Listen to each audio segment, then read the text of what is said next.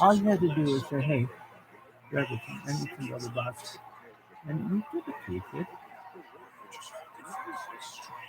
You duplicate.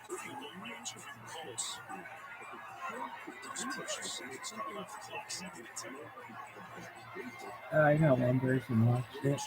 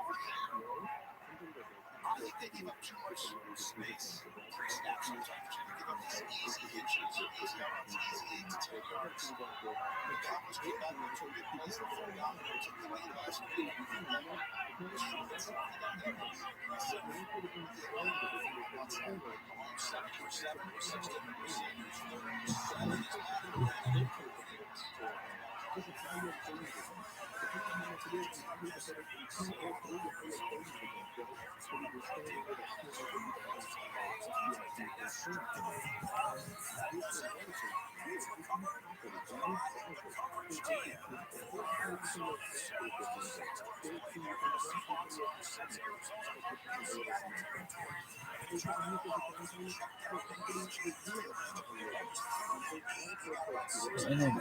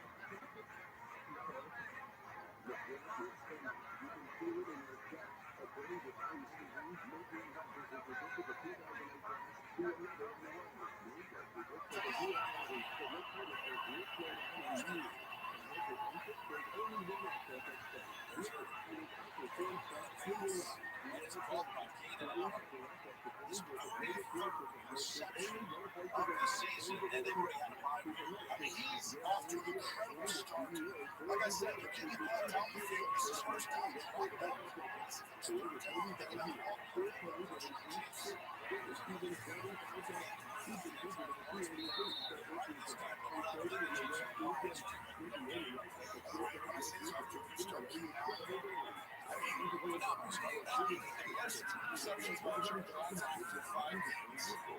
he's top five right now in the league. Receptions, yards, touchdowns. 8 yards. 8 receptions a game. NFL in his career life.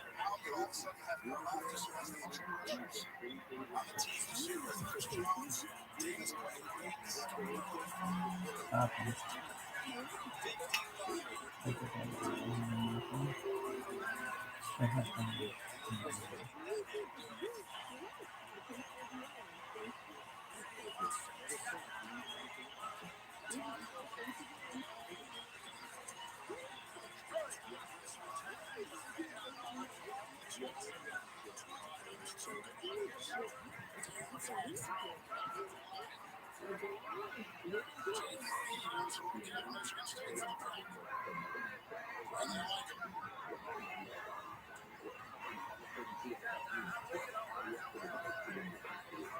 Kemp is our referee.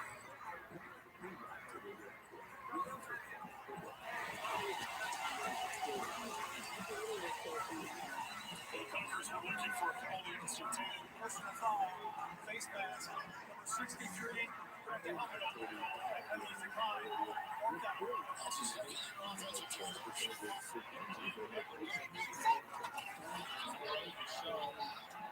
There's a flag.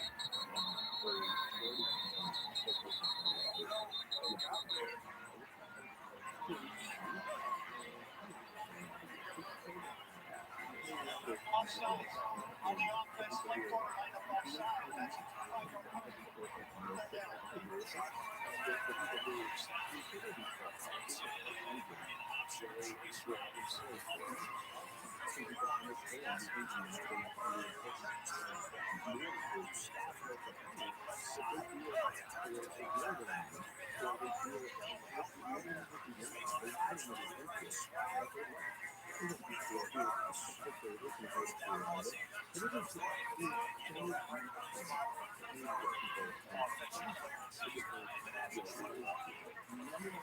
Here at the top of the screen, and let's see if there's like a lead at the top. It looks like you might have had the ability to go either way with that outside leverage. You're coming to the inside on that route. And Matthew Stafford throws it outside. He was in the pocket and facing the giving him yardage loss from the pressure. That's two elements. The attention of Rabbi. Eligible receiver in the area based off that option choice. So 2nd and 20. Marcus Gordon is in for TJ Watt. He's accused of illegal use of reach to get that penalty yardage back, but another flag is thrown.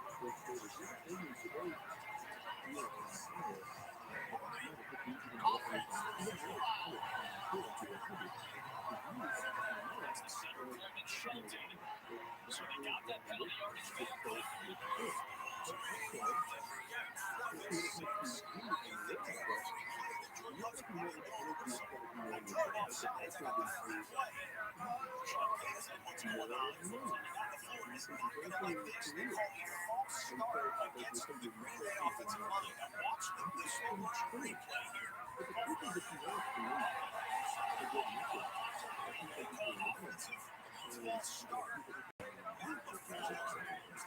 He wants to talk to the officials. Look at the replay here.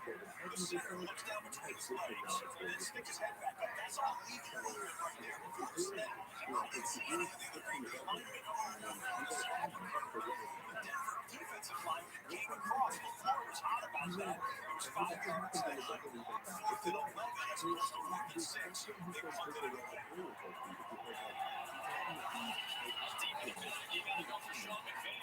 Trying to pull something here. It's going to go to the tight end, Mason Hopkins. Wrapped up on the field, being lifted. And that drive got completely shut down by the penalties.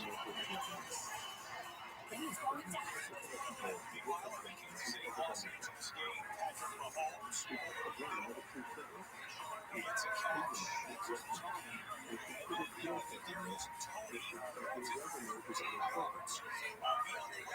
I actually do know it's Nico Hartman as the control. There's Nico Hartman active in this game. He is the Chiefs. They have during the week acquired Nico Hartman, their former wide receiver, back from Louisville, where he only played in 4 or 5 games before. So Nico Hartman leaves the Jets, comes back to Kansas City, he's active today. He's already been targeted once, as a matter of fact. He wants to call the record.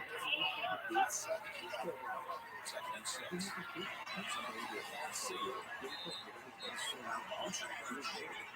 His second catch of the game. Something that's quick catch for me can get their offense out loud very quickly. And that just makes it tough on defenses who want to substitute or not. They'll take this field. They'll take it to the end of the quarter, I believe. This matchup usually produces fireworks. Scores where each team finds themselves in the 30s. But after one, it's 3-3. Teams from Chapel Hill Triumphs, the most contested contribution on the planet. NCIS Sydney News Series, Tuesday, November 14th on CBS. That features its 101st time. With a touchback of the 20 on first and 10. Nice run by the big flag on the drop for first down. Flag was thrown right in the direction of those blocks for the lane. Defense number 97. First down. It's Kenny Frank. Nick Fox, defensive coordinator for the Cardinals. I got it down. I got to start working 5 guys, 6 guys. I got to get them battle. And maybe it's a mental part of the game. Some people take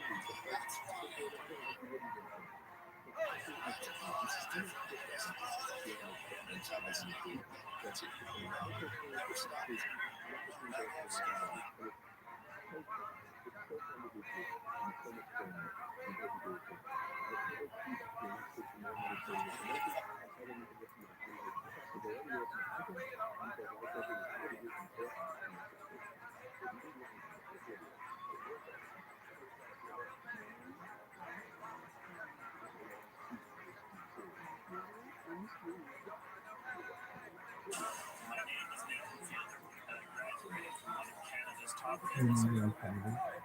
That's the idea. You see, the average gym member in America spends about all of his problems. So I paid him a visit to see if I could help. Here was our gym. Our guys are in shape, yeah. Only tickling all those boxes, furniture, lots of great programs. Yeah, we got some. And that's the idea. You see, the average gym member in America spends over $700 a year to perform physical labor that's very similar to the work that dads and ladies do. So we can make a convincing argument that moving boxes and furniture from house to house is a better workout than going to the gym. David could tap into the endless supply of labor that would actually pay him for the opportunity to move stuff. The plan? Charlie Job to make into America's next fitness greatness. I think they're going to have people if they just leave it to work out and, tell them that they're actually doing it for labor. I mean, that's just my opinion as someone who knows the market. I don't know. I wonder if I can convince people to do that. David was skeptical, but agreed to give me a chance to prove that this would work. Launching a fitness cruise, however, would be no easy task. I didn't know much about this stuff, but it seemed like every popular workout was based around a charismatic figure who's a living example of what the workout can do. I know I'm charismatic, and since the workout was my idea anyways, I thought it would be easiest if I just did it. Yeah, yoga and most languages I took, I realized I just didn't have the body to be a convincing fitness authority. So I sent my producers to a local fitness convention, and they found a professional bodybuilder who seemed interested in being a spokesperson. So late that week, I brought him into my office to see if he could impress me enough to get the job. Look, watch me. I've been on before.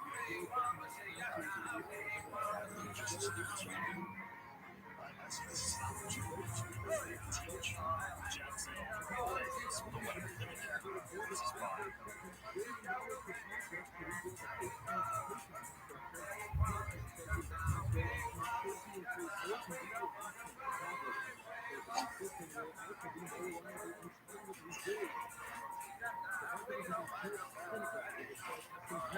Yeah, you got it.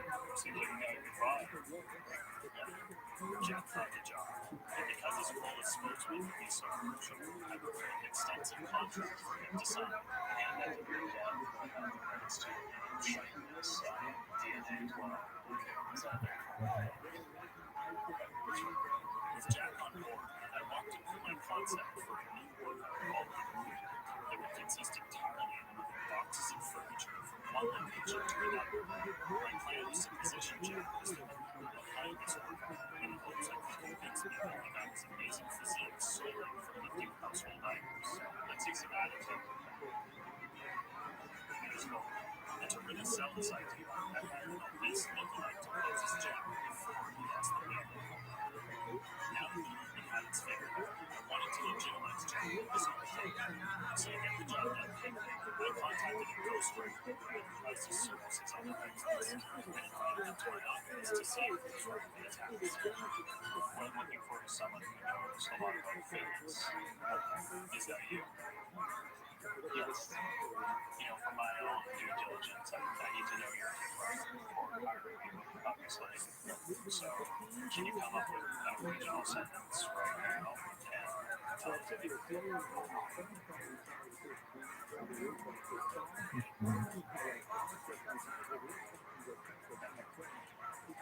The careless look at the sheets was thick, and all energy, surrounded equipment, and Mackenzie stepped forward and gently touched Robin's arm. He stepped between me and his legs and trembled and fell. His insecurities had been struck by a break. The arm was simply on his touch. Wow. That's a good sentence. Obviously, this one would be more Austin seemed like a pretty good fit for the project, so I gave him as much information as I could about the work and its founder, Jack. He given you as you. As a child, yeah. Some things I don't know. You're just going to have to fill in the blanks yourself. With Austin He highlighted that Jack had was bought only with big boxes and furniture, and that he'd never been to a gym in his life. The problem was, in reality, Jack goes to the gym religiously. The gym 6 to 7 days a week. But the movement about to go public, and couldn't risk Jack being seen at a gym, or else he'd be exposed as a fraud. So I said, why not make space for him so he can keep up his body and see it? So you think this will work to maintain those muscles? But this is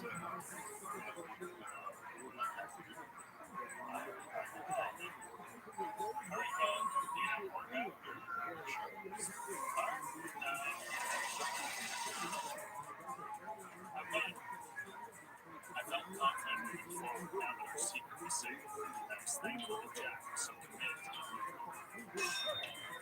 A couple days later, Austin returned with the kind of book. Steve Jobs. I was on his chocolate. Austin had taken a few liberties with Jack's life story. My purposes even worked. So I published a bunch of copies and mailed them to media outlets throughout the state in the hopes I'd get some interest. And as luck would have it, we soon got a big break in evening. So I was inside campus, one of the most popular morning news shows in the state, once a year to talk about the movement live on air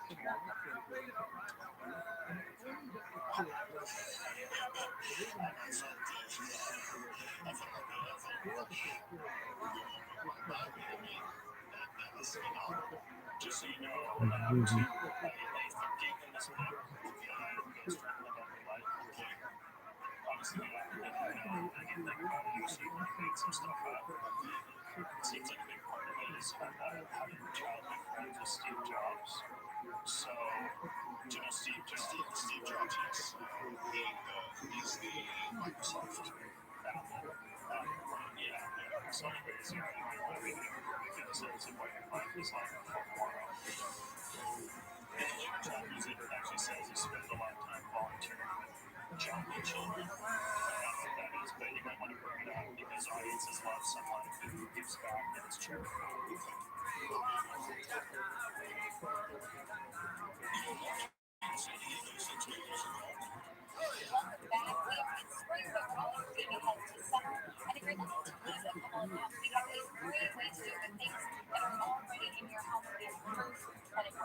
Introduce you to someone who can look at this before picture. This is Jack Rabbi.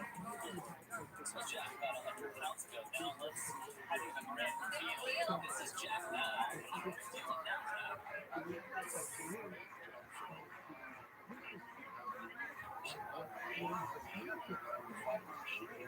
The news appearance couldn't have gone better, and over the next couple of weeks, Jack made appearances on morning shows throughout the region. Look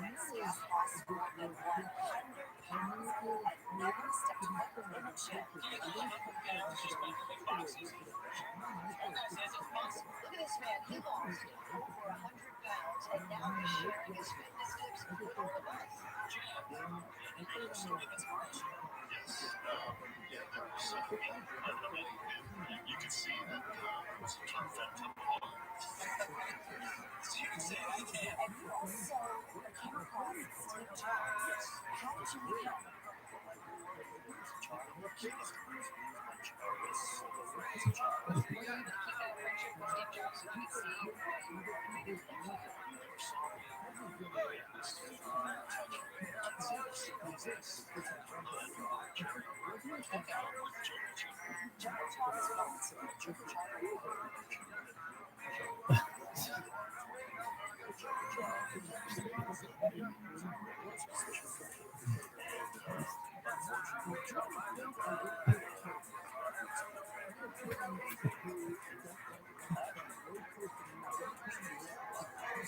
Jack turned out to be an extremely compelling spokesman, and he was really hitting on such an offer that might be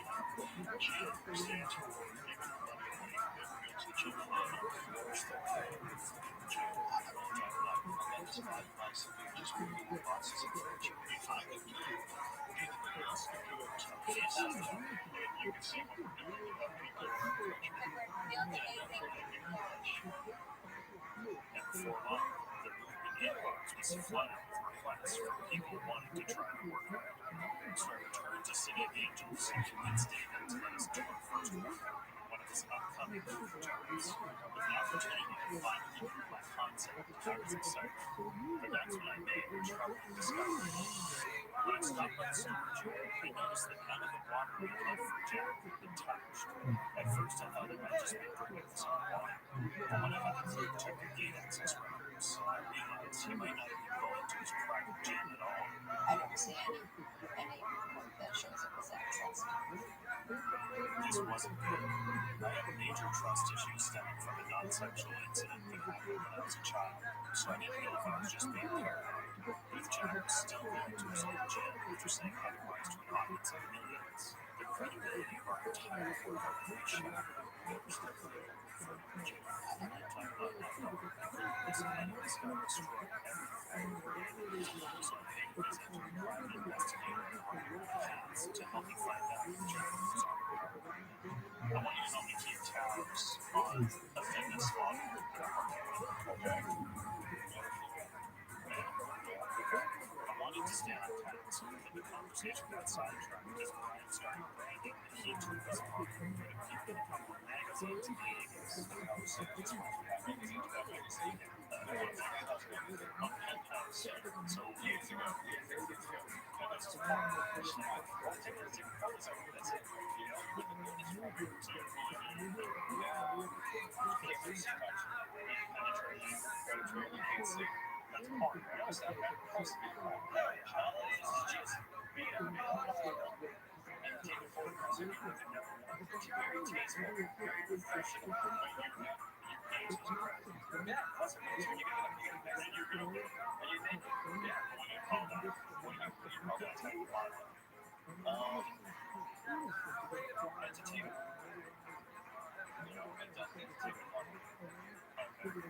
Once Brian was finished bragging, I filled him in on my suspicions about Jack. He says he works out every day, so he's obviously yes. That something wasn't adding up, and recommended him for surveillance. So early the next morning, he picked me up at the Best Buy parking lot. We headed to the neighborhood where Jack lives, just down the street from his home.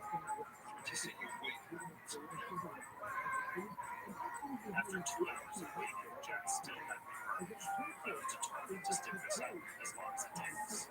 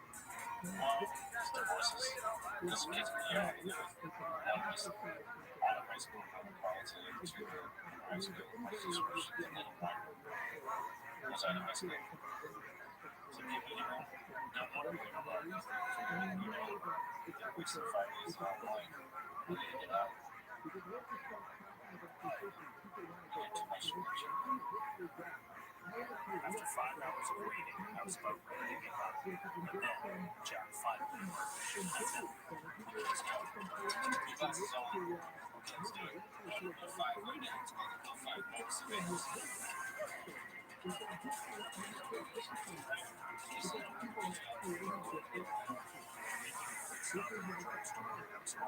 Just be heading back home. But unfortunately, Jack had something else in mind. This wasn't good. Jack wasn't taking our business arrangement as seriously as I had hoped. The guy liked you. He was really respected. I was shocked to discover that Jack had been going to his regular gym behind my back. was not to be dealt with quick. So the next day, I had to meet me at the store clock to confront him about what I saw. So, how's our secret gently work out? It's working out.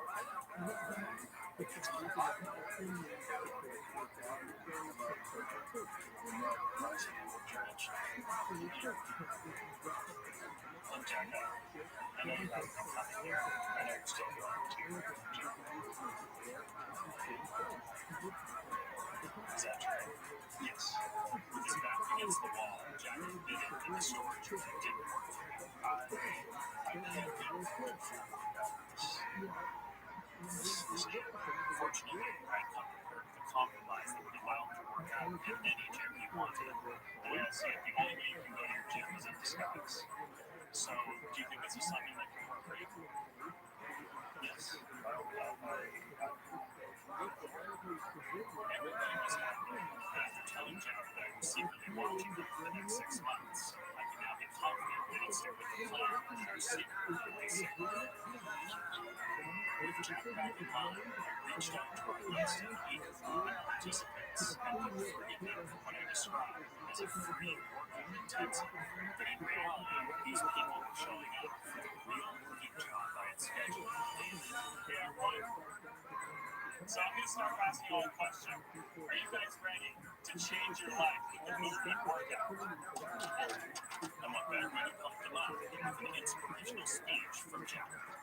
I lost over 100 pounds just by box furniture. You can do it. Well, let's get started. Let's start.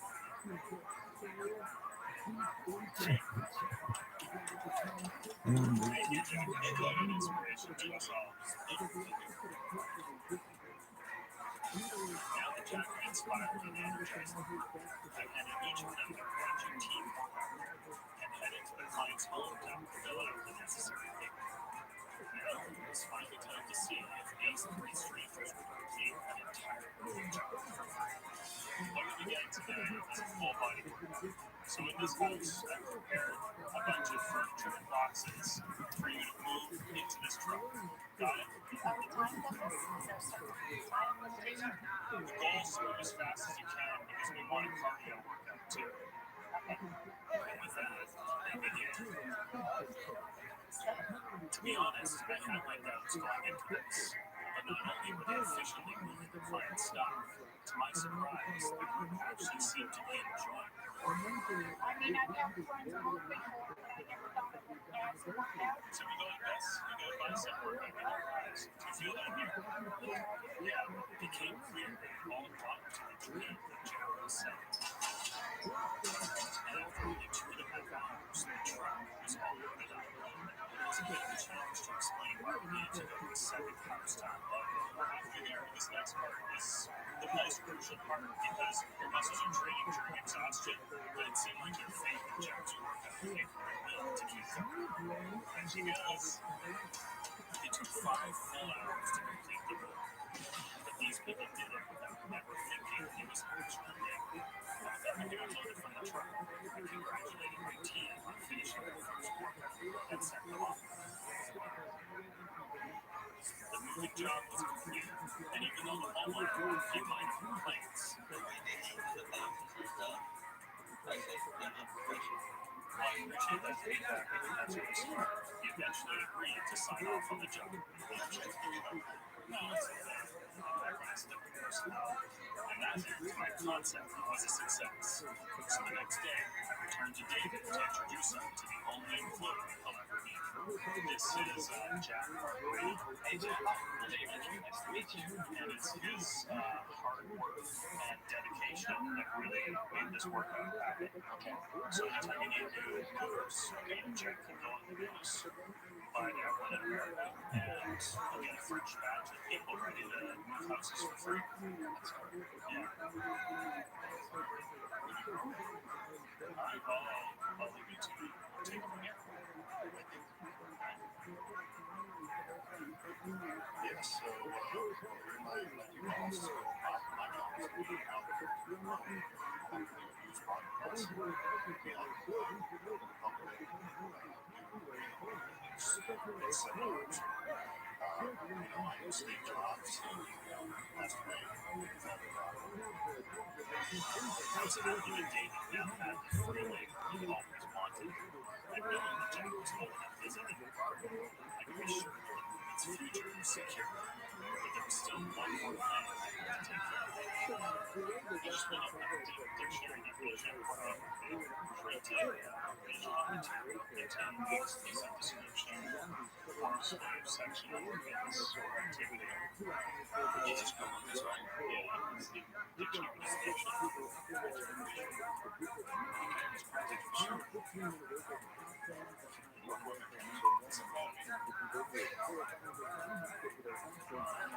Absolutely.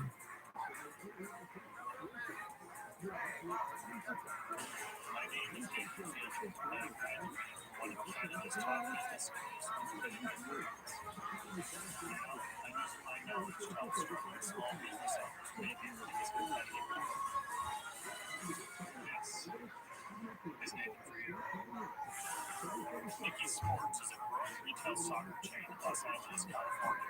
And although owner Mickey Ortega has high hopes of becoming a household name, the high cost of advertising has been holding him back.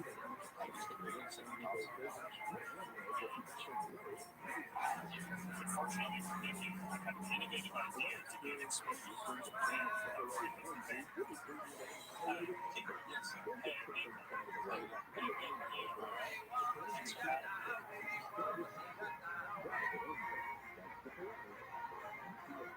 Thanks for having me.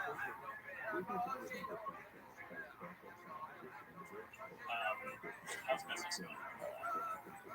The chance for me to advertise a sporting goods store is to get the endorsement of a professional athlete. The problem is landing a deal like that could cost millions. Mickey's were signed cheap long-term contracts and never children achieve potential. All it would take is for one kid to turn pro and the rest would pay off big. The plan to secure the rights to the soccer stars and develop the likeness to get kids almost cheap.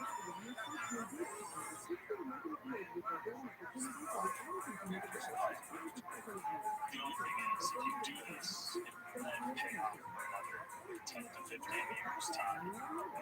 So I guess I should ask, do you think you'll be around then? Is your health okay?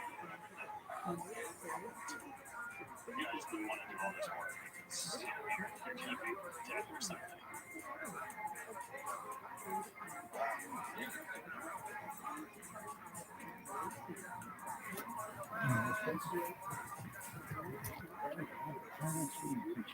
Children.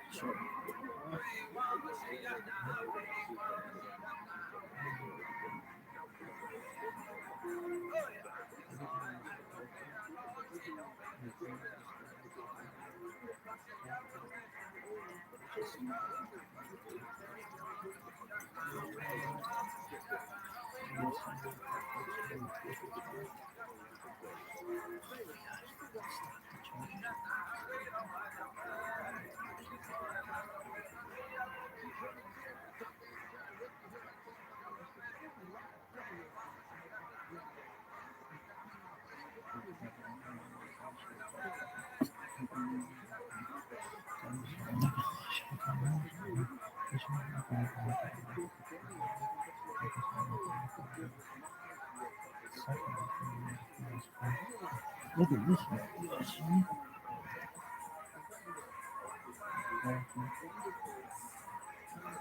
They literally actually do. Don't do one thing on a little life cam. And what do you do? Well, you don't put it under here. I could be down.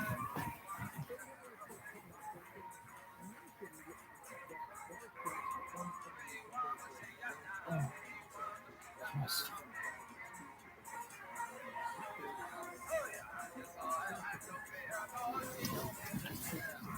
This is going to be a quick one or a long one? Keep going.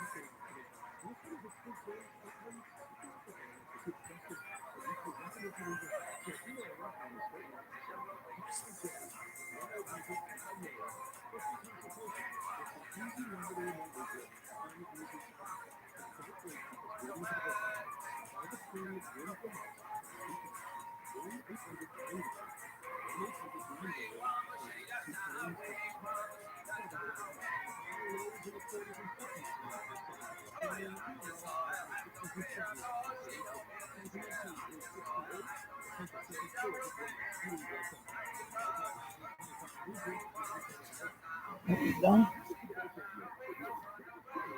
I hope so. Digital reprint.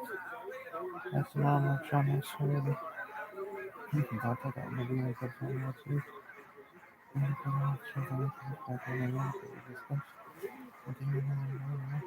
Your fucking nervous at the enemy. And everybody else tried to push in. So now the multiple spread up. And then I was in recognition for the multiple spread. Try to get the new actions. Let's go.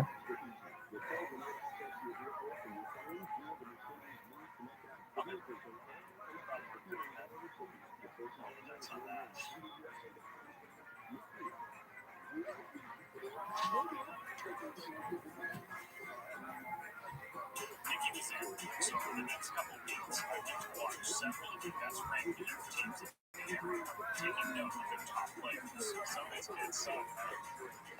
Some of these kids suck. And after each game, I would wait in the parking lot to talk to their parents. Your kid's really good. You're really good. What's your name? Josh. Hey, nice to meet you. I told them I was scouting young athletes for an endorsement deal, and his mom seemed interested. So I asked permission to take all of his physical measurements, which I would then use to make my final decision. Over the course of several days, I gathered information on as many of the top kids as I could, and even though some parents had doubts about the kids' potential, I was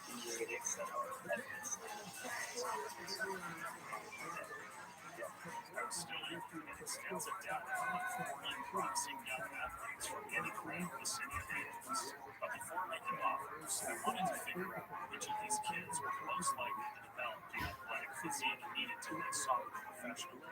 So I met with Cornelius Lab, an age progression specialist I found on Craigslist, who said he could accurately predict what these kids would look like when they grow up. Now, I don't know much about age progression. Is this kind of a science then? It's species technology all the time. For the purpose of shooting cases, shooting investment found by police based on records for ours, like myself, follow, what should possibly be as far as what person should be. Cornelius seemed to prefer the job, so I gave him a jump drive containing all the photos of my top picks and laid out weekly prayer time to see the results. Alright, so this is him? Yes. What age is this at? This child is 8, and our age progressed to around 22. There's quite a bit of progression in this picture. You take this young child, there's no facial hair, no facial hair. His face is spread out over. His hair is completely gone. Short hair. Today's anything. How sure are you this is what your body is going to look like? I would say the body is about 90%. And a constant progression is followed correctly. 90% chance? Oh. That's good. Okay, sure. So in this picture, I've been eating with growth. A very attractive young man. And I'm trying to show that in the picture. And also to keep his ethnicity the same. You're pretty sure this is how they'll look? Yes, no. He uses all. You're sure? Because there's a lot of money, right? Yes, I'm 90% sure. Okay. Let's go next one. Next one? That's right. Okay. Why is she playing with your hair like that? Because it's cute. Okay. So it's science, but then you add your own kind of opinions or... Well, you never wish when you start the project. Ultimately, what you end up with is science and vision. So this is a combination of both, right? Combination of science and vision. Okay. This is a boy. No, it's, yeah. Okay, so I may disagree. Okay, I disagree. Okay, it's a boy. Well, I believe. Well, the good news is this. The funny news is that I can take it for what you do. I'm just more concerned with accuracy. Yeah, I'm not going to do that. Okay. I wasn't sure about some of Cornelius's choices, but still, I felt like I had enough information to start making offers. So they got me. I began meeting with the parents of my top picks to negotiate an endorsement deal that would go into effect if their kids went pro. We could turn in $50 is very fair because of the age of your child, and we expect, a low price because we are buying while we still, sucks. I mean, no one else is offering you deals, right? The majority of parents agreed to sign our contract, which would allow Mickey's to use their kids as future brand ambassadors if they became star athletes. But I was most excited about landing a deal with my top prospect, Sasha. His skills on the field far exceeded any of the other players, and I felt like he was our best shot at playing in the big leagues and becoming a star. So once I finished talking to his dad, I sat down with him to make sure he stayed on track. Except business with him, I see a lot of potential. And as we were chatting about his future, Sasha said something that blindsided me.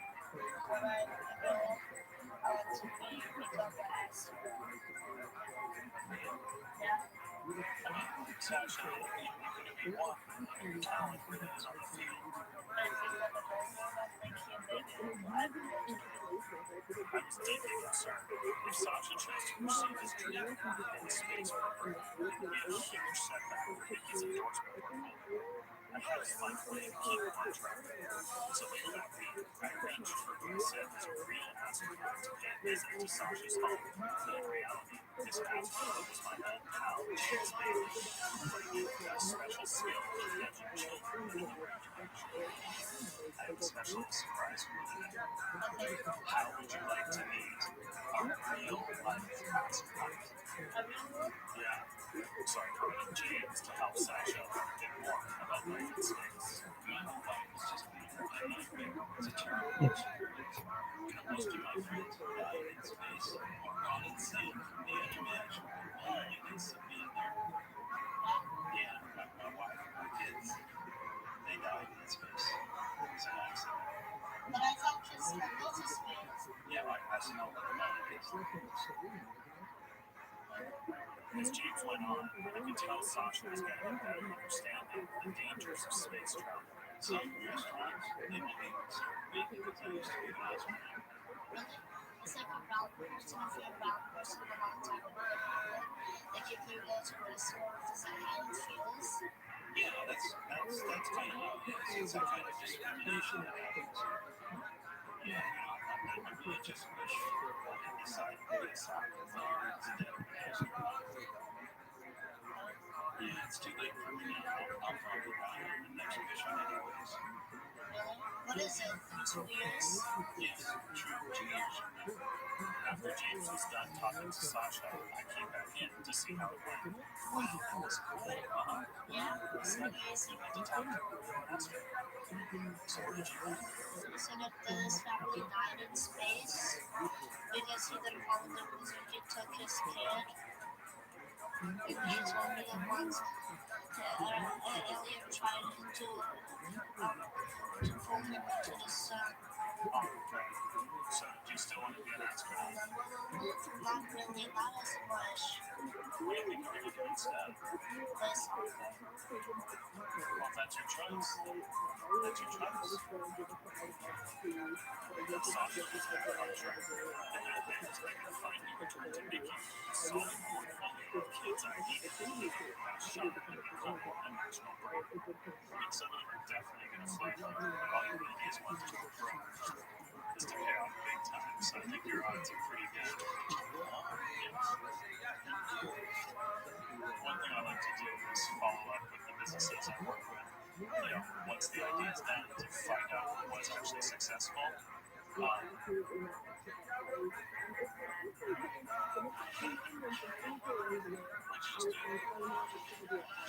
Oh, just looking at your phone. Okay. Thanks so much, and take care. Good luck.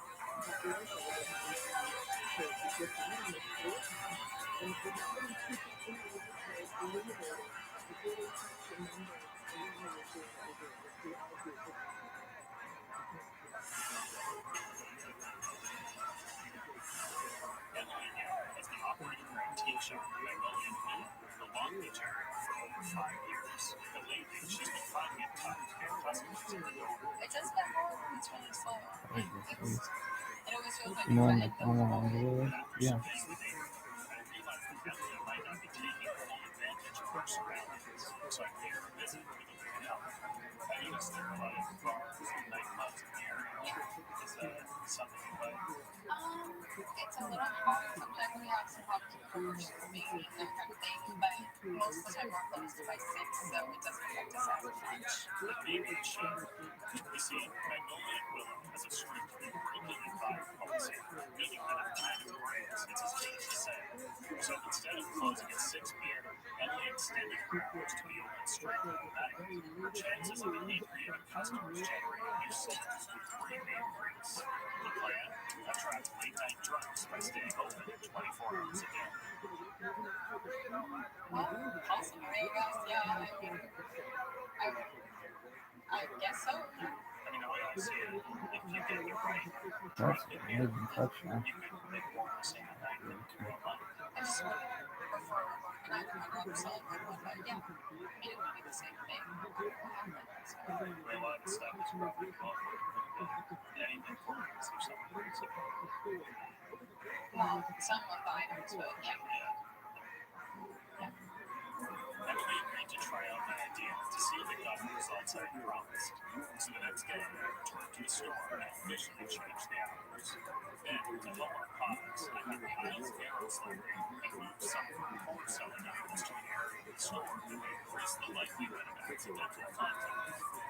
So that evening, once the sun went down, it was time to see if the big extended hours would work. But knowing that tonight's sales would determine if Emily kept using my idea, I wanted to guarantee we had some results. So I headed to a nearby bar with a plan to befriend a drunk patron and lead them back to the store. Yeah, take shot. Over 24 hours. After a few unsuccessful attempts to connect with the locals, we finally found someone who's willing to chat. So, have you seen that?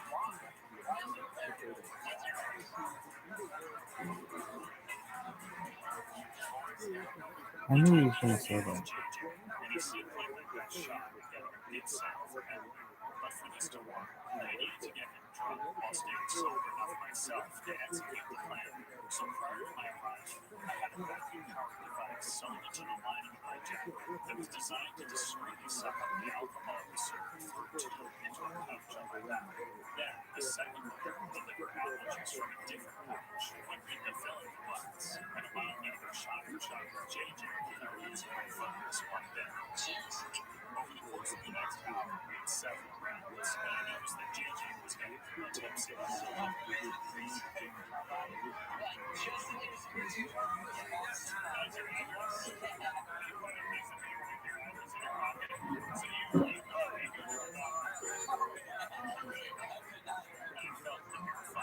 I explained to him that the cameras were here for a documentary about nightlife in Long Beach.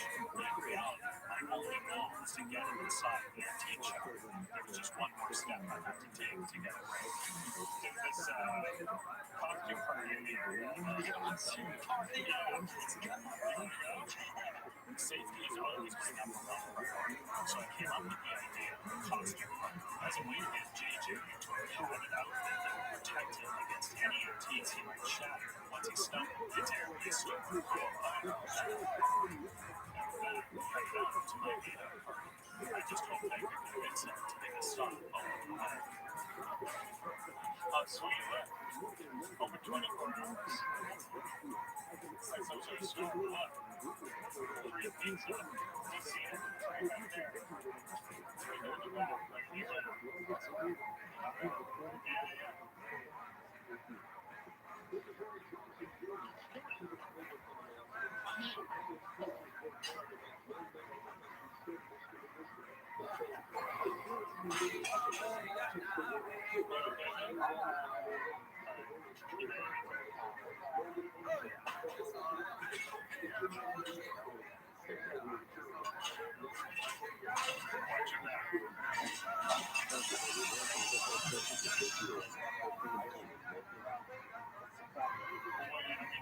Pizza.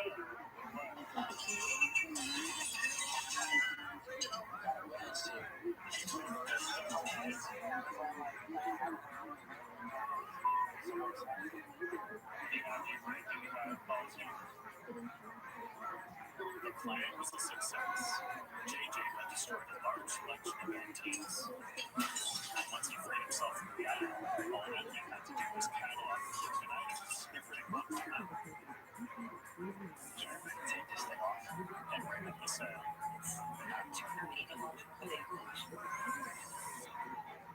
And that's probably easy to say because it assess all the furnishing. So with that, and he got to name the size of the sale. Oh, was it worth it? And JJ even got to take home some antiques. Okay, this way. Looks like it's worth it. It's kind of a pleasant experience. I was so happy to hear that he worked out, and Emily seemed to lead one over by the idea. But as we left the store, I noticed that JJ was still pretty drunk, and since he made such a big purchase, I felt the least I could do was be gentle and take him right home. He offered me stuff like that without them thinking of it. As we drove to JJ's apartment, I thought my night was over. But that's when he started talking to me about his sex life. Yeah, exactly. We got a threesome with you guys on the road. You did that? I do it like that a lot, actually. JJ began going into detail about the threesomes he has with his brother. At that point, he just wanted to get home. When I told him off, he insisted that I meet the guy. So I waited outside as JJ went in and brought out his brother. You guys have sex with the same girl? I told him about tag team. I told him. Same brother. Anyhow, you guys, you have sex with the same girl? Shut up. You're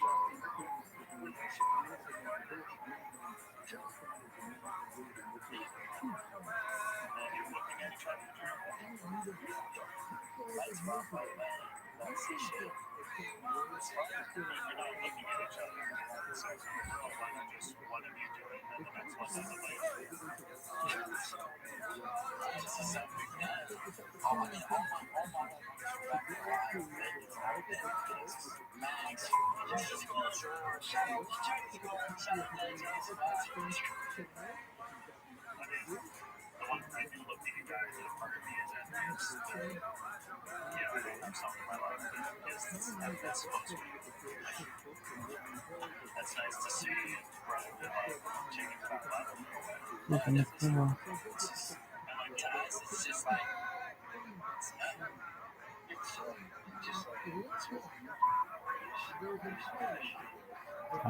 just like One. No. With a successful night under our belt, I can finally return to Magnolia Willow to get Emily's thoughts on how it went. I mean, it's a pretty big sale. You said that. You got it right. Definitely. Sorry, I feel for that. And you know, anytime we're making any product, it's always beneficial to store. So, There's a lot of product.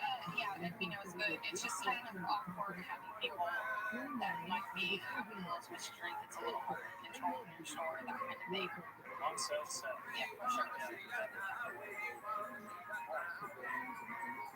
Thank you for all your help and your suggestions. It was really great. Good experience to try it. Thank you. Have a good day. Thanks. My teeth are huge. My teeth are like fucking weird.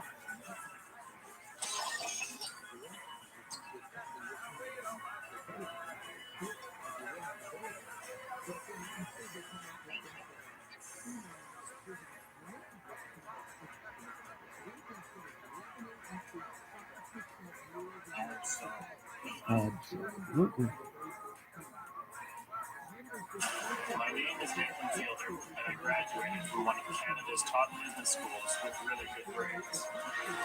Now, I'm using my knowledge to help struggling small business owners make it in this competitive world.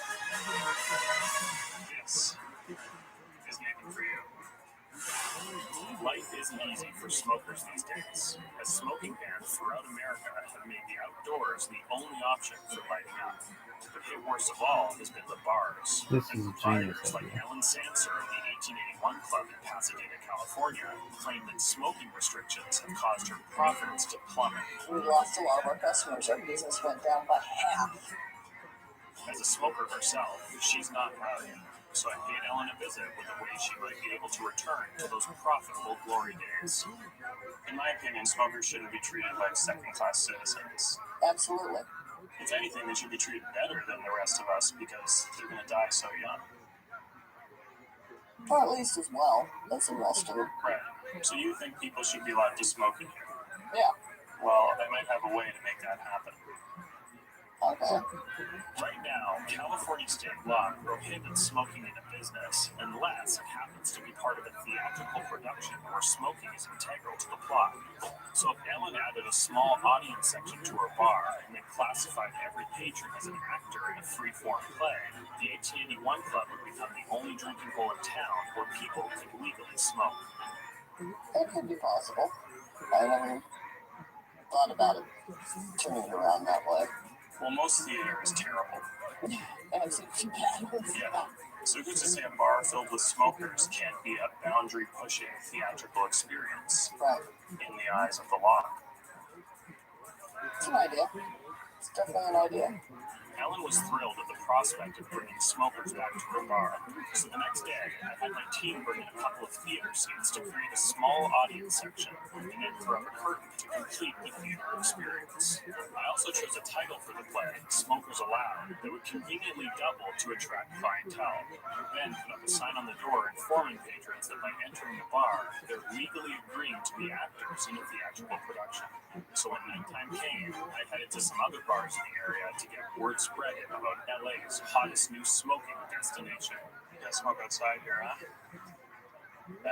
Have you been to 1881 Club? They allow you to smoke there.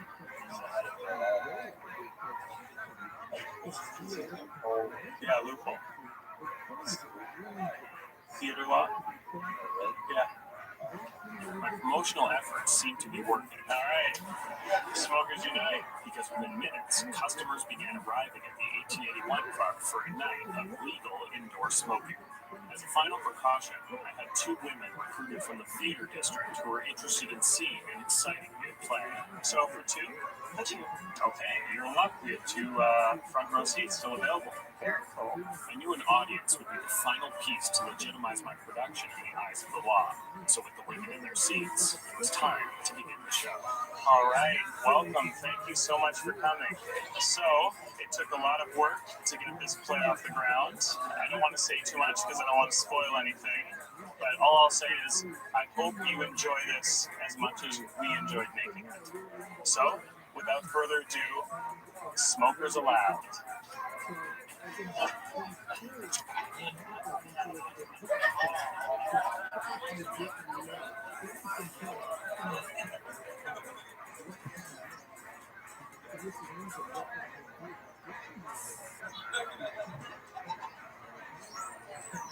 My plan was working great. People can now smoke freely without the bar having to worry about any legal repercussions. And with the audience shoved away in the corner, hardly any customers seemed to notice they were there. Best of all, I had never seen Ellen look happier. So after an hour and 20 minutes, when the bar crowd started to dwindle, I decided to close the curtain and say the play was over. All right, so that's it. Thank you so much for coming. I hope you enjoyed Smokers Allowed. It was a successful evening, but then something happened that I never expected. The audience actually seemed to enjoy the play. Oh man, they were awesome. Yeah, They were awesome. It's so funny because it's like so nothing in a way, but incredibly profound. It reminded me of Sam Shepard. I didn't really know what to make of this. After all, these ladies could be total kooks. But if what happened in there somehow had genuine theatrical value, it could be a whole new source of revenue for the 1881 Club. So later that week, I arranged a meeting with the chair of the theater department at Glendale Community College to find out if I was actually onto something with my play, Smokers Allowed. The guy by himself stands out to me because he looks lonely. The couple stands out to me because it tells a story that maybe they're in a new relationship. And I think that curiosity is what makes me want to continue to watch. Do you think this has a theatrical merit. Yeah, you know, this is slice of life theater, and for that aspect, I think it's important. Wow, I was amazed that Jeanette saw value in my play It's reminiscent of playwrights like John Patrick Shanley. and even compared it to the work of who I assume are famous playwrights. It was clear something happened that night that I couldn't ignore. So the next day, I returned to the 1881 Club to see if Ellen was interested in adjusting our approach. I don't know what it was, but people really responded to this thing. I didn't get to pay much attention. I was busy. I mean, you can make good money having people smoking here. Right. You could make millions with a hit play. That's possible, yeah. I mean, at this point, it's hard to know if the play would actually be a success, but I think we'd be idiots not to give it a shot. Yeah, we should. I was happy to have Ellen on board with my new plan, but as I spent the next day going over the footage from that night, I was no closer to figuring out what made this play so interesting. That wasn't until I noticed a few exciting moments that may have grabbed the audience. At one table, there was a couple that shared a kiss, so I knew there was a romantic storyline. There was also a moment where a man showed off his skateboard deck, while at the same time, a three-person selfie was happening at the bar. The perfect climactic action scene. I didn't see it before, but this night had all the ingredients of a hit play. So I figured the surest way to guarantee success would be to recreate every moment exactly as it happened. So I spent the afternoon compiling all the audio and video footage we had from that night, and then hired a team of professional transcribers to write down every word that was spoken. It was a lengthy, multi-day process, so I tried to make sure their working environment was as comfortable as possible. Want some apple juice? Do you want some apple juice? Okay. When the transcription was finally done, I had the dialogue compiled and converted into a script, and then blew up images from our footage so I could cast professional actors to play each role. But since it was crucial that they were able to embody the exact essence of the original person, I set up auditions with my top picks for later that week. But for Ellen's role, I thought it would be simplest if she could just play herself. So I paid her a visit to see if she was right for the part. So you're reading for the role of female bar owner? Alright. Okay. Do you want to just slate with your name first? My name's Ellen. Okay. Whenever you're ready. You did not just say that. Yes, you did. Alright, here you go. Thank you. Excuse me, sweetheart. All right, great. Well, we'll be in touch. Okay, great. Okay. Thank you. Thanks. I thought Ellen did a pretty good job, but it was only fair to hold off on my decision until the rest of the auditions I had scheduled were done. So you're ready for the part of bar patron number 6. All right, so whenever you're ready. Bud Light, please. All right, cool, it's ready. You got the part. Awesome. As more and more actors came in, the roles were filling up nicely. And I was especially blown away by an actress who nailed the part of Ellen. You did not just say that. Yes, he did. All right, here you go. Thank you. Excuse me, sweetheart. Wow, dude, that was really good. With every role now cast, I gave all my actors a week to familiarize themselves with the script, and then brought them to a church I rented for 3 days of intense group rehearsal over a holiday weekend. So ready, and action.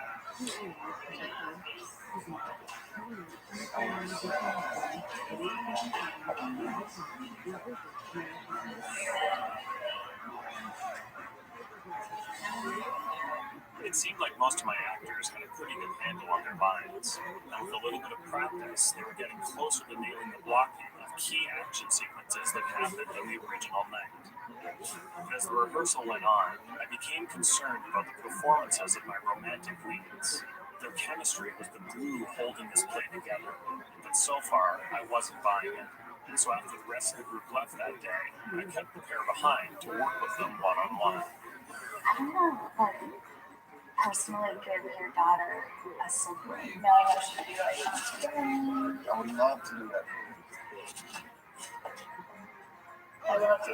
I love you too. Alright, stop. I really want this to feel like a real connection. a real love story between you guys, but I'm not getting that sense right now.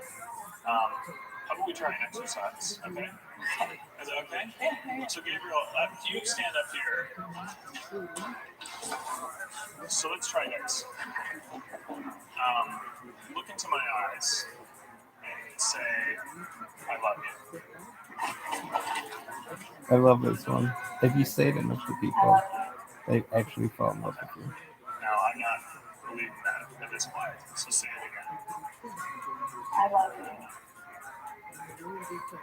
Again. I love you. Again. Thank you, guys. I love you. Again. I love you.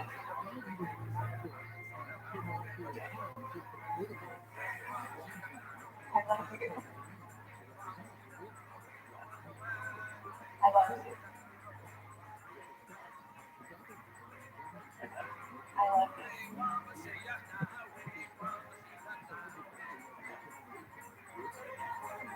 I love you.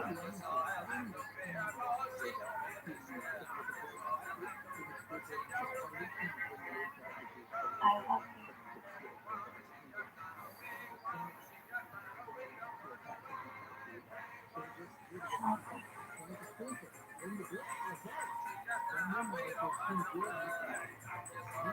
Oh, really? Oh my god, sorry.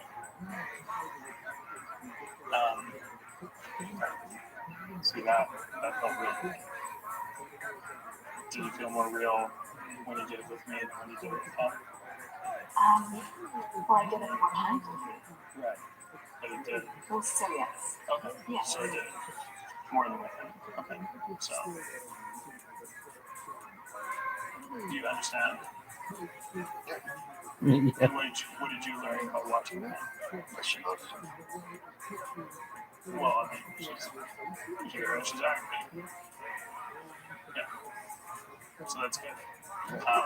So that's what we want from the scene. We want that type of connection. I mean, does that make sense? Great. So let's try that. With my expert guidance and a few more hours of rehearsal, the chemistry between them was now all too real. I love you. With the actors in good shape, my crew and I returned to the 1881 Club to prepare for the big premiere. Along with expanding the audience section to 7 seats, I added a selection of branded merchandise to maximize our revenue and increase the cost of drinks to reflect theater prices. And after a bit of promotion, it's a new play called Smokers Allowed. It's kind of a slice of life. Okay, hope to see you there. Okay. It was finally time for opening night. I had no idea if we'd get an audience, but as showtime neared, it looked like we might have a sellout on our hands. It was finally time for opening night. I had no idea if we'd get an audience, but as showtime neared, it looked like we might have a sellout on our hands, as a line comprised mostly of family and friends of the actors began filling up the seats. Meanwhile, backstage was abuzz with my cast running lines and getting some final touch-ups. But before we could begin, I still had the tough task that I've been putting off of breaking the news to Ellen that she didn't get the part. So, opening night. Yeah, Are you excited? yeah, I am. Looking forward to it. Before we begin, I just want to say your audition was great. Thank you. Unfortunately, it wasn't quite what I was looking for the role of female bar owner. Right, no problem. I understand. Okay. So that being said, I'd like to introduce you to Amy. She's the actress that will be playing you, All right. and I think you'll find she really honors the character. Amy, do you want to show her Ellen? Nice to see you. Can I get you a drink? Yeah, that sounds good. All right, so you guys want to switch out? Yeah. Even though Ellen wouldn't be in the play, I still wanted her to enjoy the show, which is why I had a front row seat in the audience reserved especially for her. With just a few minutes until showtime, I had a final look over to ensure that every prop and every actor was in the exact right position. And once the scene was set, we were ready to begin. Hello, everyone. Thank you so much for coming. We're very excited. I'm always hesitant to say too much because I don't want to spoil anything. But I'll just say I hope you enjoy this play as much as we enjoyed making it. So, without further ado, smokers allowed.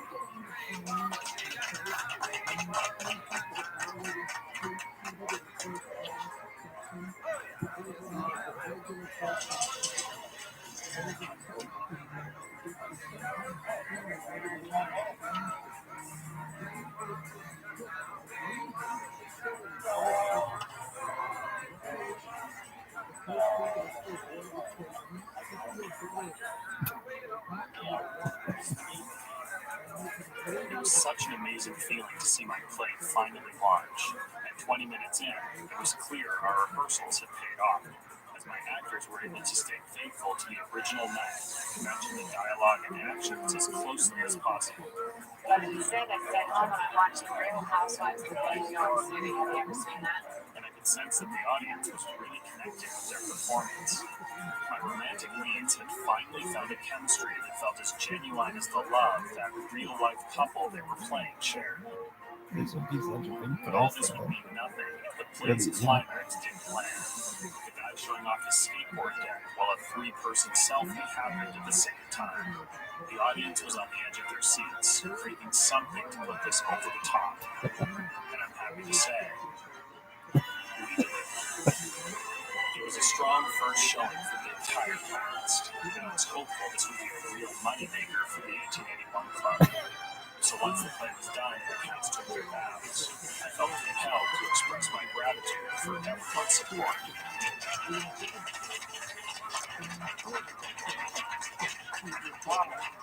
Thank you so much for coming out on behalf of the cast and myself.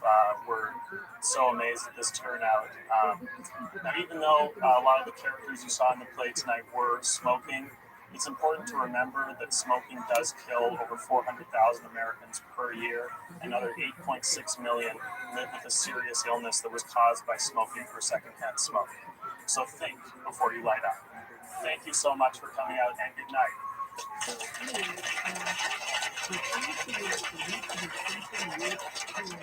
My play was a bona fide success, and I was so proud of my cast for giving such a memorable performance the audience would never forget. I would probably not recommend it to anybody as far as saying it's a really good show. I cannot stand this play anymore. The response was overwhelming, but the only opinion that Was really that who ran mattered out was the door? Ellen's.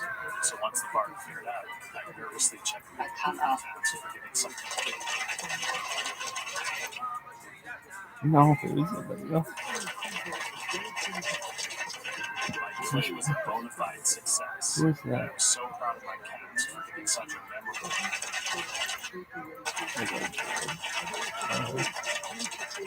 My play was a bona fide success, and I was so proud of my cast for giving such a memorable performance the audience would never forget. I would probably not recommend it to anybody as far as saying it's a really good show.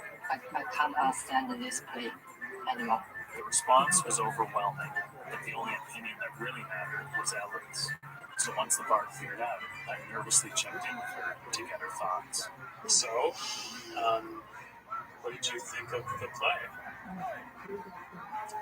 Okay, it was a little boring as far as I was concerned, but So you didn't like it?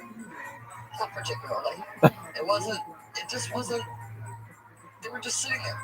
Nobody was really doing anything. So does that mean you're not going to keep doing it here? I doubt it. Seriously doubt it.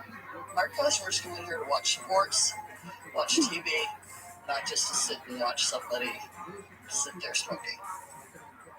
All right, well, I appreciate your honesty. I appreciate your trying. Ellen saying she didn't want to do my plan anymore was the ultimate blow.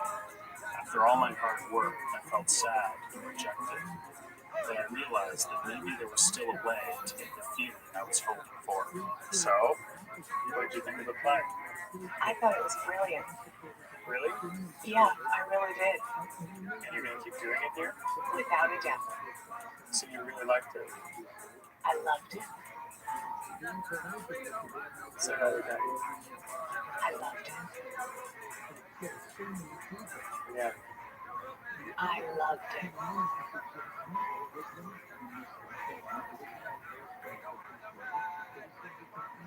I knew this wasn't real, but her looking at me in the eyes and saying these words was strangely satisfying. It's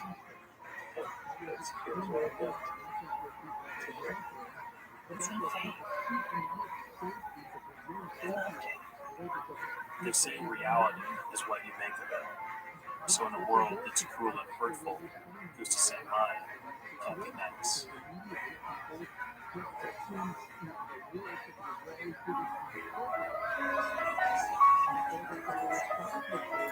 This fight would be huge.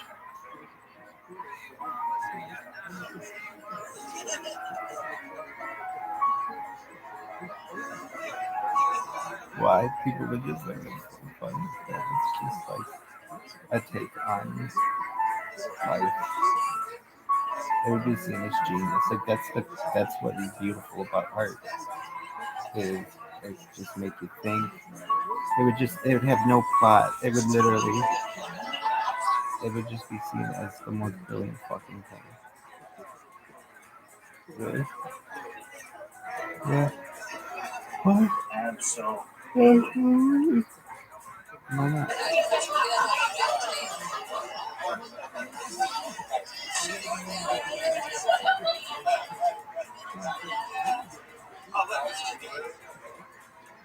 A skateboard as a selfie would be the pinnacle of art. My name is Nathan Fielder, and I graduated from one of Canada's top business schools with really good grades. Now, I'm using my knowledge to help struggling small business owners make it in this competitive world. This is Nathan for you. If you're a traveling businessman visiting Pomona, California, chances are you'll stay at the iconic Hilltop Hotel. But recently, hotel manager Kenny Pang has been eager to attract a new type of clientele, families on vacation. The hotel would like to get more families to come in, because when they come in, they can stay a lot longer than the other guests. But as far as I'm concerned, if you want to attract families, you have to cater to the needs of the parents. So I paid Kenny a visit with a way to help. When couples stay alone in a hotel, if their relationship's going well, they'll usually have sex, right? It's common sense. Yeah. But when families travel together, I imagine it's incredibly frustrating for the parents because they're unable to engage in sexual intercourse because their kids are there. You know what? I never really pay attention to this matter. It's out there. Right now, the reason why parents don't want to have sex while on vacation is because their children will see and hear them, leading to permanent developmental damage which can never be repaired. But if the Hilltop Hotel could offer a portable, soundproof box that completely isolates the child from his parents' carnal acts, they'd quickly become the top hotel choice for sexually active parents traveling with their children. The plan? Attract families to the Hilltop by giving them a way to have sex with their kids on the road. It was still inside the room. The best part is kids wouldn't see this as some prison they're forced into. It would be a fun isolation box that kids of all ages would enjoy. If you put it that way, ViralRabbi, maybe. Kenny was beginning to see the potential of my idea and even had some suggestions of his own. Every single thing that the kids would love could go into that box. With flashlights, stars that go off at night. But before committing to anything, he wanted to see a working prototype. So I got to work constructing our first isolation chamber that would be large enough to house a child up to 16 years of age. But since the most important part was the soundproofing, we layered the inside walls with 6 inches of rock wool batting, and then added a cork-lined inner chamber with a pressurized seal that would eliminate vibrations. Because the box had to be airtight, I also installed a self-contained breathing system that would pump oxygen in while scrubbing out the CO2 so the child wouldn't suffocate. And as a final precaution, I created a rainforest soundscape to play inside the box with custom animal calls that would hopefully camouflage any sex noises that happened to get through.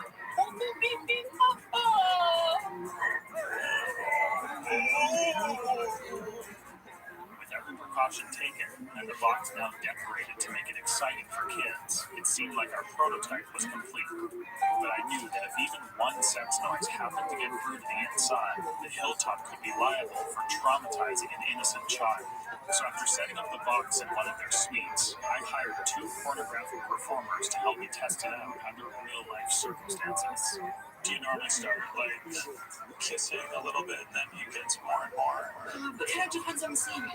I mean, usually, like, sometimes there's kissing, sometimes it just goes straight to blowjob. Oh, okay. While Tony and Holly got ready in the bathroom, I brought in our test subject. Hey, how's it going? I'm Nathan. Nice to meet you. An 8-year-old child actor named Bradley. Pretty cool form, huh? Yeah. Bradley loved the box, and after helping him in and showing him how to alert me in case of an emergency, you see that light? I sealed him inside the chamber, making sure there was no way he could get out on his own and ruin his innocence. Even though Bradley's parents were fully aware of what was about to happen, they still insisted on being present during the test. So I just want to be clear with you guys, because this is a test, I'm going to have the performers go at each other pretty hard. And with that, I brought Jurgen and Marie into the room so we could begin. Are you guys ready? Yeah. Okay, whenever you're ready.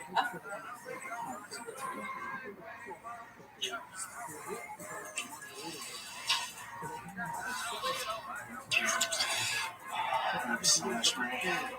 Just I like it.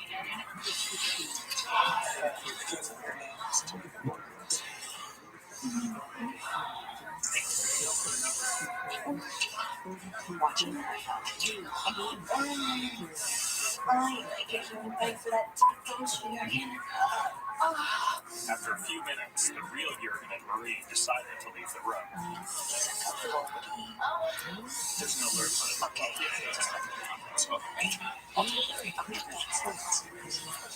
With Jurgen and Marie gone, I was left to monitor the rest of the test on my own.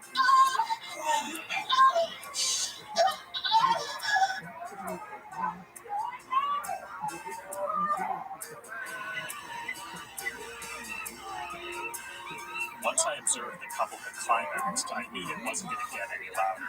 So I had them finish up and brought in something comfortable for them to put on. And with Holly and Tony out of the room, it was time to see if my box had worked. So what was it like being in outer space? Fun. Did you hear anything? Animal noises. Animal noises? Nothing besides that? Nothing? Nothing. My box had passed an initial test, but with the child's mental health on the line, I needed to make sure it held up under even the most extreme circumstances. So to put it through the ultimate stress test, I arranged for an additional 5 performers to join Tony and Holly for a 7-person orgy. So these are some of my friends here. So say hi. Yeah. Okay, you know the drill, right? Blast off.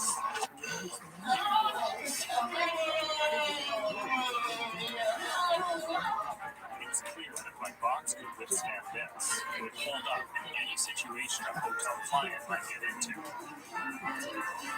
So after the 30-minute group session concluded, I followed up one more time with Rabbi. So, how was that? Awesome. Did you hear anything strange this time?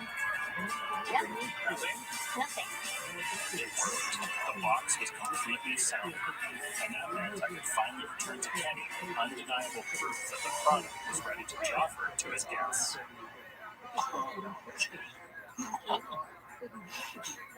Almost like a space shuttle.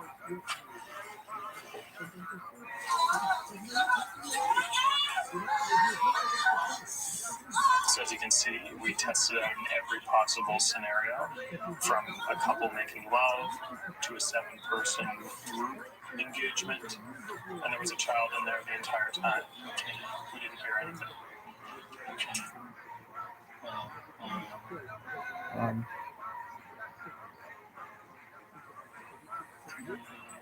So I guess we'll leave the box in the lobby and just let me know if you want to order any more.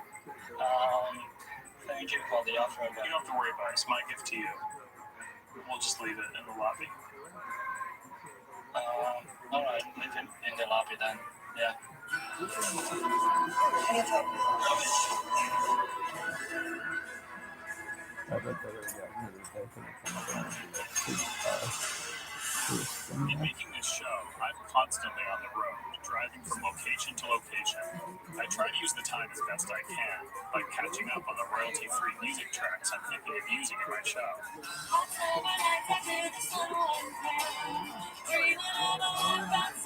But because the traffic is so terrible in Southern California, I often find myself stuck in total gridlock, causing me huge delays to wherever I'm going. And in my line of work, being late is not an option. So I recently developed a solution that allows me to be on time no matter how bad traffic gets. Here's how on the road, I make sure to have 2 interns follow me on a motorcycle. Then, the second I hit any traffic, I give them a signal out my window to approach the side of the car. This is where a switch occurs, as my unpaid intern takes my spot in the car while I quickly mount the back of the motorcycle. And because it's legal to split lanes in California, I'm able to speed through the gridlock and get to where I'm going without any delay whatsoever, leaving my unpaid intern to wait in traffic and eventually deliver my car to my destination. This would actually be a But the more I business use the system, the more I notice that others around me look envious of my ability to avoid traffic. And that's when I realized I might have accidentally stumbled onto a major business opportunity. If I could arrange for hundreds of motorcyclists throughout the city to be on call to fetch gridlock drivers at a moment's notice, I'd be able to help I could everyone avoid definitely see traffic, how that and my would work. gridlock rescue If you're concept could real become life mission. So we'll check back with this one then. First, Rosa Landrian is a travel agent and the owner of Glendale, California's Travelure by Rose. But in this internet age, she's seen her long-standing business crippled by modern technology. Obviously, the internet came in, everybody's going directly to the internet. And because of this, her customers have dwindled to the last holdouts of the information age, the oldest of the old. So I paid Rose a visit with a really good solution. You see, pretty soon Rose's customers will be so old that the only travel they'll be interested in planning is their trip into the ground. So if Rose were to capitalize on her giant Rolodex of elders by helping them book their funerals, she'd open up a whole new stream of revenue from coffin sales and pre-applies. The plan? For Rose to transition her travel agency into a full-service funeral home. What are you doing? I mean, even you acknowledge the business is going to die. Yes, Things aren't going to be around much longer. my opinion. Your opinion. Yes. So, this is a last-ditch effort to squeeze out as much as you can from your customers before they're gone for good. Rose seemed interested in the prospect of making money from her dying customers, but since neither of us knew how the funeral business actually operated, I booked us an appointment at one of the area's most popular funeral homes. Not wanting to tip off that we were a new competitor looking for trade secrets, I convinced Rose to pose as my dying wife, whose funeral we were looking to plan before she bites the dust. Okay, show me how you're going to act in that. What do you want? I mean, like, Yeah, that's realistic, kind of sick, almost dead. Okay, good. but I'm a very strong Yeah, lady. you're strong in real life, but Yes. this you're pretending to be sick. Okay. So we headed into our meeting with funeral director Brianna Gallagher to find out everything we could about their business model. Sadly, my wife Rose has come down with clients and she's on her way out, so we're trying to make arrangements for the day. Sure. So whatever options you have, you can run through kind of everything you offer, and that would be really helpful for us to make our decision. Absolutely. With the funeral director buying our story, she walked me through all their products and services, and I was sure to take note of everything. Can I ask who your distributor is?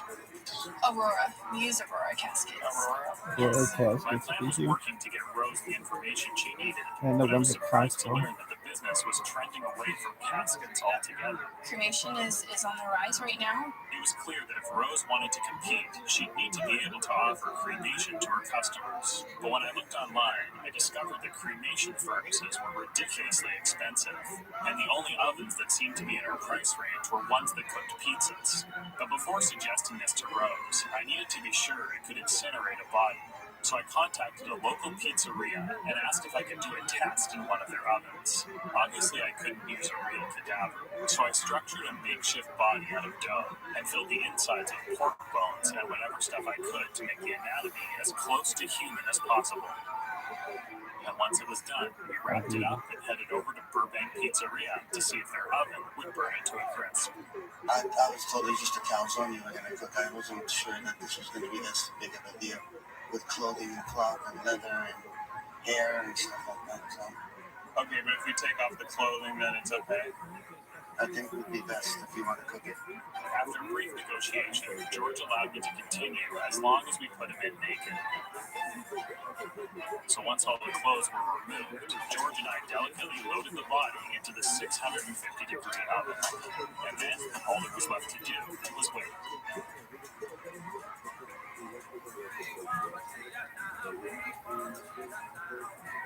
Are you married? Yep.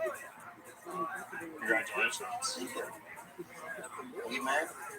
No.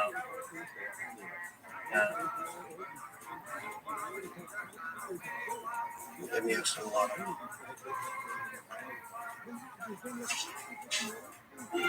After an hour and a half, George had to open up his shop, so he made me take out the body before it was fully burned. But he seemed confident that this would work.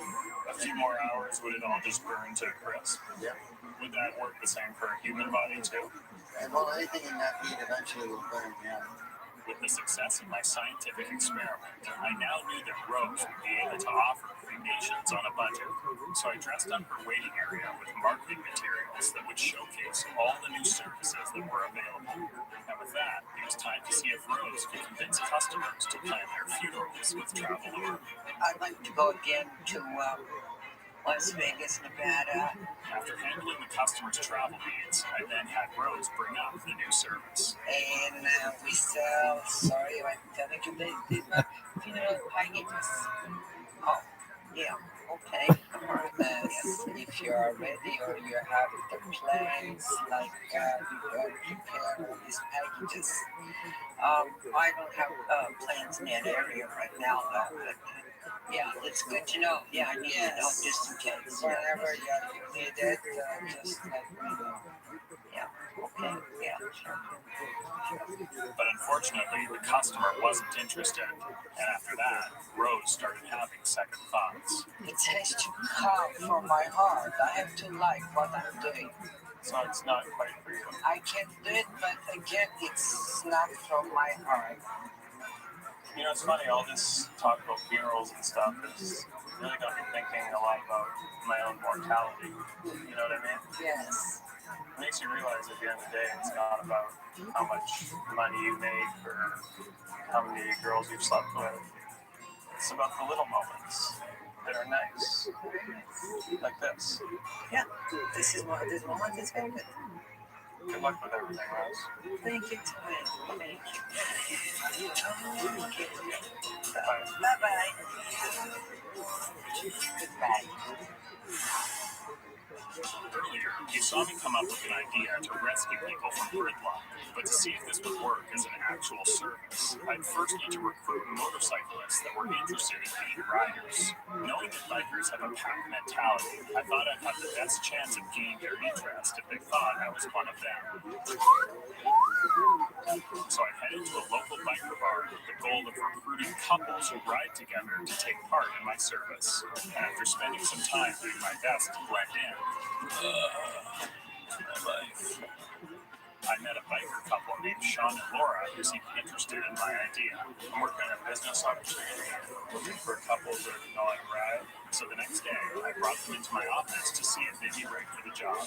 To launch this, I'm looking for strong couples because, if I hire you guys and you break up, you're kind of useless to me. Right. So I should ask, are there any issues in the relationship at all? I think we're pretty solid. I'm not looking to go see anybody else. So. Okay, if I hire you, and God forbid you guys do break up, how quickly do you think you'd be able to get into a new relationship? That's I wouldn't be able to answer that. Sometimes it's been years, sometimes it's been the next day. The next day? I have no idea. I've done 2 in a day.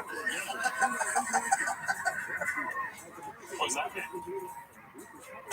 I had too much fun in one day, 2 different ones. You like a threesome? No, both separate. On the same day, same party, but no, not together. So you had sex with one woman, then another right after? Pretty much. Okay. So if this relationship ends, you'll find something pretty quick. Sure. Okay. Well, you guys seem great. With Laura and Sean on board, I was one step closer to my gridlock rescue service becoming a reality. But before launching this, I needed to see if there was interest from actual commuters. So I sent Sean and Laura out into rush hour traffic to see if the public would embrace my idea. How you doing today? We're operating a service. My girlfriend is going to have you drive your car to wherever you're going. You can get on the back of the bike. We'll get you there a whole lot quicker. I was surprised that people weren't receptive to my idea. Just tell me where you want to go. We'll take you. All right. I know you don't want to do it, but please don't disrespect me while I'm talking to you. I'm on the bike.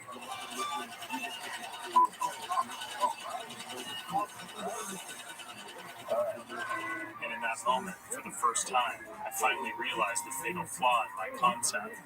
In this post-Pearl Harbor world, people don't trust their fellow man the way they once did. People are just so scared, afraid of the unknown. Once they shut their mind off, it's really hard to open it up. It was a sad conclusion to what I thought was a revolutionary idea, but at least we could celebrate that we gave it our all as a team. What are you guys doing later tonight? Well, I'm taking her out to get something to eat. Oh, where are you guys going to go? Maybe some fish. Fish? Crab. Oh, sounds good. Would you like me to come too? We could all have a... No, I think we're good. Okay, you guys, it's like just for you guys? Yeah, no, I'm taking my lady out. Okay. Don't really need any company with me. Okay, sure. I mean, I wouldn't want to be a third wheel, you know. That's what it would be, so. Oh, okay. Well, it's great working with you guys. Nice working with you. Yes. In the end, Sean and Laura weren't that different from everyone else. Too afraid of the unknown to let a stranger inside. But brother, I'll tell you one thing. I'd rather be trusting than late. October nights after the sun went down, dreaming of a life outside my little town. Absolutely. Oh, darling, I think it's true. My name is Nathan Fielder, and I graduated from one of Canada's top business schools with really good grades. Now, I'm using my knowledge to help struggling small business owners make it in this competitive world. This is Nathan for you. For most women, nails are the main way they can express to others what color they like the most, which is why in the town of Altadena, California, there's a nail salon on nearly every corner. And this competition has left Kim Han, owner of Corner Beauty Nails, desperate to stand out. I always try to be different from other nail salons to make my customer happy. Because I'm unfamiliar with the nail salon experience, I decided to visit Corner Beauty undercover as a gorgeous woman looking to get a manicure. You may have expected me to wear a dress or long hair, but I believe a modern woman can present herself however she likes. And once inside, I was able to get a sense of the female experience at the salon. Well, this one's gorgeous. That's lovely. After 20 minutes of being there, I hadn't seen any issues with their offerings or services. But after, while digging through my purse to find my car keys, I discovered that I'd completely ruined my nail job. And later that week, when I finally met Kim, she agreed that it was a problem for her business. They do something, they're looking for the key, or they hit the door. Anything can happen with the nail whip. And then you have to fix it. I have to fix it for free. But customers would never have to dig for their keys and ruin their nails again if Corner Beauty offered a free valet. I don't know. Good idea or not, I don't know. I mean, I know I'm a bit of a fish out of water when it comes to this stuff because I'm not a woman.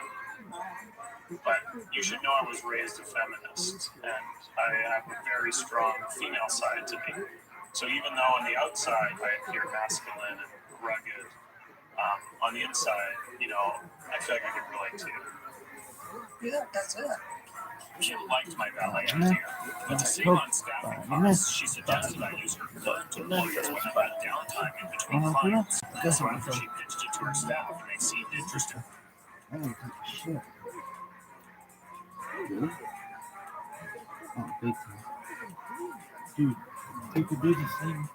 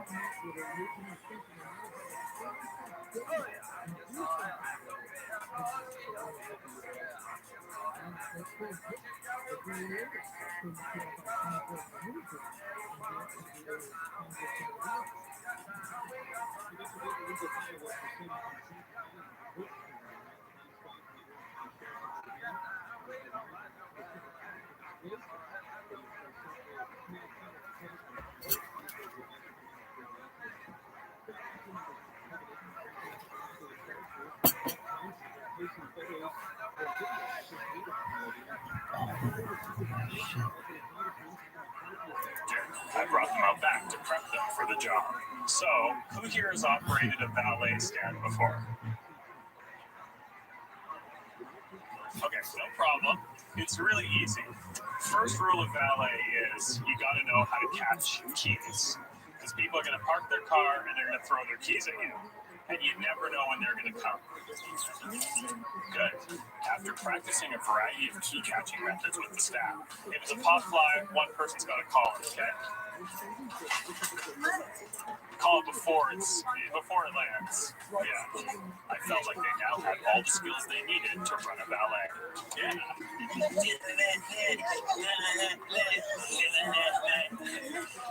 No guitar? You guys play or? No, I don't either. With the training complete, we were ready to get started. So the next day, after setting up our valet stand and outfitting the staff, it was time to offer our new service to customers. Hey, welcome. So we're offering free valet today. So after you're done, you know you don't have to be going through your purse and ruining your nails trying to find your keys. Oh, that's great. Yeah, the customers seemed to love the idea, but I sensed some hesitation when I presented Tina as the valet driver. Well, whoever usually does it. They're the valet. Okay. At first, I just figured it was people's surprise at seeing a valet run by nail technicians. She needs to work in my car. She's doing the valet. Yeah. Okay. But then I realized it might be something more. You have a driver's license? Yeah, she's a good driver. She has a license. All right, thanks. And later, later, when I talked to Tina, she seemed to agree. You think that I will have to run? Do you think that? That's when I realized the disturbing truth. These customers seem to be influenced by a common but misguided stereotype that Asians are bad drivers. If this valet was going to work, it became clear I would have to do something to change these customers' long-held beliefs. So I went online and found an Asian stunt driver named Farina May, who could do some pretty impressive stuff with a car. And I felt that if she could stand in as one of our valets, customers would finally see the truth about what Asians can do behind the wheel. So I'm working with a nail salon whose customers are unfortunately a bit behind the times when it comes to their thoughts about Asian drivers. Okay, got it. Got it, all the stereotypical stuff. You've heard all that, I'm sure. Absolutely. Yeah. So I figured if they saw someone who wasn't only a good driver, but the best in the world, they'd be forced to permanently change their ideas about Asian drivers. Okay. Do you think you could help do this? Or Absolutely, I would love to do it. The only thing is the staff at the salon, they all have very thick Asian accents. Okay. And I noticed you don't, and I don't want any of the customers there thinking, you're a plant, So would you be able to maybe put on an accent? Asian accent? I could try, but I don't really want to be like a stereotypical one, but for example, what do you want me to say? You want me to show you? Yeah. I mean, I'm not totally comfortable doing that. That's not offensive if I do it, is it? I don't think so, but... Okay, I'm trying to counteract stereotypes. The last thing I want to be is do something racist. Yeah. I just want to make sure that I'm just showing you the voice, but I'm not, saying I'm necessarily right. It's just my idea, maybe, but I'm not, I don't want to offend or do anything. Yeah. Okay, I'm not the best at this, but maybe something like, "Oh, would you like me to park your car?" Does that sound Asian or? It sounds a little Asian, yeah. Yeah. With Farina on board, the next day we returned to the salon, and I made sure to dress her to look identical to the regular staff. When the first customer arrived and saw her valet, I knew she was probably nervous, but my hope was that once she had finished up with her manicure, Farina would be able to show her once and for all the truth about Asian drivers. So what do you do for a living? I work at movie nails, Oh, okay. Wow. and this is prom season, so I'm selling lots of dresses. Oh, well, yeah, I bet. Lots of girls going to prom. Yes. Gotta go to prom. Yeah.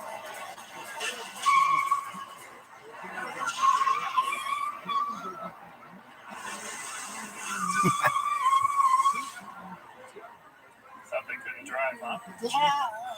Right away, I could see a lifetime of prejudice melting out of her brain. And as more and more corner beauty spa regulars saw Farina in action, I could tell they would never be hesitant to use a valet run by Asians again. Your car? So with that, I could now return to camp, confident that my solution to prevent women from chipping their nails would work. Worked pretty well, right? I have to say you did a good job. I bet you didn't think, as a man, I could have come up with something that would work so well for women. Maybe you feel how the women feel.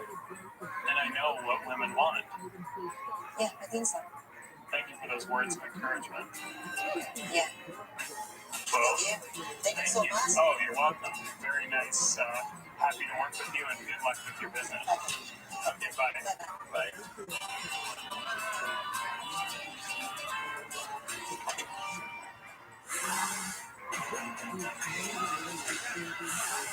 Making this show, I get a lot of feedback.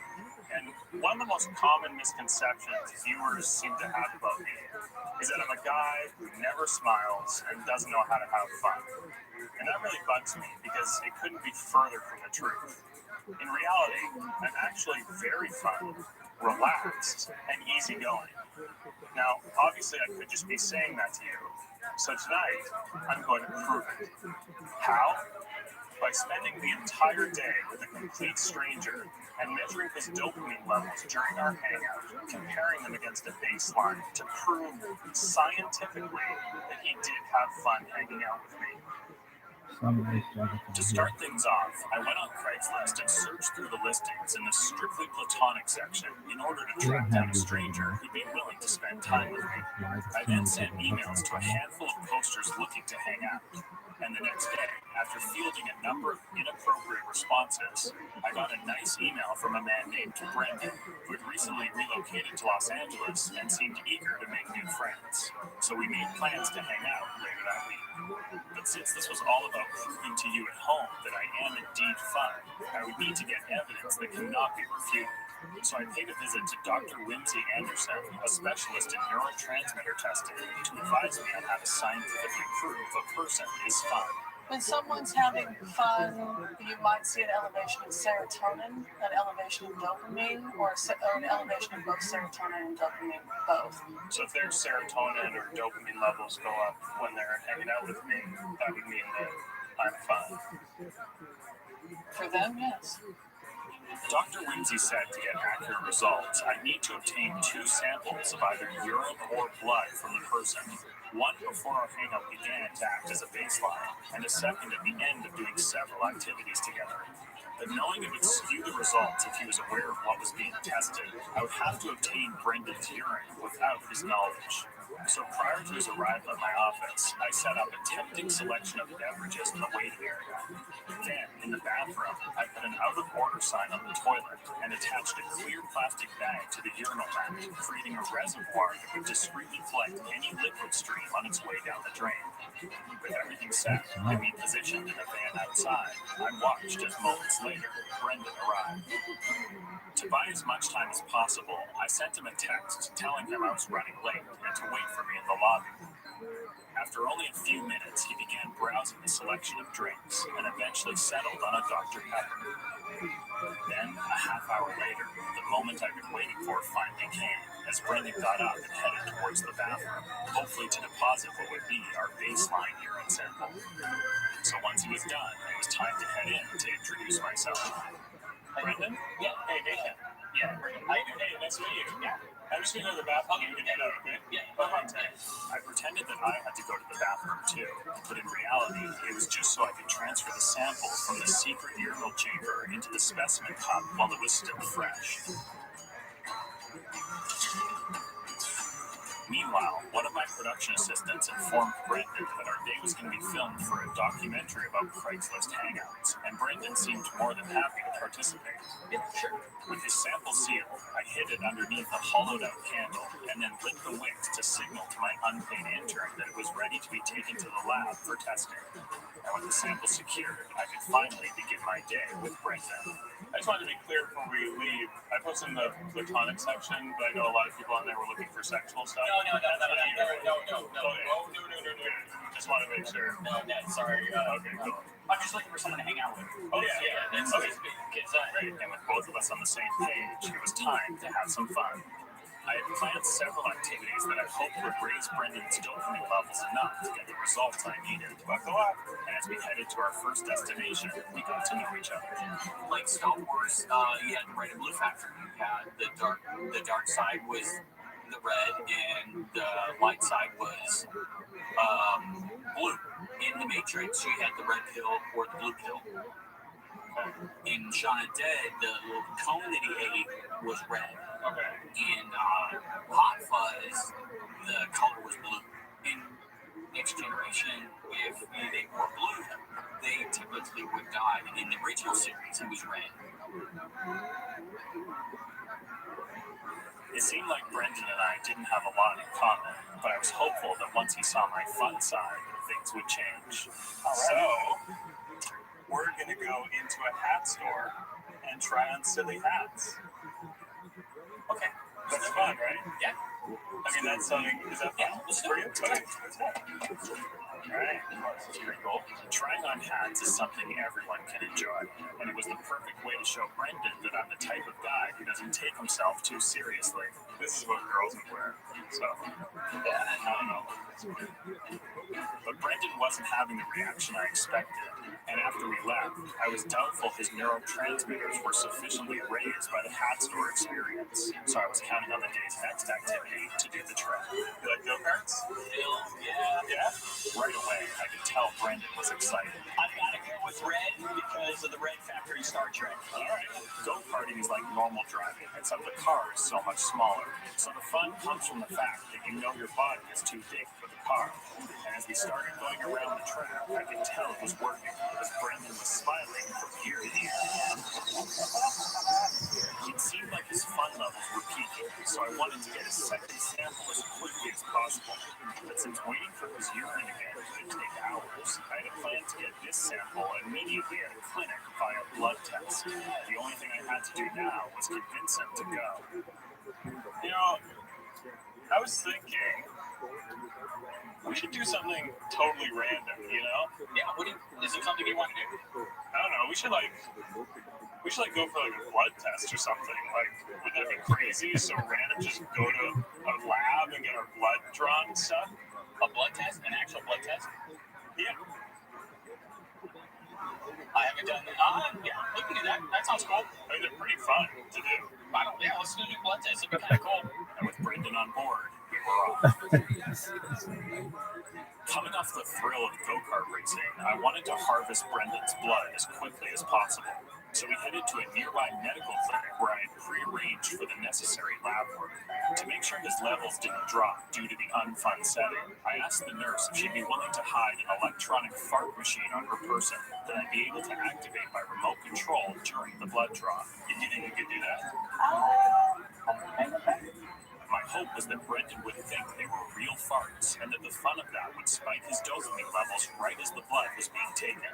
Who's going first? I guess I'll go first. Okay, yeah. And with Brendan in his seat, it was time to see if this would work.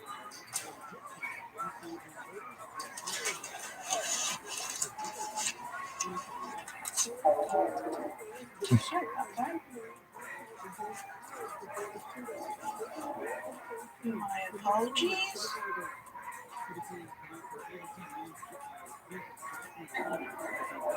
Sorry. You have some gas today? Look, I'm okay. I'm okay. Oh, you're okay. Yeah, sorry about that. Okay, that's okay.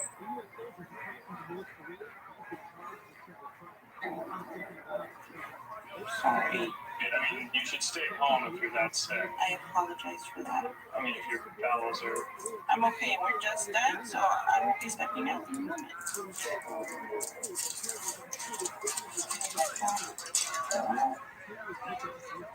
Upset the stomach today. Sorry. Apologies. The farts were working, and it seemed like Brendan was having the time of his life. All right, so I'm going to do mine, and then I'll see you. Okay, cool. So with everything I needed, it was time to say goodbye to Brendan. I'll get you on the flip side. Hey. Flip side? On the flip side. Okay, we can catch you later, dude. All right, see you around. Yeah, see you. But whether this would translate into actual science was still to be seen. So later that week, I returned to Dr. Lindsay's office, nervously awaiting the results. His serotonin when he started was within normal range. The number was 87.22. The day of fun, it was 219.92, so it shot up 2.5 times what it initially was. That's huge. They're very impressive numbers. So this person who was with you was not only having fun, but they were happy and they had a greater sense of well-being when they were with you. Wow. That's amazing. Because, I think a part of me has always had this thing ever since I was a kid that, people maybe don't like hanging out with me. And, even though they might say they're having fun, they're really not. And it's really hard to, have those thoughts. I think it can really take a toll on your self-esteem a bit, But, if anyone questions me and ever says that I'm not fun or is uncomfortable hanging out with me, I can say, no, you're wrong. I am fun, and it's been scientifically proven.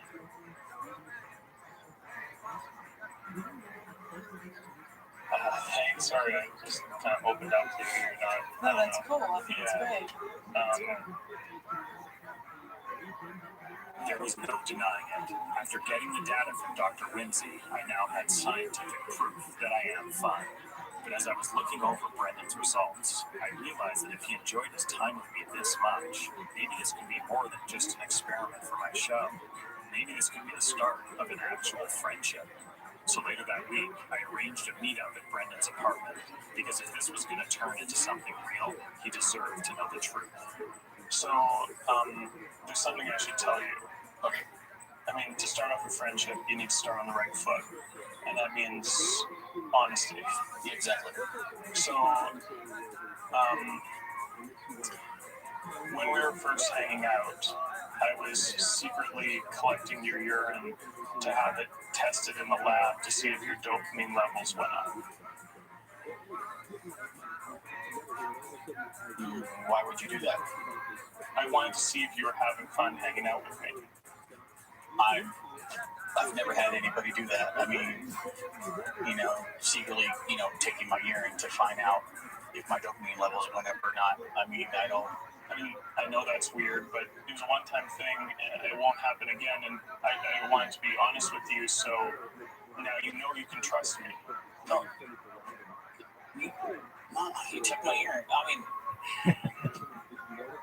If you're looking at it scientific way, he did what you did. It's not going to hurt me. It's just urine. Am I still someone you'd want to be friends with? Yeah, you just took my urine. That's in the past, man. I'm fine. Let's. I want to go do something today. Let's go do something exciting.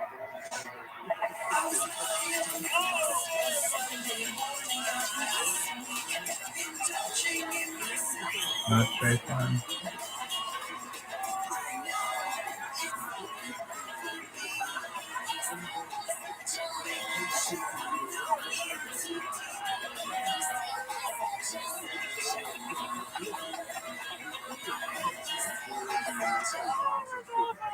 Absolutely.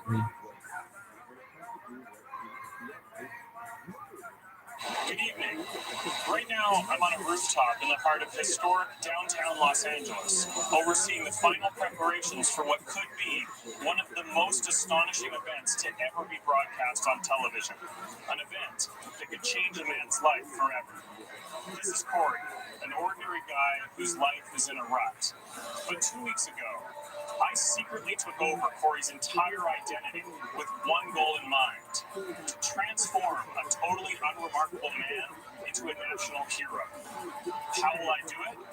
Well, if everything goes as planned, in just moments, a crowd below will be inspired as Corey steps off this rooftop and performs a death-defying tightrope walk for charity. But what no one will know is that the man who's really walking that walk will be me. I've always believed that there's a hero inside each and every one of us. So 9 months ago, to inspire you, I began working on a secret project to prove that even the most unlikely people have the potential for greatness. Can anyone become a hero? Well, tonight, you're about to find out. When I decided I wanted to transform someone's life, I knew I needed to find a person who was beyond hopeless. So I sent out a team of producers to scour food courts, coffee shops, gas stations, and comic book stores, looking for people who wanted a better life.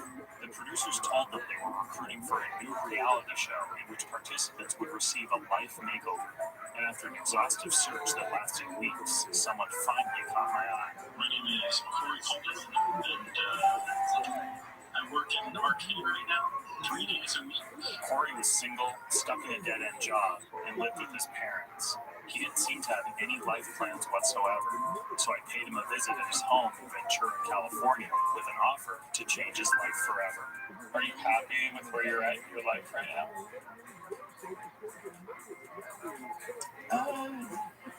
Most of the time, I'd say I have those moments where you feel like it could be better. There's things that I still want, I guess. Corey spends most of his days caring for his parents' house where he still lives, playing video games, and organizing his collection of Magic the Gathering cards. It's a fun little way to pass some time. But since his mom and stepdad are away in Hawaii on business most of the year, his grandparents have become his main caregivers, and they too would like to see more from Corey. He has a great potential. He just doesn't either know how to achieve it or to get into it. He just seems to be gliding through life right now. Sliding away. Corey was the perfect candidate, but I had to make sure he was willing to play by my rules.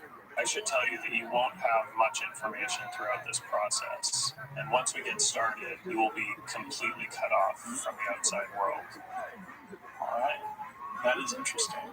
But I can tell you that if you do this, by the time I'm done, you will reemerge as a national hero. So, are you in? Yeah. Sure. With Corey on board and a legal liability waiver signed, I could now begin the process of learning everything about him, as my plan would soon require me to secretly take over Corey's life. My stepdad travels for his work. I definitely find braces to be really cute for some reason. All through their pasta. I worked at a call center, worked at a recycling factory. My favorite movie of all time was Tom and Gordon. I just say cool beans a lot. Cool beans. But learning facts about Corey wouldn't be enough, as my plan would require me to physically become him. So I asked him to give me a tour of his bedroom, with the real purpose of secretly studying his mannerisms and the way he moved. Well, normally, I just go out for a little bit. But to pull this off, my resemblance to Corey would have to go further. So the next day, we told him he'd have to take a routine physical to make sure he was fit enough to participate in the show. But what Corey didn't know is that the doctor was actually four-time Emmy-nominated makeup artist Vincent Van Dyke, who, in the guise of performing some routine medical tests, was able to secure our most crucial asset for my transformation, a full 3D laser scan of Corey's face. All right, thank you so much. I appreciate it. No problem. With his digitized facial map on file, I had it sent to a 3D printer to create a life-size replica bust. And once complete, it was delivered to Vincent's studio in Burbank, where he began the process of casting the mold for the latex prosthetic that would turn me into Corey Calderwood. But for what I was about to do next, I had to get the real Corey out of town. Just so you don't know where you're going, I'm going to put this bag over your head. Is that okay? Yeah, okay. You can breathe okay? Yeah. Once I assumed his identity, there couldn't be two of us. Okay, you comfortable? Yeah. So I needed to completely isolate Corey from the rest of the world, away from phones, internet, and especially his family. The road ends here, okay? So we're going to go into a helicopter.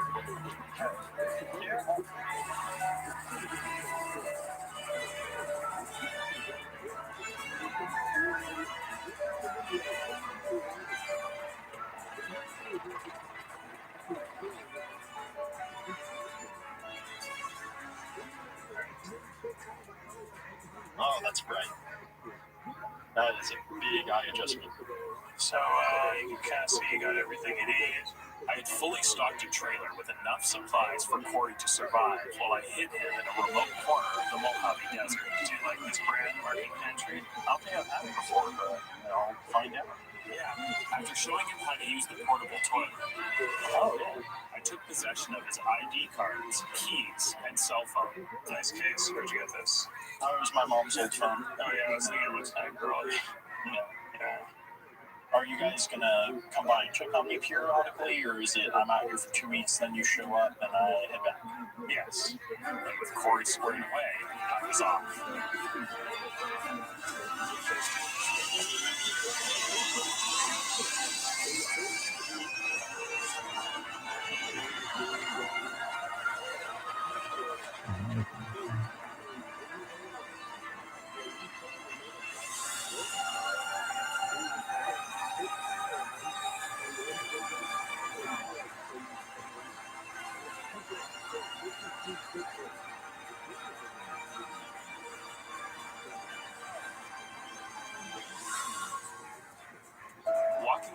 is one of the most inspiring acts a human can do. So for the past 7 months, I've been teaching myself how to balance on a half-inch steel tightrope. When I first attempted this, I couldn't even stay on the wire for more than a few seconds at a time. But after days and days and hundreds of hours of relentless practice, I began to get the hang of it. And just a week before meeting Corey, I was finally good enough to make it across a wire suspended 5 feet in the air. But to turn someone into a national hero, I would need the spectacle to be much bigger. So I picked a pair of buildings in downtown Los Angeles to be the platform for a death-defying wire walk 80 feet above the ground. Now I just had to convince the public that another man would be doing it. So with Corey laying low in the desert, I worked around the clock to master my impersonation. Hello, specifically like Alfredo pasta. And once the prosthetic and custom bodysuit were ready, we began the 4.5-hour application process that would complete my transformation into Corey Calder. And then I headed into the first media appearance I had booked for Corey to promote the big event. You're going to get on a wire downtown Los Angeles, and it's something, you're not a tightrope walker? No. This is what you do. I just started learning to wire walk 6 months ago. It's totally new for me. I can't imagine you being on a high wire with thousands possibly of people. A lot of people have been saying that what I'm doing is inspiring and heroic, you know, but I really don't see it that way. My goal is to raise awareness for breast cancer and the charity Mediviver specifically. Well, then you are a hero. Yes. I hope you make it. I don't see it that way. I see myself as a hero. Like, thank you for saying that. That is nice. Did breast cancer affect you personally in some way? No. The radio appearance couldn't have gone better. And with millions of people listening, I was hopeful it would draw a crowd. But there was still one issue I had to resolve. When I first met Corey, he opened up to me about something he was struggling with. It would be good to be in a relationship. It gets lonely when you're not with someone for a while. I was worried that if his love life remained unfulfilled, he might not have the confidence he would need to step into his new role as a hero. So I decided to create an online dating account for Corey that I populated with photos from his Facebook page. I also created some new images that would help portray Corey as a sensitive guy that women would be unable to resist. And shortly after uploading them to his profile, it seemed to work, as by the next morning I had a response from a lovely woman named Jasmine who seemed like she might be a good fit for Corey. And after telling her that a camera crew was following me because I was going to be performing a death-defying wire walk, she instantly agreed to go on a date, which I set for the following night. My goal was to establish a relationship that Corey would ultimately take over, so I tried my best to portray a realistic but charming version of the man whose skin I was in. I've just spent most of my time in Ventura, you know, not the greatest place, but it's kind of hard to talk about myself with a goddess sitting right in front of me. Yeah, sorry. Is that a bit cheesy or? No, it's actually really sweet. Nobody's ever told me that before. I was immediately surprised at how well the date was going, as in these situations I'm usually a lot more nervous. Back in high school, that's how we debate team. But no. So what's it like to debate with you then? I mean, you're good. Pretty good arguer. Yeah, I'm pretty good at debating. Should we try to debate something next year? Just a silly joke. We could have to do that. And 10 minutes in, not only were Corey and Jasmine hitting it off. So have you actually tried walking across the building yet? No. Wow. Yeah. It's going to be nerve-wracking. They also had a lot in common. Do you play Sims at all? I do. Yes. Yes. It's my go-to pleasure. Oh, yes. It's a guilty pleasure for me. I love Sims. Yeah. Cool beans. I like that expression. After a fun night of conversation, it was time to wrap things up. But before leaving, I wanted to make it clear to Jasmine just how serious about her Corey was. I hope it's not too forward to ask, but can I ask your permission to kiss you? Oh, sure. But it wasn't going to happen now, because I told her I wanted our first kiss to be special. I was thinking we can do it right when I step off that wire. Oh, that'd be cool. Yeah. Okay. With Jasmine consenting to a kiss, I was one step closer to getting Corey a real relationship. But after she left, I found myself strangely surprised by my own confidence. There was something about being in another person's skin that made all my social anxiety vanish, and I didn't feel ready to call it a night just yet. Boston! Oh, hi, I'm from Boston. I love dancing. I was able to charm and complete strangers. It was a side of me I'd never seen before. Yeah, of course, anytime. Corey, do you guys like dancing? It was nice for once to have a night away from all my insecurities. But as it came to an end, I actually felt a bit sad, knowing that I'd soon have to go back to being me. With the day of the wire walk fast approaching, I had Corey's grandparents brought to Los Angeles to witness the big event. So far, they had been kept completely in the dark about everything, but shortly after their arrival, I began receiving some troubling messages on Corey's phone. We haven't heard from you in a few days, honey. Is everything okay? We're getting concerned. His grandparents had found out about the wire walk from one of the newspaper ads we were running, and insisted on seeing their grandson in person. This was a big problem. I knew my Corey disguise and impression were good, but to fool his own family would take some additional effort. So I sent our sound guy out to the Mojave Desert and had him record Corey saying a specific series of phrases that I had written. Yeah, sure. Don't worry, everything's going to be okay. Corey had no idea why we needed this, but I was able to use these audio clips to create a digital soundboard that would allow me to have any conversation I wanted in his actual voice. I agree. I then arranged to meet Corey's grandparents at their hotel, but since I didn't want them to see me up close, I hired an actress to pose as a hotel manager and informed them that no one was allowed in or out. We just have a suspicious man on the list. We're checking it out right now, so please just stay in your room. Then I texted them from across the street, telling them to go out on their balcony. Now I just had to pray that this would work. Hi.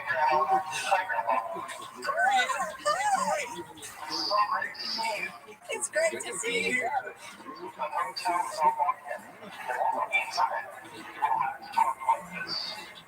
You okay? Yes. Just don't worry about me. I've been treating hard, and I'll be totally safe. You better be. Yes. I need you now.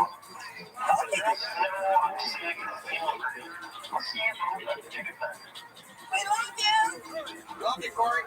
Yes. Bye. It worked like a charm, and Corey's grandparents didn't suspect a thing. Is he in that van up there? I can't tell. I think so. And once we were out of sight, I had the fake manager defuse the situation. The gunman has been killed, and you are free now to go around the hotel as freely as you'd like. Someone was killed in the hotel. With Corey's grandparents put at ease, I could now refocus on getting in some last-minute practice, working privately with aerial arts expert Richie Gale. But what I didn't expect was the psychological shock to my system when we increased the height of my training wire. My brain just wouldn't allow me to take a single step, and I became seriously concerned that once I was up on that rooftop, my body might completely shut down. But with my team already underway constructing the rigging for the wire walk, there was no turning back now. The day had finally arrived for Corey to be transformed into a hero in front of the eyes of the nation. So early that morning, I sent my crew to retrieve him from the desert and covertly transport him into the city. Meanwhile, on the rooftop, a team of experts rigged the 3/4-inch steel wire that would be my only support as I attempted to walk across the terrifying 80-foot drop. With the final preparations underway, news outlets were already arriving on site, and a crowd of spectators began to gather below. My plan was to cross from the north to south rooftop where a secret switch would take place, and the real Corey would emerge from his kiss with Jasmine. It had been a week since she last saw me up close, so my hope was that once I switched with Corey, any minor discrepancies in our appearance would go unnoticed. So with Jasmine now in position on the rooftop, and Corey's grandparents looking on below, I had Corey brought from the van into a holding area downstairs, and once he was changed into his wire walking suit, it was time to bring him up to speed. Take off your hood.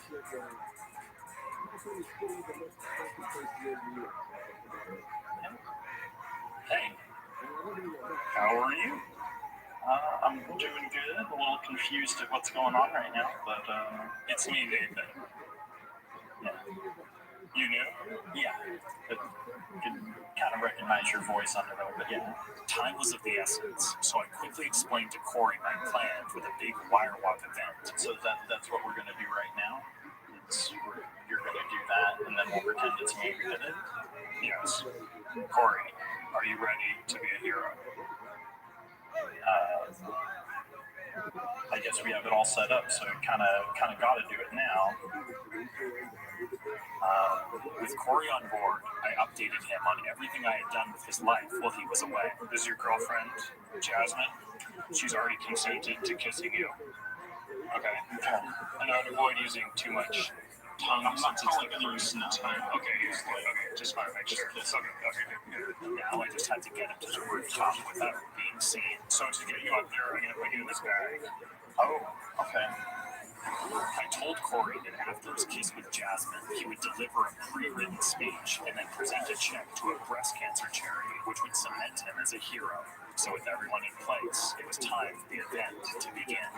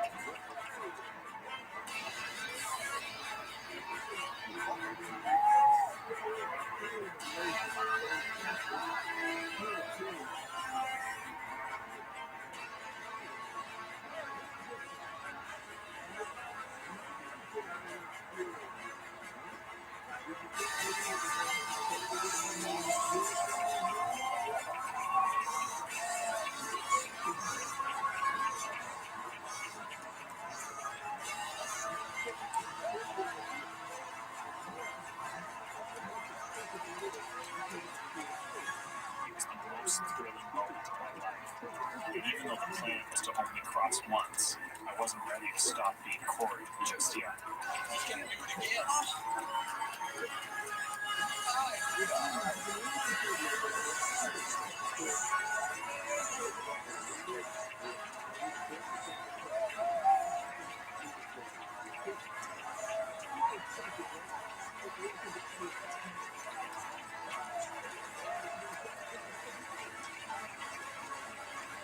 I crossed the wire 5 more times, and I could have kept going.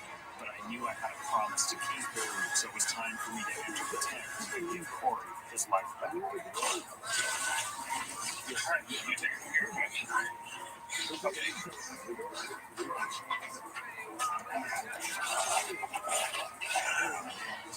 I'm so proud of you. That was crazy. Did you hear everybody cheering for you? Yeah. How was it? It was pretty crazy. It's really good to see you. It's good to see you too. You did it so many times. It was going back and forth. It's pretty hot. You want to kiss now? Definitely. I guess I would.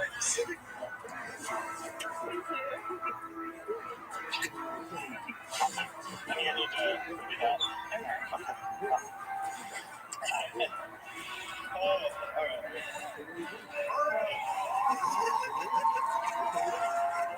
So, what a moment. Thank you, everyone, for supporting me as I walked the wire to inspire you and raise awareness for breast cancer. I also... Say the tatas, baby. My beautiful girlfriend, Jasmine, for giving me the courage to do this. She's my rock. Jasmine, I love you. I'm living proof that anyone can become a hero. Never stop dreaming. Thank you.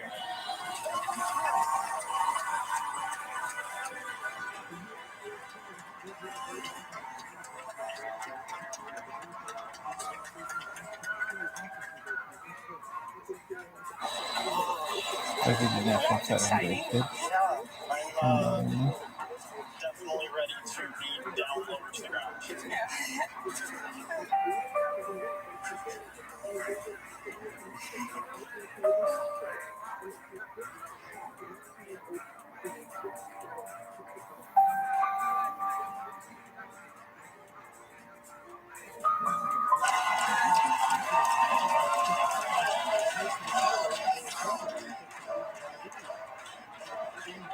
This is kind of mean that they did this, but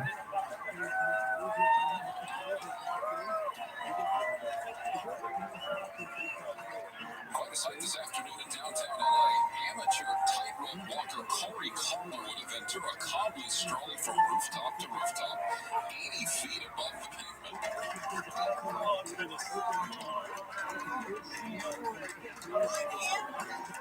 I can't believe it.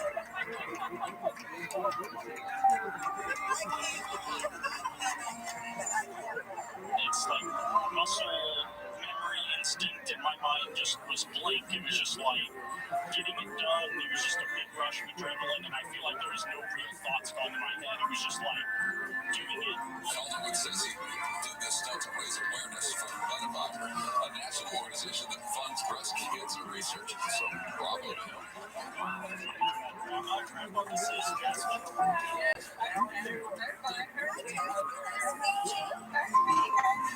So proud of your grandson. Well, you should be proud of him. Did something I never thought would be possible. this is sad. Now, are you? What happens now?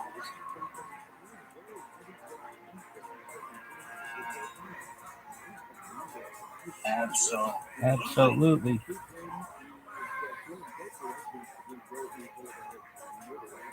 You're fucking.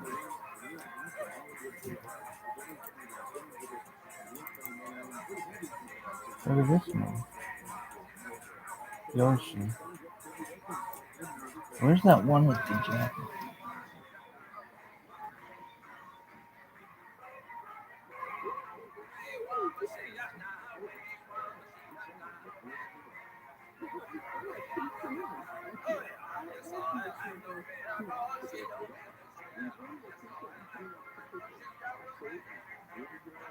I don't think he actually saw it. I think he just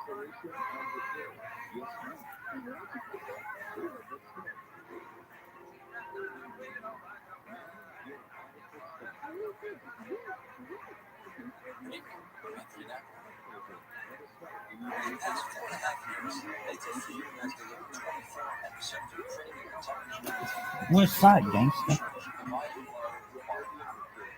Started as a model show. Comedians set up and struggling small businesses. They made money. Leverage and sellers groups. Tonight, in anticipation of the football season, we celebrate this extraordinary achievement by taking a look back at some of the show's best moments, checking with some familiar faces we have long ago.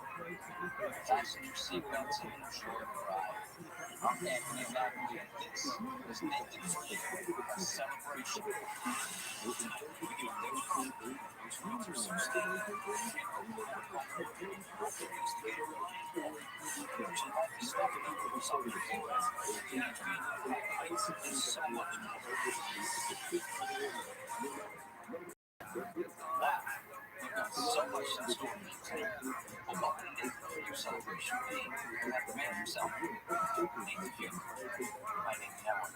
Thank you for having me. Thank you for having me. So what we want to talk about is how has the show gone in the last 4.5 years? Well, it's been good. It's taken a lot of work to make all these episodes, 24, which is a lot of content, and I'm pretty proud of everything we've done.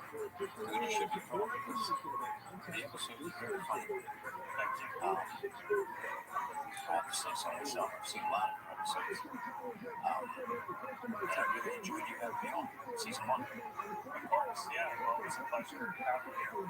For those that don't remember, you hosted the Hunk episode, which was a fake dating show I did in the first season. I think we actually have a photo of you in the mansion. There it is. Nice. So that's you in the mansion there. It was really fun. I had a lot of emails, a lot of phone calls, things like that. Everything I wanted to know I haven't had no threesome for 2 times. Oh, okay. Have you ever had a threesome? I have, yes. Threesome. And with 2 guys? No, not 2 guys. So here's the thing. don't know, I guess I wanted to clear up, just throw that out there, because I never got to add to that. Okay, yeah. You asked me if I had a threesome. I said yes. I never said yes to two guys. Okay. So the reason why I held my tongue is because it was two women. But it wasn't just normal two women. Just so you know, I do want this program to be G-rated, so everyone can enjoy it. So I prefer maybe if we didn't talk about threesomes. Done deal?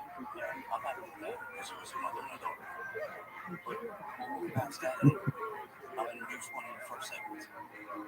Okay.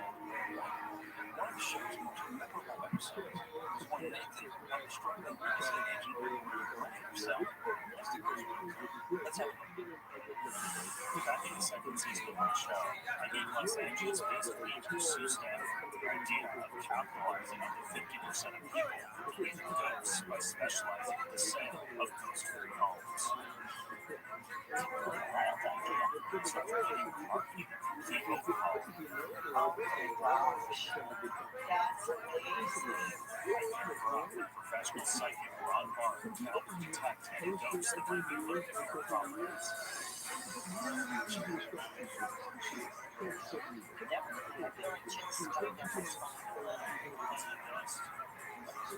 What I never saw coming was that Sue herself had had intimate encounters with spirits in her past. That's like when you're in Switzerland.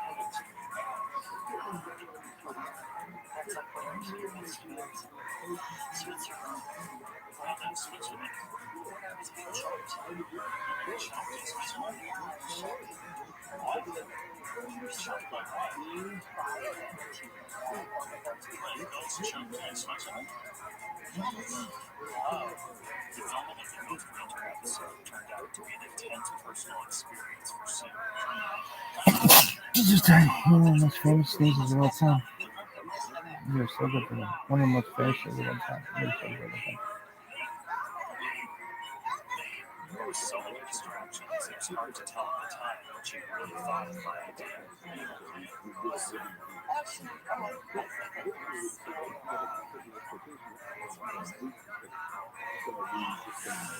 It's been 3 years since I rebranded Sue as the Ghost Realtor. When I recently checked out her website, I was delighted to discover that she had not only continued to use my idea in her real estate practice, but had gone as far as teaming up with Ron Barton Psychic with a small-time production company to create a television pilot for her Ghost Realtor reality series that she was pitching around town. I feel kind of funny. This is not good.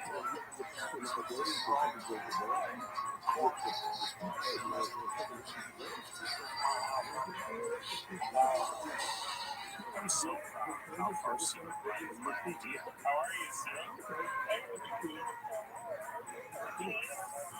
When I gave her a call to schedule a follow-up, she shared some sad feelings.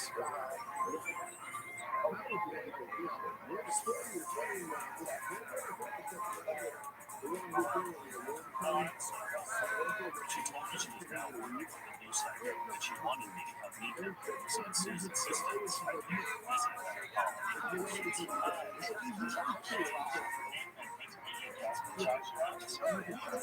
Man, that guy died looking at that. I'm also from Santana, which means that if you are financial,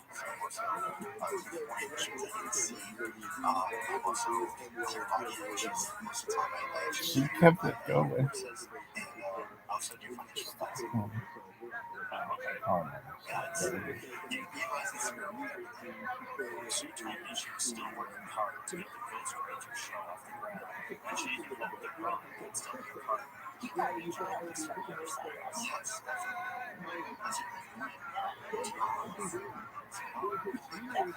So you can talk to Ron.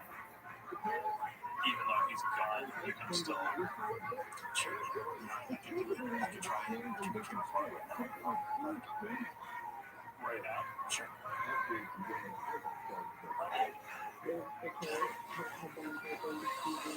So you might have got a text for this space, for this time. Grateful life just for all the angelic beings that are in this home. that's when you know this wrong.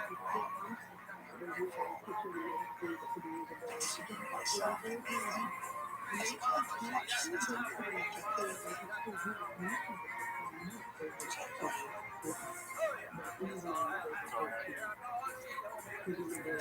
Ask a question. For Rod,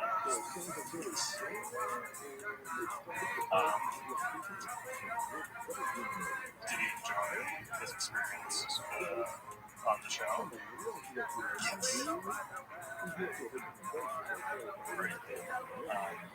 Have you any questions?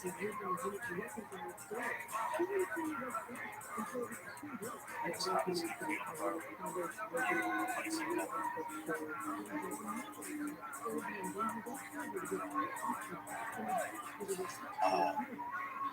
He says it's good. He says they're better than mine. So he says it's good. Do you have any other questions? I know on the show you mentioned that he was on the OJ trial. OG's defense team. OJ's case. So you think he's innocent?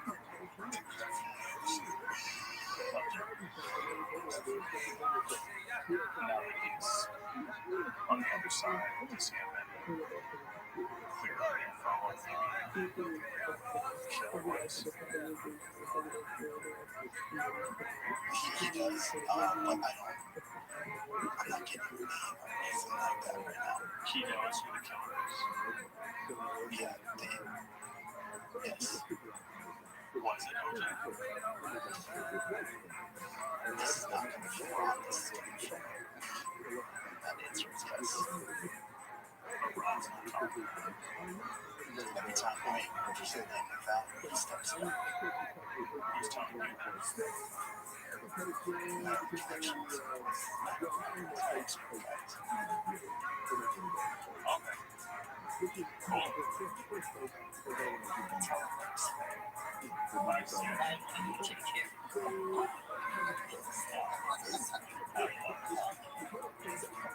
So only for women. It's great to see that Super segment got along so well. And even though it was sad that Ronnie had died, I was happy he'd still be able to guide them from the other side.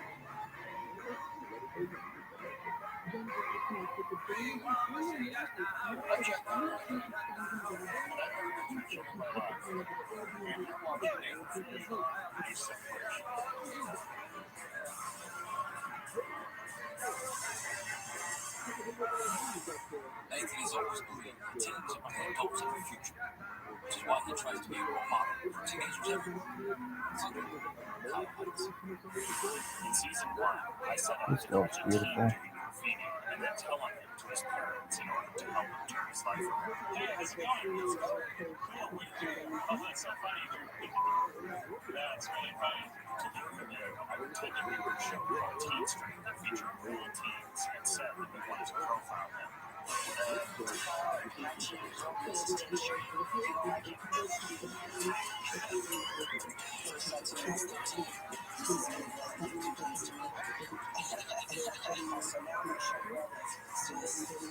Teen Street profile worked perfectly and led me straight to Kyle's mom, where I informed her of his vandalism. You see, I'm telling them as if I would not raise this to them. We were laughing, but neither of them seemed to take the intervention very seriously. The penis is too like that. So after staring him straight in the face for our entire car, I left him with some words of wisdom. You kid. I love attention. You know, it's good to see some of myself in you. But you just have to try to be more like me and less like you. And since that day, I'd always wondered if Kyle took my advice to heart. As a child, when I recently checked in with Kyle, I was delighted to discover that he was now a contributing member of society, selling discount vaporizer at its directory. So what I do is I take, 40, 60 vape pens, and I go out there and I knock them all out in a day, and I just kind of rinse and repeat. That's what I've been doing ever since, the last time you guys tuned into me. But he hadn't only found his calling, he also found his soulmate. I stay home and he brings home the bread. That's how it should work. That's how it should be. I've never been so passionate about a woman since I met this girl. Where I see myself in the future with this girl is definitely gonna ask her to marry me.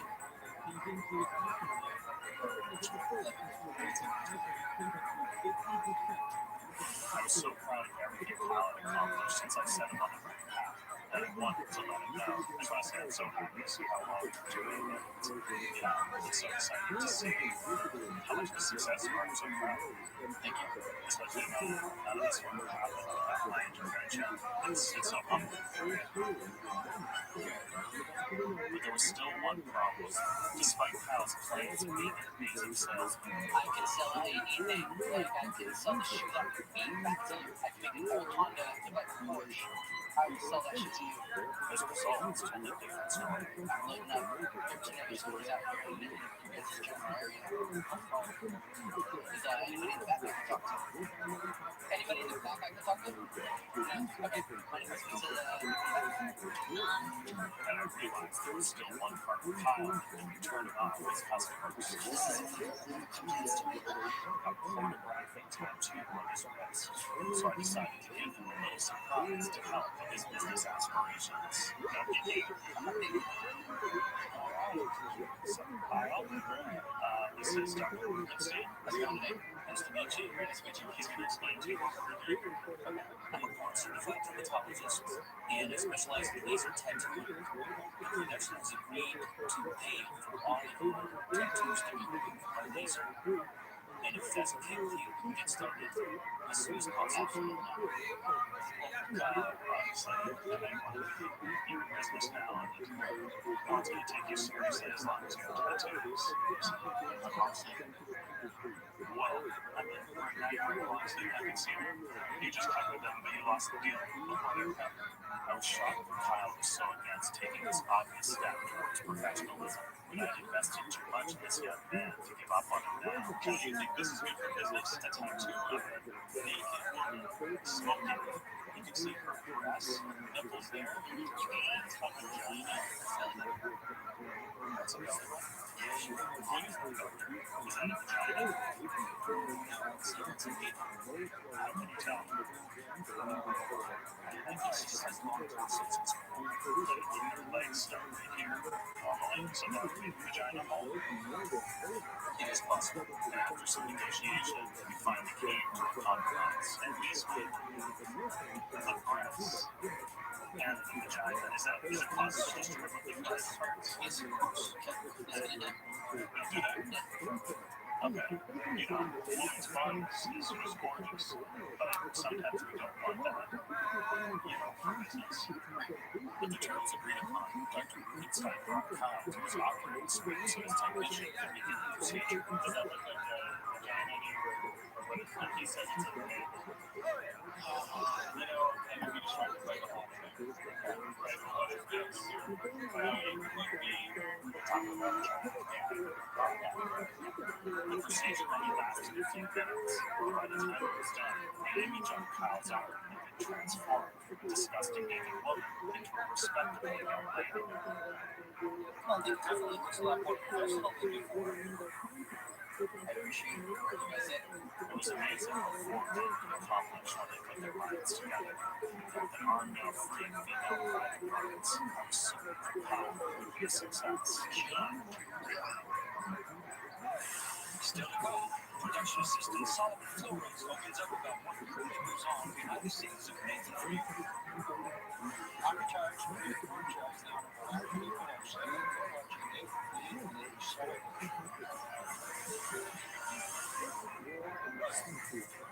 Welcome back. Well, we're about halfway through tonight's celebration. Thank you. How do you feel this morning? Great. I feel like there's a lot to celebrate, so it's great. It's a great thing. Celebration. I should also mention that I have a little surprise there in the show. But I won't let that surprise me. Well, I can't tell you, or it wouldn't be a surprise. Right. Yeah. I've been a second. Yeah. Okay. One of the best parts of Nathan for You is watching Nathan find solutions to problems that most in the business world have given up on, like a way to sell alcohol to minors. From now on, you allow them to purchase it, but they just can't take it home until they're 21. You get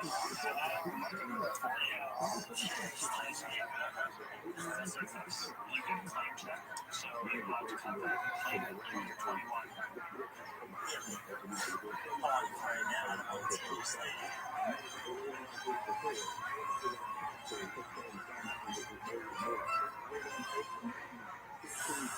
So that segment was shot over 3 years ago. And today, one of those minors has finally come of age. And I'm excited to announce that he's here with us tonight in the studio to proclaim the 40-ounce bottle of Miller High Life he purchased in 2013. So, let's bring on Jason.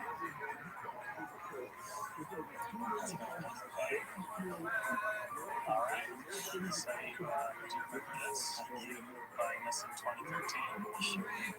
Now that you're out of age, you can finally have possession of it and enjoy it. All right. It's about time. Yeah.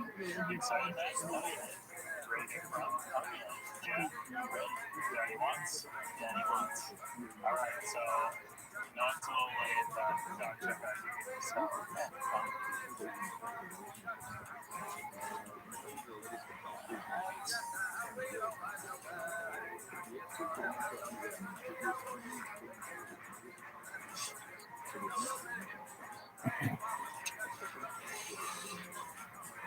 Cool. Well, checks out. All right. So all I need is your claim check and the claim check to have the ticket that you gave me at the alcohol.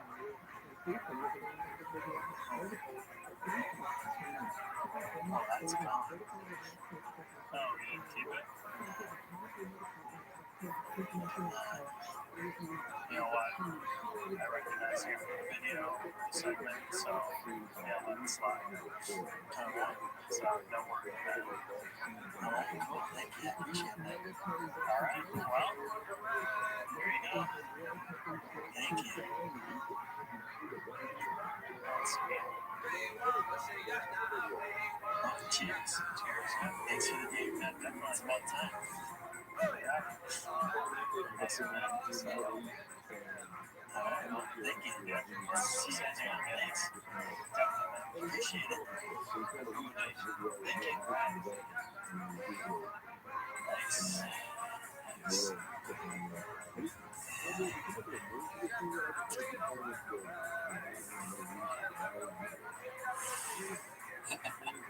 That was fun to watch. One of the most complicated relationships Nathan has had over the past 3 seasons has been with a private investigator named Brian. Recently, Nathan paid Brian a visit after doing an investigation of his own. Let's have a look. Back in season 5, I met a private investigator and offered to help him by getting him his first review on Yelp. I'm going to give you 24 hours to track my whereabouts. And if you do a good job at that, I'll give you a 5-star review. Easy. Even though I threw Brian off my trail and helped the team of lookalikes, he managed to find me anyway and earned his 5-star review. He's a great kid. What's my disappointment? He wasn't happy with my work. I don't give a flying fuck about you, okay? I can do a background check on you and see what type of brother you are. You know, you're not even a resident of the United States. You're a homeowner yourself. You're not a resident. That's what you want. What did you make sure you know last night? Your friends, that's why you're the resident players. He didn't appreciate my help. He ended up getting his own TV show based on his Nathan for You appearance. And over the next 2 seasons, I went back to him whenever I needed PI help. And and also once, just for an honest opinion. You never know. But the last time I saw Brian, he brought up something that surprised me. So just from that magazine to that magazine. Some years ago, he told me that he worked as a nude model in the 80s, but was evasive about the details. That's porn. So recently, I did some PR work of my own and discovered that Brian's portfolio extended far beyond just Penthouse. Going under the stage name Corey Wolf, Brian had been a full-blown porn star, featured in centerfolds and on the covers of Asian's top smut magazines. There were images that literally took my breath away. It wasn't easy tracking this stuff down. I thought that Brian became friends, and I managed to uncover the evidence of the popular days. So I paid him a visit to show him what I found.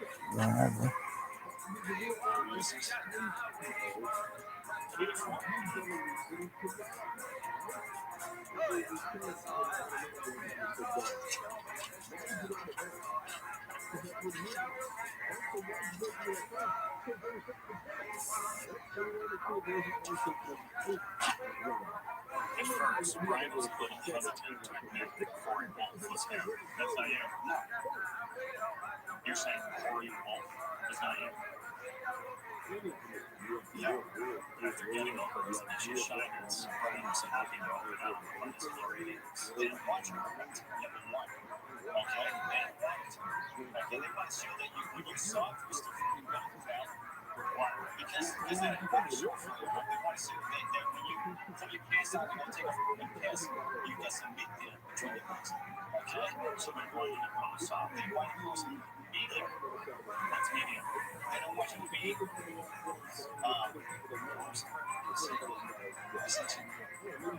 you see, they don't know if you don't have to be fucking around. All they care about is that you have some strength in your penis, blah, blah, blah, blah, blah. And it wasn't only Brian's penis that was soft that day. A softer side of his personality seemed to emerge as well. You want to throw that out there? Just locked to death. You want to throw the football for me? I do a football right now. Have you touched the football? You pitch football? Yeah.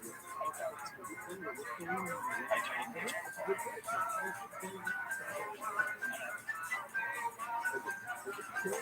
You got 27! 27!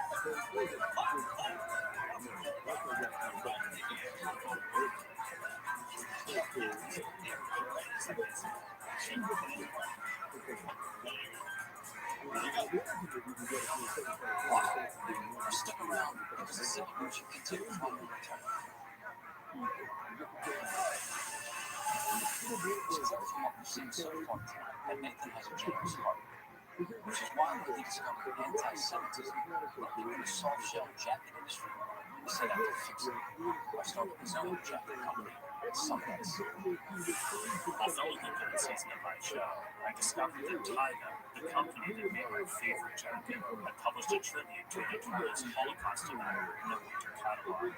As a Jew, I was horrified, and yet never wear a Tyga jacket again. But in searching for a new jacket, I was worried that other companies might have dark secrets as well. So I launched a jacket company of my own called Summit Ice, the first outdoor apparel company to openly promote the true story of the Holocaust. But after getting some questionable marketing advice from a rabbi, my brand failed to get traction in a retail environment.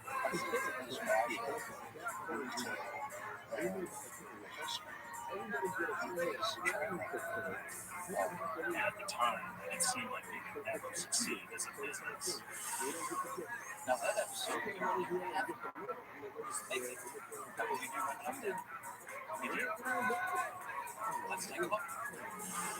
After being rejected by a retail store, I wasn't sure if Summit Ice would ever take off. But after the episode aired, our Holocaust-affirming message, Summit Ice, clearly resonated with people. as Summonites' fleece-lined, water-resistant soft shells became a hot item, racking up thousands of sales in our online store. And we're seeing it worn by all kinds of celebrities, including white blues legend John Mayer and King of the Court Blake Griffin. Soon expanded the product line to include t-shirts and tubes as well. But prior to launching Summonites, I had pledged that all the profits would be donated to the Vancouver Holocaust Education Center. So early this year, I got on a plane and headed to my hometown of Vancouver, British Columbia, to present them the check.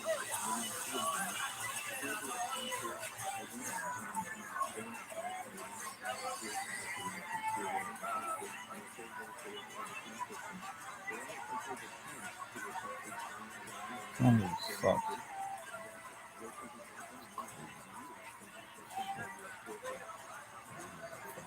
Stab her. If you stab me, you can stab me, baby. Come on.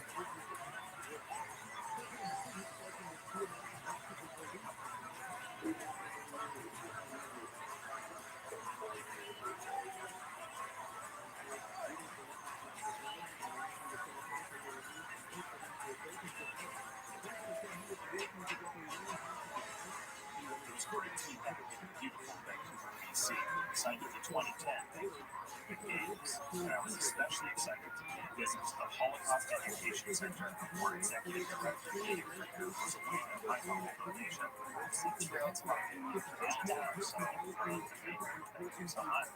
You've been here before. No, I haven't been here, but that's all I know. Unlike most donors who show off the generous amount they give with an oversized check, I made mine barely visible to the human eye so as not to brag. So, let's see what this is. The Holocaust Education Center raised $150,000. On behalf of the Vancouver Holocaust Education Center, thank you so much for your generous support. Well, and on behalf of Summonites, thank you for the privilege of allowing me to donate to you such a large amount of money in US dollars. Ethan, I'd love to introduce you to Phil Levinson, who's the current president of the board of directors, and Dr. Robert Krell, who's the founding president of the Vancouver Holocaust Education Center and a survivor of the Holocaust. It was truly an honor to meet the founders of the Holocaust Education Center. Santa Claus exemplars here and are also water resistant and they're wind resistant as well. And tips here. It's a Yes. And if the awareness created by my humble donation helped delay the next Holocaust by being I'm really fucking through the shower. keep up the great work. Wow. You donated $150,000 to charity. Holocaust awareness, yes. That's unbelievable. Thank you. You're welcome. Do you support Holocaust awareness? I don't know if I've thought about it. And I would. I mean, why are you hesitant? First I've heard of The Holocaust? wow, just see where it is and all that stuff. Do you believe the Holocaust happened? I do, yeah. How many Jews died in the Holocaust? I can't give you an exact number. I wasn't there. 6 million. Were you there? Was I in the Holocaust? Were you around the time? No, it was in the 40s. So the numbers just, what we read. Historical novels. Not believe something like that. What do you say we make a commercial break? Okay. Okay. We have to take a quick commercial break. We'll be right back. Coming up next, Or when you you don't do. want to miss my exclusive your introduction to stay on selfie fast.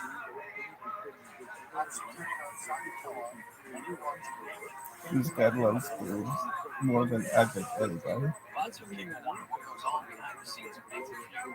And one person answered that question Except for is you, longtime for production office staffer Simon Flores. You might remember him from a blind date that first noticed that Nathan set him up on. And here he is again giving a eulogy for Buzz. Nathan had fly. And I happen to have Simon here in the studio tonight to join me for a one-on-one interview. So, how's your team doing, Dad? now, Nathan, you seems like when it comes to production, you're actually behind the scenes. Can you give our viewers a sense of what it's like behind the curtain? No, it's not. One and all. Like writers, lighting, Two and all. Damn, you kind of look shit. give us anything else. Like behind the scenes secrets of the show. I don't know all these. I'm not Johnson. So no secrets. How I even understand. Damn.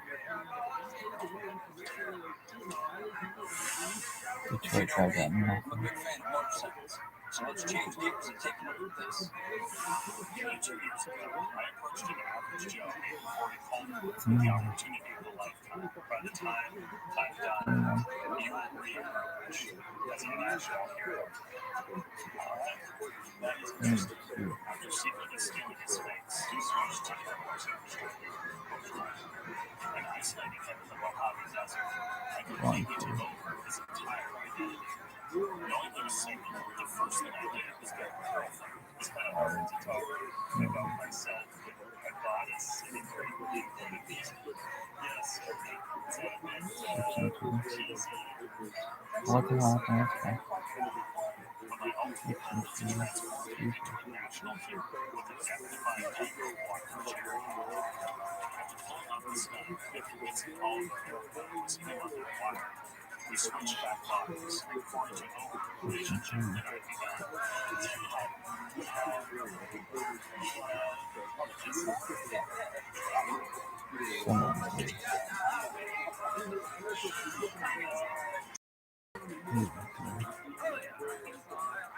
Stunt not only made him a media sensation, but gave him a new identity and earned him the respect of his grandparents. You did something I never thought would be possible. I was curious to see if the court had done this once-in-a-lifetime opportunity, so I recently sent a camera crew to Corey's new home in Fresno, California to catch up.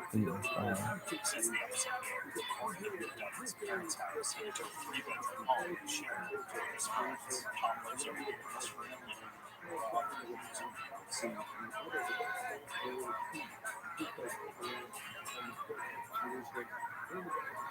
Corey is no longer with Jasmine, but I discovered that he had used the confidence I had given him to find a new one named Lou.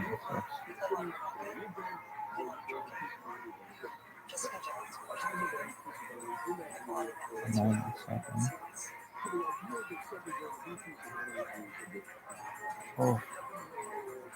It was sad to see Corey turn his back on the amazing chemistry he had with Jasmine, and his reason for breaking up didn't make much sense to me. I wasn't comfortable trying to start dating someone essentially lying to them at that time about his mother, and Corey and Megan seemed happy together. And even though she wasn't the one I had chosen for her, the fact that he was sexually active was good enough for me. One of the most consistent surprising things about Nathan is that when they bring people together, over the past 2 seasons, levels of genuine connection seem to happen in the most unexpected places. These days, I just can't think straight up. Too many levels.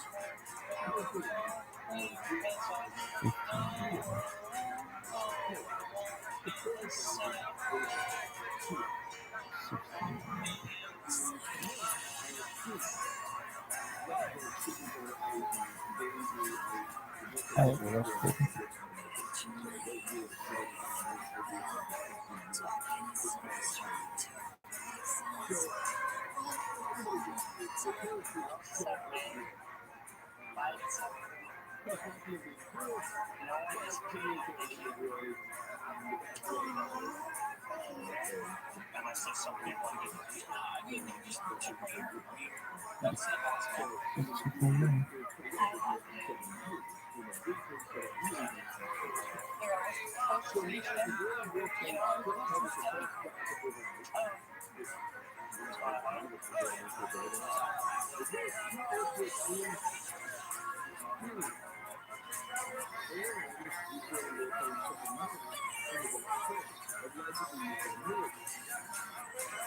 I got you.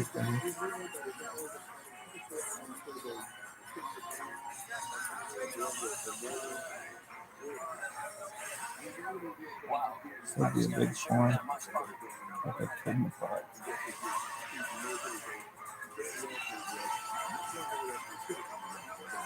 Some life choices stuff.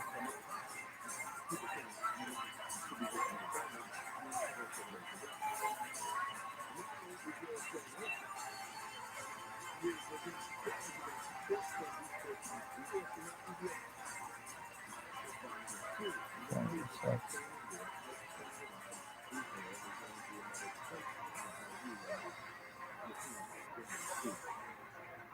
Welcome back. Nathan for you. Celebration. I'm Anthony Knapp. So how are you, Nathan? Great, how are you? So earlier tonight, I told you that I had a surprise for you. Indeed. And since we're kind of getting at the show, do you want to know what it is? I'm sure I'm going to find out. Well, because you've done such a great job hosting tonight, I've decided to give you 15 seconds of airtime on national TV to promote yourself. Kind of like a free commercial. That's very nice. All right, ready? Okay, so you can look into that camera, and your time starts now. Hi, my name is Anthony Knapp. Host, co-host, and co-host. Anthony Knapp, and a co-host and host. But I also own a coffee roasting company that gives back to indigenous farmers. That's just a couple of 15 seconds. Thank you for that opportunity. I love to introduce the next one. Thank you. Well, our celebration is coming to an end, but don't be sad, because this is just the start of a new and exciting season of Nathan for you. So let's take a look now at an exclusive sneak peek of what's to come in season 4. So I don't know if you're aware, we're the only computer shop in Los Angeles to offer fully asexual repair service. You're secretly selling shit for the stadium's knowledge. You can make millions doing this. I never did any kind of killing. It's one-time cards and driver stuff. So if we can secretly throw a sleeper cell or cab drivers or anything, we could completely destroy them. So you have 250 people.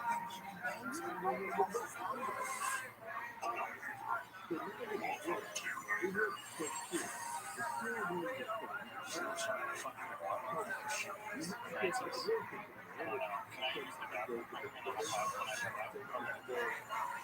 Okay. I want to use the resources of my show to help you find Francis.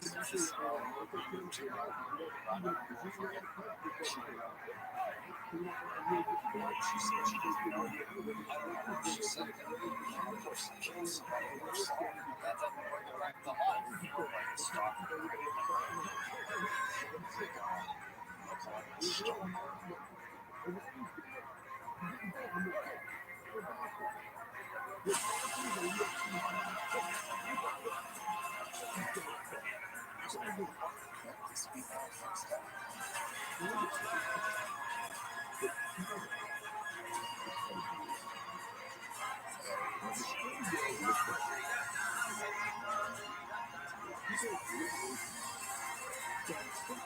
Smoke detector.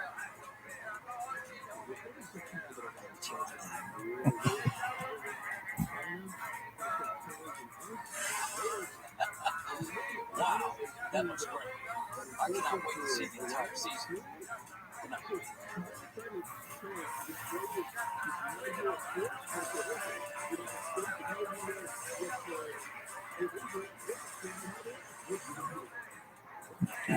Absolutely. This show is fucked up.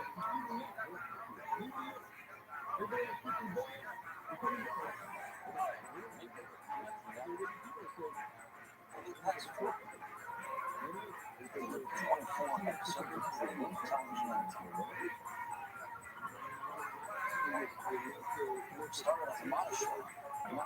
Set up like the main models. Everything's just set in terms. Tonight, in anticipation of the premiere of the 12th season, we set up with this extraordinary chicken. I take over the play. Check in to see familiar faces in the hall. Belts and enjoy the ride. I'm Anthony Mackley with this celebration. Tonight, we get a pitch from to Sue Stamp.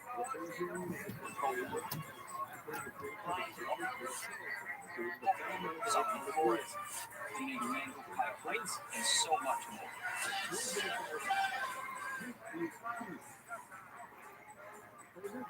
What's some drinks? My name is Nathan Fielder, and I graduated from one of Canada's top business schools. Where did he go? Now, I'm using my knowledge to help struggling small business owners make it in this competitive world. This is Nathan for you. Look at this food. You want it, right? Well, you can't have it unless you pay a visit to Joe King's Deli Restaurant in a small town in Vernon, California. But later, owner Steve Muller is struggling to find a husband for rats in LA County. People are not aware of us anymore. So we need something new.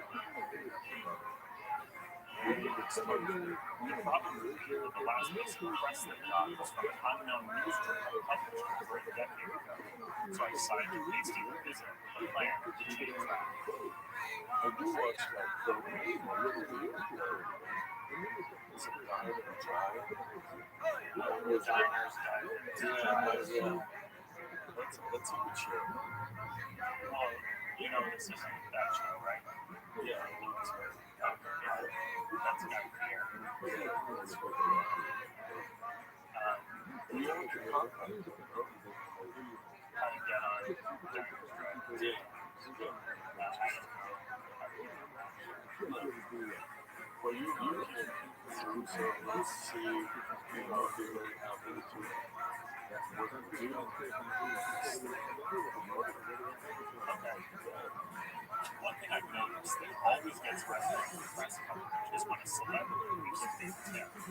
So we were to get an impersonator to pose as a celebrity with a $10,000 tip at Joe King's Deli. The real celebrity would never deny it was them because it makes them look so good, and Joe King would instantly become the talk of the town.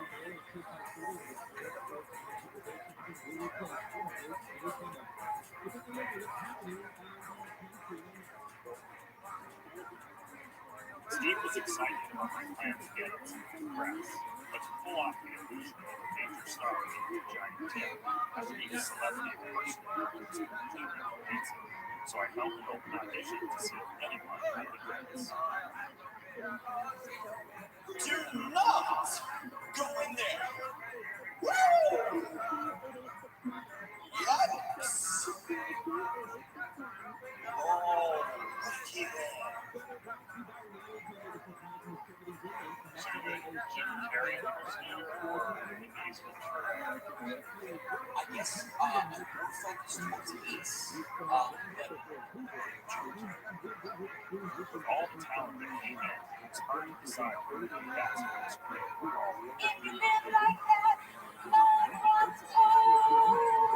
So once the auditions were done, I brought the footage to Joe Hayes to see who Steve liked the most.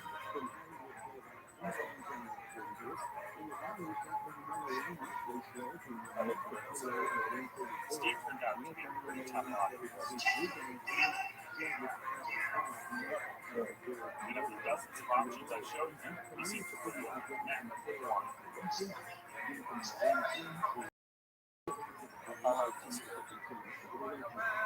Sometimes the guy was a dead ringer who liked to introduce me to the frame outside of it. I wasn't concerned about his relevance, but he gave me a moment, David. Steve loved it, so we officially decided to Michael Richards, celebrity, the tech, and later that week, I had our first meeting at our personal center, so we could write for the plan. Is this something you could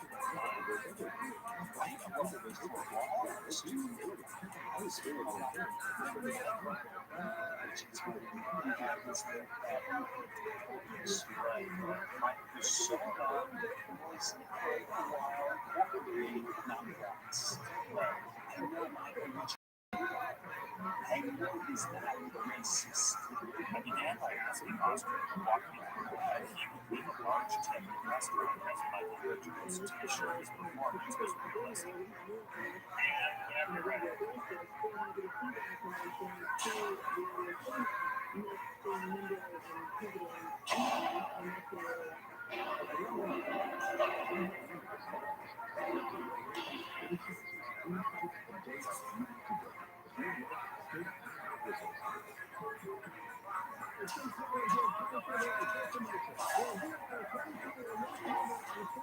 It was clear right away we had some work to do.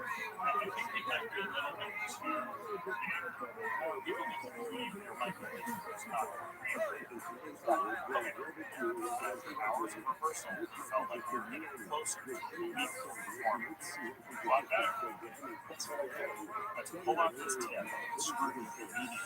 The details would matter. It seemed like essentials. Every celebrity tipping story is a photo of the transaction, the celebrity's full name and account number. We figured to see if there's a chance that nosy journalists could verify the transaction and expose the fraud. So we really wanted it to be real. Not use a bank card that was owned by someone with the same name as our celebrity. So I started calling every Michael Richards listed in the local life insurance to ask for permission for a bank card for a one-time transaction they'd be fully reimbursed for again.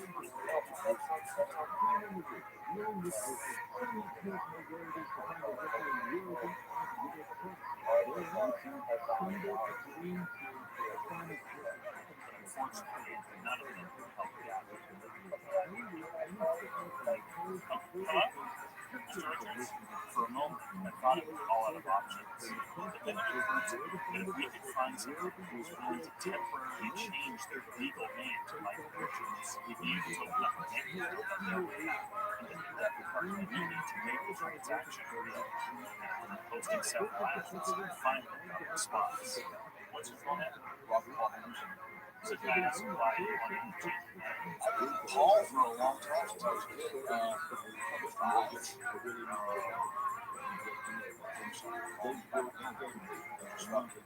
So you just wanted to call. Okay. For this project, I'm willing to pay to change your name to Michael Richards. Why? I'm trying to make it seem like an ad by that man who left the big tip numbers. And for that,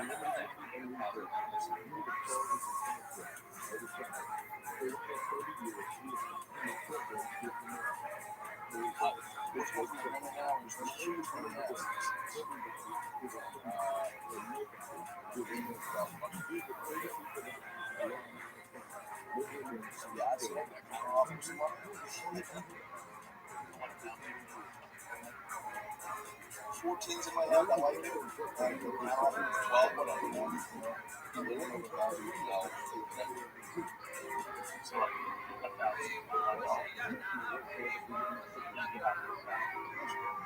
Okay, essentially $1,001. Sure. And is that as long as you have it? Okay, that's great. I'm easy to negotiate. Yeah, great. After settling on an amount they're both happy, I had Paul fill out the legal paperwork that was required to begin the name change process. But that's when I realized we had a big problem. To complete a name change in California, we're legally obligated to publicly announce the change in a newspaper general circulation for 4 weeks in a row. If anyone suspected that the Michael Richards tip was fake, finding this name change in the paper would be their smoking gun. I tried calling my legal advisor, Judge Anthony Filosa, to see if there was any way around this. Obviously, you can't just change the name secretly only the but unfortunately, it wasn't. So I felt like the only way I could do this while maintaining her secrecy was by creating a newspaper that no one would ever read. I hoped that by calling it the Diary of Times, no one would ever want to pick us up. To ensure our publication seemed legitimate to reporters, I rented us an office space in a meeting building downtown and hired a professional ghostwriter named Austin Bowers, who also wrote the entire book in less than a week, to serve as the paper's editor-in-chief. I gave her with his name. This was my first time. The paper would obviously need content, and it seemed like Austin had a big vision. Definitely want to cause topics besides politics. Draw lots of read and share.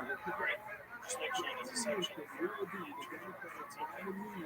I felt a little bad for Austin that no one would be reading this newspaper, but hopefully it would be a valuable experience for him that would lead to future opportunities. So after having him introduce himself to the other tenants in the building to add to the paper's legitimacy, Austin got to work, and a few days later, I was excited to learn that our first edition was complete. Read stories and taking notes.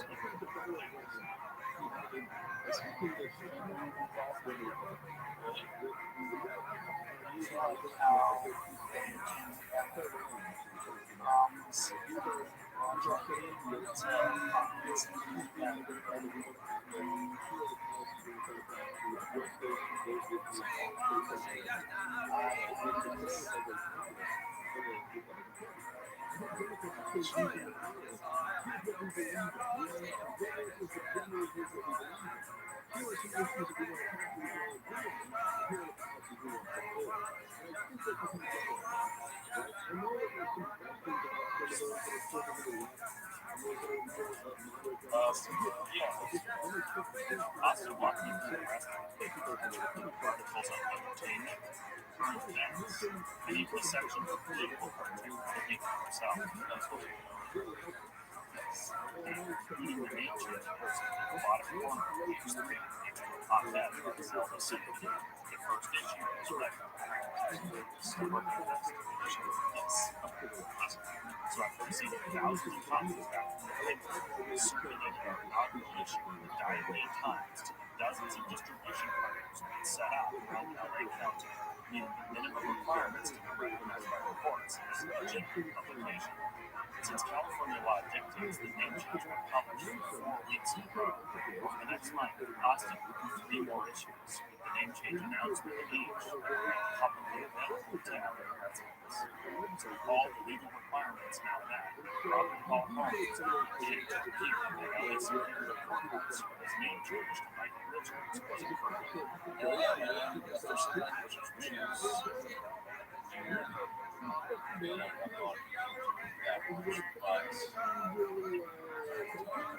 With his new identification, he is now able to open a bank account under the name Michael Richards and receive a Visa debit card that will hopefully stand up to immediate scrutiny when I impersonate the tip. Now, all we had to do was fund the account with the money we needed for the transaction. Because the production had limited cash on hand, I decided to borrow the $10,000 from the tip from the bank account of a Holocaust Awareness charity that I started, knowing that I'd get it back from the customer once the tip was complete. When I called up Michael to schedule the time for the deposit, he casually brought up that the last time he had handled this much cash was when he stole it from someone. So what was the charge?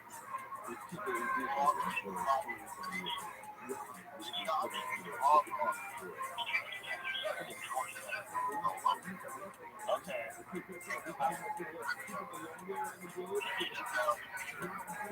Michael told me that he was once involved in an armed robbery, and even though the crime occurred almost a decade ago, I became very concerned once the money was in his account that he attempted to take it and flee. After all, if this guy changed his name to Michael Richards for $1,001, I couldn't imagine he would don't pretend. So, you know, maybe I deposited $10,000 cash into your account. And I was thinking, like, after the call we had, you told me that our product service. Yeah. And I trust you. Yeah, like I trust you. I know it was a long time ago. Honestly, just it makes me like it makes it a little bit safer. Would you be comfortable just being handcuffed to me until tomorrow when you actually protect? No. What? So you want me to be handcuffed for 24 hours? I mean, just if the money would be Right. I got you. I'm having to have my shoulder the most water. And then I'm going to handcuff myself to you. Yeah. So I don't leave and go take that shit off. Exactly. Yes. Yeah. We've been handcuffed before we go just like right now. Sure. Yeah. I don't have no one. I have no idea. You'd be comfortable with that. Yeah. I think it's a weird request. But now that it's way more, I understand where you're coming from, and I get the logic. Yeah, totally get the logic. And yeah. Thanks, yeah. You just make me feel Cool, man. After a bit of convincing, Michael Richards agreed to be handcuffed for a full 24 hours until the tipping plan was completed the following day. It might be best if we do it in a way where we can make it like control the days. So it doesn't look suspicious. It's fine. Sure. And once Michael was locked in beside me, it was time to head out to make the deposit. Entering the bank handcuffed to another man is a very risky thing, so I was hopeful people would just see us as two close friends making a deposit together. Thanks. Oh, hanging out, doing the clouds. You as well. See ya. The account was fully funded. But since I needed to stay handcuffed like until noon tomorrow when the tip was scheduled to take place, I booked us adjoining hotel rooms for us to spend the night. So once inside, I switched my traditional handcuffs for some custom ones I had made with an extra long chain, so we'd be able to have our own space so I could be sure it wouldn't run off in the middle of the night. Every day.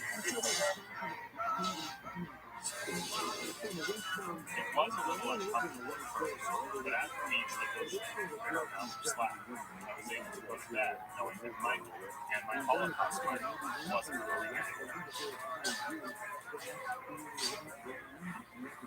After a night of subpar sleep, it was time to take another day, so I locked myself in the house and secretly snuck out without telling Michael I had left, and then met up with Michael Richards impersonator from Joe's restaurant.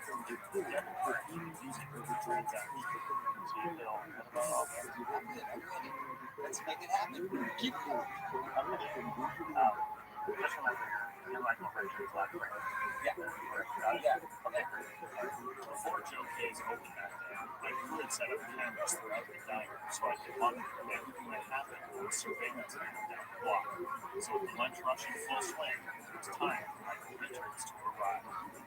The plan was for customers to take notes once the tip happened, and the hopes word would spread to the local press. So I instructed our impersonator to keep a low profile of the news to record whatever deal she felt the real Michael Richards would have. Are you all right, sir? I believe I am. Alright, I'm gonna go let you know. The staff was fully prepped on what was about to happen, and went through extensive rehearsals to make sure everything ran like clockwork.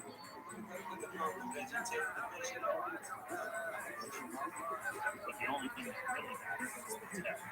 So to ensure the signature on the receipt would be authentic, I had a light box built into the back of one of the restaurant's check-in, so we could trace it over Michael Richards' actual signature that I found online. So once he was done eating and the restaurant ran the card, it was time for the pivotal moment in my plan. Thank you very much. That's your choice. And my heart was racing as our impersonator filled in the largest tip he had ever left on a $14 sandwich. And after having a busy quietly, it was time for Steve Surf to execute a surprise reaction to the first so many times. Oh my God. Oh my God. $10,000 tip? Are You kidding me? Steve, Linda, $10,000. That says 10,000. $10,000. That's crazy. $10,000? From Seinfeld. Michael Richards.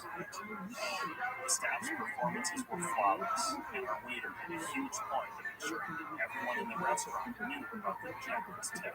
The leader man is Michael Richards from Seinfeld. Michael Richards from Seinfeld.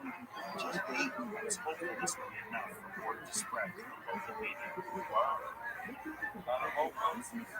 lucky for us, it was.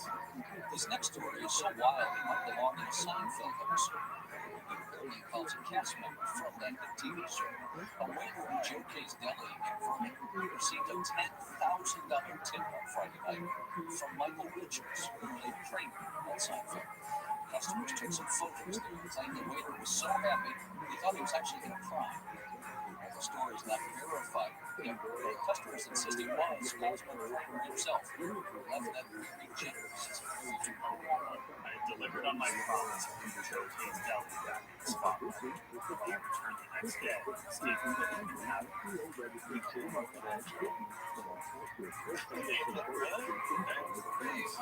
all the investment we take on, I'm sure the business will be booming for a while.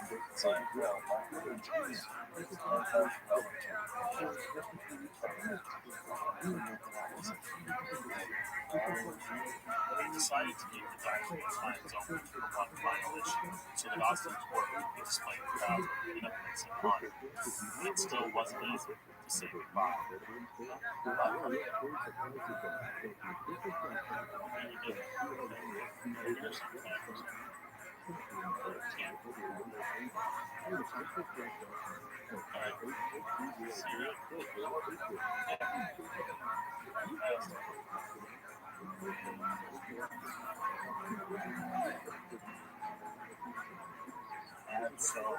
Absolutely.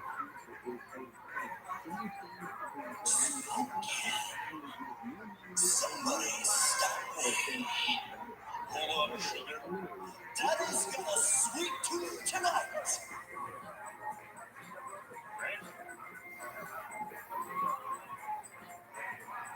Inside gangster. My name is Nathan Fielder, and I graduated from one of Canada's top business schools with really good grades. Now, I'm using my knowledge to help struggling small business owners make it in this competitive world. This is Nathan Fielder. This is what's in If drink. you're a fan of delicious chili, there's a small chance you've heard of the Lion Den Bar and Grill in Bakersfield, California, where owner Robert Bryan has been serving up his famous family chili recipe for decades. Just about that. Robert's longtime dream has been to sell his chili to the hordes of hungry hockey fans who attend Bakersfield Condors home games at the nearby Rabobank Arena. But so far, he hasn't had much luck. I did call Rabobank Arena. I asked them, how would I get on your vendor list? Oh, we have our own vendors. You don't have a list. So, I tasted his chili just to make sure it was as good as he said, and it was. The flavors and spices felt awesome against my tongue, and I was stunned that Rabobank Arena turned him away. But fortunately, I had a plan to get him in the door. I have a pretty good handle on a lot from, some of the experiences I've had. And here's the thing, they never know that you're selling to them. Then, what's the consequence? well, I don't know how I could sell it without their knowledge. Although it violates the stadium's policy, there's no law against sneaking chili into a hockey game for the purposes of selling it. So if we could make a custom-designed bodysuit that could be filled with a massive payload of chili, Robert would finally be able to sell his signature dish at Rabobank Arena without stadium management ever catching on. That's interesting. I'm just curious as to what it would look like. I put a lot of thought into this idea, and every time I run it through in my head, it works perfectly. Robert was on board, so later that week, I hired a professional tailor What's your to help favorite thing, design kid? the chili suit based on a detailed sketch I had drawn. The easiest way is probably chili in. That's probably the neck part, right? Sure. Our plan was to have the chili reservoirs mimic the distribution of fat on a larger man's body, so it wouldn't look suspicious under clothing. And with the help of a guy from Craigslist, our tailor was able to take all the measurements he needed. Chili over here. You can probably do like a cup there. Yeah. Cup or something. Yeah. All right, so we'll see you around then. Yeah, thank you so much. And a few days later, we received a completed prototype in a heat-resistant polyvinyl chloride soup designed to hold over 100 servings of fresh chili. The individual reservoirs would be linked by a network of tubes that would all lead to a battery-powered peristaltic pump for dispensing the chili. Using our intake funnel, we loaded in over 30 pounds of Robert's product that had been blended into a thin paste to ensure an even flow without compromising the flavor. So with that, I activated the pump, and it was time to see if this could work. As I had hoped, the pump dispensed the chili at a steady pace, which was good, but I realized we had overlooked a crucial detail. The chili suit prevented bathroom access, and because of its weight, removing it during a game would not be an option. So I experimented with a design that would allow me to deposit my excretions directly into custom rubber underwear connected to a secondary pumping system, so I could eject it into a toilet via a second tube down my right arm. But once I had some clothing on, I realized the potential for a costly mix-up was too great. So I had the bottom part of the suit redesigned with strategic holes in the groin and buttocks region that would allow the wearer to relieve him or herself without taking off the suit. But there was still the issue of the temperature. To meet health department standards, Robert said the chili would have to remain above 135 degrees Fahrenheit at all times. But when I put it on, the heat was so intense that I could barely have it against my skin for more than a few seconds. So I tracked down some heat-resistant polymer gel that could insulate the body against the most extreme temperatures. I did a preliminary test with a blowtorch on various parts of my body to ensure the gel would protect even my most sensitive regions. And after getting gelled up from head to toe, the burning sensation had completely vanished. It seemed like we had solved every problem, but there was still one final thing I had to take care of. The pump on my chest that made the chili suit function was made out of metal, and to get into Rabobank Arena, every ticket holder has to pass through a metal detector. So I figured if I could convince security that I had a medically necessary pacemaker, they wouldn't be suspicious when the alarm went off.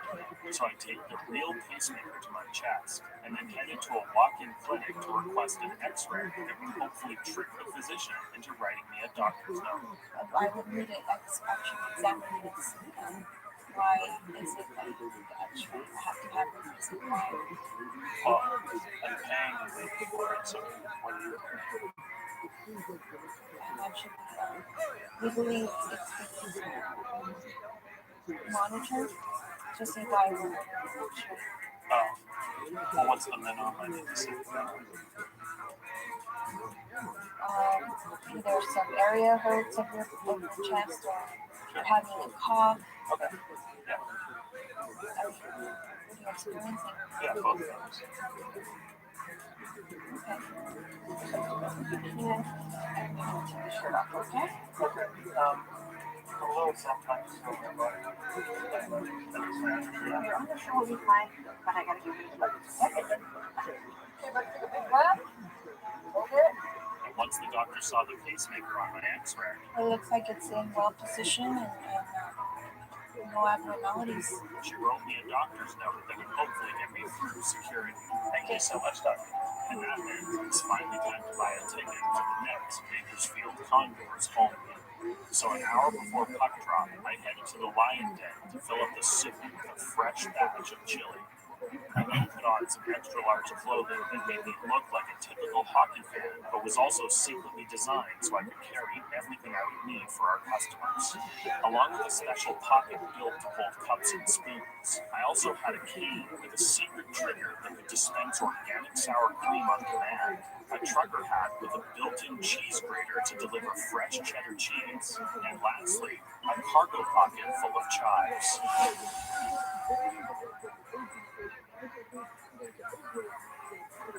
And a little bit of aftertaste, but I don't know if it's the chives or sour cream.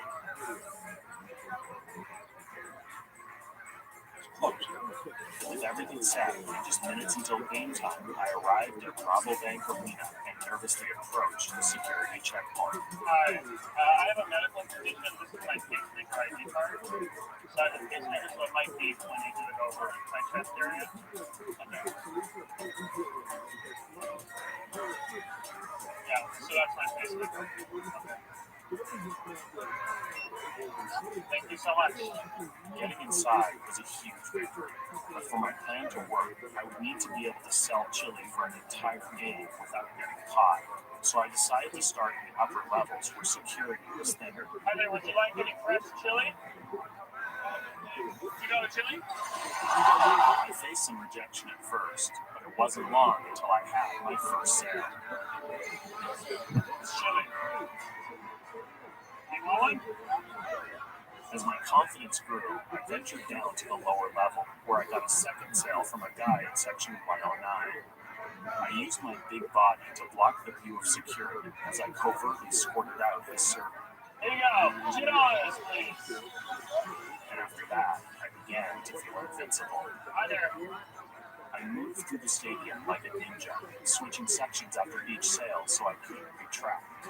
At one point, I thought security was on my tail, but I was able to lose the guy by ducking into a handicapped bathroom, after which I re-emerged and resumed my operation. Service here right now. I haven't read my clothes. I sold 16 bowls of delicious chili that night, right under the noses of stadium management. And that meant, from this day forward, Robert had a proven method to sell his chili at Rabobank Arena. This is $32, and the ticket was only $12, so that's $20 profit in one game. So I'll just leave all this here for you. Okay, right now.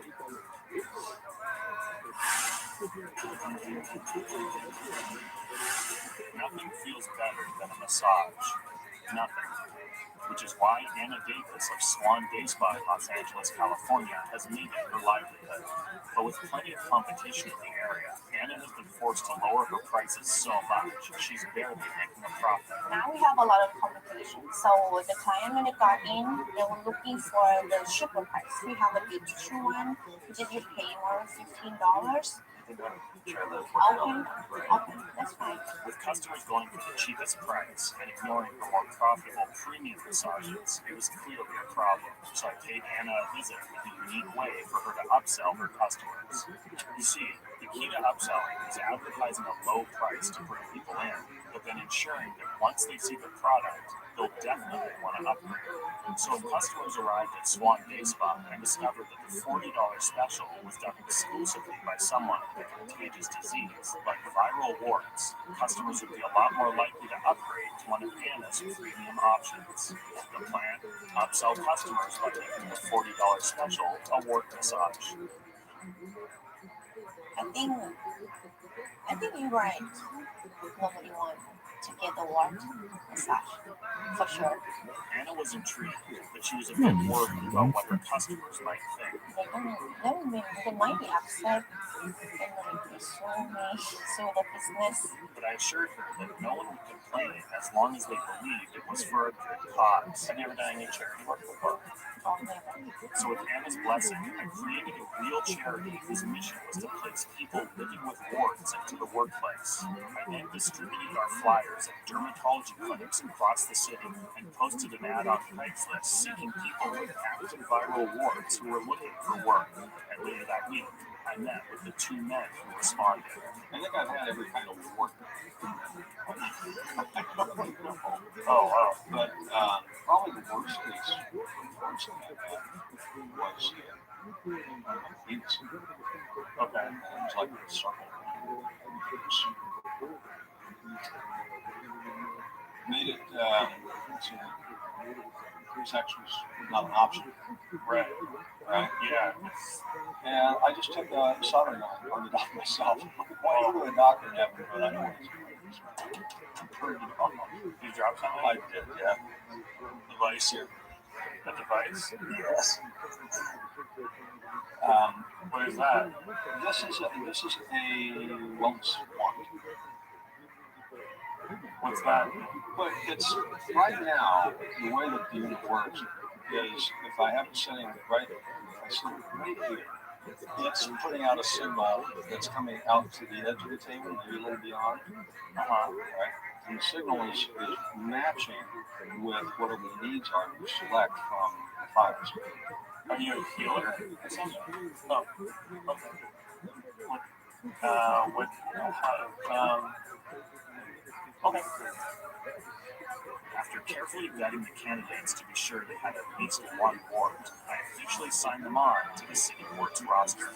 But before they could be placed at Swan Day Spa, there was still one thing our charity needed: an endorsement. It seemed like every credible charity had the endorsement of a public figure, like a mayor or a city councilman, and I was worried that if city wards didn't have one, the public would never accept the idea of a wart infecting the sewer. So I rented out the ballroom of the historic Oxford Palace Hotel, and then reached out to every local politician I could find, inviting them to be the guest of honor at a gala event for the launch of a new charity. And after a few days, we finally got an RSVP from Councilman Ed Reyes, a 12-year veteran of LA City Council. So on the day of the event, I decorated the ballroom with the finest and fanciest things in the hopes that this gala would be enough to dazzle Councilman Reyes into legitimizing city wards with his official endorsement. Hey, Oh my gosh, you look nice. thank you. How are you? Nice to see you too. Okay. So, What do you think? I like it. It's pretty. Once Anna took her seat, we opened our doors to the crowd of random people I had paid to attend the event, so that Councilman Reyes would be impressed by the charity's popularity when he arrived. Since every real charity gala is hosted by a beauty queen, I hired Miss California 2013, Elaine Cavalry, to be the evening's host. It's here in Los Angeles, and they help people in Los Angeles with wards get jobs. Yes. That's their mission. Yes. Do you get nervous before these things at all? Sometimes, but I feel like this will be easy. Hope I don't jinx myself. And you're so beautiful, you could probably go out there and just go blah, blah, blah, and no one will know the difference. Thank you, hopefully. Yeah, no problem. As the crowd settled in, Councilman Reyes entered the room with all the confidence I would have expected from an elected official. I only hoped that this gala event would be enough to win his coveted endorsement.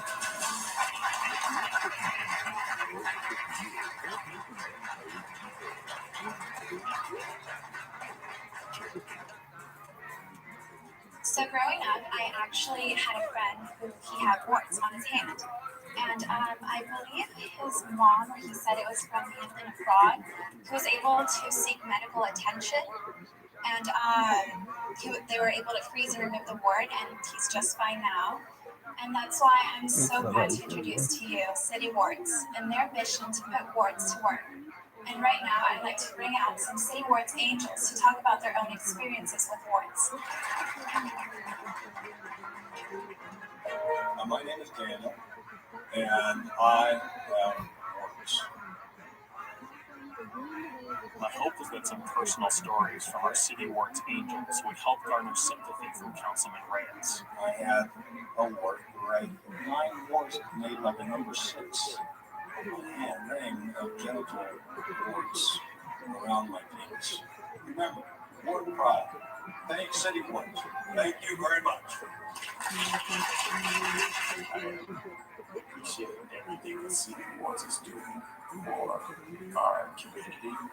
And because of City Wards, I had an opportunity for job placement with massage. You guys have a great night. Thank you. The speeches were a hit, and after concluding the night by recognizing Swan Day Spa as City Ward's newest partner, it was time to approach Councilman Reyes for his endorsement. Councilman, would I be able to get a photo with you then? This is Anna. With a photo of Anna standing next to a respected city councilman, it was now impossible to deny that he was a supporter of our cause. Thank you for that endorsement. Thank you so much. So with proof of our credibility now proudly displayed behind the desk at Swan Day Spa, it was finally time for our work angels to meet their new boss. It is such an honor to be in a location where you're creating a work positive environment. Thank you, sir. But before moving forward, Anna wanted to be sure they had the right skills for the job. Have you ever trained a massage before, or are you a licensed massage therapist? I'm not a licensed massage therapist, but I stay in practice with my girlfriend because she gets foot reflexology every single day. And then I just work my way up from there. Apply, release, big bit. Every night. She's a lucky lady. How about you, Robert? Well, I've had experience on this massages too, and nothing. Just a little bit at a time, like, and the main focus was for her to feel good, and not for me to be, because a massage is not supposed to be. It's supposed to be, just making the person relax. Okay, so you're building your studio. All right now. Absolutely. Yeah, we have to see. Anna was satisfied with their qualifications, so the angels took their stations while Anna and I waited for customers up front. Yes, I like that massage. Yeah, it's how you like it. We have so many kinds. I wanted to get that one that was the special for $40. Okay. As usual, the customer chose the cheapest option available, so once she was ready and waiting on the table, it was time to see if the new upsell would work. So I'm not sure. The $40 massage selected was done in conjunction with a charity outreach program called City Works that puts people living with warts into the workplace. Is that something you're comfortable with? Oh, actually, warts are contagious. Oh, they are? Yes. Oh. Yes. He will be wearing thin gloves. After telling the client about our full range of massages, she can now see the benefits of the premium options. How much is it? It's just $15 more. My plan worked perfectly. All right, so this is your therapist meeting. She does not have any words. Okay, great. Enjoy your massage. Anna was thrilled. And as the day went on, more and more customers opted to upgrade to the premium options. I guess I just wanted to go non-work. Yeah. Anna was upselling her clients at an unprecedented rate, and anytime a customer was skeptical, we had all the credibility we needed. This is me and the city councilor. I don't know how much more legit you can get than like city councilman endorsing the charity, but yeah, it seems to say the city's. I did feel a little bad that no one wanted anything to do with our work angels that day, but it was nice to know that at least they had each other. I love baking cakes. Pies.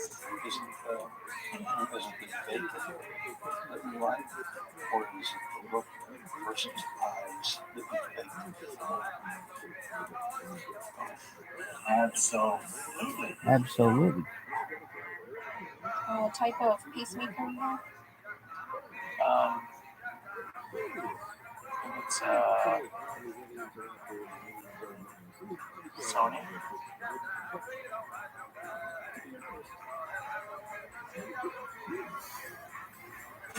My name is Nathan Fielder, and I graduated from one of Canada's top business schools with really big grades. Now, I'm using my knowledge to help struggling small business owners make it in this competitive world.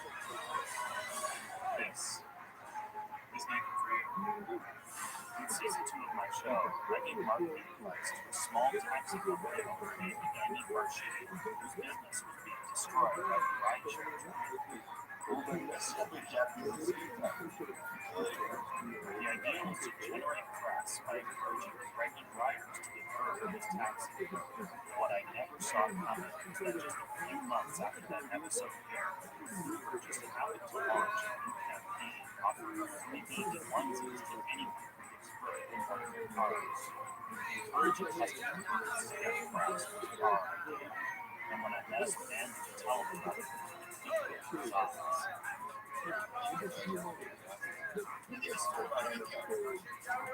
Well, did you know about this? No, I never saw it. This is the first time I saw it. After already having taken so much, the struggle to have this was in the club. Look at the movie. Andy resorted to turning his path into a mobile area. At last stage effort to hold on to his customers. It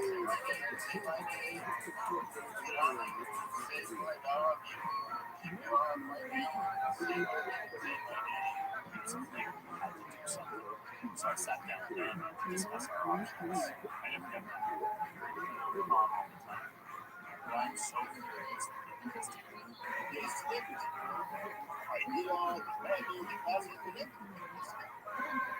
Well, I have an idea, but it's pretty crazy. Uber may be a powerful company, but there's a big vulnerability in their business model. Anyone can become a driver.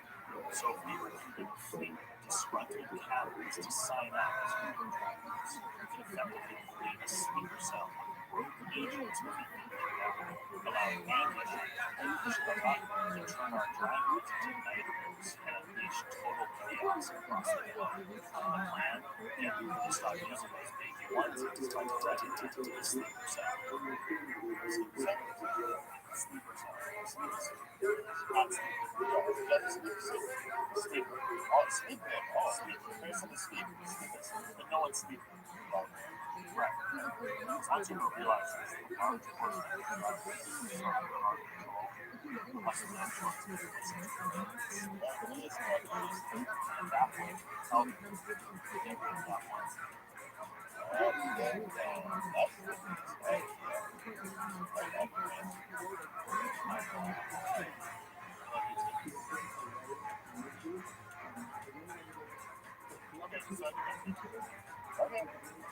I never started a sleeper cell before, but in doing some research online, I learned that the key to running any clandestine cell operation is having a communication structure that kept the identities of the leaders secret.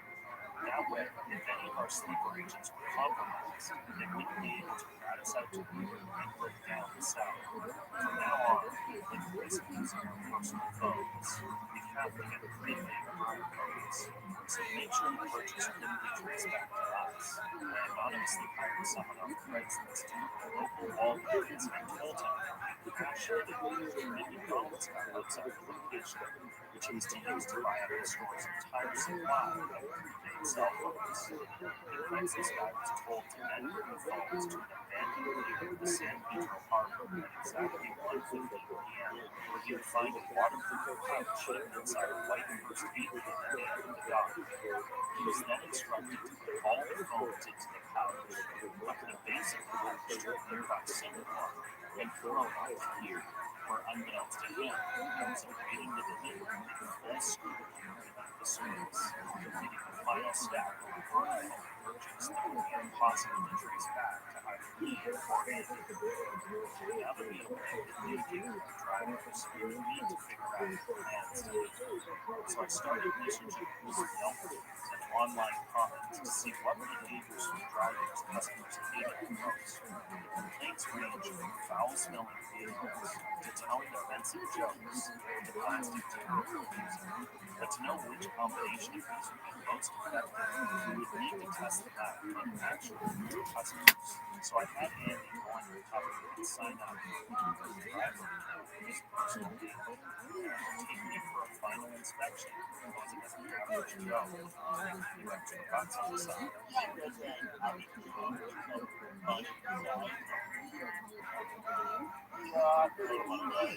Andy was now registered as a fully accredited Uber driver. That meant he'd be given a test.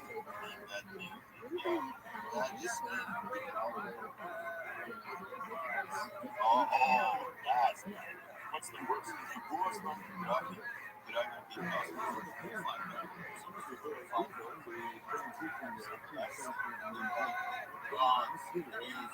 Do you know that he did his thing?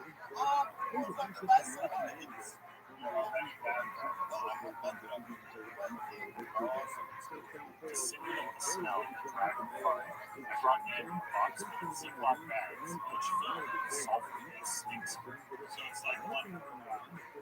This smelled really bad. To test the effects of bad music, I gave him a current CD and endlessly big 1999 hit, Rumble Number 5, considered by many experts to be one of the worst songs ever made. When everything cracked, Andy turned on his Uber app and headed out to pick up some customers. What's your name?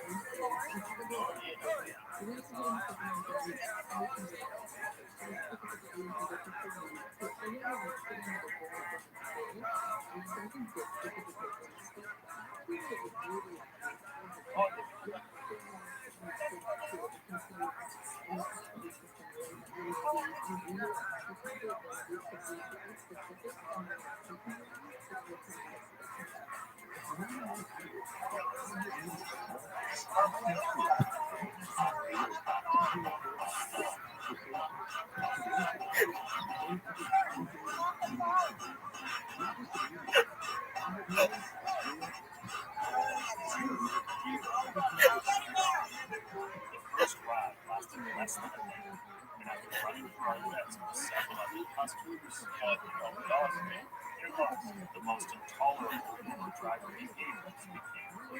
Turn off the music. Turn it off. Turn off the music. Turn off the music. And after a full day of testing, we got the results. With our activation plan in place, we decided to name our speaker sound after Andy's dog, Lucky, because he thought it Oh, would look at the movie. So I created That's a website movie. and act as our main I hub had it. for I us like to sign up. it. Now I just That's have what to I'm enforce talking it about. amongst taxi drivers. Because I had to remain anonymous while recruiting drivers, I went to a local hospital pickup zone disguised as someone who had just been released from surgery and began handing towels. Hi there. Just over the water. My goal is to get word spread that anti-Uber resistance is looking for members. So how's the past days?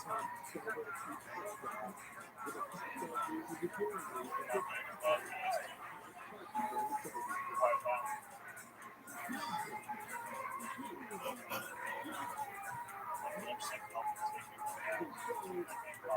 I spent the entire day taking cabs, driving in a circle, and talking to drivers. Would you be happier if it wasn't around? Well, there might be a way to do that. Each of the business cards I gave them had a burner phone number. They could get information about a meeting that would happen a week or a month. The interested families who reached out were given an address of a local daycare after hours, where they were told the leaders of the Lucky Group would be speaking.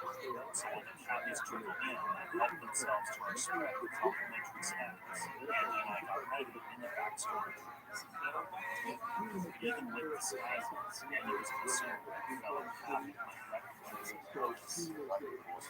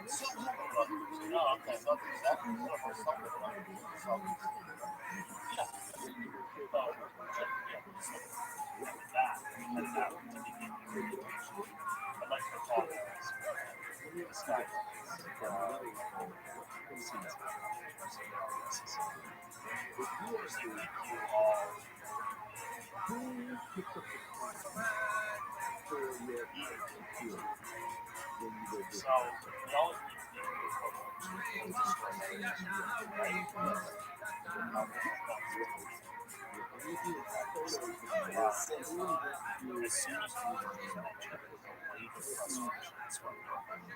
Uber, corporation, pizza. taking over everything. Everything is completely unfair. We're working with our parents. We're working with background checks. Nevertheless,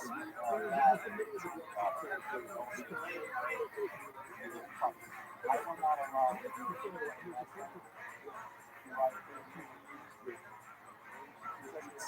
because it's competition, because it's price. I can't pay my mortgage. I can't live on that shoes for my children. Listening to these stories, I began to understand the human cost of movements at the clenching affairs for expansion. And this is not me alone. With the thousands and thousands of people. I just hope to end and create a self-harm plan. I think I have a lot of experience.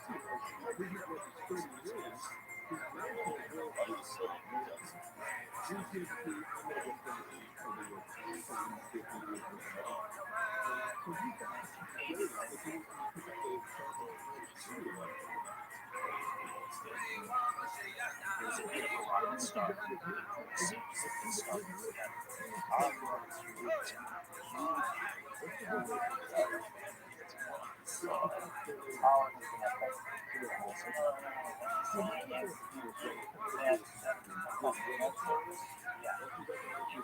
and before long, it seemed like we won the war. Our company alone, I would say about I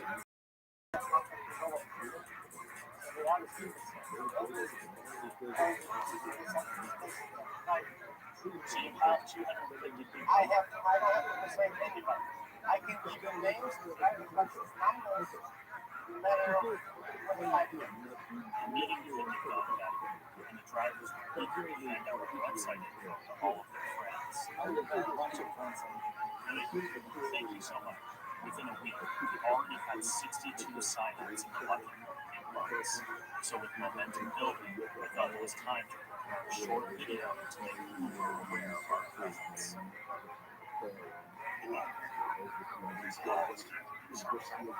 The name is Ho.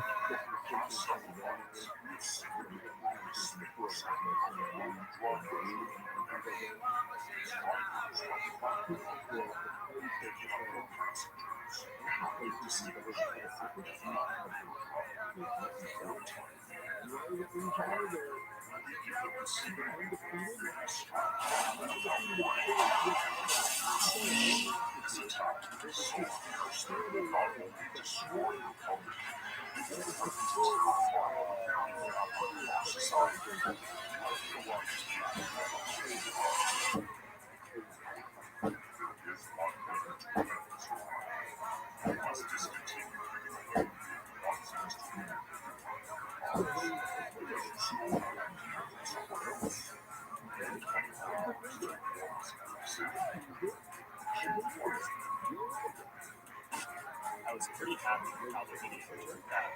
Before sending it, I wanted to show Andrew to get his thoughts.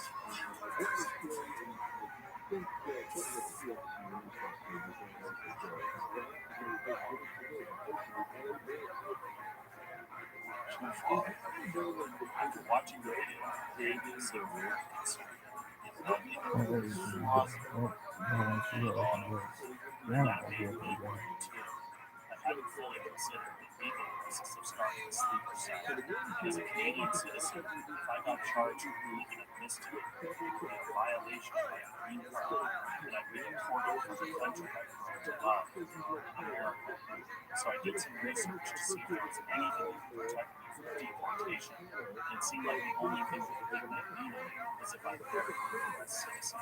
There was no one in my life who could marry me.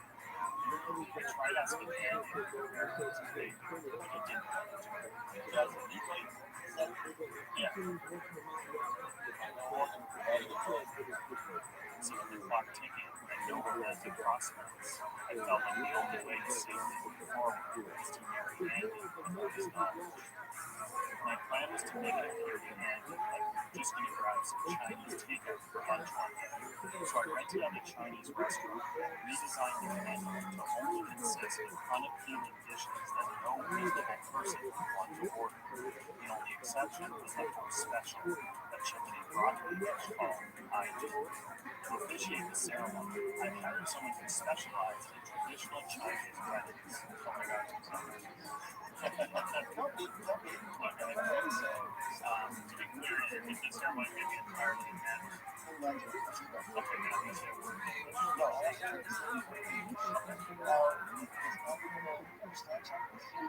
course. Yeah. So this is where I was thinking, if you can, and the ceremony, it will come in there. So with our officiant in place, and then Andy outside. One thing we're really good at is it's really authentic restaurant, so it's respectful to the organization and it's right now Connecticut. And with that, we headed inside to get married.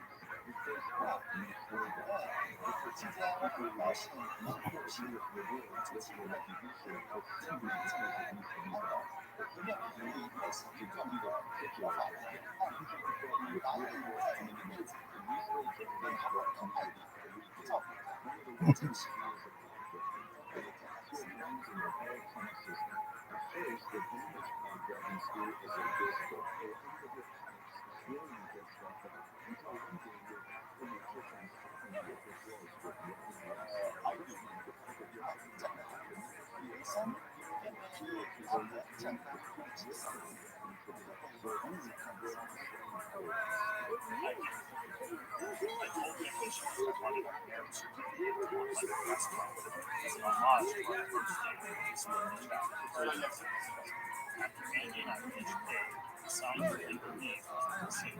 Officially made the being on or married in the odds in Sydney, California.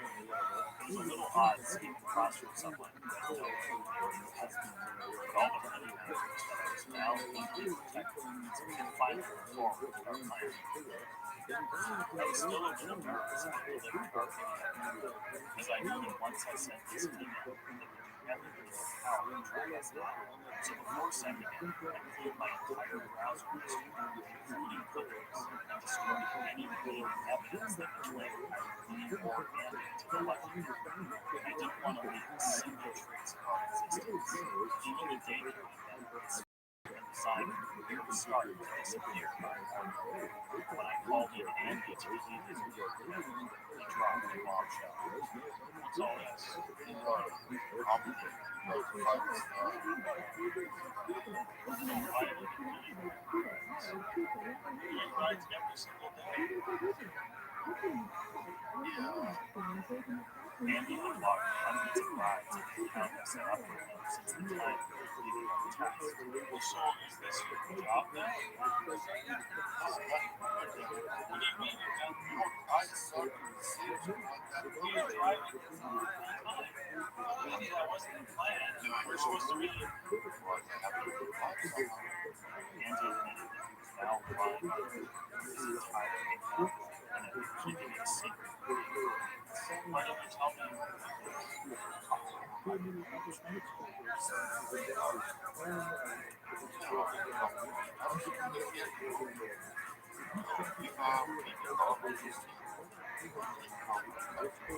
He was now worried he would continue to slip himself back to the driver. And that's when I realized Andy had been turned. When he took me outside and showed me he had transferred his entire karaoke show to his group, words were not even necessary. We knew this was the end of the fight. Our fight once and I had the question of the ducks in the morning. I couldn't help but feel a bit betrayed.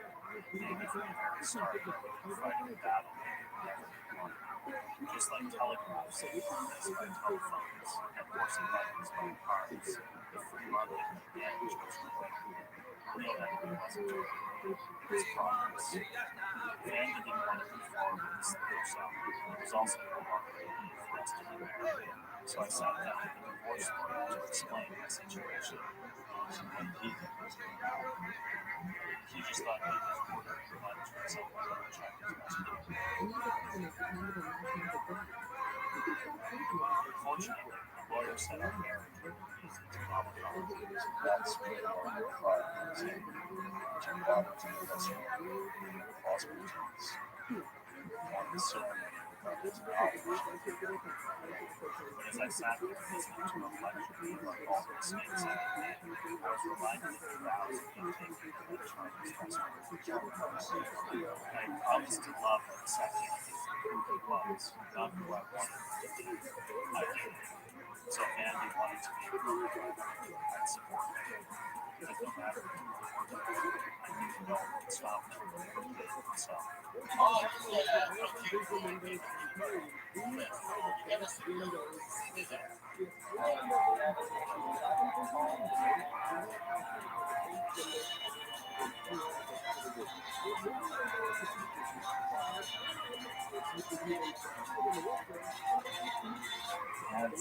Absolutely. So Andy and I won't be kissing because it's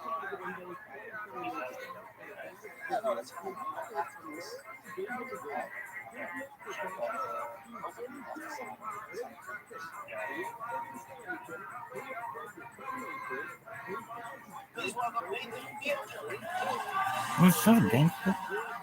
If you watch late night TV, you might have seen my recent guest spot on Giving Him a Laugh. As you can see, I'm very relaxed and getting a big laugh from the audience. Never guess is that this seemingly missing appearance was one of the most calculated events in human history. Every year when the new season of picoftheday is about to premiere, Comedy Central is scheduled promotional appearances from the ugly night talk shows.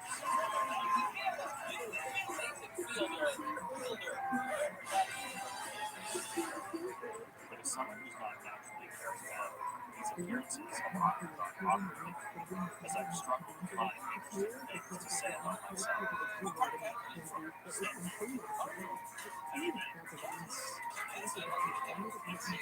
You see, celebrities normally use talk shows to give fans a window into their exciting lives. But unlike Kevin Hart, I haven't met the president. My life just isn't that interesting. When I'm not at work, I mostly just spend time with my cats. I'm trying to perfect their cooking skill, like boiling eggs. So when I was recently emailed a date to appear on Jimmy Kimmel Live to promote the new season, I was filled with dread. Any potential story I tried to tell just felt boring. When you take the time to that, well, I really hold it in the ice water, or else the owners don't, they'll keep putting it to garden. With the pressure on me to gain viewers for the new season, I just couldn't afford to bomb on a talk show again. You want to come back from the meeting? So I began researching talk show appearances and discovered that these seemingly random stories all followed a very similar formula. They were all based around the crazy experience that the celebrity had, and the best ones involved either a funny picture, a twist ending, And she was like, oh, it's hot. it seemed to be the gold standard talk show stories, getting pulled over by a cop at the worst possible time. The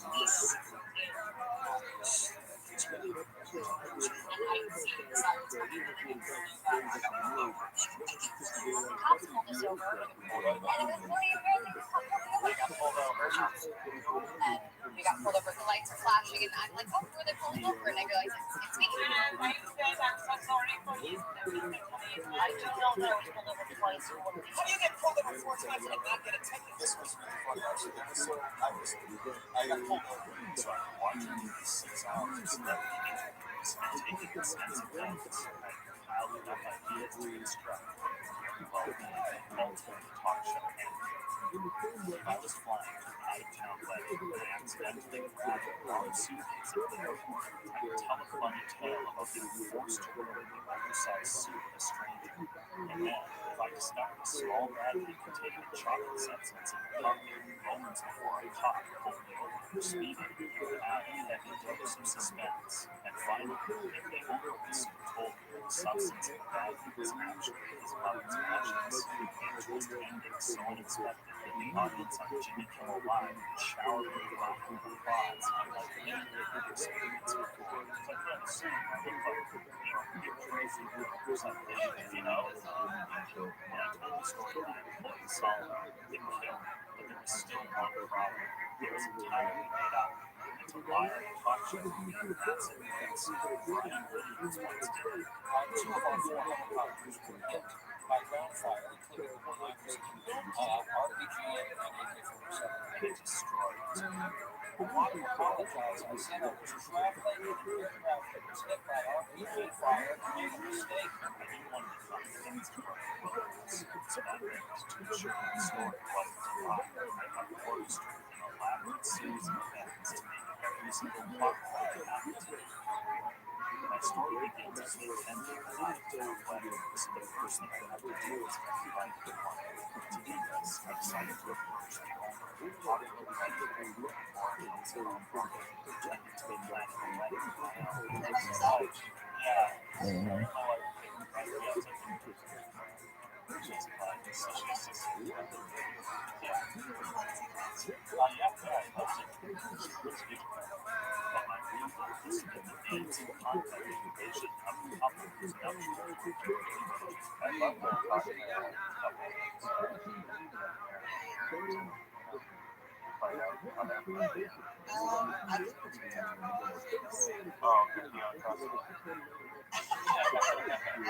I see what you're saying.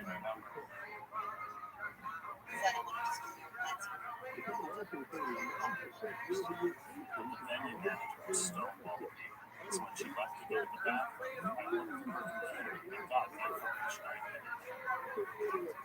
Now that I have the names and phone numbers of some soon-to-be married couples, I contacted one of them as a wedding reality show. He agreed to meet with me if he was the fiance and planning events. About the wedding planning, I can do it because she has to sleep. As clients does to you. But, I'm taking it on myself. So, it's nice. Yeah. The couple was gracious enough to give me some pointers. Yes. Especially the dressing. What they didn't know is that my only purpose for being there was to score a big invite to their wedding. I'd love to see the venue for their actual wedding.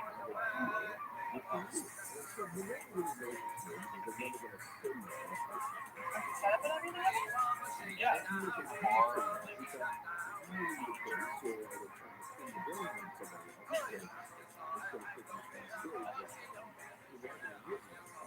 of ours. Yeah, I mean, just I felt really wanted to be through. I don't know. Why it's so long on that day, so worry about that. Oh, you don't have to worry about that. It's just a really there's going to be a lot going on and it starts at like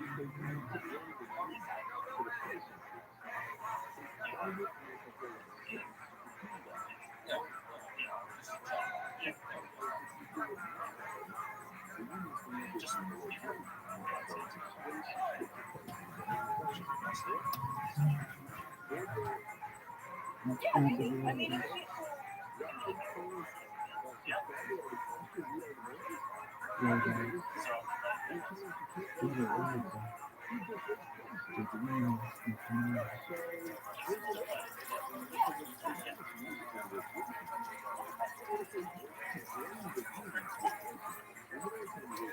Now an undeniable fact that I was invited to a wedding. And those words, my made-up story was the starter to the country.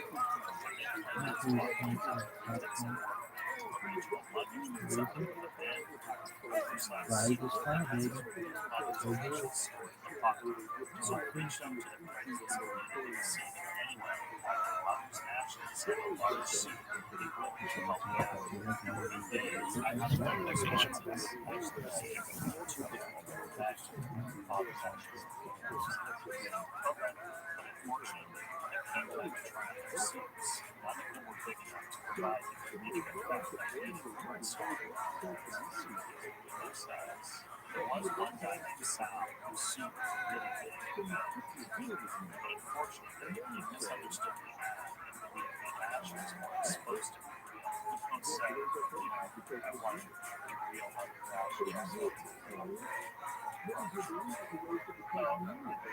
fashion.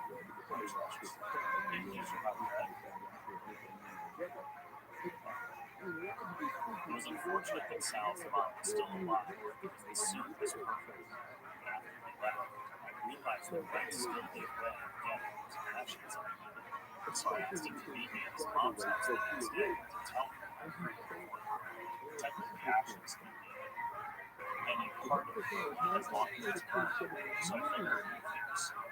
Stuff from her body that she doesn't use, like nails or tooth or some hair, maybe if we use that, we should be fine. What do you think? Just has to be left to fill time to that, just a little bit. I should trim the bottom. Yeah, just a little bit.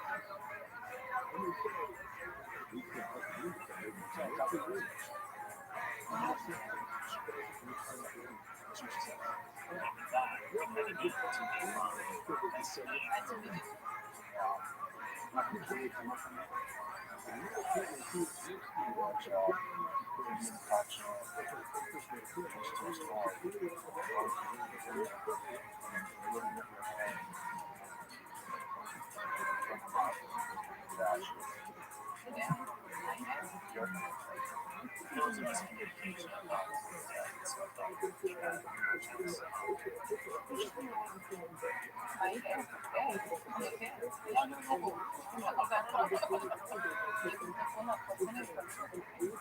Sal's from on board and started collecting some parts of her body and touches.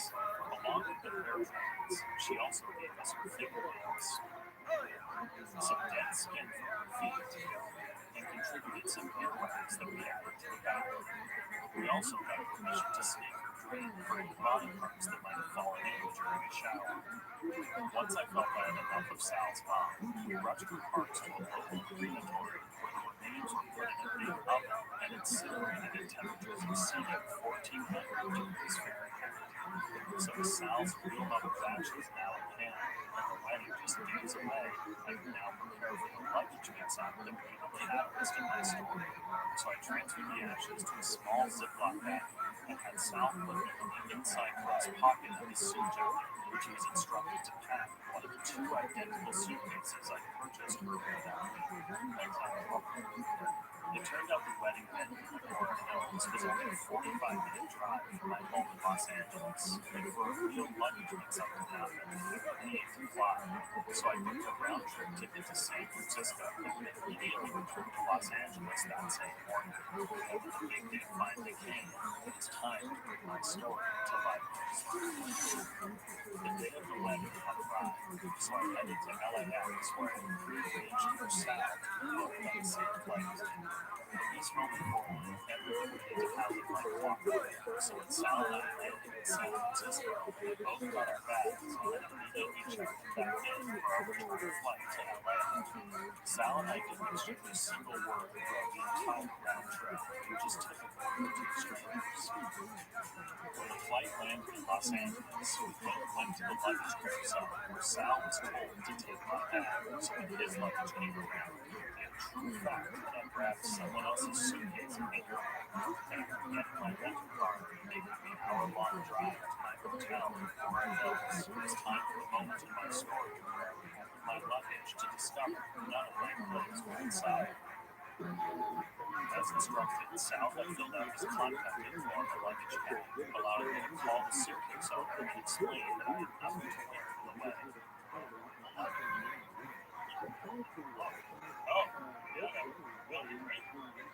just 30 minutes into the wedding, I was now in the oversized suit that would serve as the funny visual for my story. Right on here, I discovered a suspicious bag in the pocket, setting the scene for the essential moment of every great talk show anecdote, getting pulled over by a cop at the worst possible time.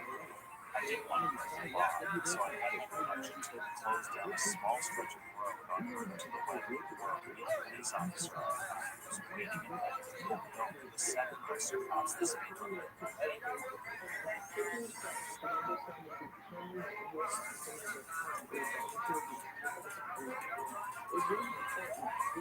Once I crossed 35, I heard the sirens and pulled over to the side of the road, making it truthful that a cop had the helmet on either way.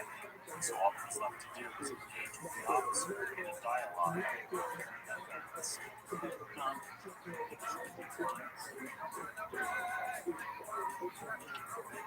This is restrictions. Here you go. My hope was that this strategically crafted interaction would maximize the suspense of my story while allowing me to showcase my group way.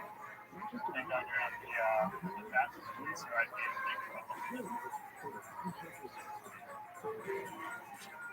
What's that? What?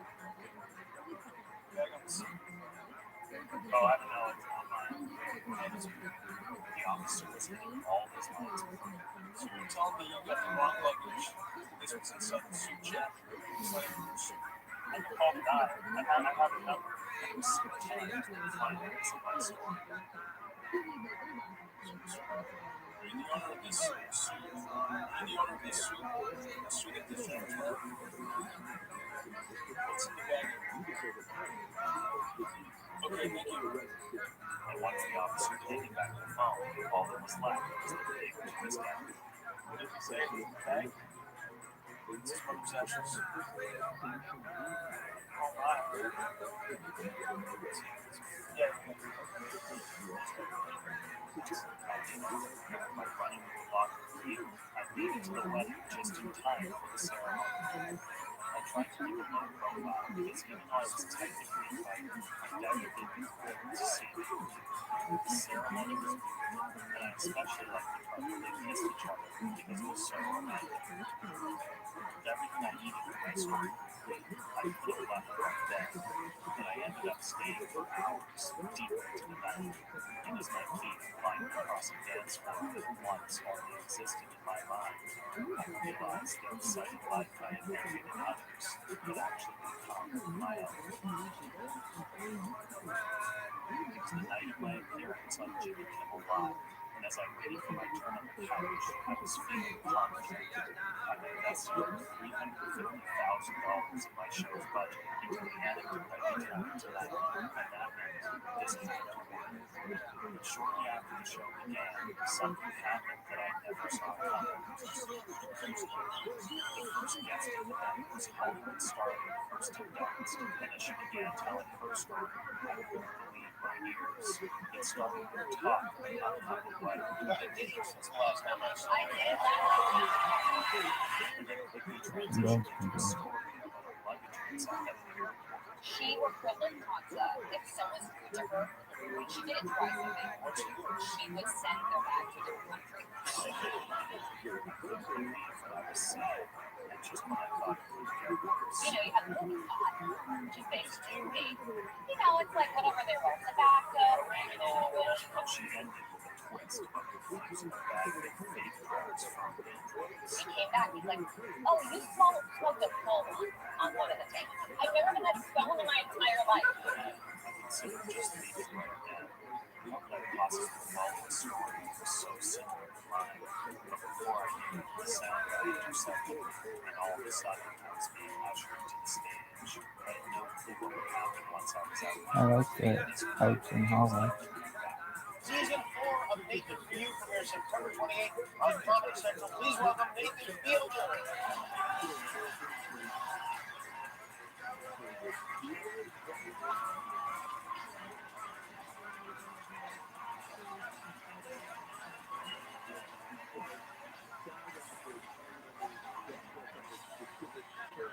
You got a lot of energy, Nathan. You remind me of George Lopez. Do you get that thing regularly? I love rock and roll. Down a little bit. Guys, I'm still in a state of shock as I stumbled through the initial mansion and began my story. So, okay, I was going to a wedding, like an out-of-town wedding. Okay. You went to weddings. What was that one once? Yeah. I could sense right away the audience wasn't in the mood for another wedding tale. But I knew I did have one thing that Kirsten Dunst did, a funny vision. And I put on the suit. The only thing is, it's It's like way too big for me. Okay. Actually, I can say that you there's a photo. Oh, you have a photo? That's like in the hotel room. Yeah. Oh, yeah.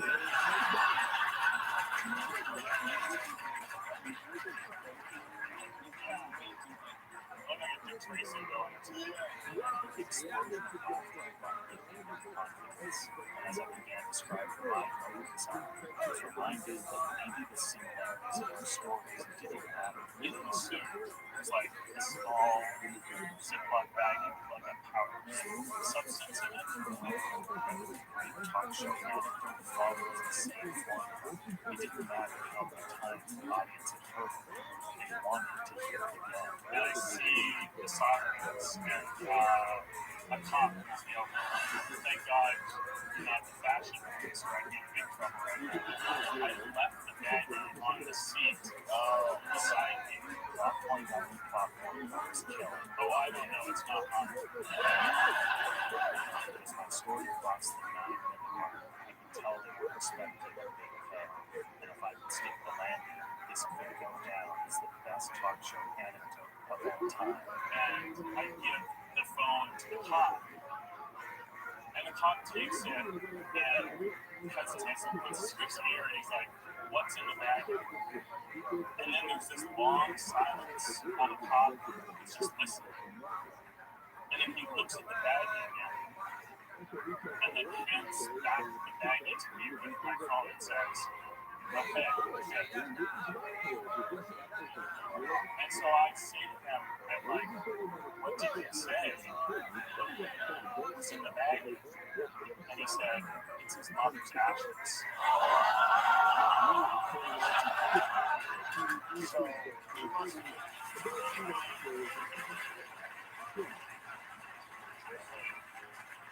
I've never been so relieved to find out I was holding a big tornado.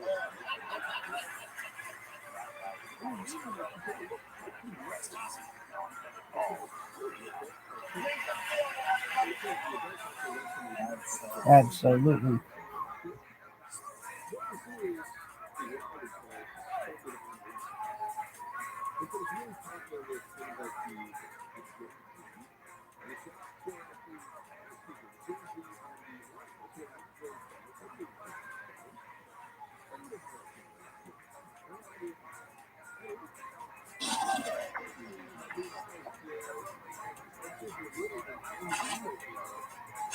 My name is Fielder, and I graduated from one of Canada's top business schools with really good grades.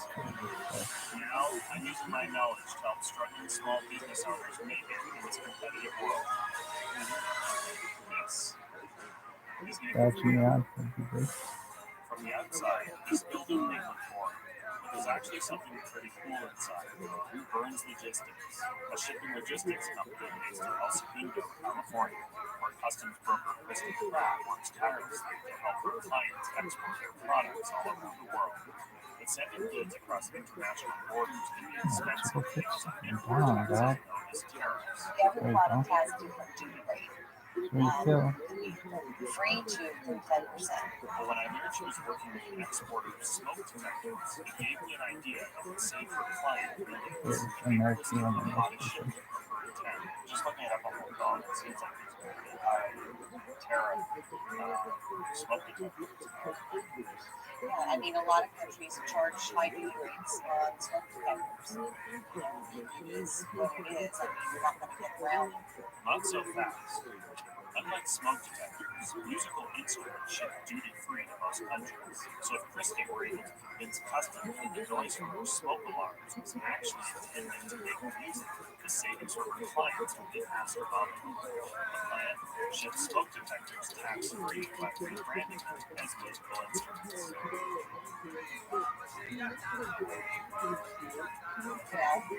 I mean, like anything that makes a noise, it's very expensive.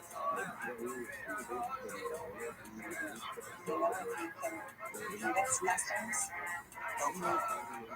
Why are you so pessimistic? I've worked in this business a long time. I know what customers is going to say. You know, business.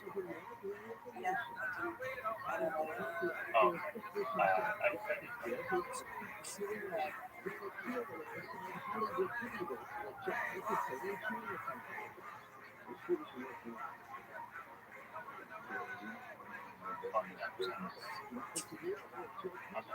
that all right?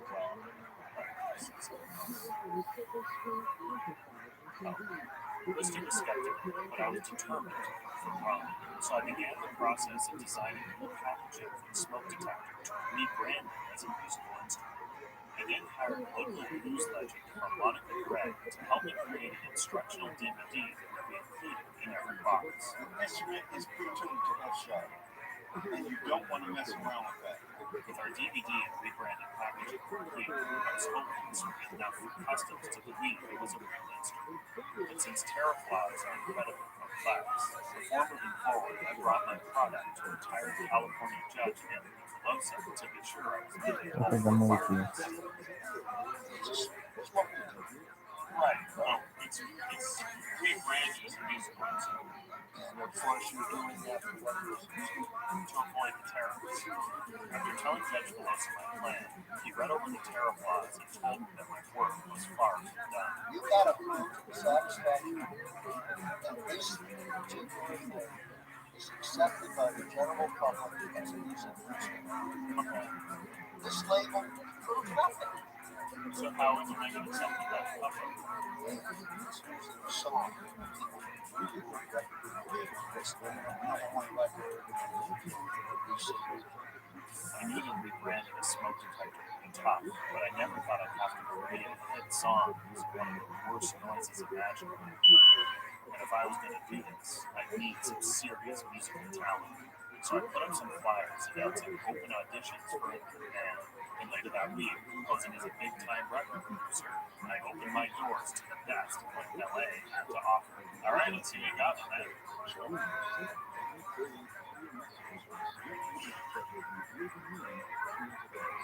Don't pick that flock is deceiving. What's up? Perceiving the future.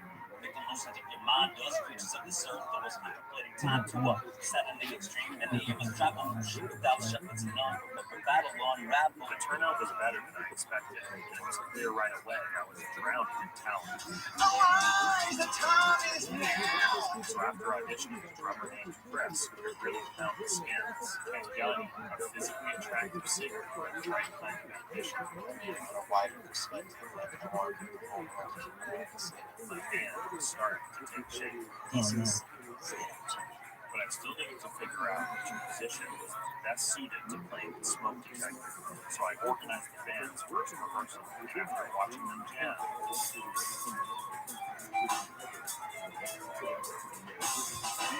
It quickly became clear that the standout talent was Eddie. He was not only the best musician, but also the best showman. If anyone could make the smoke detector work, it was him. So after rehearsal was over, I kept Eddie behind to show him his new instrument. You can see it in the drums. This is the reason. It is. It's a blue smoke detector.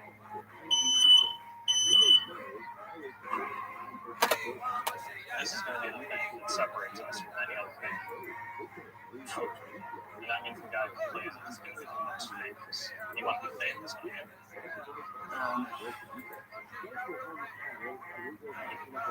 You do. Dazzled by the promise of fame, Eddie agreed to learn the blue smoke detector with the help of our instructional DVD. Best way to play it is by simply pressing the test button on the front.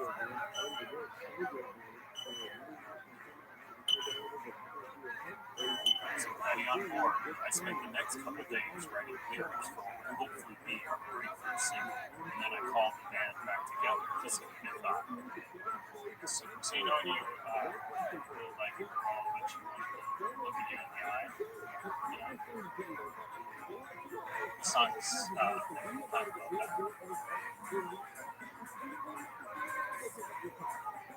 Sorry, I'm just a little nervous right now. It's personal. Let's see.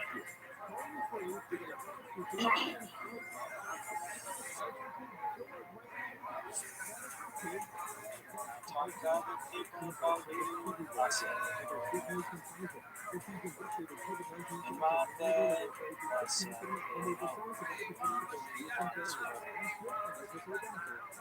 my lips, my hair, my skin, my eyes.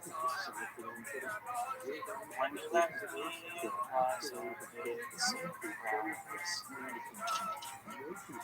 Maybe one day I'll wake up on Jupiter.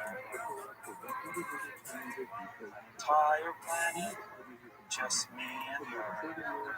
The band seemed to like my song. Here, but then Yanni said that he had a song of his own that he could work on. Those songs were based off that. I like that message. Respect and outcome. It's time for revolution. It's time for revolution.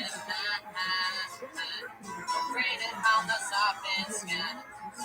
The song was called Orphan Skies, and after taking a band vote, they liked this song more. And that was great, because the best song won, and that's what we wanted. So I told Yanni to teach it to the rest of the band, with one minor adjustment. Just so you guys know, I took Eddie off guitar, and he's going to be on smoke detector for this one. Smoke detector? I know it's a bit weird, but it's really important for this band with a smoke detector in it. I think it could be the thing that makes it stand out. Do we have to have that one? Like, I think, yeah. I mean, no offense, but you guys are good enough, you should be able to make it work, right?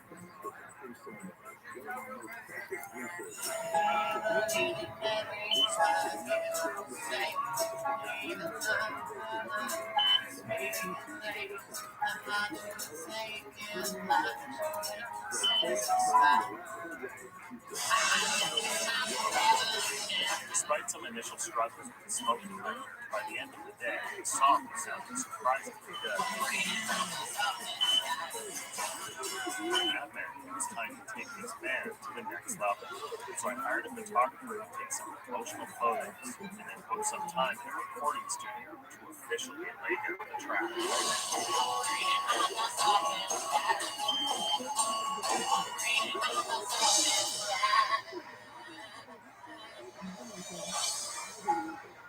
Everyone in the studio was digging it, and I was hopeful Orphan Skies might come ahead. But first, our band needed a name.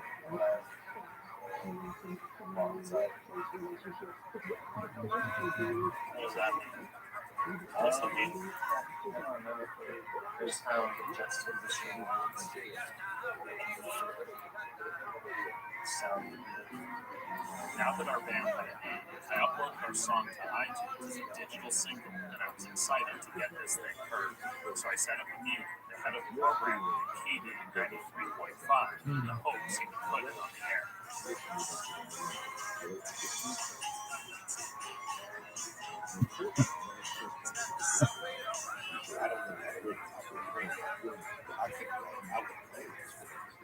And again, we think this would get like one play on the air and see what the response is. I think the DJ's And in that moment, I realized what I should have known to start, that the music industry would never accept a song with a smoke detector in it. I failed everyone, not only Christy and Burn Logistics, but also Yanni, whose beautiful song But in listening to it more, I was reminded of the message behind Orphan Skies. It was about saving the environment. And that's when it occurred to me that if I couldn't get this song on the radio, perhaps I could get it on the news. Not far from Los Angeles, the Shell Oil Company recently got into trouble after one of their pipelines struck a leak. For the second time in less than a year, a spill response unit has responded to the Shell facility outside Tracy. So if I could make it seem like Yanni's environmental bandit was callously stolen by Shell to use it on PR campaign in the spill site, there's a chance that controversy could ignite a media firestorm that would get Orphan Skies and the new smoke detector heard by millions. So to frame Shell for this theft, I headed 5 hours north to the city of Tracy, California, and put up flyers saying that Shell would be holding a town hall meeting to address the community's concerns about the disastrous oil spills. Right away, people working this. You can see like snacks and beverages. Do you like snacks? Okay, great. Now, all I needed was someone to speak at the event the public would buy as a real Shell representative. And who better to play the part than someone who actually believed they worked for Shell. So I put a job posting on Monster.com advertising a short-term position at Shell in their public relations department.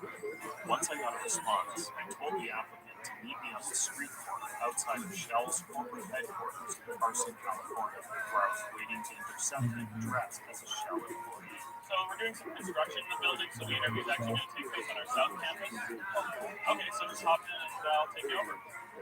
Then I drove him around the corner to a portable I had installed in a parking lot nearby. I told him I was the Shell vice president and that the cameras were documenting us because if he got the job, he'd be Shell's 1 millionth employee. So a big part of working in PR at Shell is the employees. And we have a lot of them. Now, obviously, no one likes it, and what else will happen. But what most people don't get is that it's a necessary and unavoidable part of the business.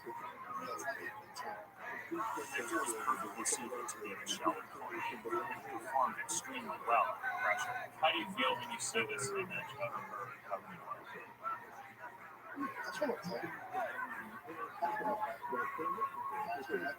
No, that's a good answer. So I offered him the job. Victor didn't know it, but his only real purpose was to help me frame Shell for the theft of the bonds I put into his music. So on the day of the town hall event, I set up in the Tracy Legion Hall, and before long, concerned Tracy residents began to fill the room. So I checked in with Victor outside to be sure he was ready to face the crowd. There's been 2 oil spills in the past 2 years, so I'm sure the town is a little nervous. So with Victor prepared, we headed inside to address the local community. This skill right here, this skill is like relatively small.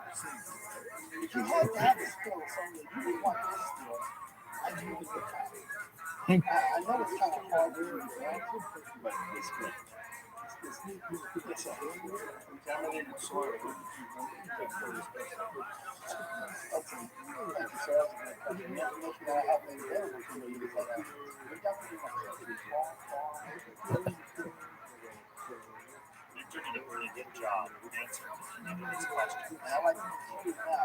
That's showing you guys a short video.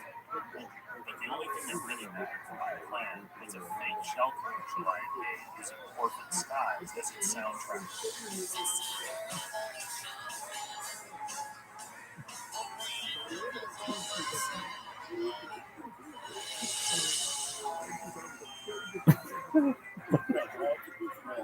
I now had evidence of Shell stealing the band's song.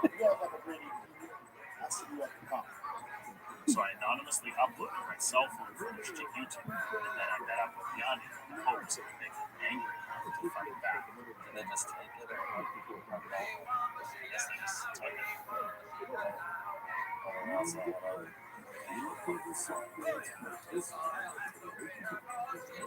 This is your This is I really admire Yanni, so it was hard for me to see him so upset. I guess artists must just feel more than the rest of us. Regardless, I had to move forward, so I pitched him the idea of a protest performance in front of a busy Shell gas station so the whole world would become aware of this injustice. Yeah, definitely. And the next day, after showing the rest of the band what Shell had done, it was up to Yanni to get them on board with our plan. It actually makes sense.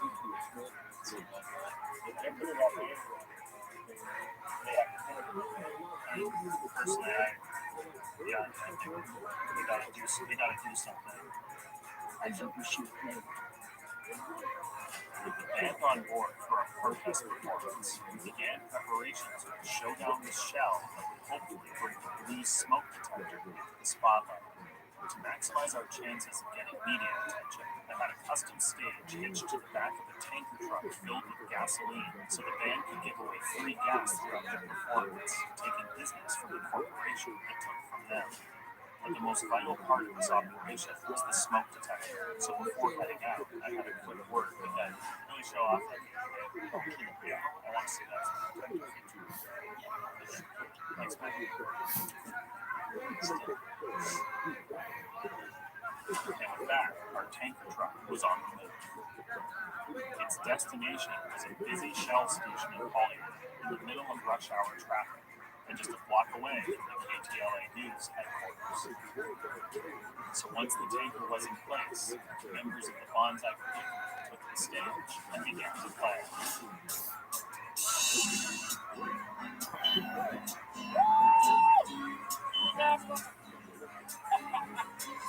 Within minutes, a line of cars began to form around the block.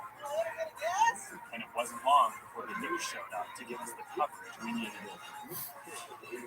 All right, the LA-based rock band, the Bonsai Predicament, protested the Truman giant shell today by giving away a tank full of gasoline.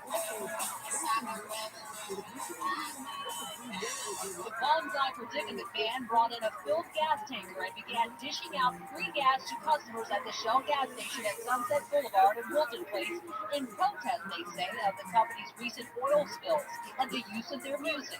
They stole one of our songs in the commercial, and so we're out here giving away free gas. Free fuel goes a long way, with customers thankful to not have to pay. We're getting our free gas, and I will protest too. I bet you're going to get a lot of downloads today, no doubt about that. Now that the blue smoke detector had been seen by millions in the hands of a real rock band, my instrument had the legitimacy it needed, so I could finally return to Burns Logistics to update Christy on what I had done. I see he's using it. Yeah. Yeah. Pretty good evidence, huh? Well, that's good. Was he very impressed? You know, he picked up a smoke detector and he's using it in a band. On TV. You know, it's not, you have to wait and see. After everything I had done, Christy was still skeptical. So to prove her wrong, I packed up a dozen smoke detectors addressed to a contact in South America, noting on the customs form that we were sending musical instruments and nothing else. A few days later, I returned to the show. The shipment had arrived. There it is! And whether she liked it or not, Christy had to admit that my plan had worked. Well, that's what happened for us. We should get rid of it. My work with Burns Logistics was done, but there was still one thing I had to take care of. Shell saw the protest of the news, and they killed Robert. In pursuing my goal, I had turned good people against each other. Bottom line is, I just want to make it right here. But now it's still the movements and bring them together.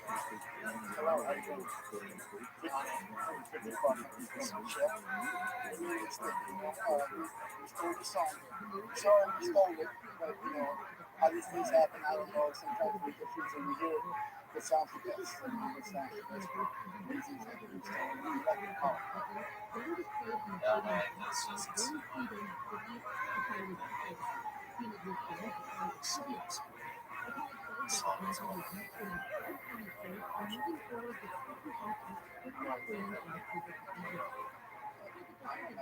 I apologize. It's all I'm asking. It's all I'm asking.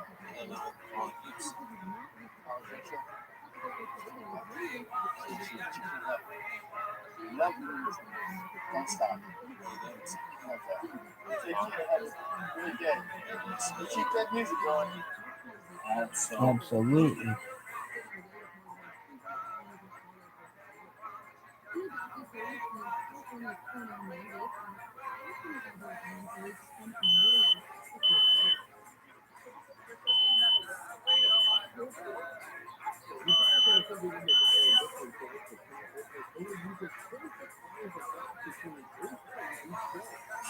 My name is Nathan Fielder, and I graduated from one of Canada's top business schools with really good grades. Now, I'm using my knowledge to help help struggling small business owners make it in this competitive world. This is good. If you're aiming a street, there's nothing you care more about than your privacy. So for computer repair shops like Los Angeles-based CyberCab, earning customers' trust is a huge struggle. You're saying that they're not going to open up files of private files that they don't trust. The reason is that most of us have things on our computer we don't want to see. As someone with a recurring medical issue, I keep photos of my laptop that are meant only for my doctor's eyes. And when my computer breaks down, I can never be certain that the repair technician intended to snip. Unfortunately for CyberCab owners, I have a solution. Your biggest fear is about how much you tell the customer you're not looking at sex effects will always be accepted because your exception will be right. So whatever desire I have, it's not going to be business. If you don't give your hunger, if you eat food you don't feel any hunger. Right. If you don't play yourself at home, maybe you're going to feel it at the office or while walking on the street. So you're saying you pleasure yourself so much at home, it doesn't affect you. Despite Ron's plan against every level system before arriving at work benchmark, his customers will never completely trust him because he's essentially being. If Herman were to be repair technicians, 1% of Americans are identified as asexual, meaning they have no sexual desires whatsoever. Customers will finally feel confident to obtain their computer's repair without staff attempting to look at their private photos. The plan would put customers at ease by offering the world's first asexual computer repair. When they see any image, so they're not going to be desired or affected. In theory, yes. Neither Herman nor I knew much about asexuality, but he was willing to give it a shot. So I went to the internet's most popular asexuality forum and posted a job notification to see if anyone would fit the criteria. And later that week, I set up interviews with everyone who responded. And just the lack of feeling asexual attraction to sex is called that asexual. And there's a spectrum to it too. So you don't think about sex? It always depends. I suppose most of the time I'm actually thinking about superheroes. But they're not. So most people are thinking of sex, you're thinking wrong with that. Well, it's a funny way of putting it, but I suppose so. After learning more about the asexual lifestyle, I was feeling optimistic that this would work. So right now, sitting across from me, you feel no sexual attraction.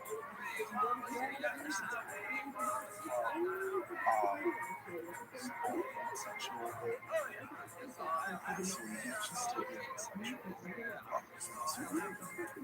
So after a rigorous vetting process using a heart rate monitor to judge the physical response to a series of stimulating images I found in the stock photo database to find this sexual person. I offered the job to the two who showed no spiking heart rate, no matter how stimulating the image was. So the next day, I brought the two groups to CyberCab to introduce them to her. So this is Nikki and Randy and asexual.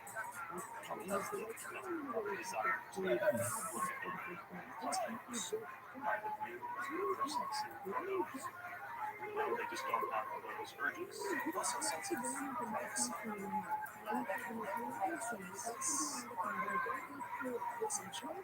Right, that someone like Herman might be tempted. Possibly. Right, yeah, but you wouldn't be tempted ever. Right, so that's why their lack of arousal was perfect, but they still weren't computer experts. Viruses were used level instructions. So knowing they would need Herman's close guidance when doing the repair, I installed a series of walls at the back of the store to create a quarantine living room for Herman so the repair area would be free of sexual contamination. The only access point into the inner chamber was through a military-grade heat code block the sections are not code to. So I've been putting up a brand new banner up front and giving repair staff the code to enter the sectionalized zone.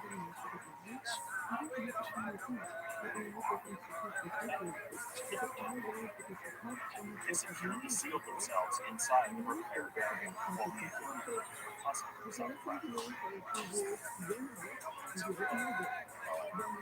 You promise?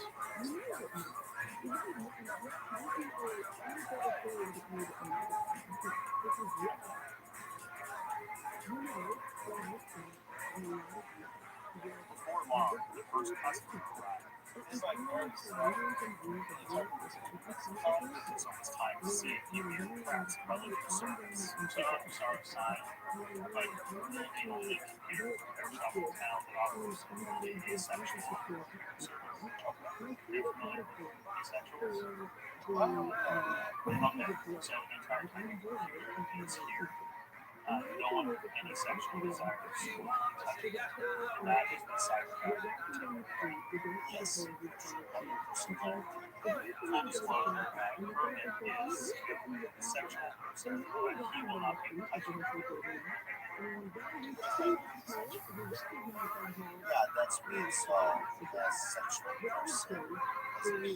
So, we have the same desires when we look at the picture, if you look at inside. So, you're curious about what is inside, what's contained inside, or video stuff. So, He has the desires. So, video is even a win. The first customer was excited with the concept.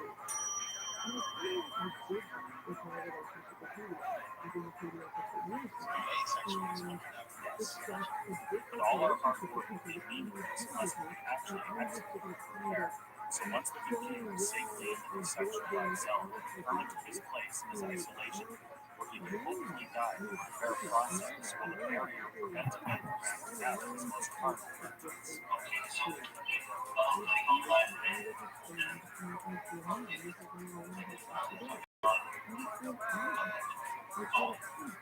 30 minutes, the repair was going well, but then Herman said he needed to use the bathroom. And that was a problem. The only path to the bathroom was directly through the sexualized zone, so to prevent contamination, Herman created a lockdown protocol, and it was about to get its first real-world test.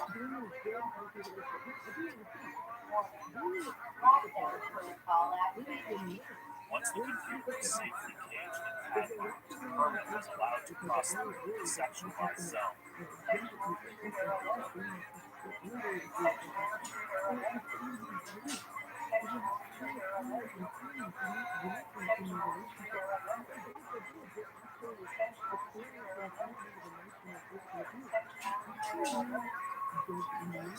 The lockdown protocol went off without a hitch, and once they completed their first repair, it was clear that Herman was sold on the new service.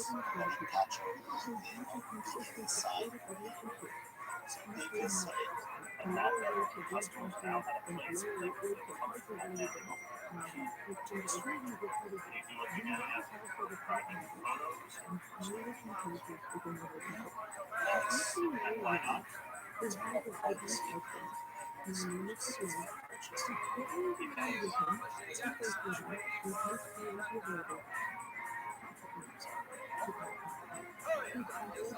She's back up.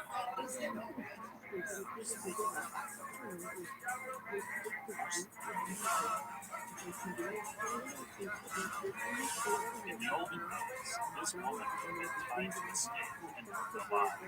But today, the only threat facing LA-based psychic Madame Dora is a lack of customers. Had a place X before, and I haven't seen a lot of return. Because her marketing was just too generic for people to notice. So I gave her a visit, an idea for a brand new campaign. The goal of advertising should be to appeal to people's lives. But as a psychic, you need to make people feel that you're speaking directly to them, because that's a fantasy. You don't want to believe something about them. Surrounding advertising to everyone, I think, is hugely beneficial to target a campaign to just one person.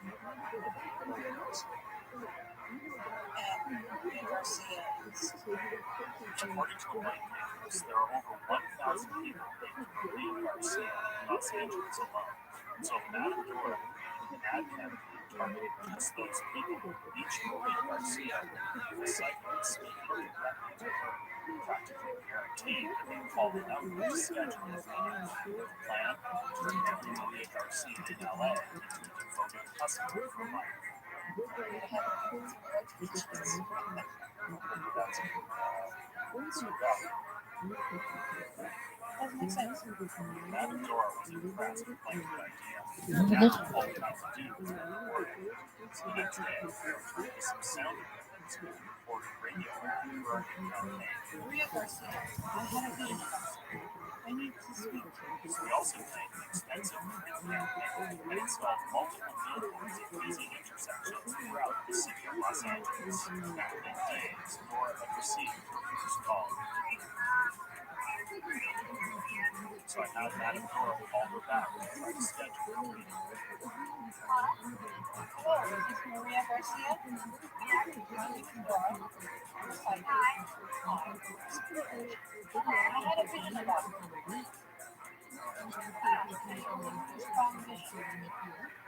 I need to speak to you. The ad campaign worked, and Maria booked an appointment for me without me. My hope was that she'd be impressed enough to become a devoted customer.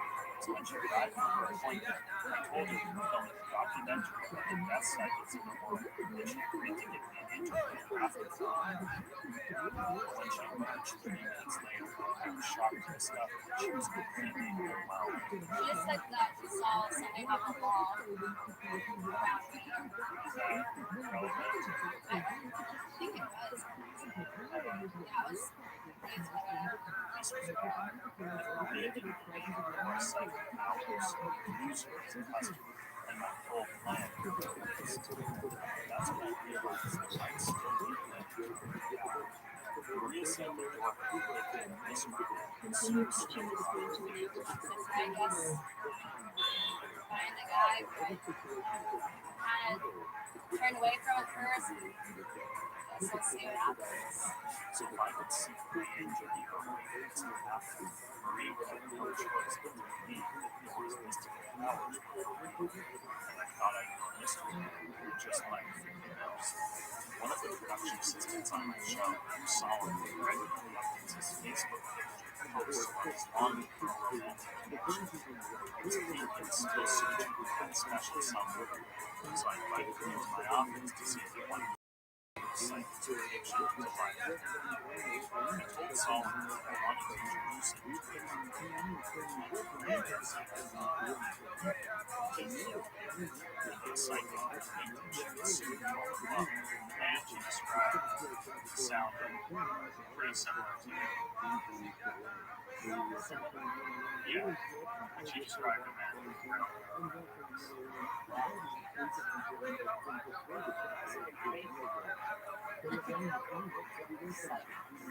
Solomon seemed interested, but before setting him up, I wanted to be sure he wanted to leave his first romantic connection. We had an idea.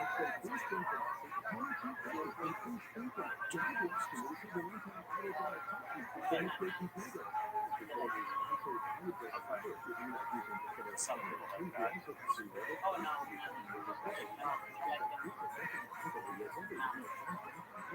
Okay. Any other deal breakers? So she smokes. That's a turn on. Anything else?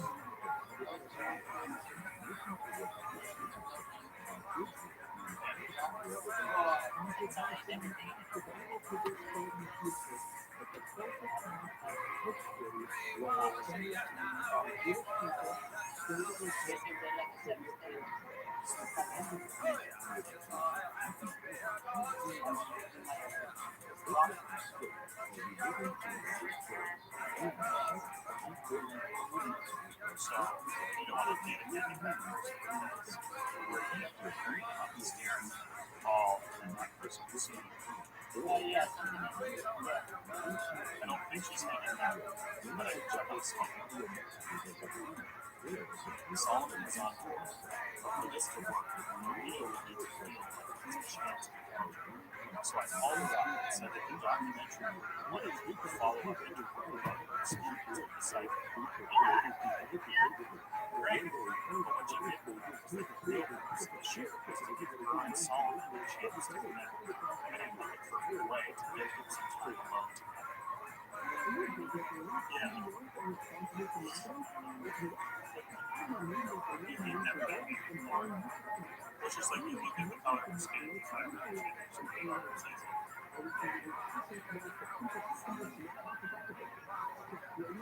Solomon agreed because the on-site makeup artist gave the best chance to get to know each other. It was fun. So, did all the work. You don't know? Okay, so, then I'll Hey, how's it going? How's your day? Why are you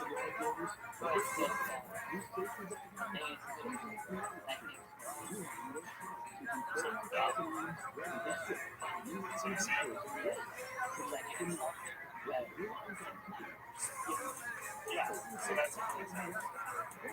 Solomon was a quick step, but for my plan to work, we need to see it. Most importantly, though, if you like her, don't be shy to ask for it. If you can do that, before Maria arrived, I sent Solomon out to YouTube makeup so we could do cases.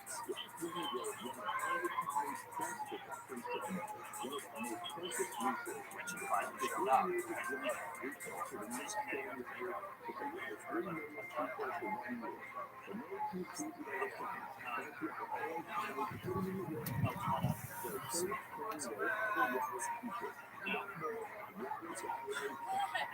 With that, it's time for Solomon and Maria to make it. So, makeup artist Solomon.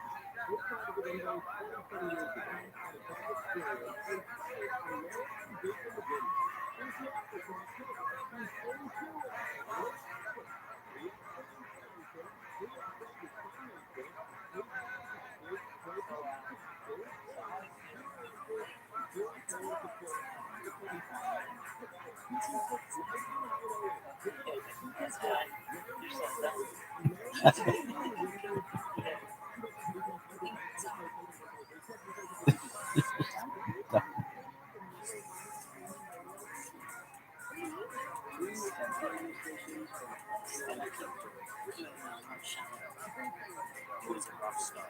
I was getting nervous that Solomon would be able to hold his prediction for lunch. Then, it started to turn around.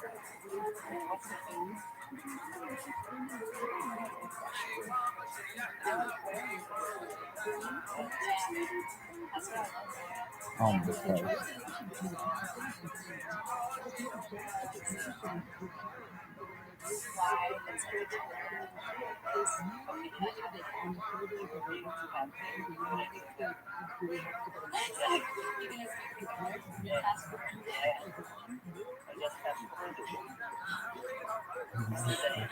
Solomon was actually making me laugh, and we were able to bond over common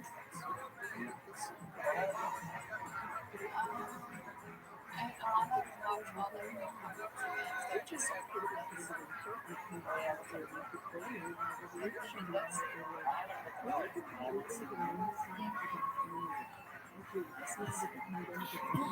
That's a really good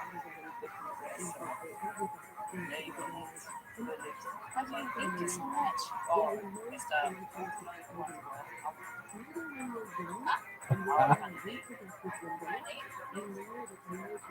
Okay, yes. I don't, I'll hang out with you about it. If you like it,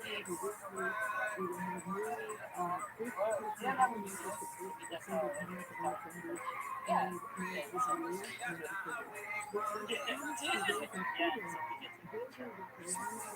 Solomon had that done, and now they have vision and well they seem to have moved on in seconds. Do you think we might go back to another level? Yeah, if ever see this life, I it'd be hard. I know it may seem a bit like cheating, but in the office work, the science prediction comes to mind. Who's to say my intervention wasn't exactly what happened? See it all along. I guess I'll never know. But Giant spider every single day, one thing I did is that the Lord made us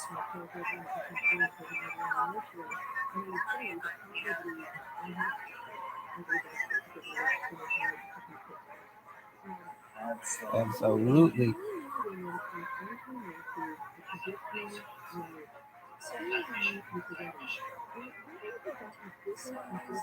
you want to use CyberDye to back up protection? Don't use.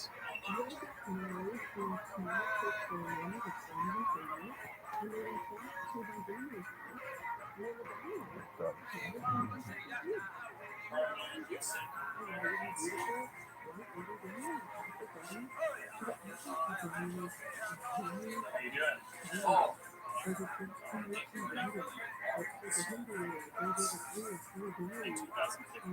as part of the Game of the Year DVD release, Comedy Central asked me to record an audio commentary track for some of my favorite episodes. In one segment, I helped instruct a souvenir shop in the process that a professional Bill Gates impersonator named Bill Gates. back in the 80s.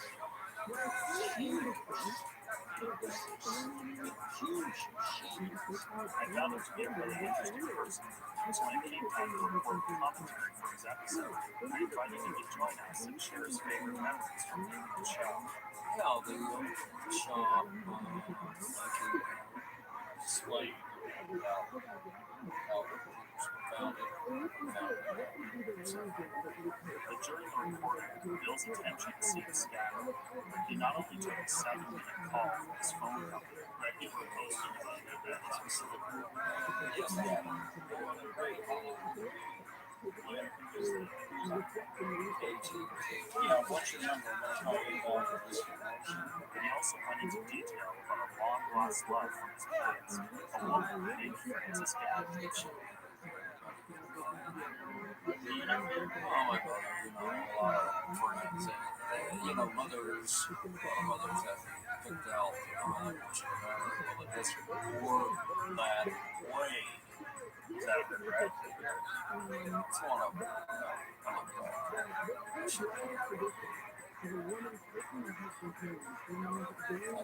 I didn't think much of it at the time, but as the months went on, Bill began to show up at the office unannounced to deliver gifts. A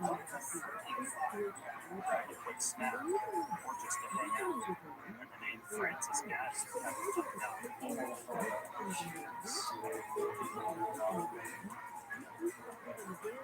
Thoughts of this failed romance from 50 years ago seem to completely consume him. Frances? Oh no, I usually got to talk when I go out, and getting to know him, I'd be damned to understand why.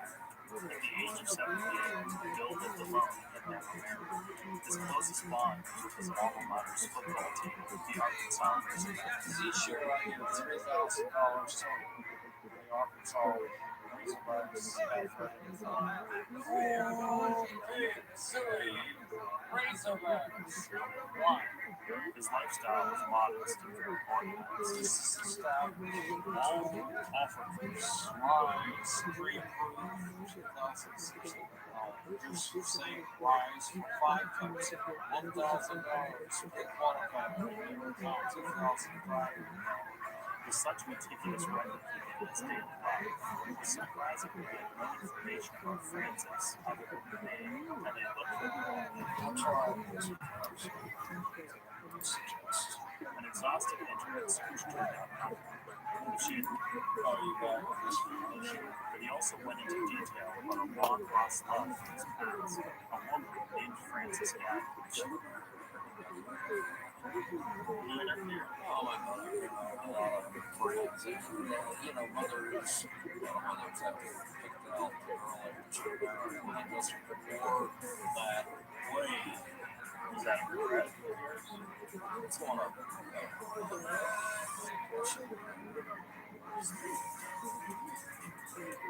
I didn't think much of it at the time, but as the months went on, Bill began to show up at the office unannounced to deliver guests. Grab a quick snack, or just to hang out. And the name Francis Gad kept coming up.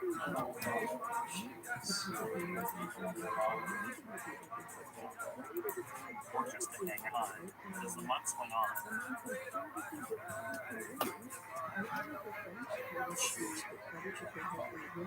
I didn't think much of it at the time, but as the months went on, Bill began to show up at the office unannounced to deliver gifts.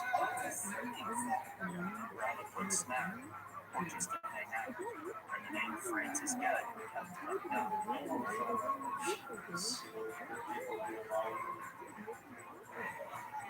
Thoughts of this failed romance from over 50 years ago seemed to completely consume him. Francis. I don't know. I use the bathroom and I talk when I come out. And in getting to know him, I began to understand why. At the age of 78, Bill lived alone and never married. His closest bond was with his alma mater's football team, the Arkansas Razorbacks. Each year I give $3,000 to the Arkansas Razorbacks athletic program. Razorbacks. Wow. His lifestyle was modest and very organized. All offers, rides, pre-approved engine buses. Same price for $5,000, $1,000 pre-qualified, $2,000. With such meticulous record-keeping in his daily life, it was surprising to get no information about Francis other than the name and a look for I'll try this first. an exhaustive internet search turned out nothing. She had married someone who was likely she not have given his name, and that meant with over 600,000 women named Francis going on the task of finding the one Bill was looking for would take an incredible amount of time and effort, but the challenge of solving a near impossible mystery intrigued me. Plus, there was something about an old man so filled with pride that was hard for me to ignore, and I realized if I could help him do this, no one would.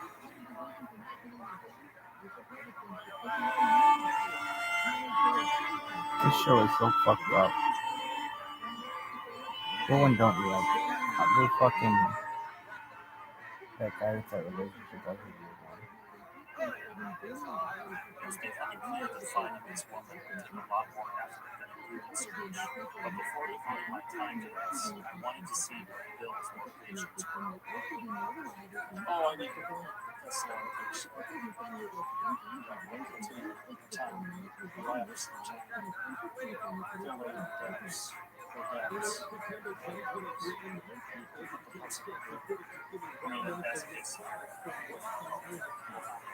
Well, I hope I can find it.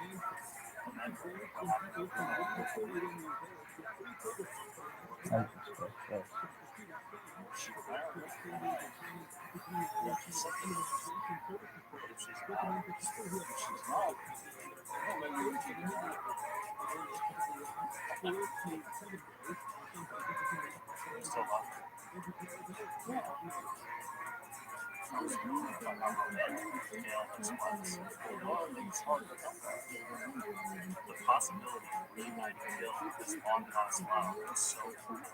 So I told him I had some good news. I want to use the resources of my show to help you find Francis.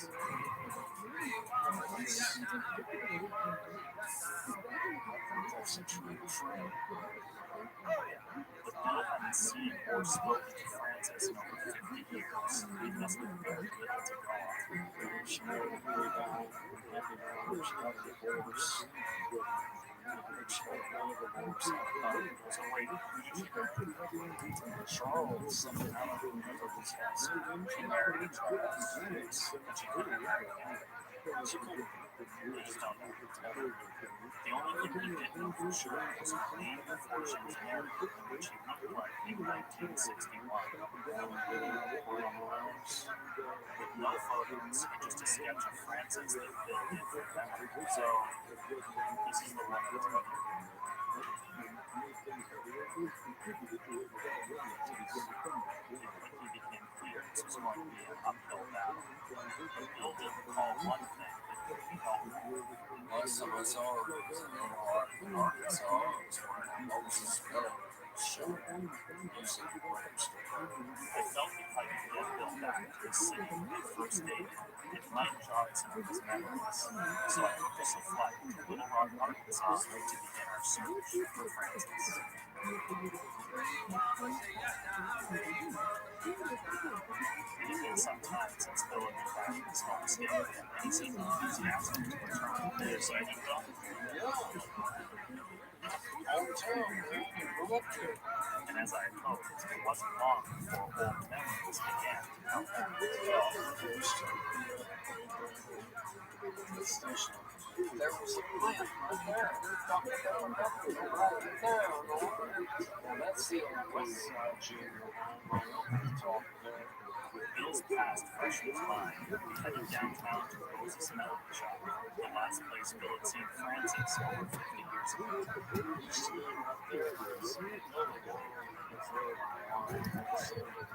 Things had changed. Moses Melodies was now a wig store. But once inside, memories of that final encounter with Frances began to resurface. Oh, there was a counter right here. Oh, that's right here. She came in that way. I was behind the counter here. Okay. She brought her ticket. As he continued, I began to understand what a loss this was for him. She cries and I look into my grave.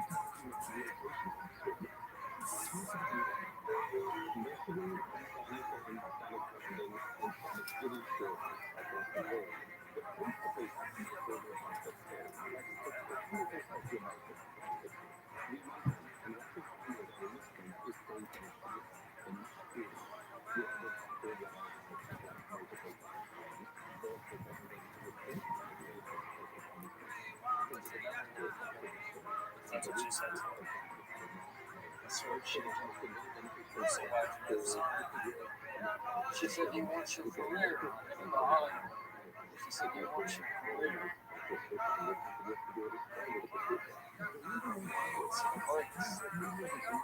I was starting to realize why I was so drawn to Bill's story.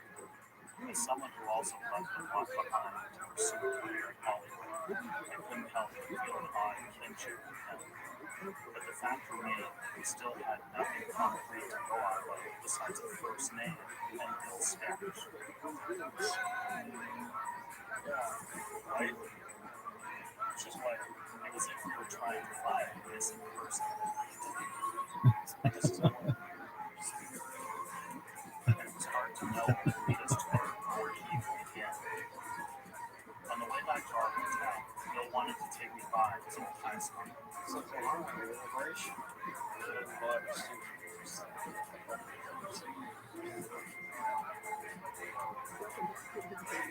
It's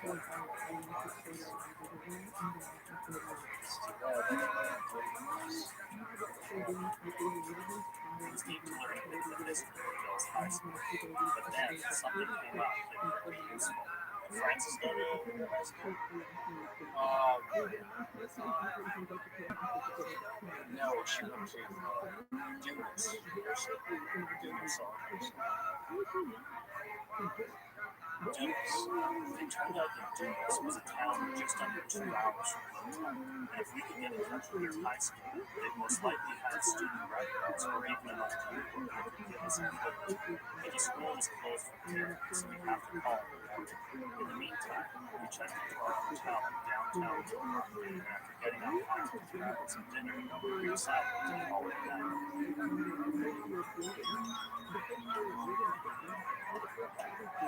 This is kind of a fun trip, huh? Just the boys. Ask you something. What's your favorite memory of Francis?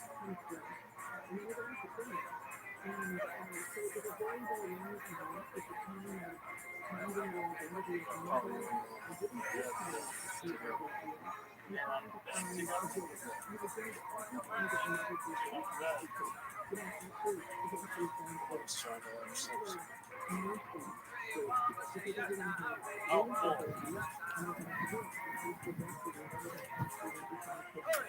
Alright, should we go to bed?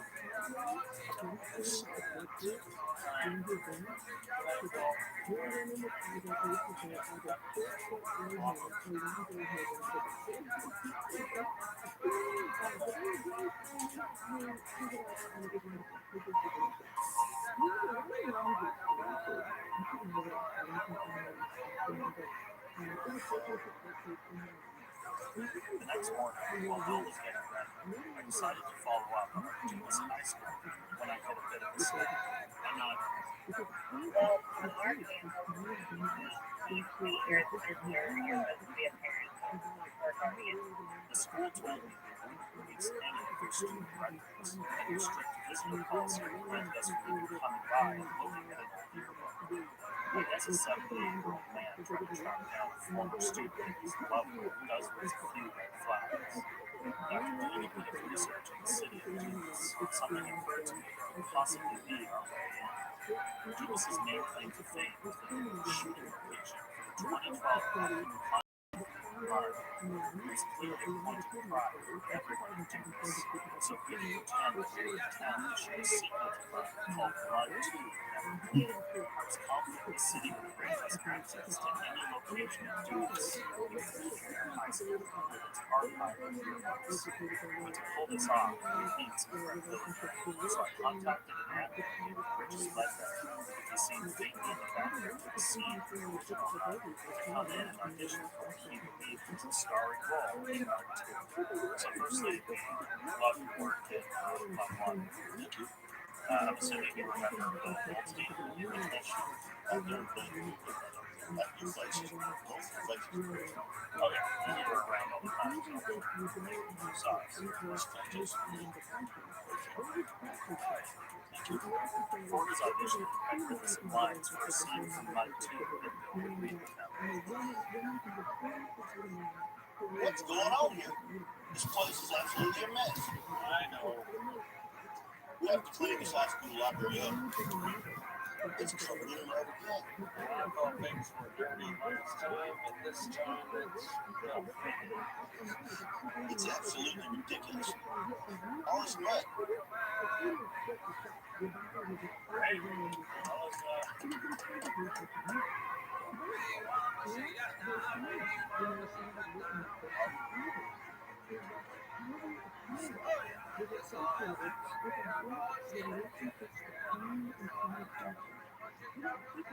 We got the part. Fantastic.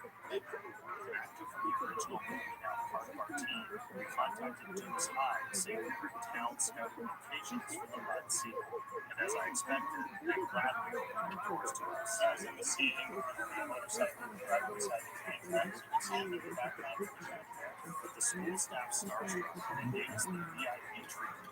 taking us on a tour of their entire campus to show off what the high school had to offer. But what they didn't know was that our real purpose was to find their old yearbooks. This is a great picture. Where do you think they are? We told them Mud 2 was a 1950s period film, and that their yearbooks would be a helpful visual reference for recreating the era. Francis lived through this high in the late 50s, so when we found it in 57, I knew we had it. Would it be possible for our props department to become a piece? And with that, Bill and I had pulled off a genuine tight scene. So once we got to a secure location, it was time to check out.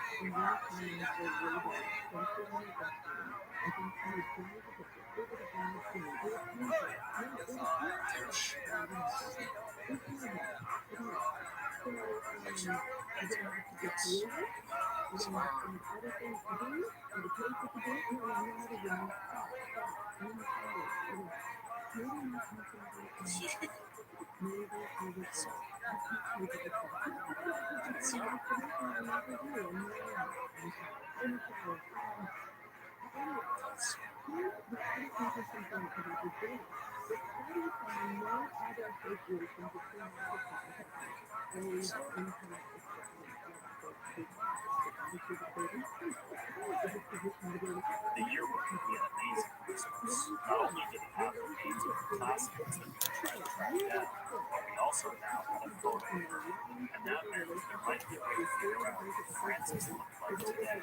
So I contacted a professional age progression specialist who I worked with named Cornelius Lab, flew him out to Arkansas, and booked him a hotel room adjacent to ours where we set up everything we needed to get to work. This is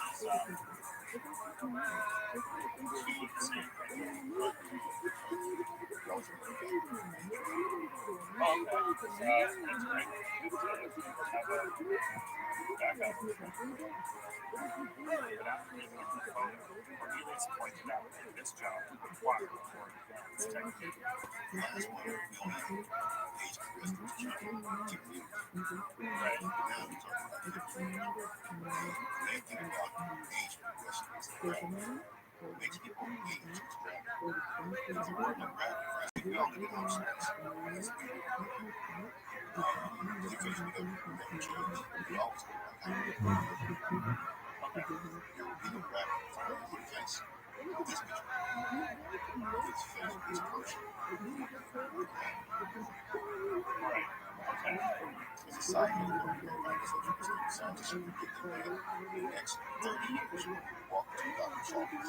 Get a treatment that's affordable to everybody. And you'll be able to go through the 6 I gave Cornelius a jump drive with a scanned copy of Francis' yearbook photo on it, and then left him to his work. And a few hours later, he called me back in with his completed rendition of what Francis would look like today. So, this is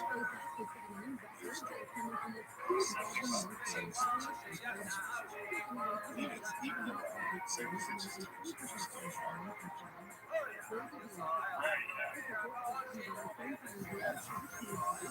How accurate would you say this is what Francis looks like today? I would say 95% chance that it's just 95%. Okay. I didn't know if I'd ever fully understand the science of age progression, but it was the best clue we had as to what 76-year-old Francis might look like. So I brought Bill an updated photo to see what he thought.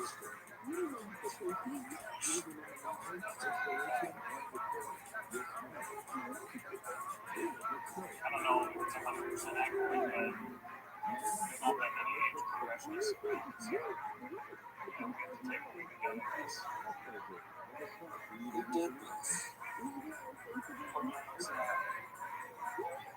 there was a chance Francis still lived in the area, I felt it was worthwhile to do a poster campaign and chase down activities. So we put up hundreds of flyers throughout Little Rock and Dumas in the hope someone would recognize her and give us a call. The next morning, Bill decided to relocate from the hotel to his niece Shelley's house, who lived on the outskirts of Little Rock. She invited me to stay with her, and I was curious to meet a family member of Bill's, as I thought it might help me gain insight into his past, and more importantly, Francis.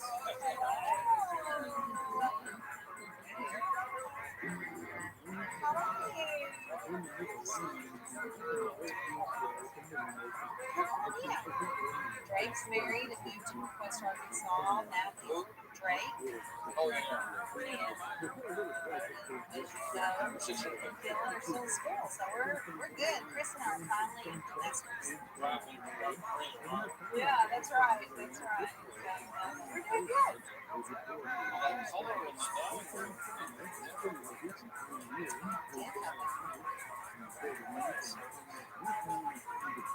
After some catching up with Shelley, Bill headed upstairs to his grandmother for his bedroom to unpack and settle. Meanwhile, Shelley brought me into the kitchen to show me some old family albums. That's Bill. That's Bill. So this is Easter 1939.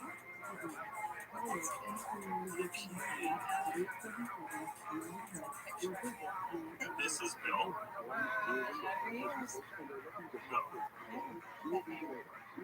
Oh my God. I was stunned to see that Bill was once incredibly handsome, and for the first time, his Hollywood aspirations started to make sense. So I was hopeful Shelley would be able to shine more light on this man who left the love of his life for a shot of fame. Bill's dad died when he was 5 years old. And his dad, I think, was in his 50s when he died, so he was fairly young. And really struggled emotionally to deal with that. And I think there's just different points in his life that just kind of felt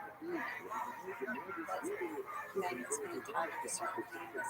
And life didn't always work out that way. I think that's hard to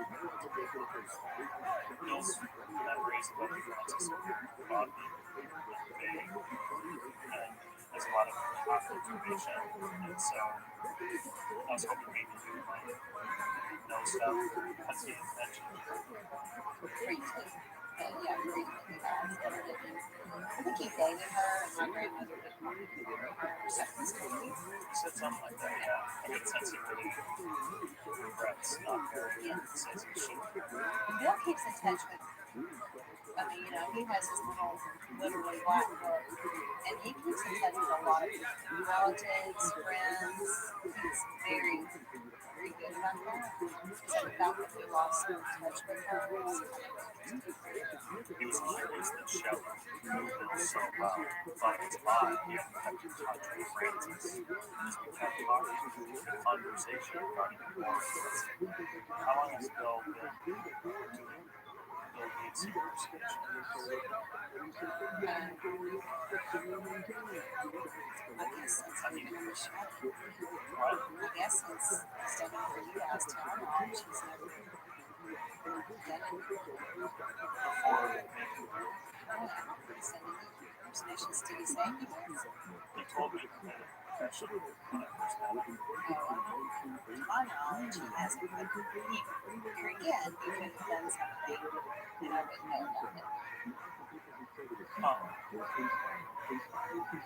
Bill was even more manipulative than I had expected. It was hard to tell what was true about him, and it crossed my mind that his relationship with Francis might not be all that he made out to be. If I was going to continue dedicating my time to helping this man, I needed to know that he was being honest with me. What's your favorite night?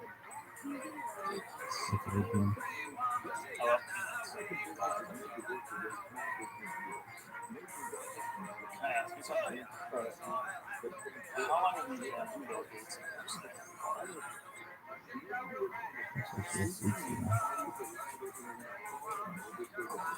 4 years.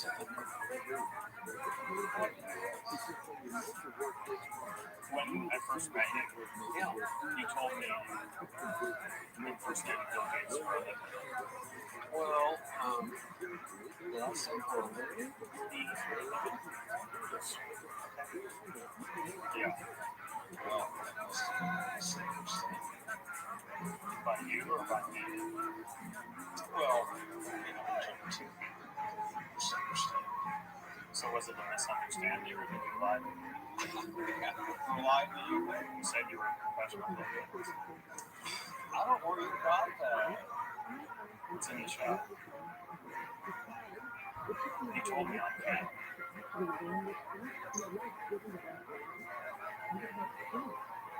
Are you exaggerating anything about this relationship with Francis that I should know about? No. Exaggeration. You've told me everything. Well, everything that I can think of anything else, I'll let you know.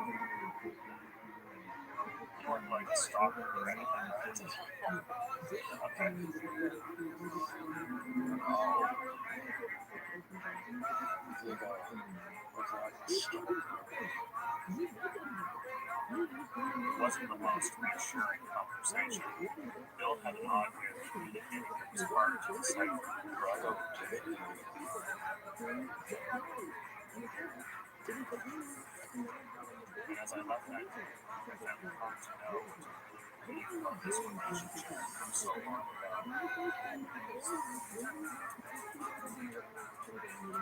Her name is Frances.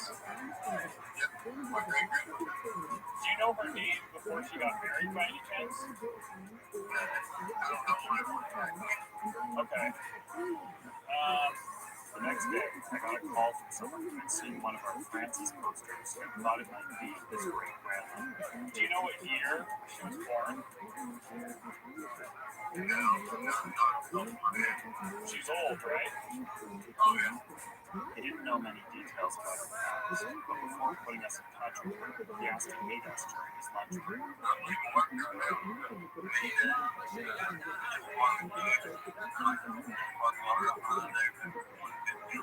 Okay, thanks so much. All right. So I hurried over to Shelley's house to update Bill on the news. So a guy named Jake called me because he saw the Francis posters. His great-grandma's name is Frances. She has a different last name, but he doesn't know what her name was.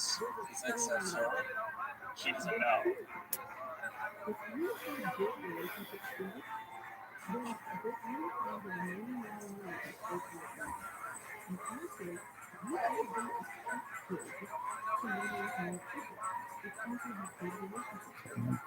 Jake? Hey. Hi, how are you? Nathan.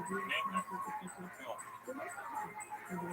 Oh, you don't remember her great name? No, I'm her great grandma. She got married a couple times. She was? Yes. Twice. Right. She's married twice. Wasn't sure. Okay. She got Roland. Roland, did I meet her now? After showing Jake your Facebook reward money, he was willing to help us out. So he gave us his great-grandma's address right across town to say that this was the Francis that Bill had been searching for.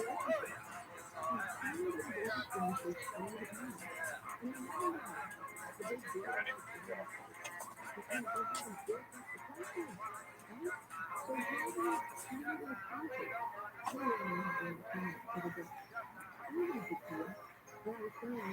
6:13.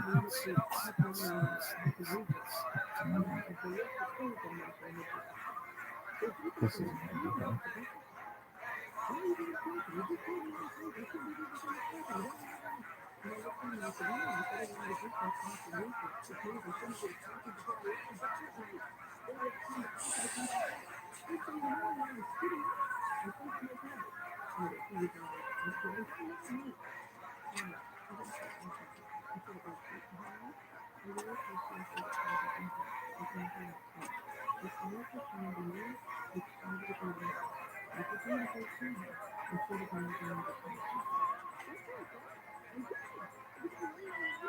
How are you?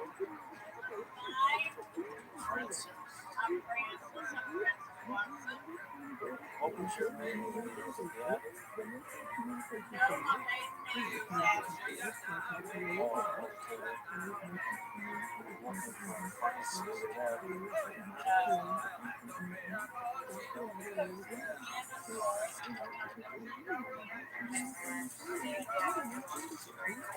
I'm Nathan. Hi, Nathan. Hi. Hi, nice to meet you. Is this the tone? So this one doesn't apply. I'll use your restroom. Just let me see if there's anybody in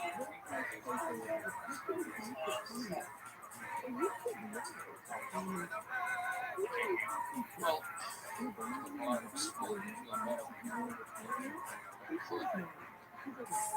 I'll wait outside, though.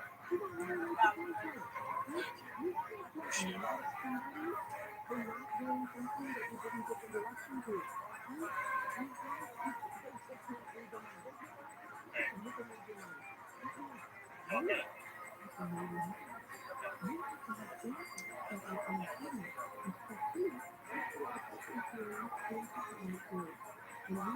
How was her back? it's all right.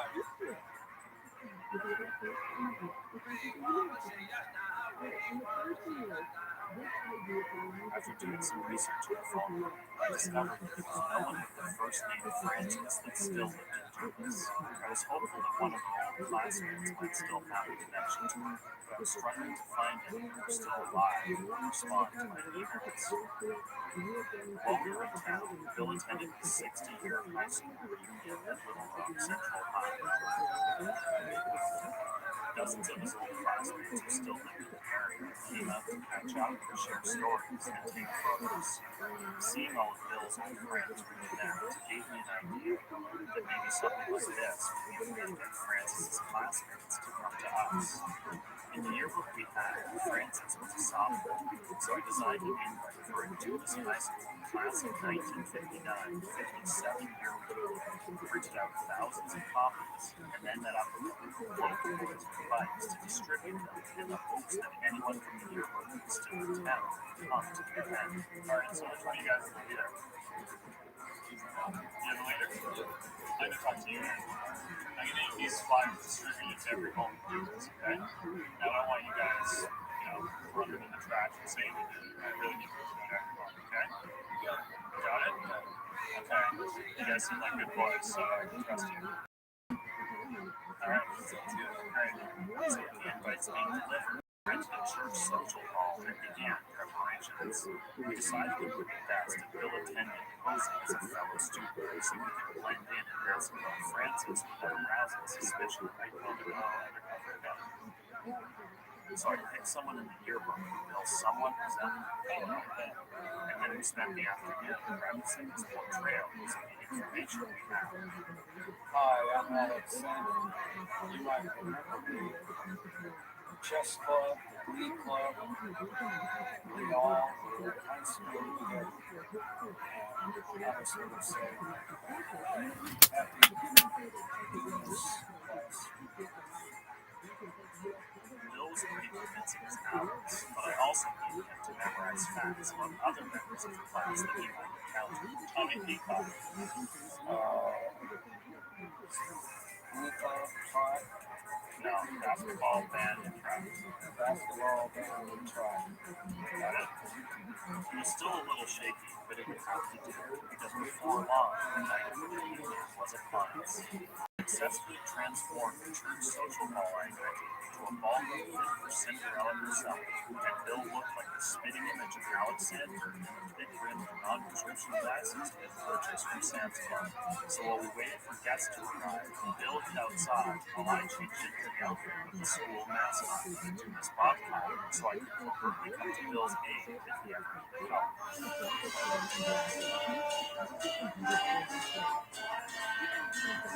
We only got a few RSVPs, but I was hopeful one of these people would have kept in touch with Francis over the years, and perhaps even know her whereabouts.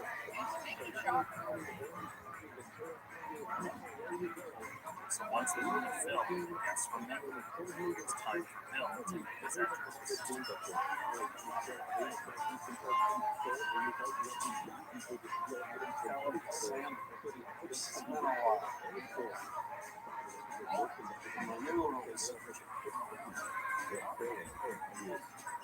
Before asking anyone about Francis, I had Bill make some small talk to be sure he was going to get. Well, I can't believe I'm sitting here with Tommy Peacock, basketball man, and track.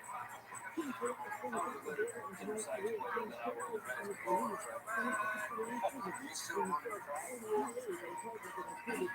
I knew that Bill would still have to do more to fully praise my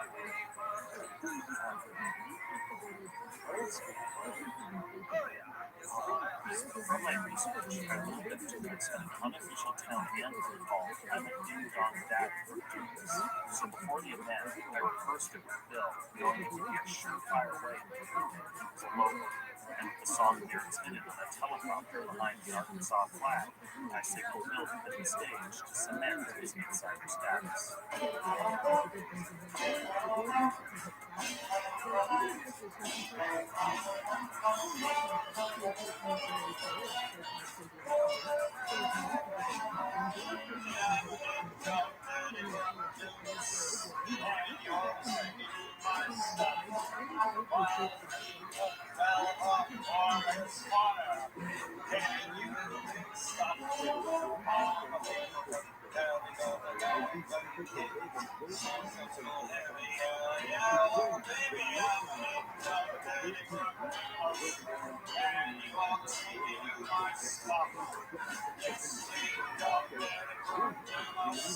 Don't actually, I can see.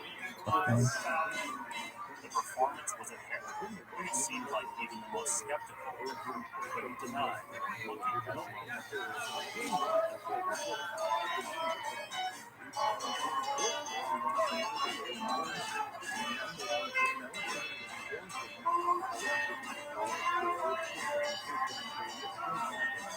So with Bill in their good graces, it was time for him to start asking about Francis.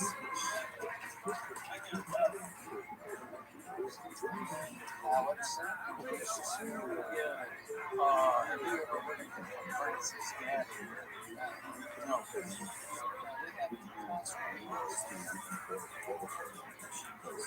Whatever happened to Francis Gaddy?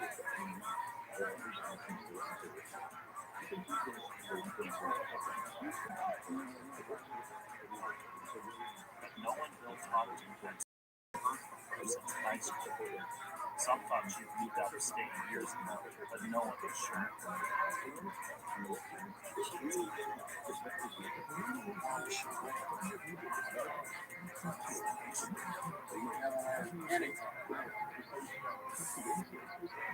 Francis had left the state. This search would become exponentially more difficult. And by the end of the night, I was having serious doubts that we would ever find this woman.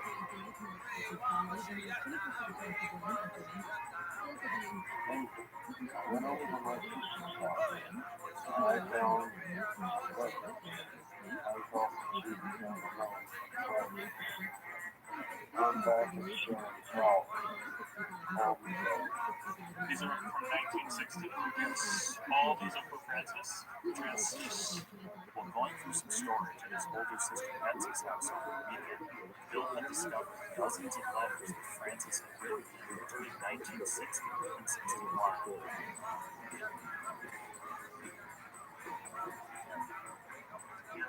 Just a note to send thinking about you as usual tonight. I'm all alone tonight, never cheering you. Your picture sitting on my other pillow. Each time that I look up and see your picture, it reminds me of how much that I love you. It seems like 1,000 years since I talked to you. I wish that it was possible for us to see each other, but it isn't. I think about you a lot. Someday we'll be able to have each other. Appreciate the value of your true love. Worked and waited so long. My love is pure and clean.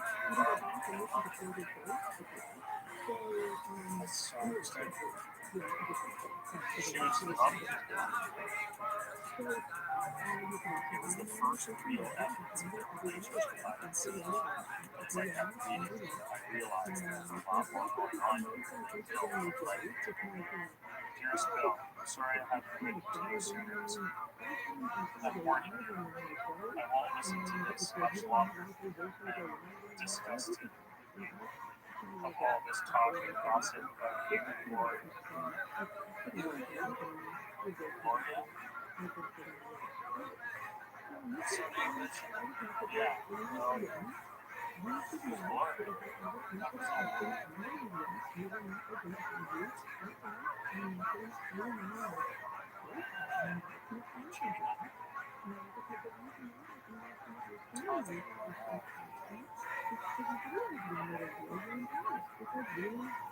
These letters chronicle the breakdown of a relationship that was far more complex than the story that the version Bill had given me. And it did make me wonder if there was anything else he was hiding. I know I'm not beautiful, and I'm not an actress. Oh, she was. There are many things I do not know about you. Bill, I can't believe that you're playing with my love.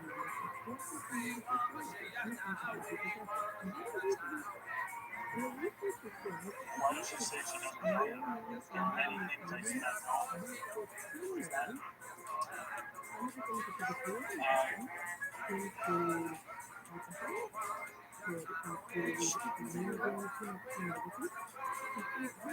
Can you figure out that? Myself?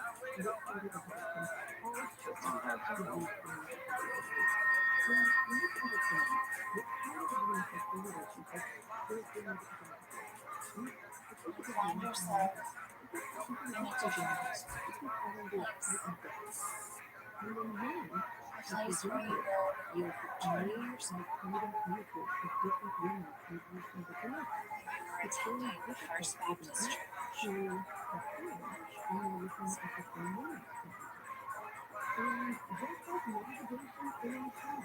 Take a look down at your feet. Notice what you're wearing.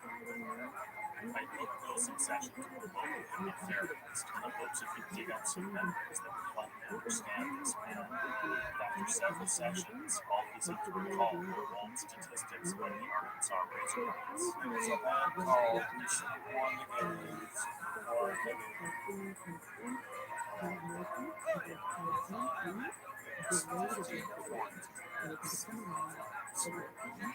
Meanwhile, I'd been going through the letters Francis had sent Bill over 60 years ago, trying to piece together the details of what I was beginning to understand had been a very complex relationship.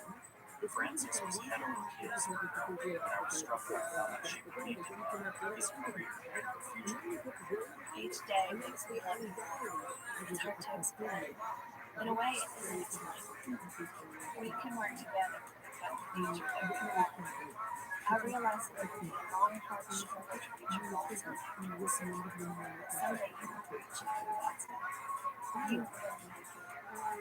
As hopeful as she was, there were some passages that gave me pause.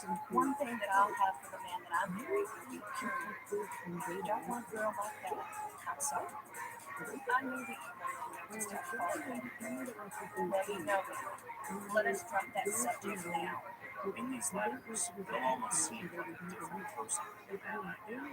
I don't believe you can love anyone if you don't respect them. And I couldn't help but wonder if he acted differently around memory. There was a potential of being that used to, and I wanted to make sure that Bill would act appropriately. There's this guy, Bill, and he's like searching for this long lost love.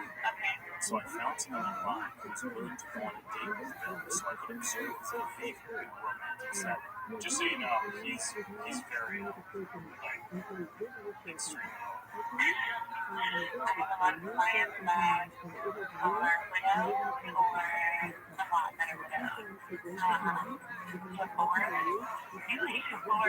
Her name was Macy, and even though I didn't know much about the escort business, she was cool with my request to have a date with Bill and only talk to her, no touching.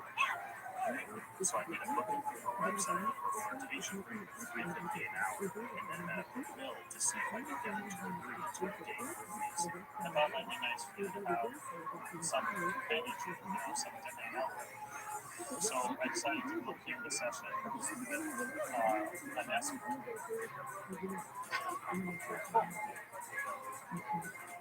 Yes, for Yeah, she's a professional escort. You don't want that? use that term. I don't know what you're saying. She says no. Sorry. Even after I told Bill it wasn't supposed to be sexual, he declined, saying it went against his values. It's not a movie tomorrow. It's sad. A sin? It was too bad Bill didn't want to do it, but since we had already paid her, I felt it might be worth interviewing And then he to falls see in if love she with had her. any insights into the mindset of old single men. So later that day, she agreed to meet up with me for an on-camera chat. You've never done this, Never. like, Oh, really? never. Is it weird? It is a little weird. Okay. Are you okay with it? Yeah, okay.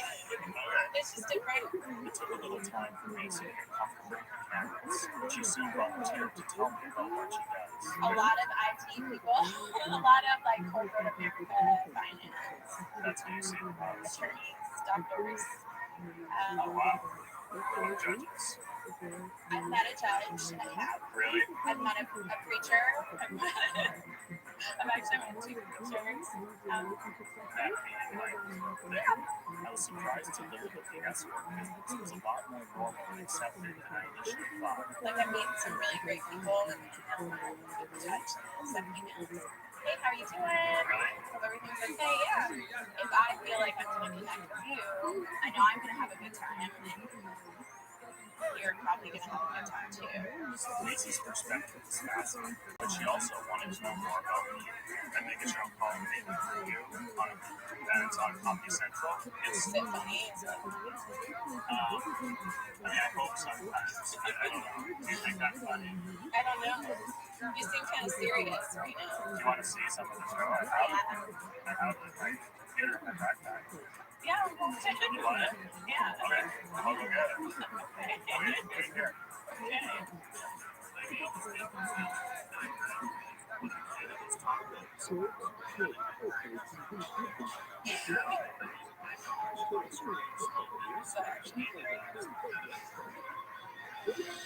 Macy seemed to enjoy my show.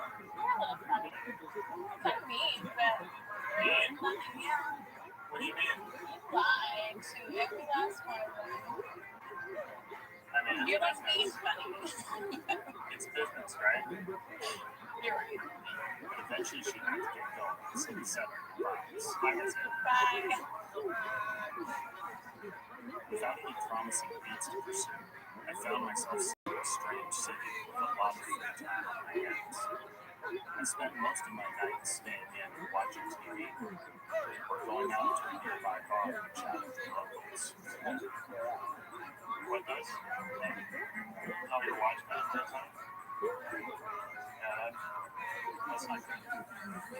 But overall, I found social interactions to be lacking, and I realized the only interesting conversation I had in a long time was with Macy, so I decided to call her up and see if she wanted to hang out again. Hi, Macy.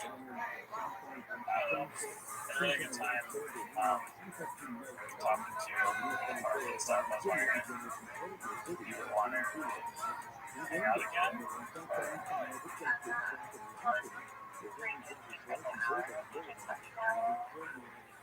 When do you want to go? Okay. How's it going? Good. How are you?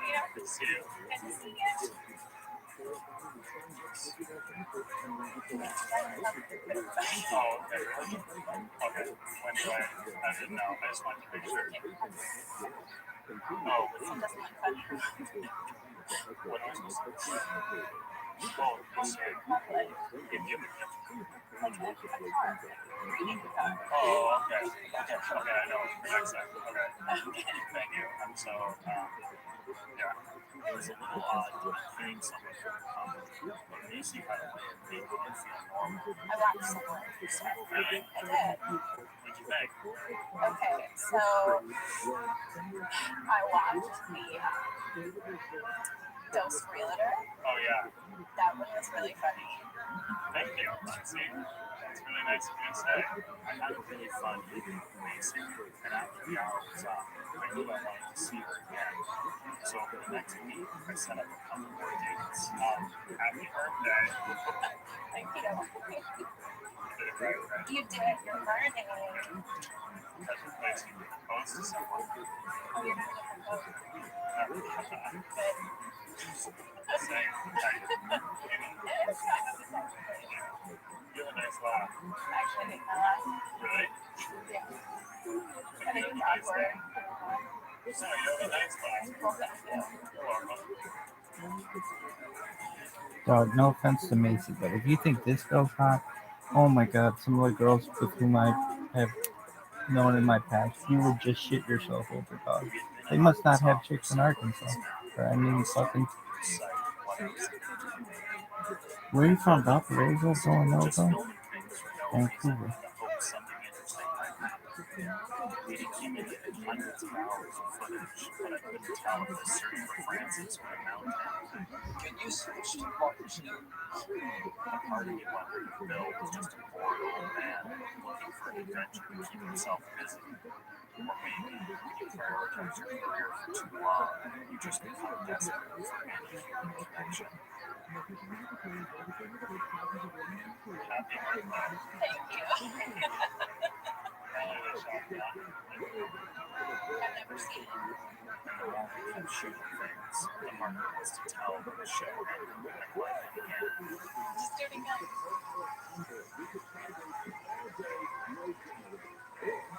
Okay, do it again. No, only twice. We have to hold your hand. Do you want to hold it? Do you want to hold mine? Kind of, yeah. Okay. All right. Hands are full. I know. Does that make you uncomfortable? No. Okay. I like it. Good. Near the end of one of our hangouts, Macy asked if I wanted our next date to be a little more private. Yes. Let me know. They didn't bother. But that's what you want to do. So I just let you know what I want. Yeah.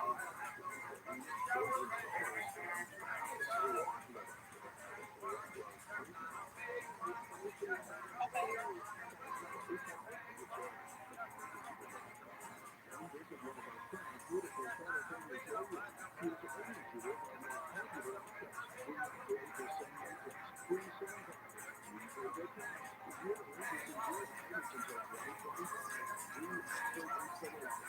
This is weird. This thing thinks it's totally crazy. It's like, dog, you've been married before. You should know a lot about fucking dude.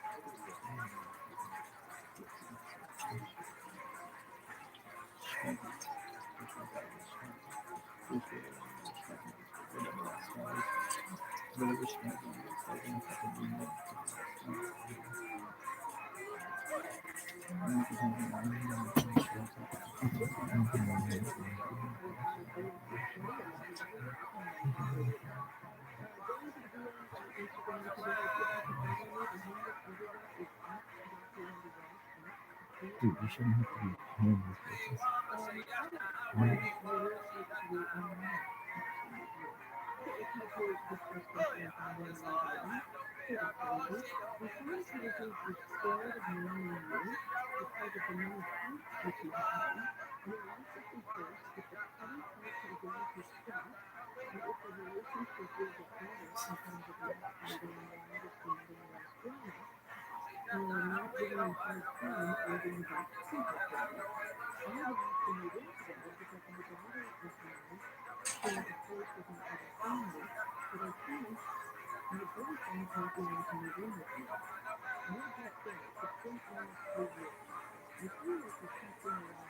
We had been contacting local cemeteries to see if they had anyone with the last name Gad buried there.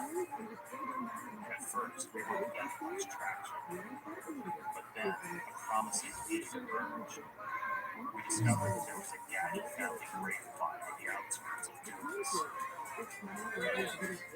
It wasn't Francis, but after Bill took a closer look, the name seemed to ring a bell. Well, now that I know the names, there's a possibility of occurrence. And I really couldn't do it for college. What was it? Well, nothing wrong. I don't know about furtherance. If Bill was remembering correctly, and this was Francis's father's gravestone, Child was obituary containing information about any surviving children. So the next day, we headed to the Little Rock Public Library to look at their newspaper archives from 1982. Michael, I've done this. Well, yeah. And to find a newspaper article by the rest of it. Maybe I'll find something on Japan. Yeah. Oh, wait, you're Alex. Robert was at 863 to the second Texas survivors are two daughters, Francis Monroe, Michigan. With this information, we were able to track down the Facebook page of a Fran Monroe who lived in Bel Air, Michigan.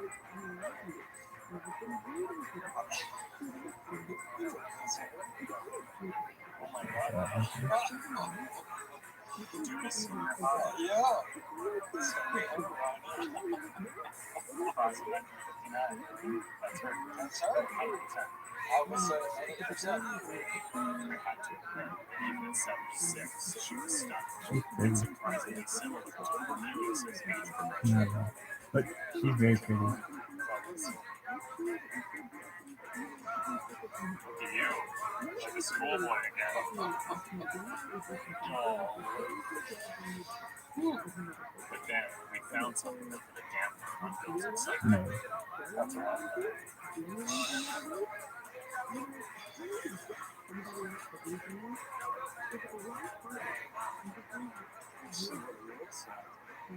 We had always known this was a possibility, but it seemed to bring out a side of Bill that I had never seen before.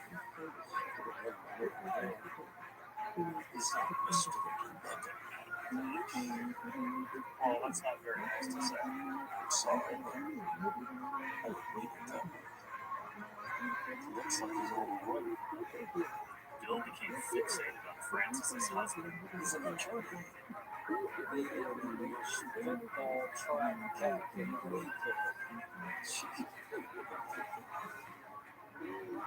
should have known.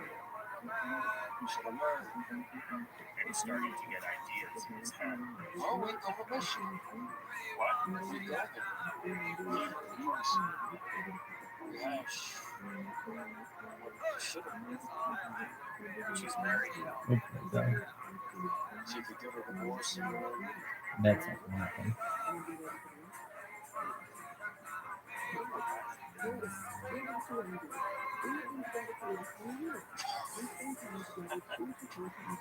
Oh, alright. She loved me too. She said it. She was a little, she was young. I didn't really know what to make of what Bill was telling Yeah, me. but He seemed she looks undeterred really about pretty. Francis' She looks pretty husband, lady. who just kept repeating the promise she had made to him nearly 60 years ago. I think she was probably a little better. I just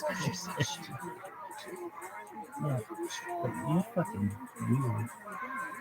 she said she could help him too.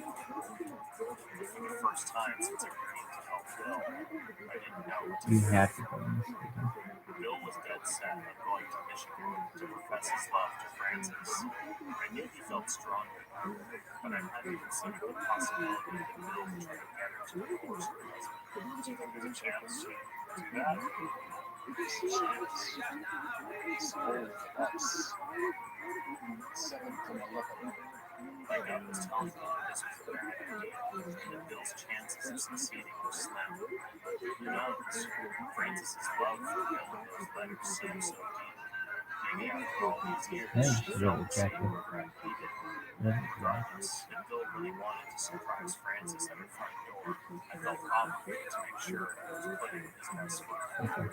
So I found a professional actress online who closely resembled Francis's look and age to be Bill's rehearsal partner. I then arranged with a local theater company who was currently staging a production of Young Frankenstein to let us use their venue as a practice space during one of their days off, and using some furniture we found backstage, created a makeshift set to play as Francis's home. By the time June Yeah, she's was speaking arrived in to Los Angeles, she had studied up on Francis's letters, which I had given her so she'd have a better sense of the woman she'd be portraying. Disappointed and tough. Before long, it was time for her to meet the man she had read so much about. Choose the actress that will be playing Francis. Do you think this will work? Actor? Yeah? Okay. I got nice teeth. Thank you. Nice teeth. So monsters. Your teeth. Look at them. You got them all. They're yours. Yes, they're mine. They're mine. They're all mine. Right away, I began to see the side of Bill that Francis had alluded to a few Kind of creepy. times, and I knew we had a lot of work ahead of us. For our initial run-through, I asked Bill to show me what he was thinking of doing when we arrived at Francis's home, and then we'll adjust from there if necessary. All right, so Bill, you're arriving at Francis's door. This is the first time you've seen her in 50 years. Okay, ready? And action.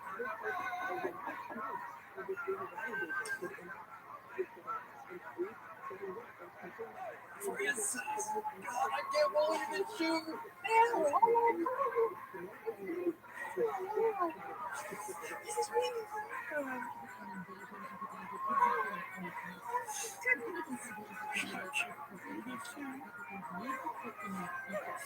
All these years,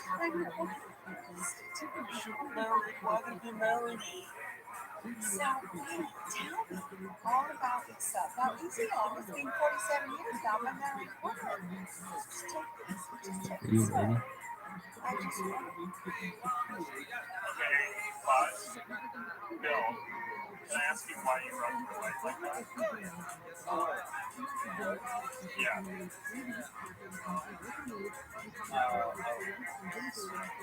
This guy's weird. June asked Francis, how do you think she would feel if you came? Oh yeah, The no. first run-through was troubling.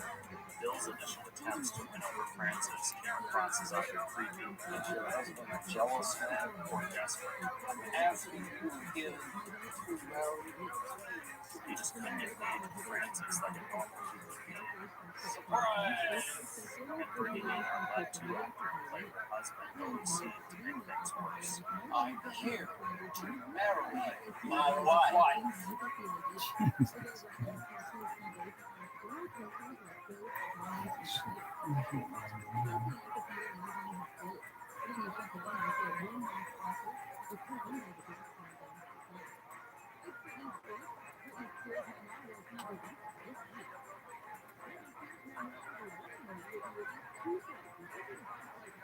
Hold on.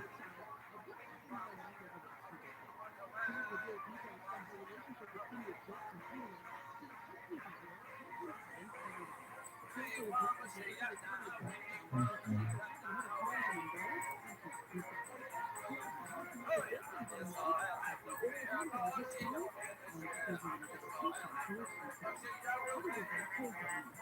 over.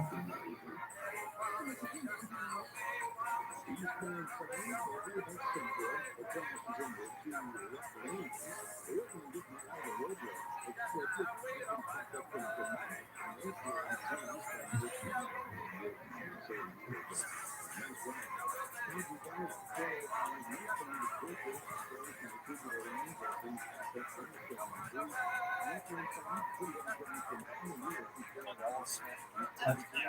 just got you this crazy. I like this lady.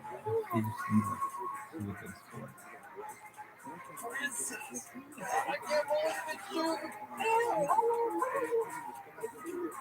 It's a little long.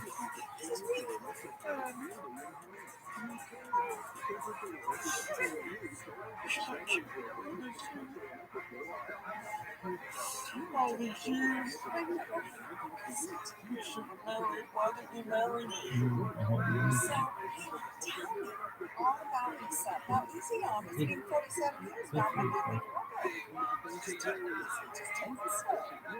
I just Okay, pause. Yo, can I ask you why your brother would like that? Yeah.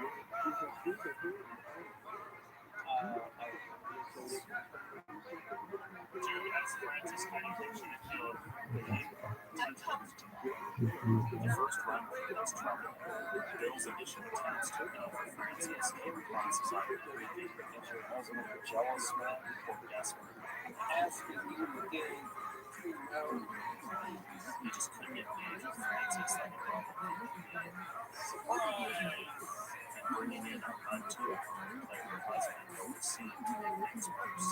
I'm here to marry my wife. You understand English? He was just unable to see the situation from Francis's perspective. And worst of all, our Francis standard was not convinced.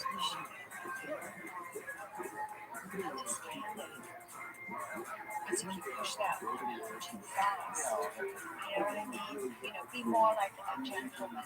So to help Bill better understand what Francis might be feeling, we decided to do a role reversal exercise using a video picked up from a supervised blog. You don't know how far I put myself to sleep. Losing sleep for hours. Sorry. Well, it's like when you first feel something, you're sorry, but that doesn't bring it back to life. After embodying Francis for a year now, it seemed to give Bill some perspective. You ever heard from here? Write your letters, call you on the phone, ignore the calls. All you wanted was the career in Hollywood. You were just doing it for yourself, self-centered. And once he switched back to himself, a softer side of Bill seemed to emerge. She didn't really kept me was eating good. I didn't answer your letters. I didn't good. No, it's really hard.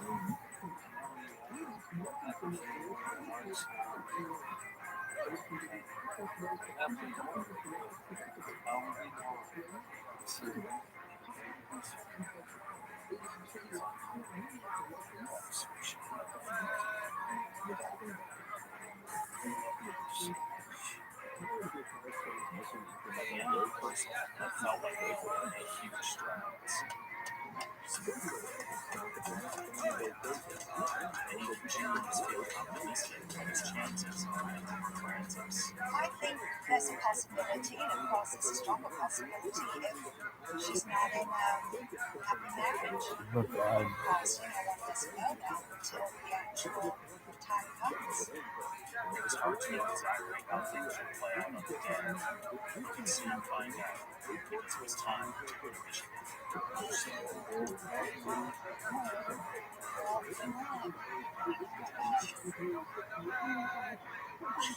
you fucking not reading my comments, right? Why not?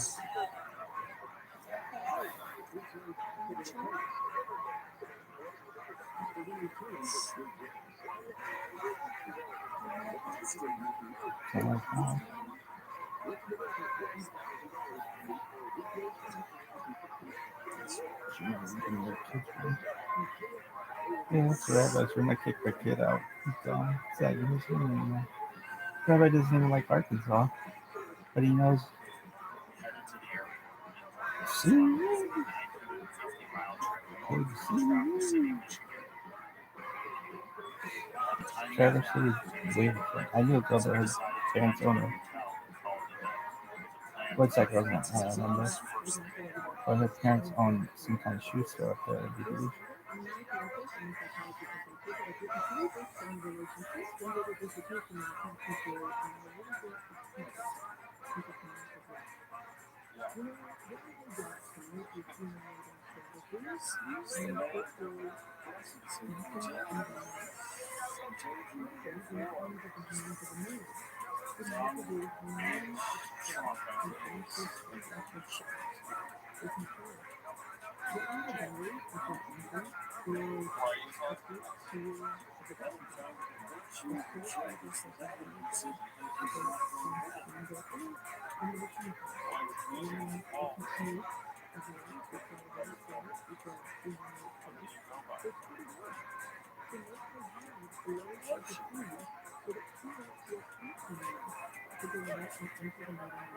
The next morning, as Bill got there, I copied down Francis's address and phone number from the online white pages. Bill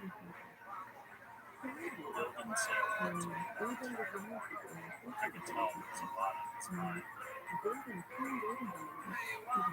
It's funny how the more public you get with someone, the less you feel the need to fill the silence and talk.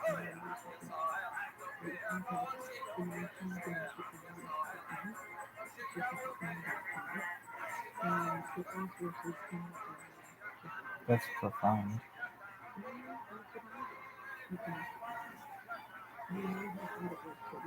Infinite Canadian. They didn't call first?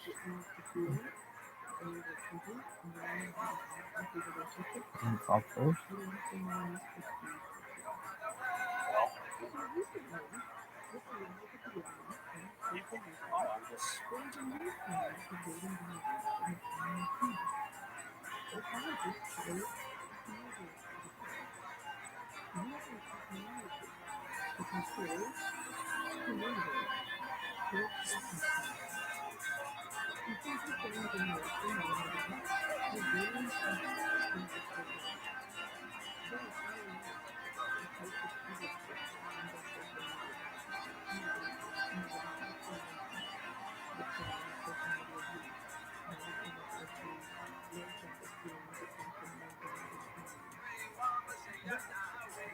Francis's address took us to a small wooded neighborhood off of Lake Michigan.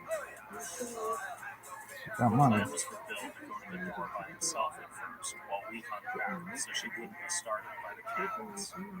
This is not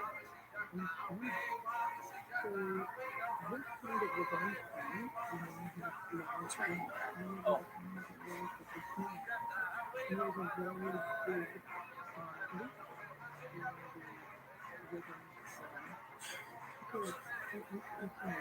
It's wrong.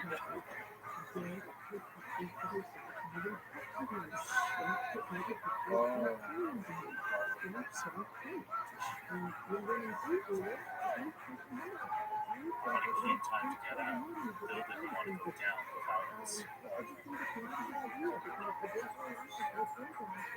That's some kind of personal offer.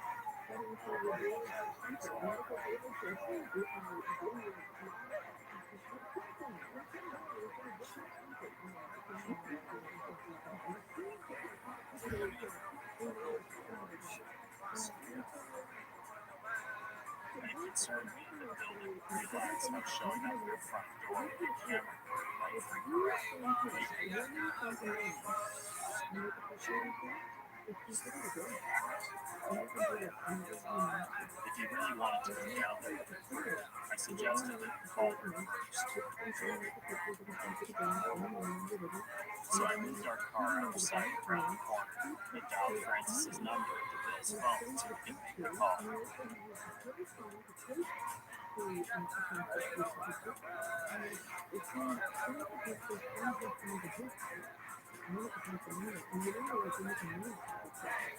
Like, especially if you cheated on it.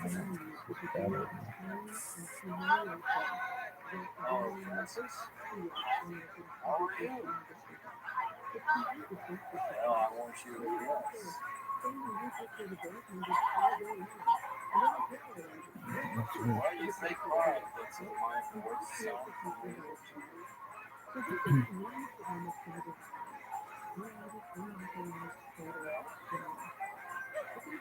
It's 47 now.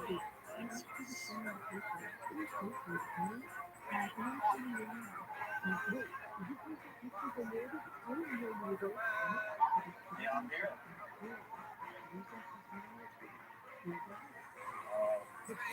You don't know who I am? Thank God.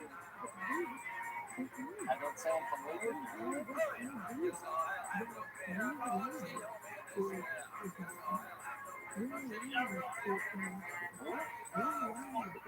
Oh.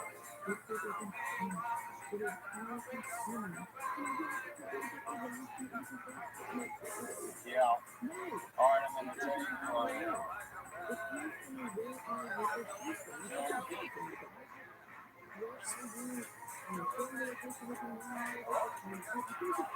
Bill Eat.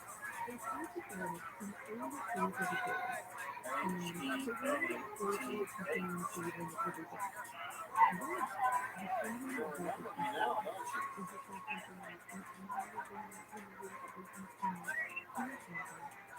All trying to do right. So, but I've been thinking about you a lot of times. So,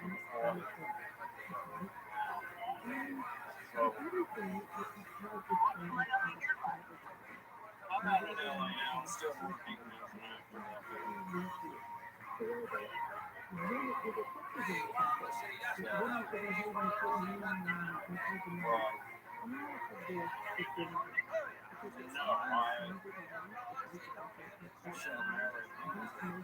No, you know how it is.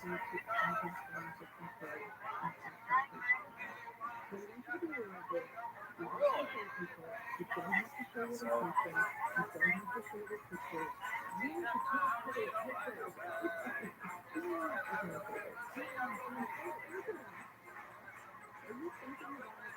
As the call went on, 15 minutes in, Bill still hadn't mentioned to Francis that he was right outside of the house. what do you remember most about your mother? Oh, what? Why do you say that? What makes you say that?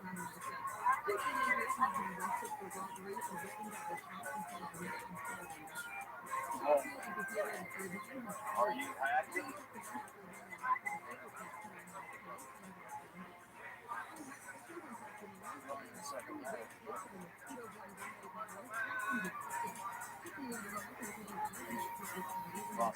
How many years?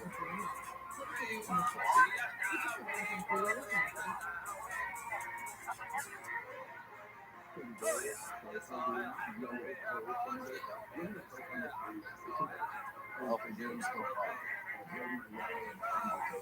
Snap of a finger will go by. Have you thought about the next 6 years?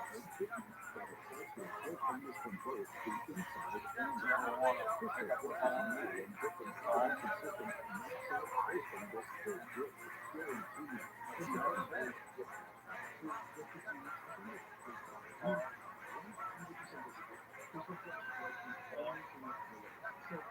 What's it hard to do that?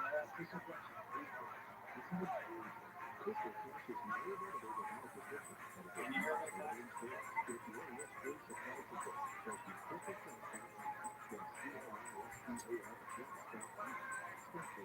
Well, I could keep going so much.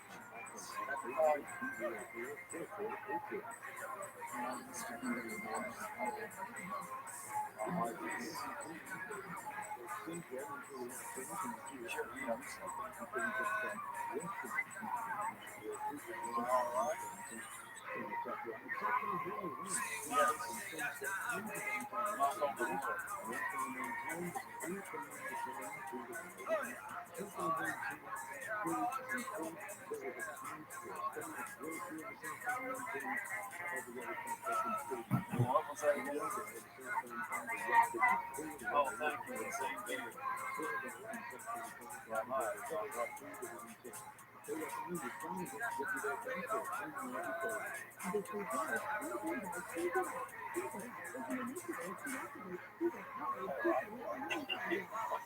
Conversation. It's a bonus.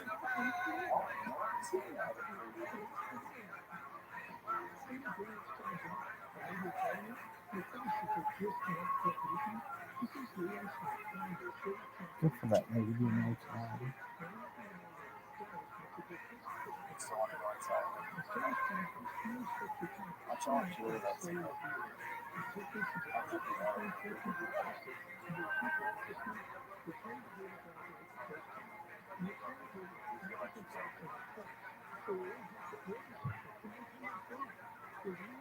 She's out. She's out.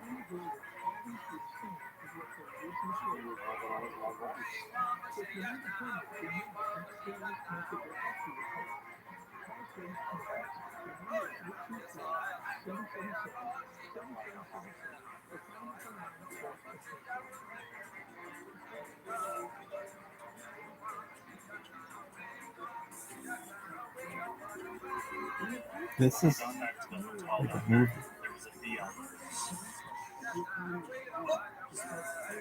And Bill seemed determined to get it. Bill and I would do the same. I wouldn't be using a pillow, Bill. Get a fucking phone book, dog.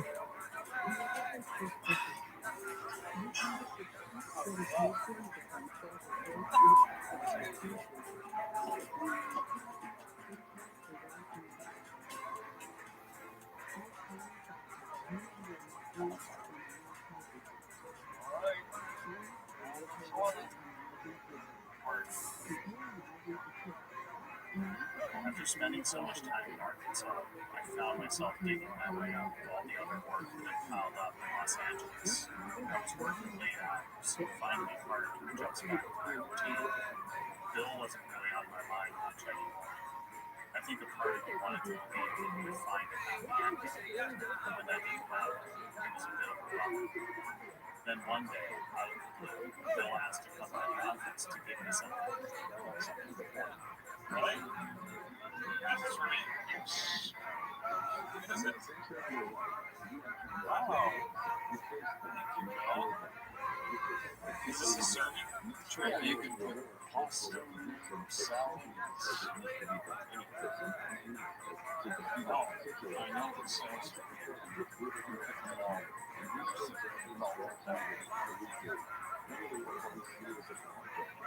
that's weird.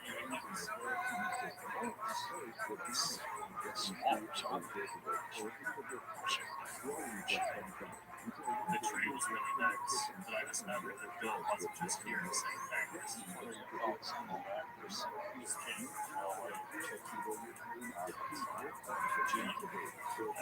I thought she was better.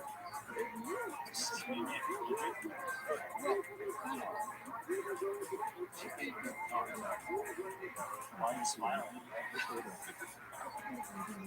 Do you have a crush on her? Crush on her? Do you have a crush on her? I worked with it one time. Why are you laughing? Look at you, Bill. You're blushing. Oh my God. I don't know. You want to call her right now? Yeah.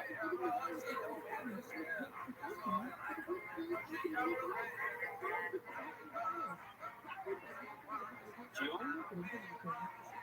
How are you? Speaking with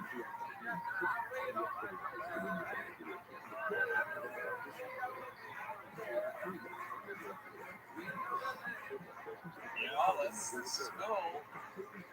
It's easy to look at someone else's life as a cautionary tale. After all, no one wants to be old and filled with regret. Goodness, how shocking. Boy, you know, I'm confident. Let's start to your tea. All right. My mother always told me, she said, we'll get to that dentist every 6 months. I said, all right.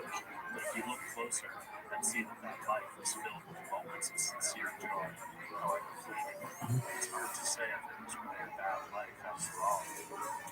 Anyway, So I'm really excited to see yours.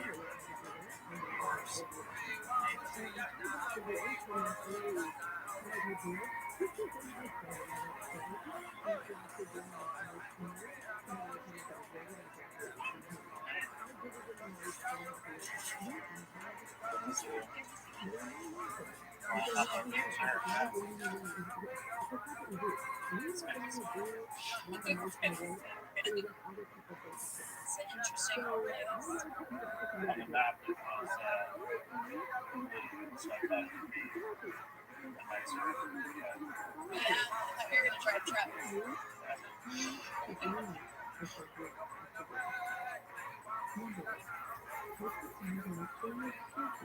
No problem.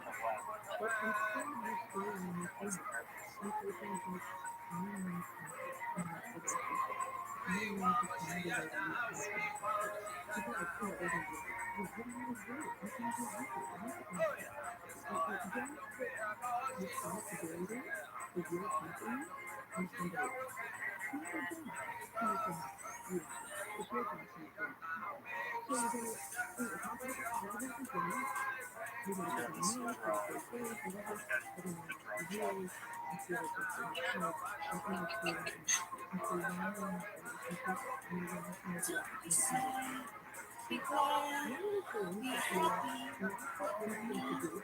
I'll be home come sundown in the land where I'm free.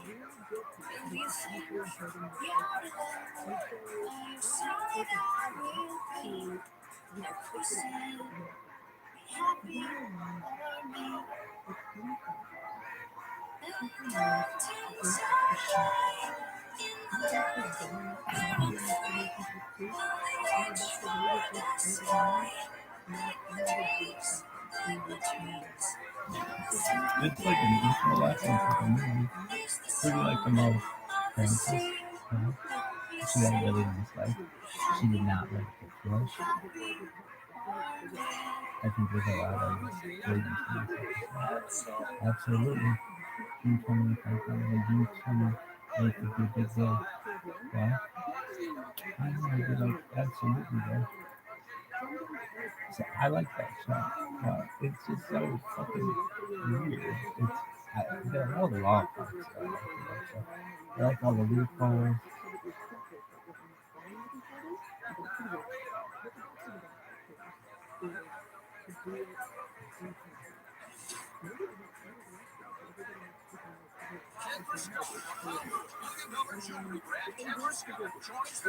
I am one of 20 women in the United States. The only one to acquire customers. You've nailed it. But in order to make money, I need to be big, and I have manufacturing problems. You're serving almost as a retail storefront. Right? A manufacturer that enables it to you. Right. And you're kind of at the intersection. You're not going direct to the factory. Totally different. Oh, it sounds good. This is bullshit. You like that show? I mean, yeah, I like the loopholes. I think it's just very awkward. I like hidden camera shows. Yeah. What do you like about that? You really like Frances? Yeah, because she didn't let it get to her. She lived a happy life. She's got 9 grandchildren or whatever. Got 20 grandkids or whatever. Good for her.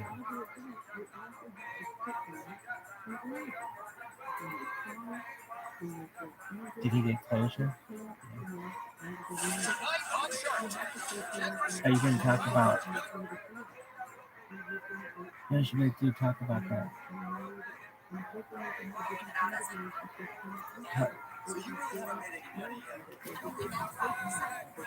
Talk about that girl.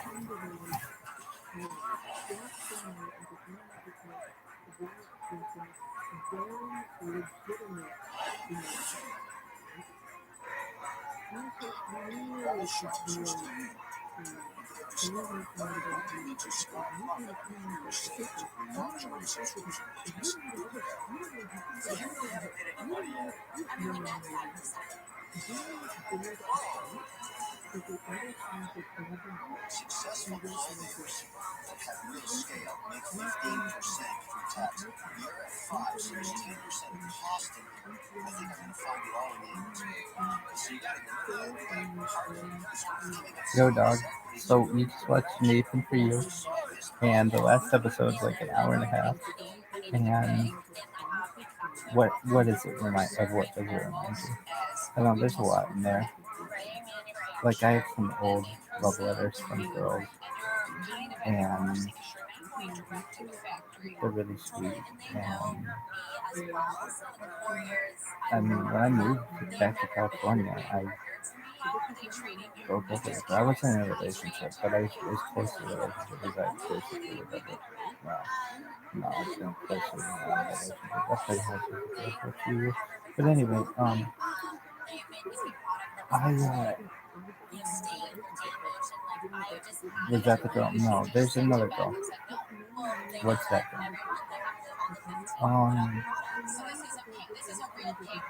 I called Fumbles. Really? Yeah. I remember the first time I saw her, she walked into our law school like a little dog, like a little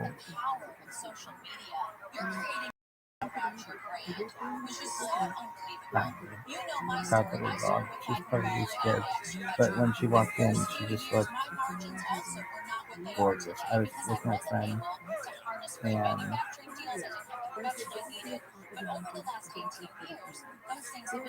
I remember the first time she looked at me, it was, I mean, I've seen gorgeous girls before, so it's not like, but the way she looked at me changed my life forever. She's, she's very attractive. She's the most attractive girl you've ever seen. No, but she's up there. But the way she looked at me was just more, but just the way she looked at me, it was like the way I wanted my wife to look at me. And I don't know what it was. Maybe her people size increased or whatever. But she didn't know it. But it was like, well, I should say this. It wasn't love at first sight by any means. For either of us. Because I already liked another girl. And but it was the way she looked at me that was very important to me. Why? Well,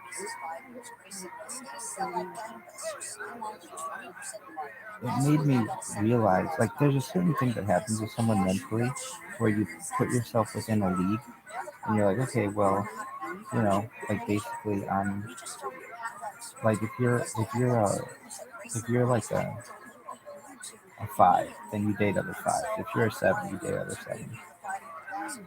But you start to get in that 8, 9, 10 world, and then you realize perhaps something about you might be 8, 9, 10. Anyway, so I remember I was in law school and I went on. So why are you talking about this, girl? Do you think about it that much? Huge, perhaps. I see girls that look like her, and that's kind of when I get reminded on. But really, I think about my future life. And now I talk about girls all the time, but there was something. This girl, the way she looked at me was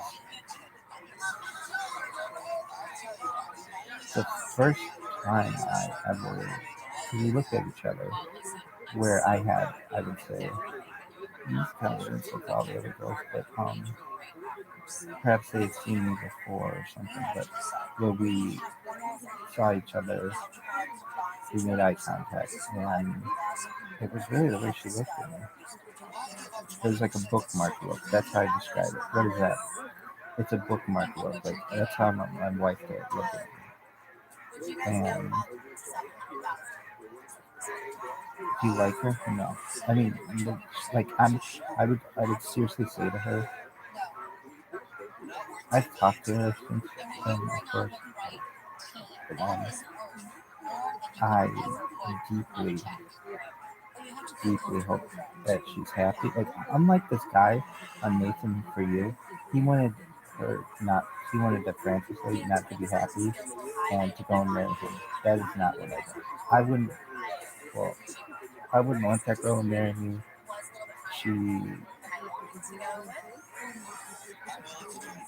But there were some things about her that changed my life. That look, why? Because it was like, oh my God, for once I can, not for once, but like really attractive girls are looking at me. And that was something that was new to me. I mean, basically, it was like, I'm not saying really attractive girls don't look at me before, and I most certainly did. But it was like I started to notice that about myself. Anyway, but it wasn't like I can tell you, I went to school with this girl for like 6 months, 8 months or something before I had even spoken with her. And I didn't think anything great about her. No, so for me to be, I don't want her to, it wasn't like love at first sight where, oh my God, she's anything about which I could think. No, she was just an attractive girl who looked at me, and the way that she looked at me was like, that's how I want my life to look at me. And I remember saying the guy next to me, my friend, who was being my roommate, I said, oh my God, the Mexican girls in California are so beautiful. He goes, I don't think that's Mexican. I'm like, what is she? He's like, I think she's Persian. Like, Persian, what is that? That's something like Cyrus the Great, fucking Xerxes. What the hell are you talking about? Persian. And he's like, I think it's Iranian. I'm like, oh, Iranian. So sure. I know where Iran is, but I've never met a Persian. Yeah. You happy? That's my man. But then what happened? I don't remember how we. Oh yeah, well, kind of. We had this. I don't know. I don't remember like how we became friends, but we had a. Oh no, not. We had a.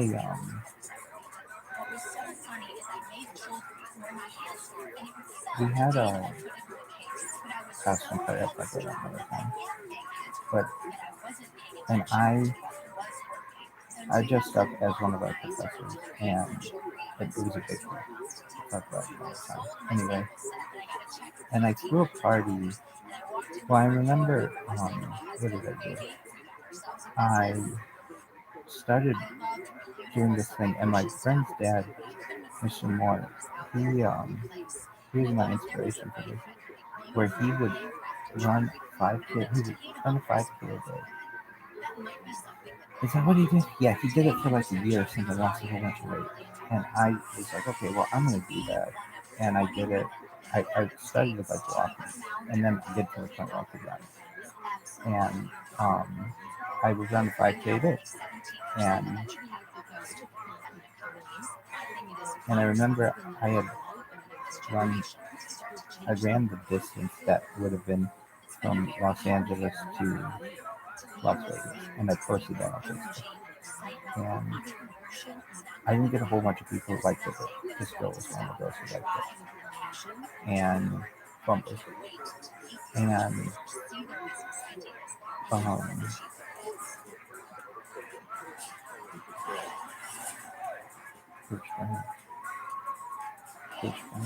and then what happened?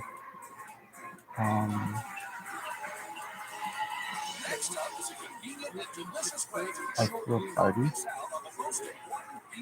and she came, and like all my friends in law school, there were a lot of them, and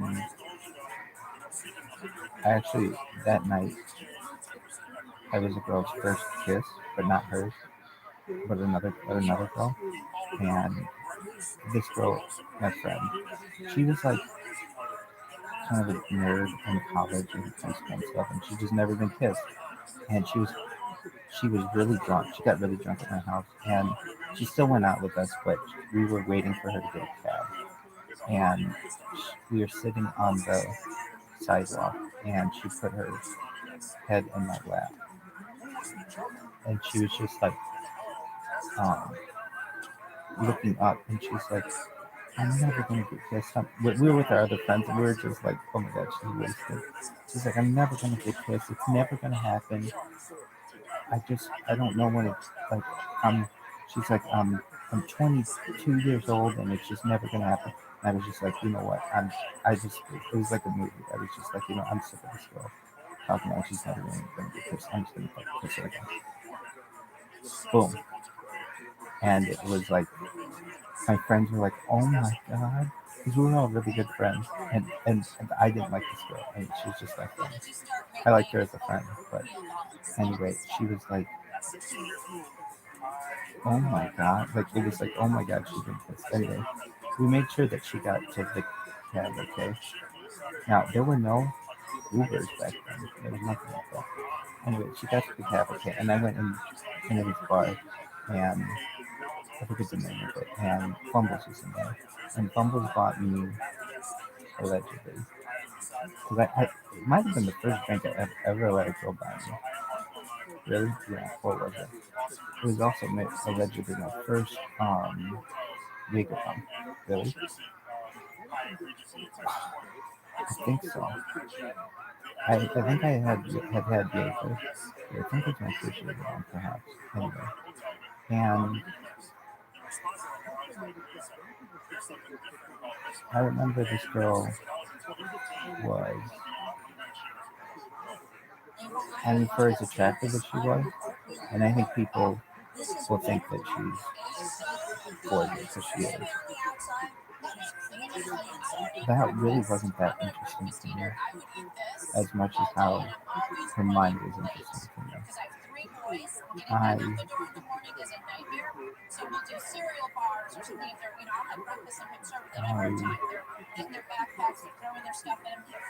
after that night, we exchanged numbers or something like that, and my friend, this one girl wanted to go home with my friend Jake. Yeah, and he was like, I think she was in his room or something like that. And he was just like, "I'm going to bed." Anyway, I wasn't the kind of guy who would just score a chick. It was not getting boned, but I wouldn't fucking go and score a chick. It just wasn't how I was. Anyway, this girl Fumbles. What was really interesting to me was how interesting she thought I was. She would always say that. You are really, she was like, I was talking to my mom, but you're really interesting. And yeah, and we would talk on the phone for a long time. Like when you're able to talk to someone for like an hour on the phone, it's not like a pain in the ass. It would be a good friendship or relationship or whatever. But where I changed the game was Skype. Skype is a free program. Microsoft has fucking dropped the ball with it. Skype is huge, and it's no longer huge. But anyway, we would Skype each other, and we would Skype each other every night, or almost every night, and we would study. And I can remember my friends being like, "What's that? Like, do you have any pictures with that?"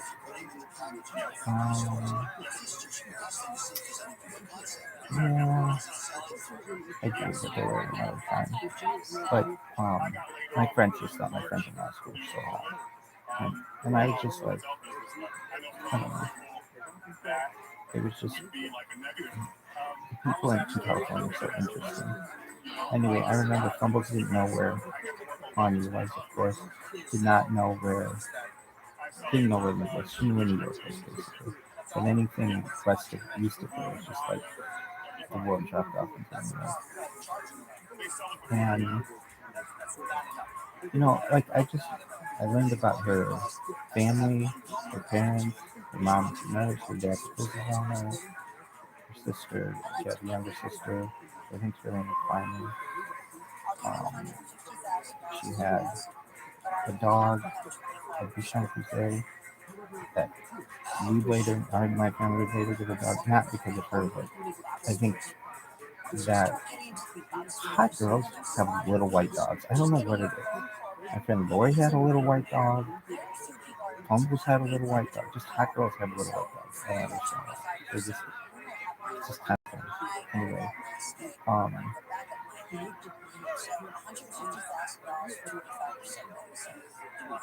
but I remember this girl we would Skype, and she was really, really pretty, especially when she had makeup on. But even when she didn't, I just remember this girl was really pretty. But that's not why. I mean, I could have had a lot of really pretty girls, a lot of really pretty girls. That's not what interested me about her. And it wasn't so much her heart interested me. Like, I've really been interested in girls because of their heart. But no, her brain. Her brain to me was interesting. Because she thought I was interesting. And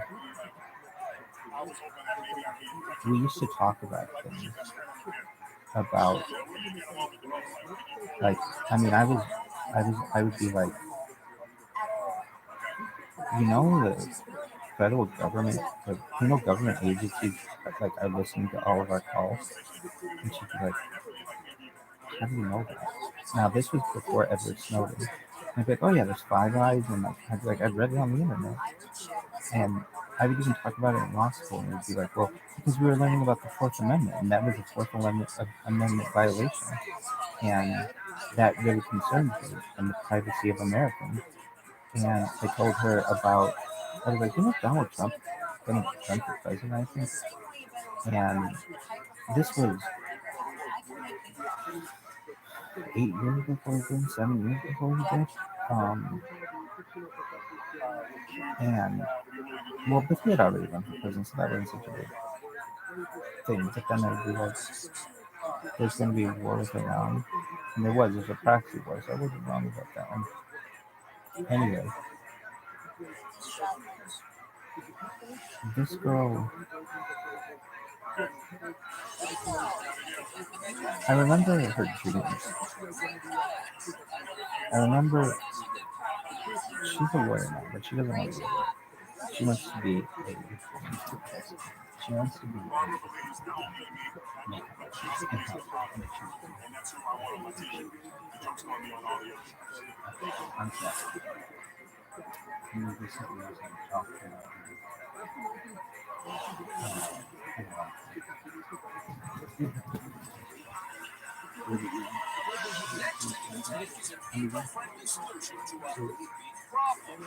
I just heard that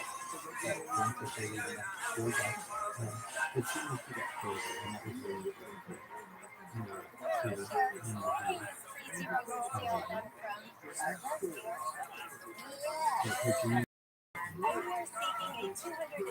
that was really that really the way this was, she might be So let's get down to business. and she had like a pop, We she all was know really pretty that still. It was like a nice well, girl. dogs grow, and they grow a lot. There's an estimated 22 billion pounds of doggy hair dropped each year in this country alone. You know what that makes me think, folks? It is a huge amount of stinky opportunity.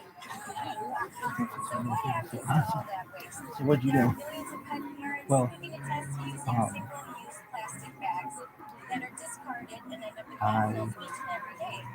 One common denominator of every product that's on the market that's my is plastic. no, and she would say, we're friends, and that's all we ever were. And that's true. Is that true? Absolutely. But I think we were friends who would have feelings for each other at times. I had them, I think, longer than she had them. But I was nevertheless very interesting to her. And that was the thing. She inspired me because she thought it was interesting that some of the other ideas that I had were interesting. And like what?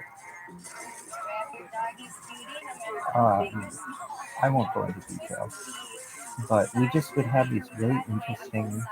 Well, like one of them was like aliens. I could talk to this girl about aliens, and initially that all seemed really fucking crazy to her, but I could convince this girl like that what I was saying was correct.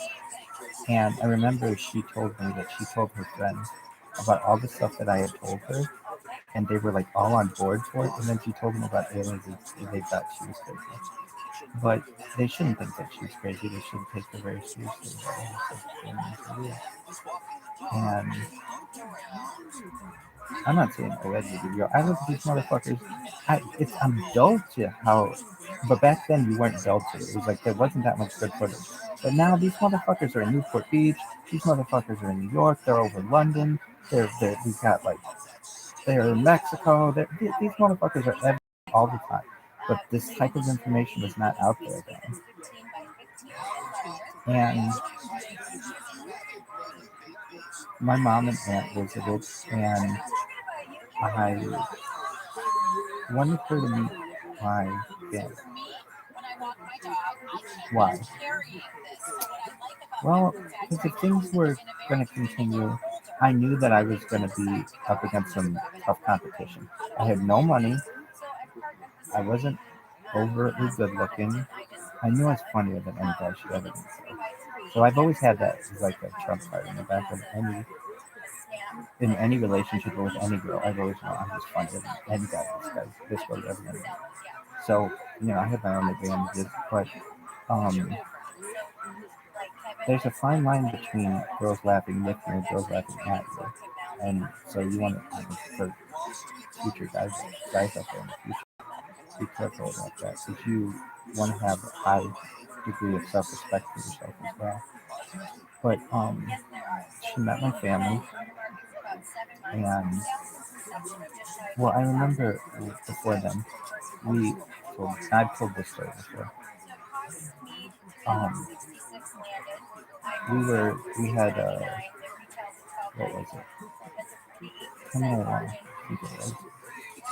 We had a class that was going to be on like a Thursday or something, and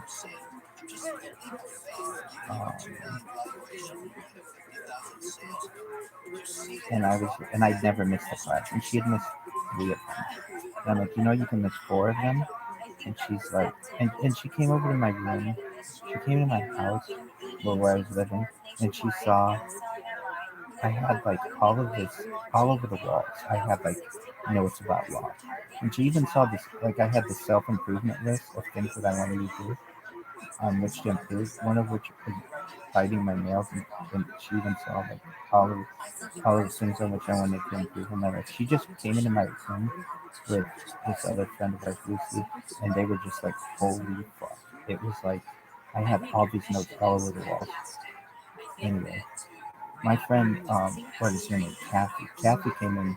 She one time had to use the restroom at this party when I was having this party, and she came upstairs and used the bathroom in my room. And she's like, I've never seen anything like your room. You have law stuff all over.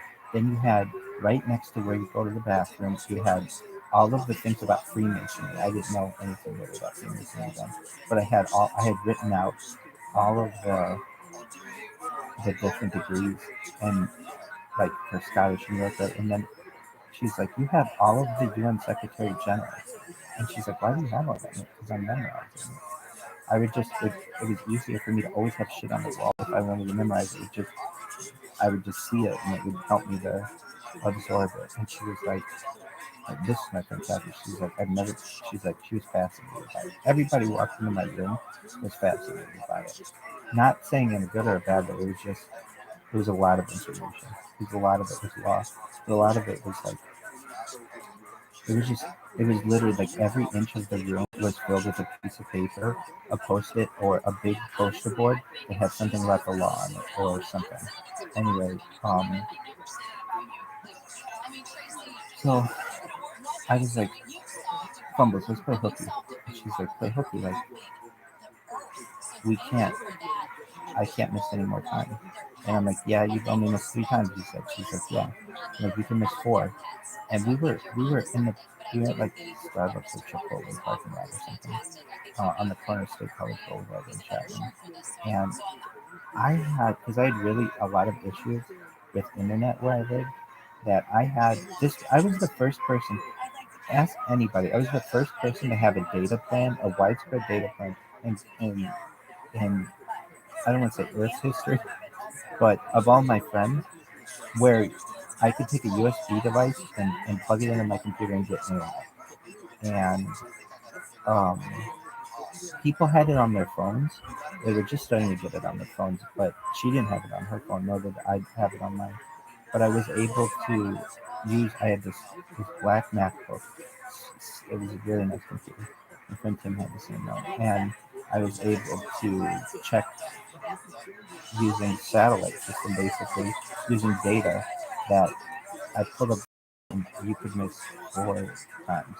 And so I'm like, come on, let's play hooky. Let's go to and I'm like, the only place this girl would want to go is the mall. This girl looks like she was, I always said this girl looks like she was born at the mall. Yeah. And she's like, well, what mall do you want to go? I'm like, I don't know. I'm not from here. You show me what to do, girl. And she's like, well, there's like the regular malls and then there's the big mall. I'm like, we're going to the big mall. She's like, okay. Are you driving? I'm like, look, I have no idea where I'm going. And it's a good thing I didn't drive. But now that wasn't a very confident move, but I didn't want somebody to see me how I drive on the freeway because I was really scared to drive on the freeway back then. So we get into her car and we go. She's got this little VW. I would tell her, she and I didn't date, but like she kicked off. I mean, I guess we went on dates. That's the thing. We went on dates. We did not date. Really, yeah. She always said we're friends. Really, yeah. But we went to the mall, and I remember like all of the stores to which we went. They were all super expensive, and I was like, I remember we went to Barney's, and I was like, she's like, oh, I really like this. There was this some kind of jacket or something. It was patent leather. And I really like patent leather now, but I didn't necessarily think like, oh, this looks like raincoat material. Yeah. We went to Banana Republic, and I bought something. I bought a green shirt with this little elephant on it, and it was on clearance because I didn't have a lot of money. If she knew what I had in my bank account, then I don't think she would even let me get any cash. Anyway, so we went, and also I had just gotten a manicure and pedicure. Really, yeah. And I had these new sandals, these rainbow sandals, and we drove back to the law school, and I was talking to the law school, and she told me, hey, did you get a pedicure? And I'm like, yeah, how'd you know? And she's like, because you've got polish on your, not, no, was it polish? You've got like a clear coat on your nails. And I'm like, it's nail hardener. Yeah. She's like, no, it's not, it's polish. I'm like, it's nail hardener. Really, yeah. Anyway, what was it? It could have, I actually think it was. Anyway. So then what? So then the summer came, and like she was dating another guy, yeah, and on and off, but I wanted her to meet my mom and my dad, and just see what people were like from the U.S. And I remember she was hesitant to come at first, because she was like, we're friends, like that's. But I'm like, I want you to meet him, and she's like, okay. So the restaurant that I chose, she was like, oh my god, that's exactly the restaurant I was gonna choose. It seemed perfect. And I remember she got gas. Oh, this is funny. She got gas, and as she's putting in gas, and I'm like, guys, if you're ever doing this with a girl, you drive, you get the gas, all these other things, but I just was inexperienced, but also I just didn't know. Just didn't know where I was. Like like GPS, they didn't have Waze and all this other stuff. She knew where we were going. So anyway, somebody stopped her and asked her a question, and I said, "What did that person say to you?" And she said, "Oh, it happens a lot. That person asked me if I was Kim Kardashian." And I said, "No." And I said, "Who's that?" And she said, "You don't know who Kim Kardashian is?" And I said, and something happened when we were in the mall. We were in Bloomingdale's, I think, or Macy's, and this old man approached us, and I had this university jacket on, and he goes, he mentioned it. He just said, "Yeah, Notre Dame," or something like that, and she said, "People just stop you from where you went to university," and I'm like, "Oh yeah." It's like, I would have told her this then, but girls will fuck you just because you went to university. Really? Absolutely. Girls fuck me just because of where I went to school. Yeah. It's like a fucking notch on their fucking belt to fuck a guy from the university. Really? Absolutely. Anyway, she met my mom and my aunt, and when we were there at dinner, or it was just like a Sunday afternoon, we went to lunch. She and I were talking, and I was just listening. And my mom said something like, "Do you mind if I ask you a question?" She said, "Go ahead." And my mom said, "Are you the same background as Kim Kardashian?" And she said, "No, Kim Kardashian's Armenian and she's Persian." And my mom said, "Oh, okay. I didn't know. She's like, "No, it's no big deal." And Fumbles is like, my mom's like, "Because I really like her television show." And Fumbles is like, "Oh my god, I fucking love that show." Really, yeah. She's like, and they're just talking about keeping up with Kardashians, blah blah blah blah, and I'm just observing them. So, Fumbles says to Mom, "Do you mind if I ask you something?" Go ahead. Or she didn't say it. She said, "Michael tells me that you're Jewish." And my mom said, "Yeah." And she's like, "Well, still, that's something." And I said, "Yeah, but we don't practice. We're just, it's just something that is kind of in our blood, I guess." And Fumbles is like, "Well, at least it's something." And she says to my mom, "Do you mind if I ask you something?" And I said, "Go ahead." And she said, "Is there anything wrong with your son about which I need to know?" And my mom said, "Well, yeah, there's something." And I'm like, "Oh, Jesus, what are you going to say, Mom?" She said, "When he brushes his teeth, he has a habit of spitting the toothpaste in the sink, but not having it go down the drain. So they'll just do like a little bit of toothpaste." And Fumbles laughs at this, and she's like, "My little sister does the same thing." And I'm like, "Thanks, Mom." Well, my mom thinks a whole bunch of things, so that was something small. And I remember as we were talking to my mom, I had never been physical with Fumbles at all. But for some reason, I started to feel it like underneath the table. Really, yeah, just feel like make it really awkward. Really, yeah, I'm like here you are with my fucking family, and now I'm not gonna finger you under the table, but basically, I'm gonna flirt with you under the table. And was that the best time to do it? No, I mean we were past that, and we were into friendship. I had already friend zoned myself with this girl. There were,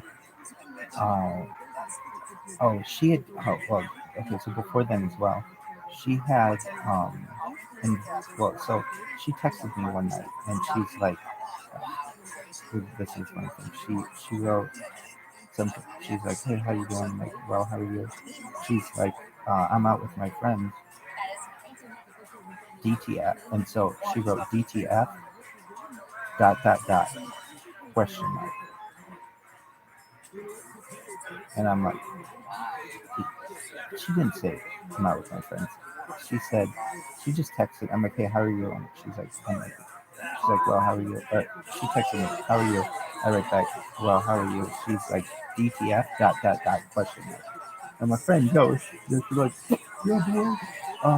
He'd be like, I learned in college that DTF means down to fuck. And so I was really like, I'm like inexperienced at this point. So she writes DTF, question mark. And I wrote, maybe a movie first? She's like, well, I'm out with my friends and we're going to be in downtown Fullerton. That's when I realized DTF means downtown Fullerton. I didn't know that. Anyway, and so I was like, sure, we'll go out. And so I met her friends, and I didn't really have too much in common with them, but it's not a huge regret that I have at all. But I remember she was smart. This girl was smart, and she and I, we were talking about things that happened in law school, trying to like build a bond. But those kids weren't in law school, so it was kind of hard to be friends with her friends. I'm not saying it was a bad thing, but I mean, where'd you go? Slide bar. Yeah, that guy from fucking lit. Anyway, so she's like, all right, well,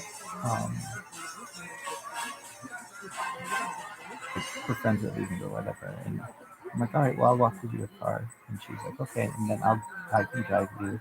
She's like, I parked far,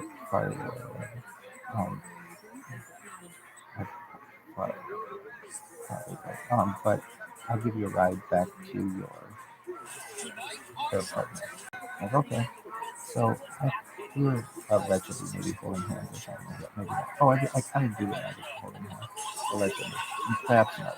Perhaps I've never touched a girl in my entire life. Anyway, and I said to her, this is what really turned me on to her. Honestly, of anything that turned me on to her is the way that she looked at me. It's not the way that she looked, though. Because I'd seen girls that looked really pretty. But it's the way she looked at me. And I call it a bookmark look. What is that? It's like a look that I was bookmarking for my future wife. I mean, my future wife to look at me that way. And so we were walking across the street of like Carter Boulevard or something like that, and she was closer to the street than I was, and I went yoink or something like that and moved her over, and she's like, why'd you do that? And I said because a man should, traditionally, like a man walks on the side of the street where the traffic is, in case a car goes awry or something, they can push the other person out of the way. But also, it means that they won't be the one, that the girl won't be the one to get hit by a car. And she's like, oh, okay. And I said, however, if this were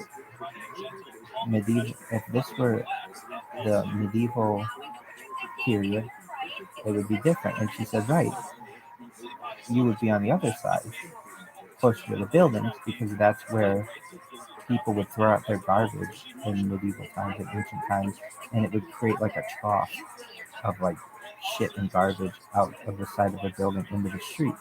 And so in order to avoid getting splashed by that, a man, before the advent of cars basically, generally, maybe carriages, but would walk closer to the building.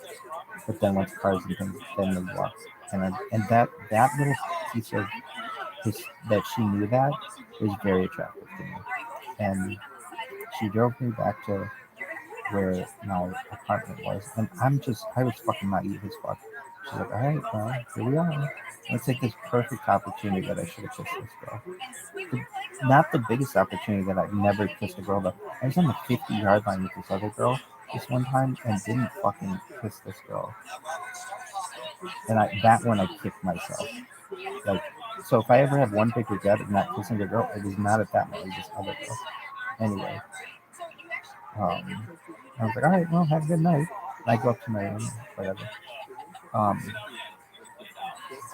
And my roommate at the time was like, so wait, you go out with her friends and everything, and you didn't do anything? And I'm like, no, I'm just like, no, it's like you wouldn't even know what to do with that.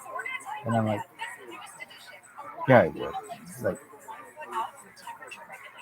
that goes with TLP. I'm like, what? He's like, tight little package. I was like, yeah, no, she definitely was that. But I was just very inexperienced, and so anyway, I was like, um, so she met my mom, and one of the things I remember talking about, which I talked to her, were her dreams. And I said, "What are your dreams?" Basically, like one of mine was to be a pilot, or like have my pilot's license. I'm gonna be in the turn. I had this huge bucket list of things. I want to go on a safari. I wanted to own a car. All these fucking things. And she's like, "I want to be famous." And that always stuck in my mind. And I won't tell that story right now. But basically, in my own way, I became somewhat a little famous in our little world. And I called her that summer and said, she said she was working for an attorney, and she was walking to the mailbox or something to drop something off. Like, all right, you got a second to talk? She's like, yeah. And I tell her the story, and it's like a fucking movie. It would be a movie someday. Anyway, and what happened?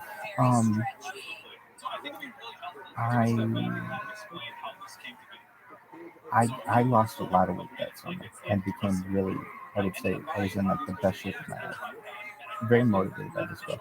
If you've ever seen me, you think you've seen me before motivated. When I have a girl on my mind, I'm like 10 times as motivated. Like something about women can just really motivate me. And so I go into class our first day of law school, our second year, and I'm expecting her to be there, but along with a lot of my friends, but they had actually gone into, there were two classes basically, a really smart class and not a smart class. They were both pretty smart classes though. And I was still in the really smart class, and a lot of my friends had gone into the, what I would say, the easier class, after class. Anyway, I had this white shirt on, and I remember I had a white shirt. I was super tan. I remember when I walked in the door, even my friends were like, holy shit, what happened to you? And they're like, you look really good. Not that you didn't before, but you look really good. And I'm like, I lost a lot of weight that summer. Anyway, so when class was done, I opened the door, and this girl was the first person getting ready to go in class, and I went right past her and started talking to my friend. I negged her a little bit. Really, yeah, I'm usually neggy. I just ignored her. And why did you do that?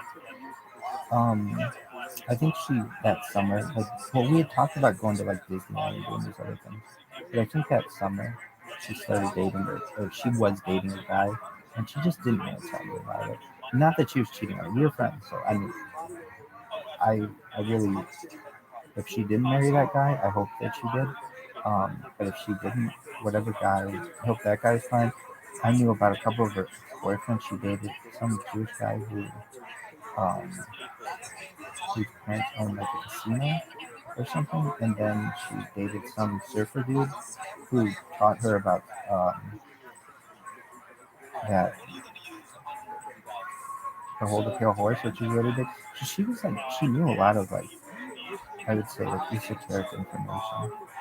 And both those guys, I would wish them both, like, honestly, if I'd ever known a girl, I would want the best for their family, their ex-boyfriends. I'd want the best for their current husbands. I would want them to be treated the way that I would want to be, which is to look at that person who my previous wife, or my wife, or who previously was friends with, or dated, or whatever, with whom they were friends with, dated, whatever. I want them to be like, that is the best guy of all time. I'd want them to look at me like, and not just her, all the girls, really, yeah. And there's been a lot of them. So anyway, I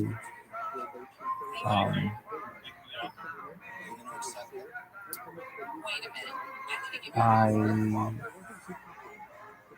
ended up getting sick. Well, that didn't happen then. Did it? Yeah, it did. It started to happen in this October that year. And she and I went, well, I shouldn't say that. I called her for something, and I was like, I forget what it was. I was like, I think I said to me, we don't talk like we used to. And I think she said to me something like, well, I began seeing someone. And it was like, and I remember telling her at the end of this phone call,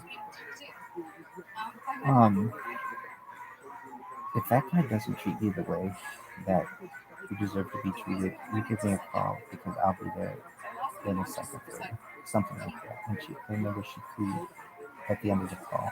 Really, yeah. And then what happened? She said, she said, no. It was, it was just something about what you had to live.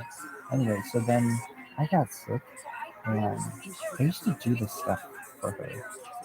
We would talk on AOL Instant Messenger, Facebook Messenger, and I used to like put little notes around the school for her to go get, and just like cute little things like that. And I never had any like, I think I got a maybe flower or something once or something.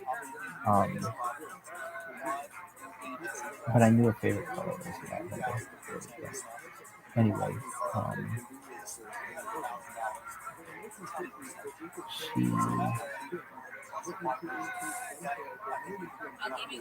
I had this party that fall, and I invited her, and she didn't come. And I remember calling her to tell her, to ask her why she didn't come. She's like, I didn't think you wanted me to come. And she's like, you walked right past me on the first day of law school, our second year. And I was like, I mean, she's right, I did. But she's like, so, and what did you do? Well, the reason that I did the thing to become famous is I told her on the phone, you know how you said that you want to be famous? Well, it said something like, well, boy, I'm going to go do this, and I'm going to make this bitch so jealous of me because I'm going to be the famous one. Well, oh yeah, I was the famous one, all right. Anyway, so I would make that fantasy happen for her because she'd be very famous after this. Really? Oh yeah. And I would want the best for her and her husband, and so that tells me it's like different than what that guy Bill and Francis had. He's like, I honestly, I just like Skyping with this girl. Really, yeah. I mean, I just really liked her brain. I thought she was very.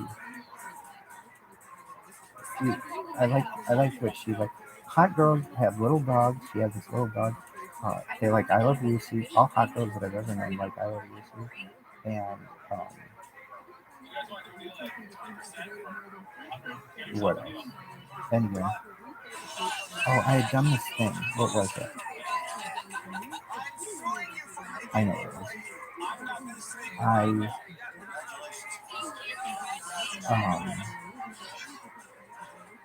I had this party, and what did you do? So she had class, it was a Friday after when I had class, and I went home, and I put on my skimpy little short shorts. I used to go running with my friends, and even alone, and girls would whistle at us. They would catcall me personally. I'd just be running on my own, and I'd get catcalled by girls, which was kind of different than how it normally was.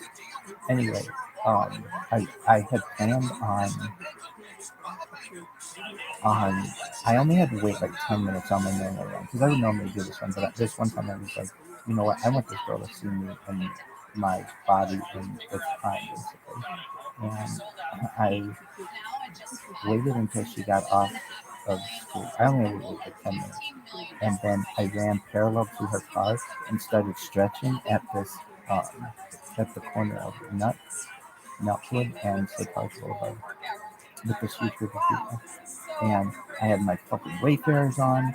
I fucking had my short shorts. shoes, socks, and that's it. And I just wanted her to see me in all of my Herculean existence. Anyway, well, when I had this party, I told this guy who I thought was my friend that I had done that, and he told her, and that kind of freaked her out. Well, yeah, which I understand. It's not like I went to her house. It's not like I had binoculars. No, I knew when she was going to get out of class, and I wanted her to see all the work I put in a lot because of her. And so I think women would think that's fucking really sweet, really romantic. Yeah. But that I don't want to say change the relationship. Then we just didn't talk. And then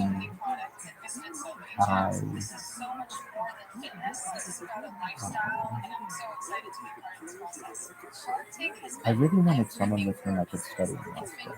That is the thing. Everybody always had a law partner, someone with whom they could study, and I did not. And that hurt me. And I always thought if I had a girl, oh my god, I could study like crazy. So anyway, I started seeing this other girl. And so for me to be like, oh, I talk a lot about that girl, that's not the girl to whom I wanted to lose my virginity. I mean, it was fine, but there was another girl. I won't talk about that other girl, but she's a Federal Reserve. And of anyone, I think, like, the Federal Reserve and I talked about getting married. Bumbles and I didn't talk about getting married. Bumbles and I talked about aliens. But the Federal Reserve and I talked about getting married and how we would go about it. And who's the Federal Reserve? This other girl. There were 4 girls in law school. Who were there? There's a girl, right, like the first, the Attorney General. That's her nickname. Then there's Fumbles. Then there's the Federal Reserve. And then there's this other girl. I don't even remember that girl's name. But anyway.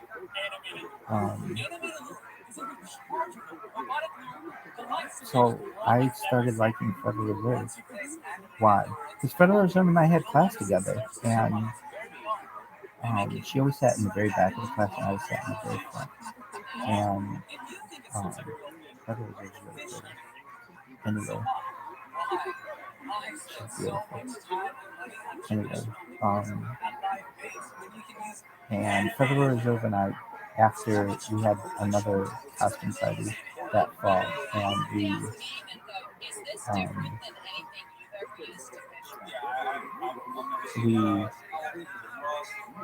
that's what we became friends or whatever.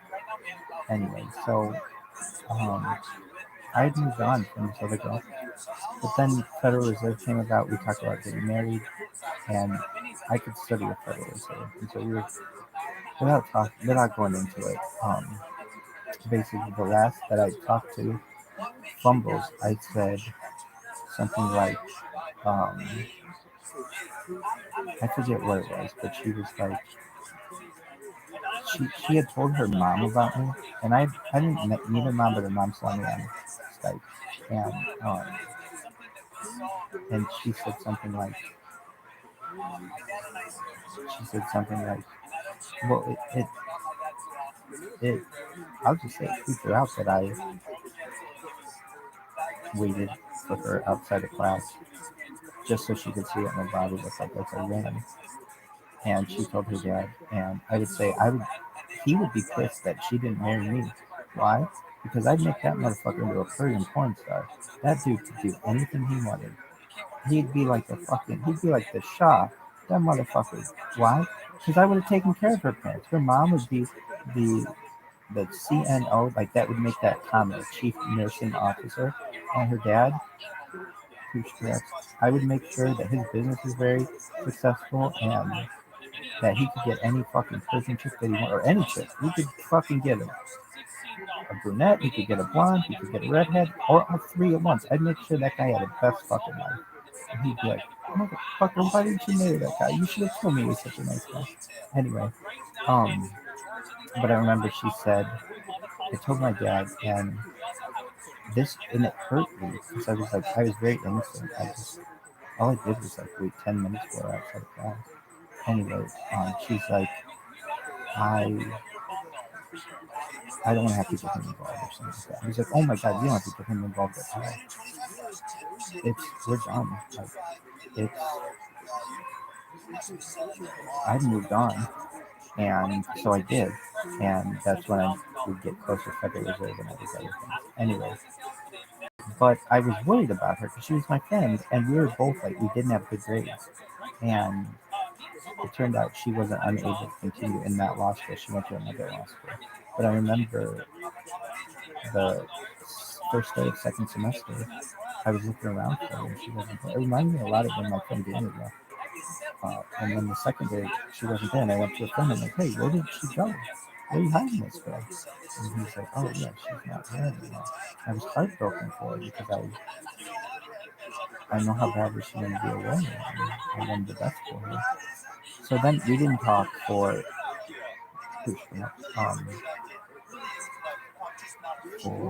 7 years. And I had this idea. She's not why I was back out here. Really, no. Are you sure?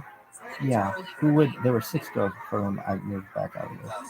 The one, that's my future wife, Ivanka Trump, wife. Not for her, but like she was inspirational.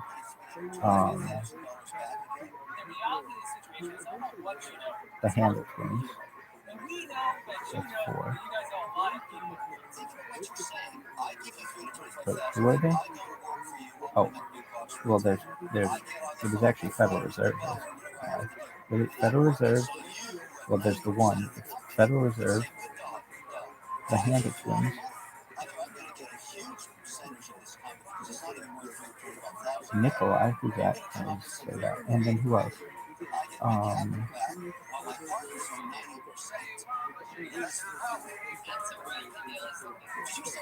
Was it Fumble?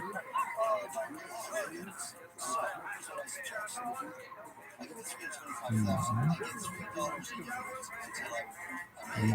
Oh, maybe. No, I don't think so. There were like 6 girls who were inspirational to me. 1, Federal Reserve, the Handle twins, Nikolai, Ivanka Trump. That's it. Really, yeah. Anyway, and then what happened? However, I needed closure to that situation. And I've never understood people like, I need closure. I didn't even know what closure meant. But I realized I needed closure. So I was dating another girl, dating a bunch of girls, and not at the same time, but like one after another, and had healthy relationships. But I realized I wanted to move back to California, and if I was going to do it, I was like, you know what? I don't know what Fumbles is doing, but if anytime I'm going to win her back, it would be now. But that wasn't my motivation. It really wasn't. But I did go to the bank, and I had 10,000. I got $9,999.99. That's as much as you could get without filling out the paperwork for IRS. And I said to the woman there, the teller, I said, look, I'm going to tell you the story. And I told her basically the story. Yes, and I said, if you were going to go back, maybe I guess she was, but she wasn't. I mean, I can just say she wasn't really my motivation. Federal Reserve was much more my motivation. But I just had spent more time with Fumble. Anyway, I said, if you were going to go back to, like, try to live your life, to try to, what I was really trying to do was recapture a lost life. And I said, if you were going to go try to do that, what would you do? And she said exactly what you're doing right now. I get all the money that I could, and I would go back there. And so I was like, exactly. So I had intentions to one day surprise this girl, just like that guy did. Really, yeah, and be like, ta-da, like I'm back. But it wasn't like that. I started going to shul, and I saw this other girl. Now that girl's name is the Muse. That girl is so beautiful. And it was like once I saw what California girls look like again, Fumbles wasn't a big deal to me anymore. Neither was the Federal Reserve as much as what this subordinate looked like. Anyway, and I called Fumbles on the phone, which is normally how you call people. I don't know how it works. And I said, and I had even gotten this water purifier for her. That was going to be my gift for her, water purifier. Why? Water is really important, and I bought one for my college roommate, and I bought one for her. And I ended up giving hers to Rabbi Moshe. I called her on the phone and told her what she needed to do. And I said, I remember I told her, I said, my name is Michael Rothschild, and she said, I'm like, she's like, of course it is. Really? Yeah. I just remember that. She's like, of course it is. And I said, look, I was gonna come and surprise you, but I'm not. I want you to know that I saw another face. Like basically, I saw someone else who, it wasn't really her face that was in mine, but I told her I saw a face, and I wanted you to know that like I wish the best for you. And she's like, I'm 6 months pregnant. But I was really happy for her. I really was. I still am. I hope the best for her. I hope her kids are wonderful and everything. And I said to her, I just wanted you, I don't know, I was just really nervous. I didn't know what to say. And I said, I just want you to know that, allegedly, I said, I've had sex with a lot of girls, and I'm really good at it.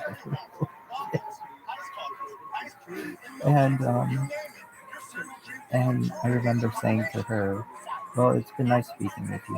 Let you go. And maybe I'll call you again in 7 years. And so it's 7 years has gone by. Now 7 years has gone by again. And you still think about it. I just thought about it because of this thing that this guy had. But I remember I said I've got closure, and I appreciate her letting me get closure. So if you're ever out there and you've ever had somebody who called you after a long time or whatever, allow them to get closure. Because not all of them want to, like, I remember telling her, like, I was going to come and sweep you off your feet. And I thought better of it. I thought, you know what? I don't want to startle her. I don't want to scare her. And I don't know what she's been doing with her life. And I realized she's going to be a really very successful person. She's going to have a wonderful family. And so I called her and I told her all of these things. And that I had closure, that I met someone else basically. And she said that, she's happy for me and everything, and that it was fine if I'm going to call her in 7 years. And I said that I'm going to call her in another 7 years after that. And I'm going to do that until we become very old. And hung up with her. That's the last we ever talked. Really? Yeah, but I got closure. Really? Yeah. I think about Federal Reserve. Honestly, if I ever fantasize about fucking anybody, it's Federal Reserve. It's not that girl. Really? Yeah, driving a fucking her for fumbled with her sister on a mountaintop. Really? Yeah. Anyway. But without even having these discussions with Fumble, I know what a fantasy is. That is, I've had a bunch of bitches fantasies. It's getting fucked in a carriage like in Titanic. Really? Yeah. And what else? That bitch wants me to fuck her at the office too. And fucking my black hat and everything. Really? Yeah. Anyway. Really? Yeah. Because now, once I'm the famous guy, she's gonna fucking flip out. She's gonna be like, motherfucker. That's what she wants. This girl loves fame. Girls, bitches love fame. Really? Yeah. Anyway, so do you think about it? I honestly think about what she was saying that made me realize that I'm the way that she looked at me, the way that I looked at her. Yeah. And she was really, yeah.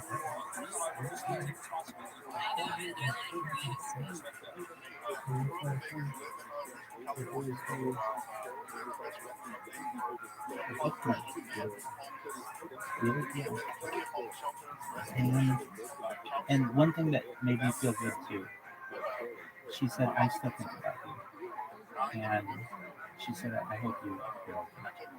And that praise me. I got closure from her, and I know how that guilt and Francis feel, and but I'm different than Bill. Why? Because I only want the best for this girl. In fact,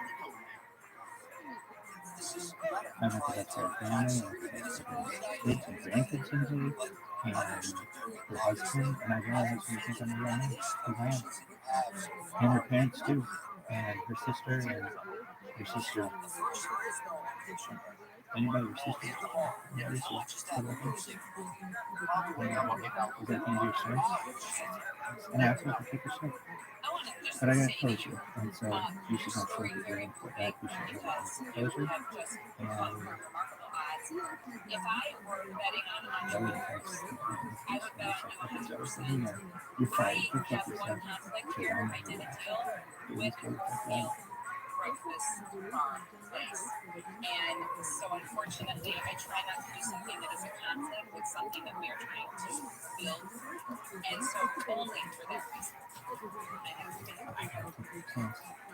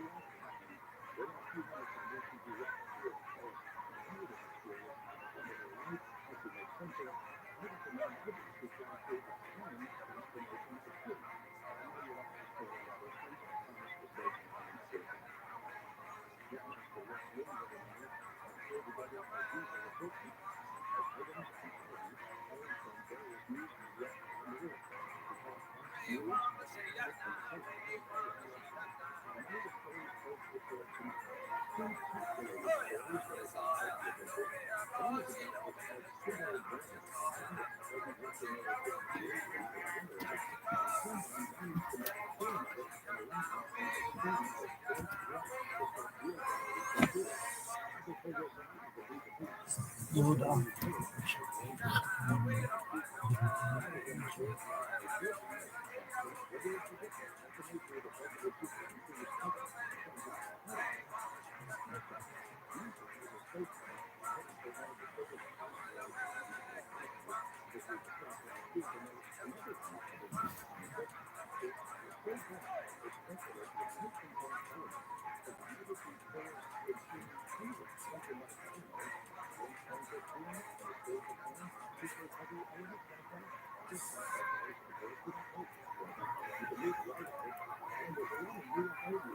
Tonight on Shark Tank, we created the world's simplest back painting. Guys, this is extraordinary.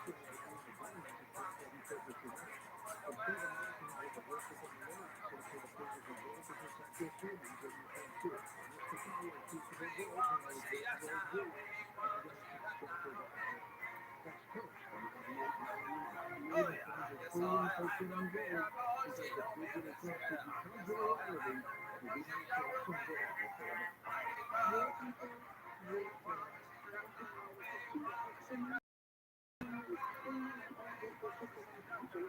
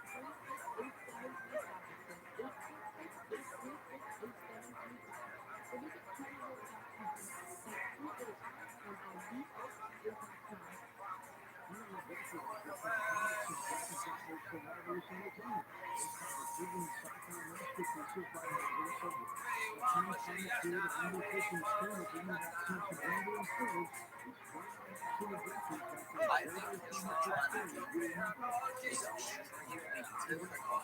You're trying to look retail and create a brand and have people in. That is an uphill battle.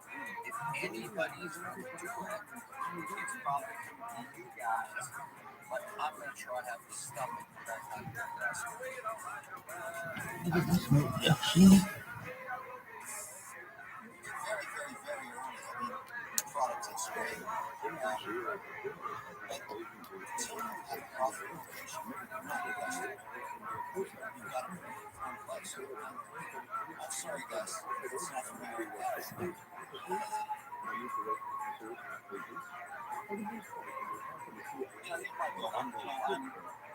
I'm getting emotionally tied into the deal.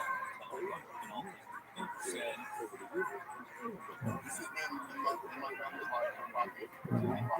that's my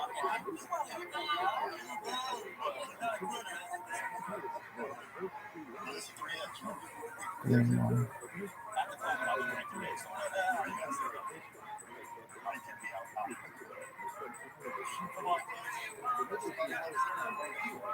Green two. In my house, Daddy has to play. It's always cereal, right? It's just Orange two.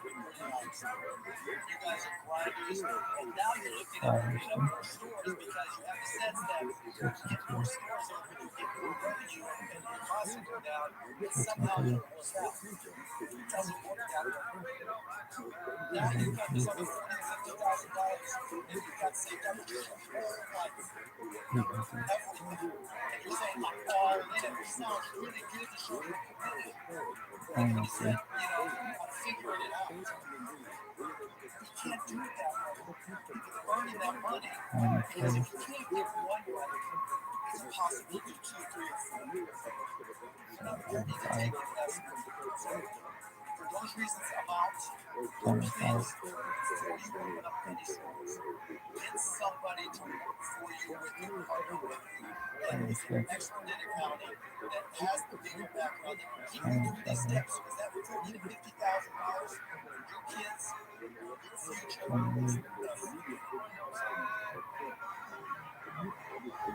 My biggest challenge with you is that if you look smart, just a long road ahead.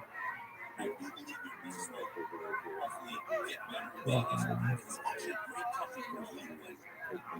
That's beneficial for our investment.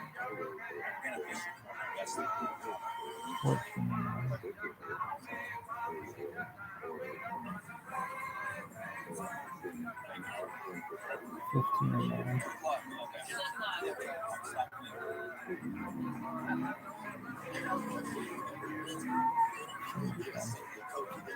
I'll go with that. I'm a little disappointed that we didn't take the deal, but still positive. I still think that with the feedback they gave us and with our tenacity, we're just going to keep pushing forward, keep moving forward, and try our best to just survive these first times.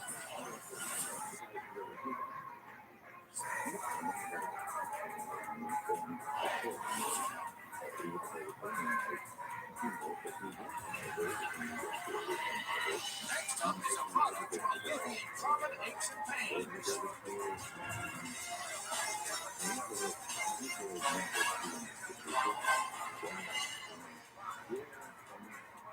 Hi, Sharks.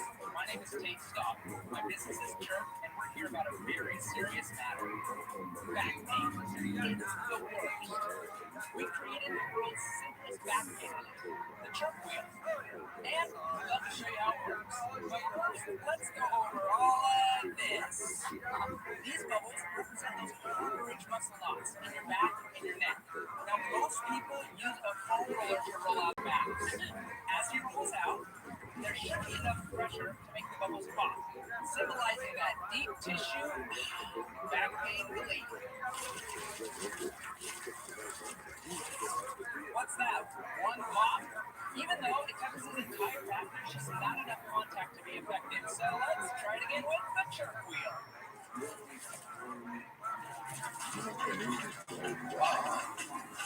Slap my mom and call me Sally. That's a lot of pops. The Chirp wheel is designed to fit perfectly between your shoulder blades. Compression-sensitive padding and our patent-pending spinal canal relieve pressure off the spine and stretch the muscles around it in four directions for the deepest possible stretch. Now, the Chirp wheel comes in 3 sizes, each applying different amounts of pressure. Now, with over 1 million wheels sold, I'm here today seeking $900,000 for 2% of Chirp. That is definitely Chirp. You go, Sally. Come on, Robert. You know you want to come try it. All right, I got to try it. So let's have you grab a 10-inch wheel. Yeah, that's just the medium one. All right, let's do it right here. And we're going to sit all the way down on the ground. Let's do that. All right, square it up. And then just lean back. You can keep your arms on the ground. Yep. And if you go all the way down to your hips, just open up your hips. You can just sit there. Let it open up your hips. Open up your chest. Wow, that really That works. Yeah, you know, it's It's amazing how well it works. What did it feel like? It's way better than you think. It's really good. Okay, Tate, so I'm going to give you this special moment to explain why this is worth $45 million. So this year so far we've done 12 million in sales. What? 12 million? Correct. Well, Correct. 12 million sales this year, 4 million profit. By the end of this year, we expect to do $40 million in sales with $12 million in profit. So what is it that you need from Sure? That's a great question. The wheel is simple and it's effective. This wheel we're worried about. I have 5 people in front of me. They're the greatest investors in America, and you guys are sitting on things that I don't know. I read over 60 books a year, but I'm 28 years old, and I want to have the mindset of a 45-year-old. Well, I'm not buying any of that because if there's one thing you know how to sell $12 million around. It just went downhill on fast. They have a $40 entrepreneur knows not to over 2% anybody. So also with our hyper growth, we need funding for POs. So you said $4 million this year, right? Yeah, $4 million profit. We are making money, but a lot of our PO that's in right now is $4 million. So all B2C. So we mainly sell through our website. How do you market them to get to your website? Mainly through social channels, Instagram and Facebook. Our cost of acquired customers are So what else have you marketed last year? We've spent about $3 million. So when COVID hit in March, we had 3 months of inventory and we ran out in 3 weeks. When we sold out, we've actually just now about $4 million a month in sales.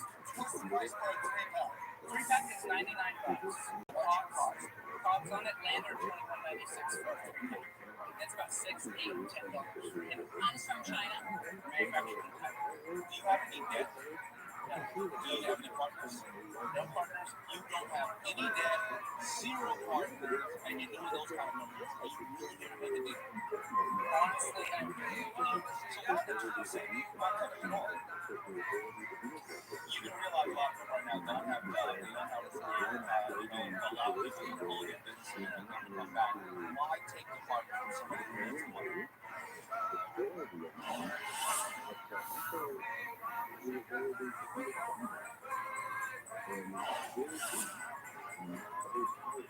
All shows are still local. Daily questions, teams moves. The team is operating business. We might not be the customer.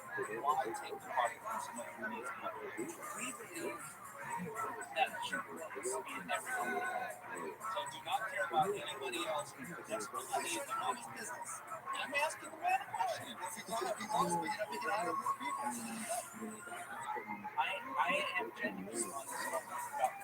I want to have a creative offer for you guys. You guys make money fast. We do over $100 million in sales next year. I would love to cut you a check for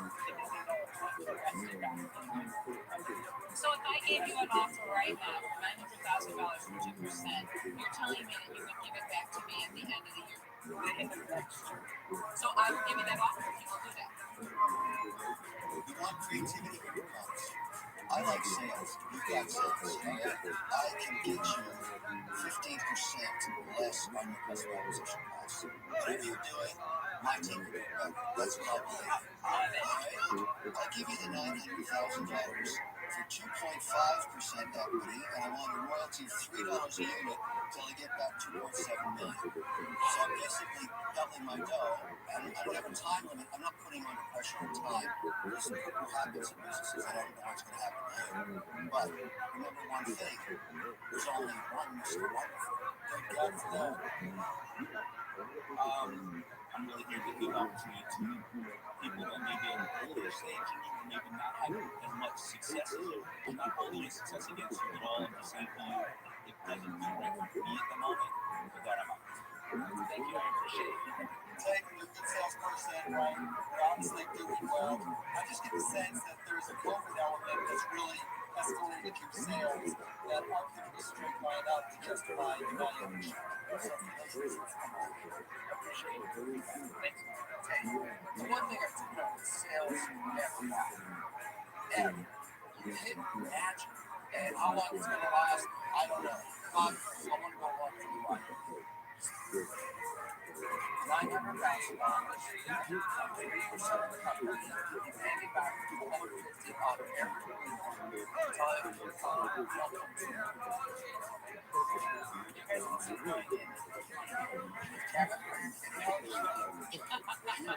I love you. I want Lori and Robert. Why would I want to care? I'll give you the 900,000. You'll pay back 500,000 this year and 500,000 next year, and I'll do that to now.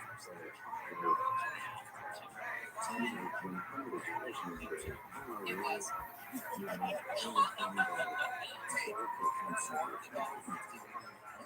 Yes, it's the first time in 12 months. You have learned my Why are you afraid? If you have a problem with that either, should you, because you're positive. Let's make a decision. Lori, we pay you back $400,000 this year, $500,000 next year. Retired investment in the next 18 months. No risk. Not retired in $100 million. At 2%. 2.5%. I'm happy with 2%.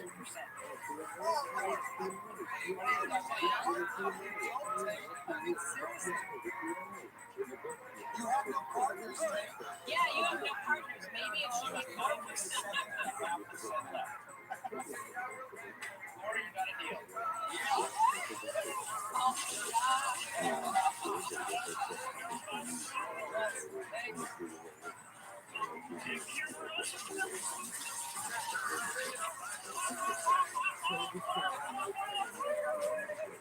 You make nothing on your money till you sell this company, maybe. My money leaves, it comes back with prisoners. Your money never gets any prisoners. It comes back after 2 years saying, do I still live here with Lori? I'm not sure I ever left this place. Free money for Lori! Free money!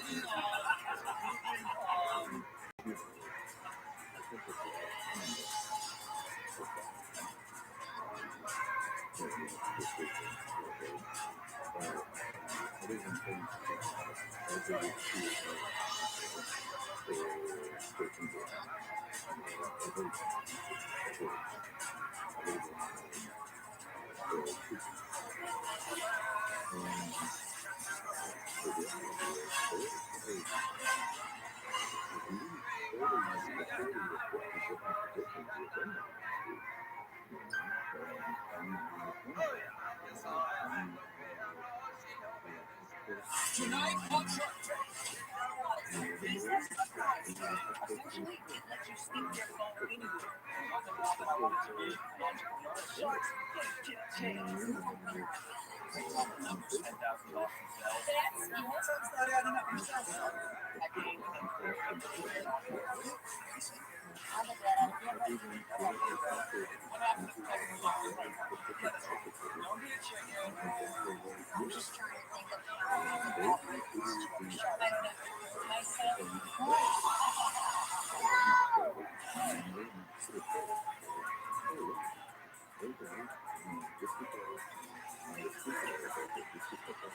First into the tank is a modern way to bring a little spice into your life.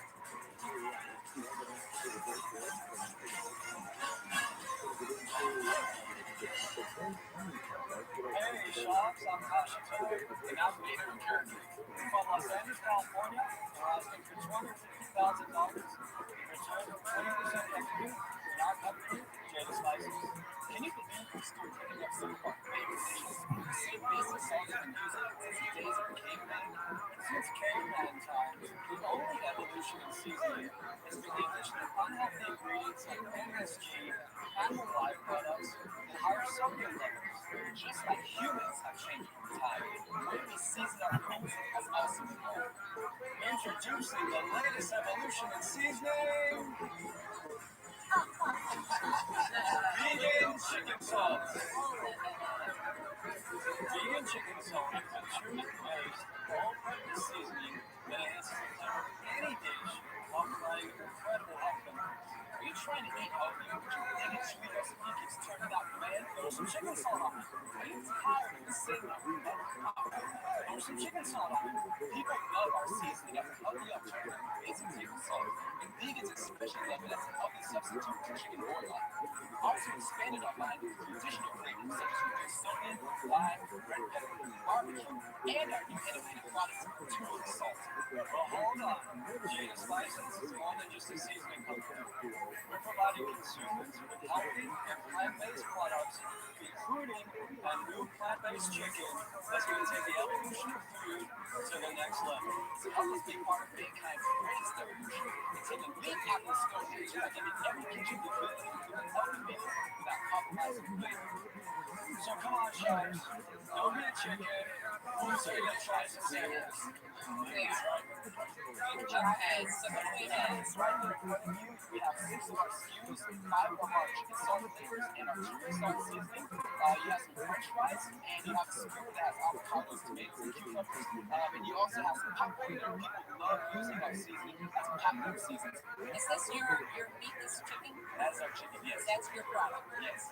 What is a plant-based chicken? I have no idea what that is. So probably on the market, there are some plant-based chickens. They all have soy, they all have high sodium, they all need to be refrigerated, they all have a whole bunch of ingredients that are compromised. We have created this plant-based chicken. It doesn't need to be refrigerated. We're able to mold it into any shape and make it happen. So it comes like ground chicken almost, or it comes in ready, it comes in a mix. So it comes in a dry powder and you add oil and water to create the paste. That's why it doesn't have to be refrigerated. Exactly. All you have is a package with a dry mix, and then you just add water before you cook it. Water that the chicken will speed up. That's it? Yes. How many calories is in a patty?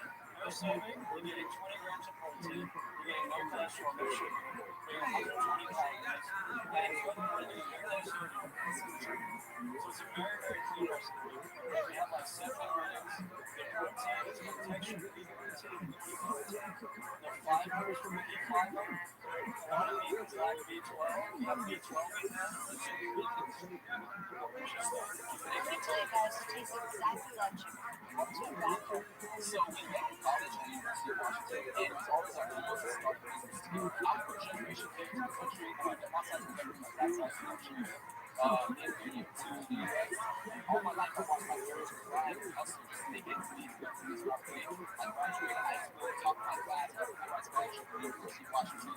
I studied civil environmental engineering. It just was my passion. I always picked up creative art. Music was always something I loved, so I left engineering and I went out to Los Angeles to pursue music.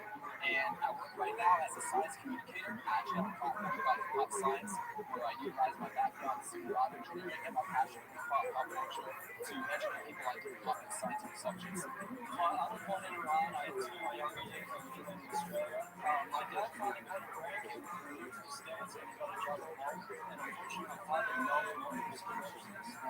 And within that year, he became quadriplegic. The following year, I went to University of Washington. I had to work full-time in order to support my family and support myself. I worked 80 times. When I was at the University of Washington, the number one that I wanted to be an entrepreneur, right? Just with the lack of security growing up, I picked a secure field in pursued medicine. When I got into medical school, they told me, look, Asha, there's no way you're getting more dermatology. Your grades aren't good enough, your grade scores aren't good enough. And I was rather do treatment for this kid by career. And basically, I just outworked everybody until you got into dermatology. Yeah. Well, you were talking about your dermatologist right now. Chicken salt's a big phenomenon in this particular restaurant. The salt, chicken salt, everyone uses chicken salt. So we took the chicken salt from Australia, we made it vegan, we got rid of the chicken salt, we got rid of the MSG, and we lowered the sodium. What's your average selling price and your average cost? Okay, so it costs us 80 cents to make one of those landed in our warehouse. On retail, we sell at $4.99. On Amazon, we're at $8.99. So we're the number one selling season salt on Amazon at this time. We're outselling at a 3 times higher price per $1. We had 319,000 last year, nearly 60,000 this year. We started it this year. We're projecting to do 500,000 this year. And furthermore, I want to emphasize we're not just a seasoning company. We're really excited about this plant-based chicken. That's what I want to ask about. Okay, so for me personally, I'm not as interested in salt. what I find exceptionally different, that patty tasted really good. So how much of that is going to be your plan going forward? Chicken is ready to launch. We've been hardening over the last couple months. The recipe's finished. The ingredients have been sourced. We are ready to go. You have full-time jobs and you're not doing it. No, we do this both full time. Trust me, Kash and I go on some time and she's every time. That's something that we catch up. So I put my time as needed. My dream is to pursue this full time. I work on this before I get to work, during lunch, between patients in the evening, and on the weekends. I am the only one that can go ahead with skin cancer removal to negotiate and distribute within 10 minutes. So what I'm having a problem with is we both have successful real jobs, okay? This is a side hustle that's done very well. Real job is a side hustle. Okay, let me say this way. Hi, I'd like to speak with the CEO of my spice company. I'm sorry, he's seeing a patient. Okay, how about the other guy? I'm sorry, he's being an engineer. To me, you're all over the map. Focus, baby. Focus. That's what I'm interested in. You don't have It's scaring me a little because you have 6 SKUs here. You want to come out with chicken. You don't know your challenges in the other market you're going to go into. You are not working on this full time. I just don't see the impact thing. I think there's going to be a lot of results. It's not even figured out, hopefully, in 6 or 7 years. I just think that's not good. So I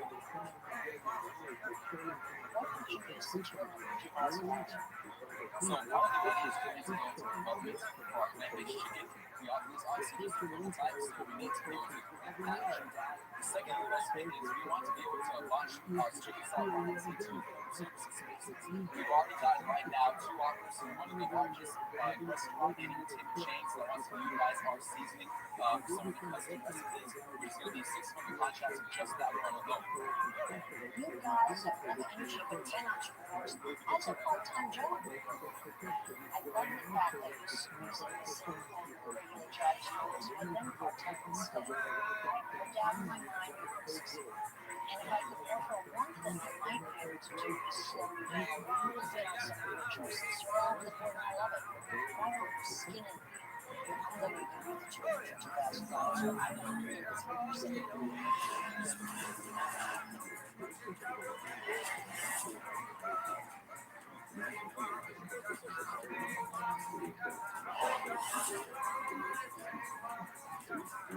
Two sharks around.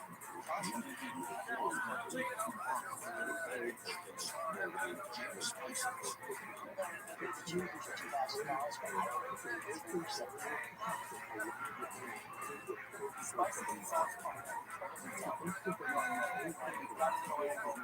Network for you. Now you take your time, eating chicken, which is incredibly difficult.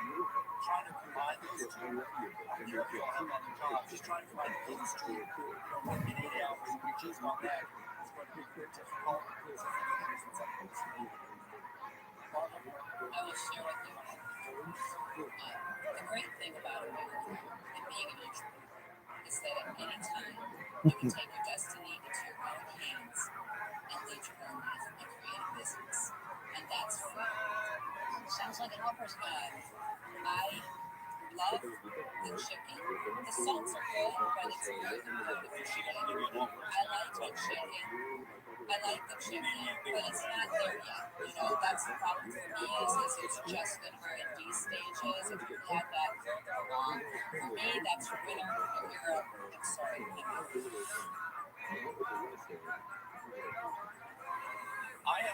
I'm so nervous for you guys because I noticed you haven't answered my call, and generally people just lose the. Mama, we walk in here with you. I'm not so sure. Mama, so if you do 28% plus, increasing exams,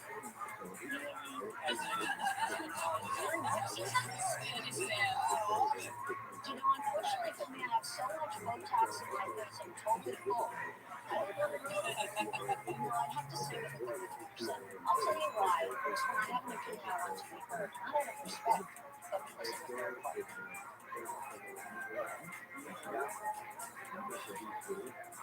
These guys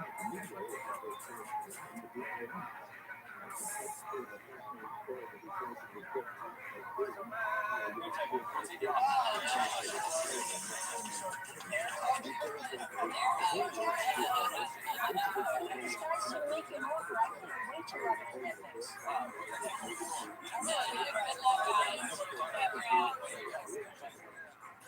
Barbara for sure was our number one. We put her on the show because she's invested in most food businesses. We're trying to get she gets off and she makes all the household names. So we're all doing good.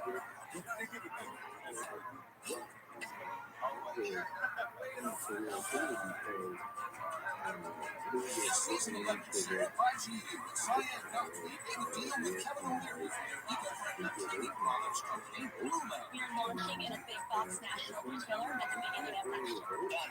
Let's catch up with them now. Just 1 week after airing, Kevin brought us on QVC, and it was a total touch me moment. That's the magic right there. We did $250,000 in sales. It was bananas. It's only been 12 months since Shark Tank, and we've already done over $15 million in sales. TRUMAN now has eliminated 1 million cleaning bottles and 5 million pounds of carbon dioxide. The pandemic has changed the physical retail landscape, so we decided to hold off on our retail launch and double down on our online sales. So much of your strategy with your Shark Tank is rolling it out to large big box retailers, and they just disappear off the horizon. What happened is this pandemic it forced us to go digital. Every company started with a strategy on how to get direct to their customers. We shot commercials, social media, everything we could to tell the online story. Wow.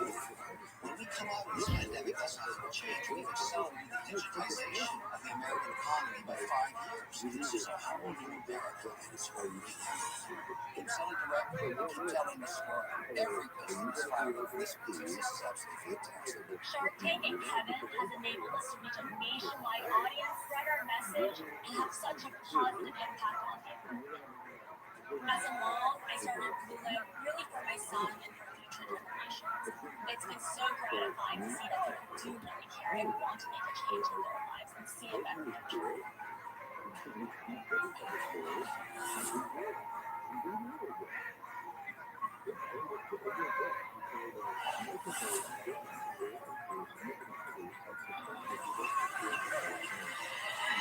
Next up is a way to make gift giving more special.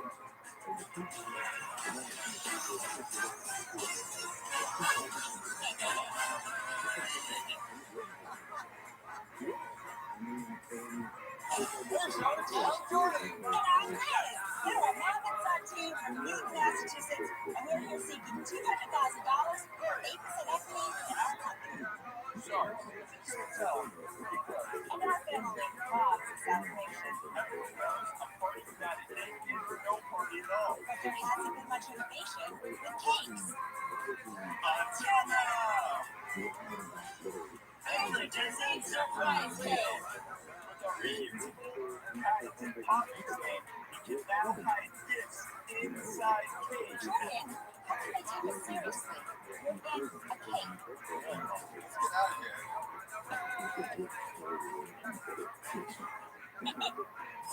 Okay, much better. Mom, show what you got. All right, here goes everything.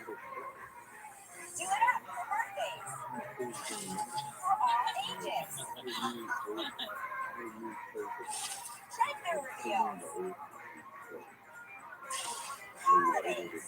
Or even pop the question. The possibilities are endless. Our revolutionary product has reinvented the ultimate party tradition, taking cake and gift giving to the next level. So tell us, what's a piece of surprise cake? In front of you are your own surprise cakes. Just put your party hats on, and on the count of 3, pull the ring to reveal your surprises. 1, 2, 3, Pull it off, and it comes right off. Oh, wow. Oh, that's cool. I got a watch with a picture of an extremely handsome and debonair fellow on it. Oh,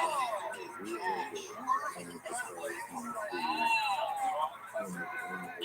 gonna say what I got. Let's come up with this crazy idea.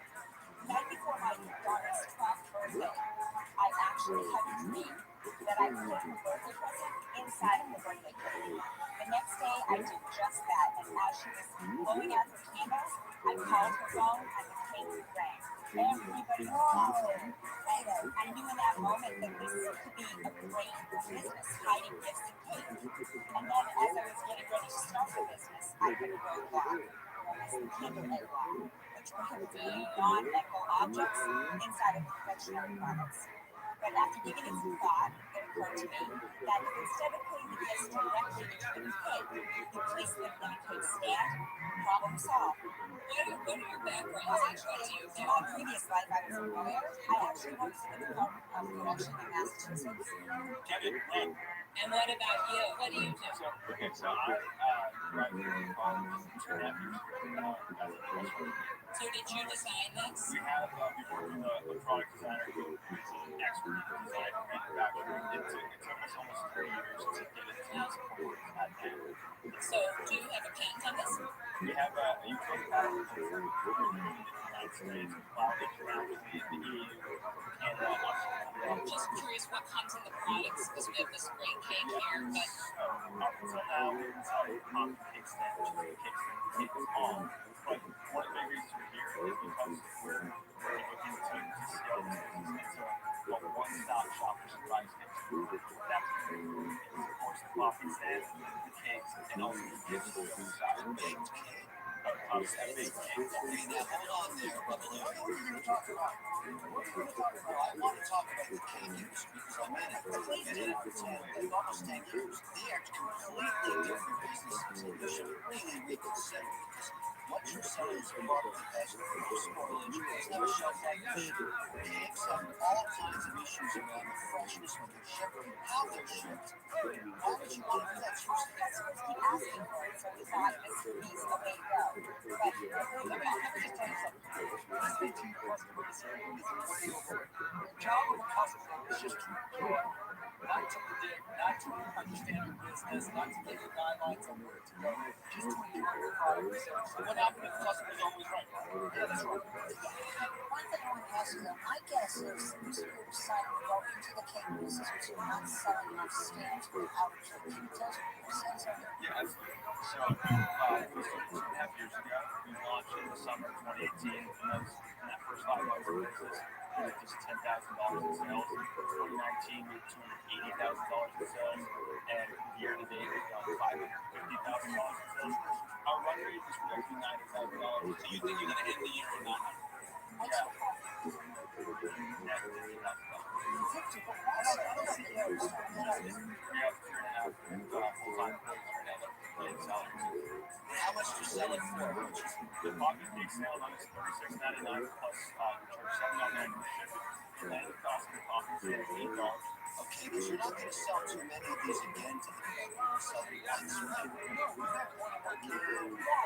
sell them once, right? Use it again and again. That's where the gift pods come in. We want to sell gift pods every occasion, every Exactly, curated gift pods. Curated gift pods? Yes. You mean you want to suggest what the gift is that I should give to my kid? Exactly. Another bad idea, but Okay, guys, there are certain horrible mistakes that companies make. You guys are drowning in your revenue tax. So many companies get so ramped up. You get 100,000 sales. 500,000 sales. Now you're on a mission to hit $1 million, then $2 million, and you're trying to come up with all these ways just to run that top line because it's almost like an equal as opposed to a bottom line. You're chasing revenue, you're not chasing profits. And so for those reasons, I'm not saying I'm going to go back to my before you go back, could you straighten out your hat? That's how I wear it. You wear your hat the way you wear it. So I think there's a healthy balance on when the customer's telling you what you need, and then yes, drowning in opportunity. But other people here know big needs, good and weak, so I you know, Julie, we were winner on behalf. With that amount of sales, you should be doing what you think about successful company. One more, if you haven't figured out how to get money There's nothing wrong with this thing. We're selling fun. The cake idea freaked me out. That's only because I'm in the business. I mean, I forbid you. I'm out. So I love the idea. I think this could become family tradition. People, I think on New Year's, every New Year's, money inside or whatever, but you came in asking for 200,000 for 8%. Your value is so high. We'll work on the valuation. We'd love to do that. Leave it after that. You can count. Would you 200,000 for 12%? I'm sorry. I'm out. Thanks so much for your time. Thank you. Bye-bye.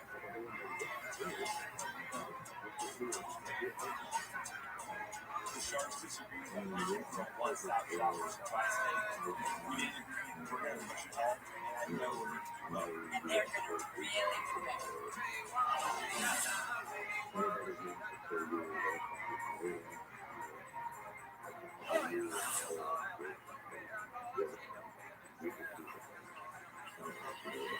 Next in the tank is going to make your holiday meals more exciting.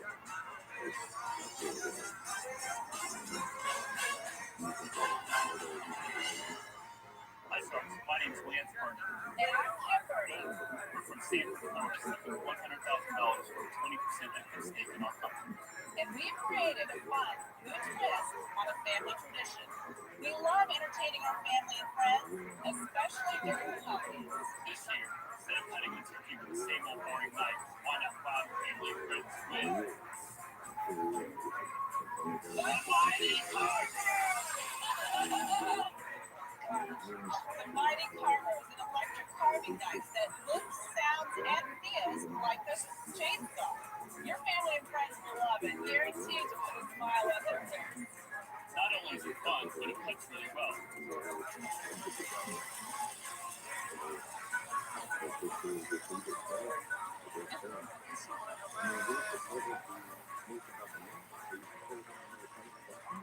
And it's just not for turkey. It has other uses as well. You can use it on pineapple.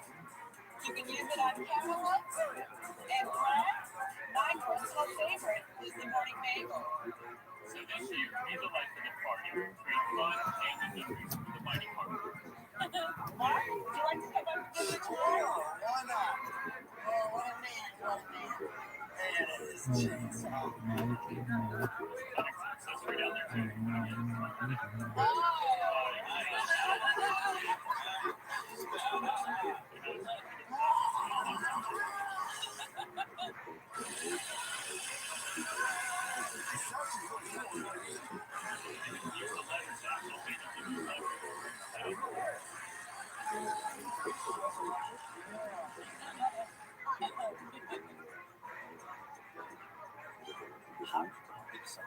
So we had Thanksgiving dinner, and usually growing up, my grandfather fed the turkey. He's no longer with us. Somebody has to carry on this great tradition, and I'm trying to figure out: is it dad? Is it my husband? Is it my brother? So my guys love chainsaws and power tools. They're just power tools, and that's when I thought, wow, if this was a power tool, they'd all be fighting over it. So this was your idea?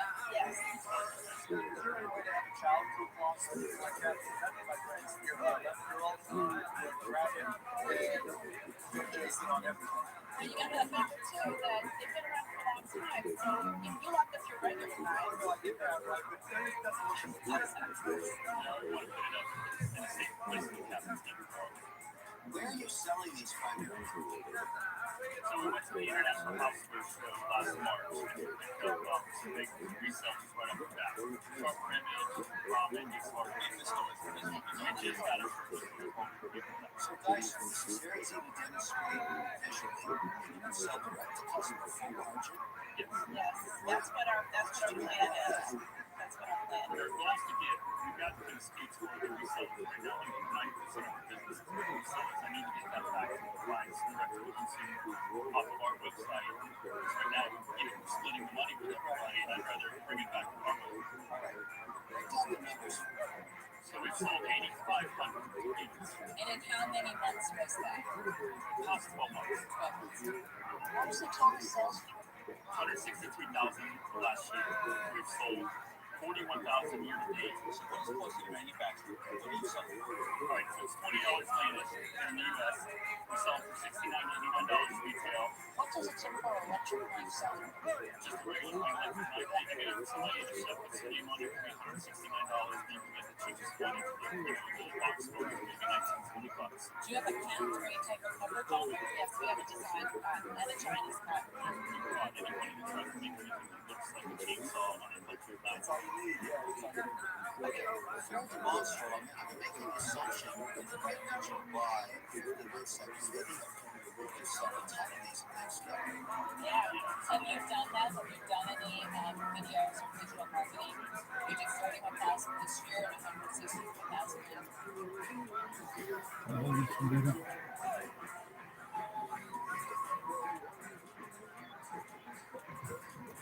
I'm secret agent.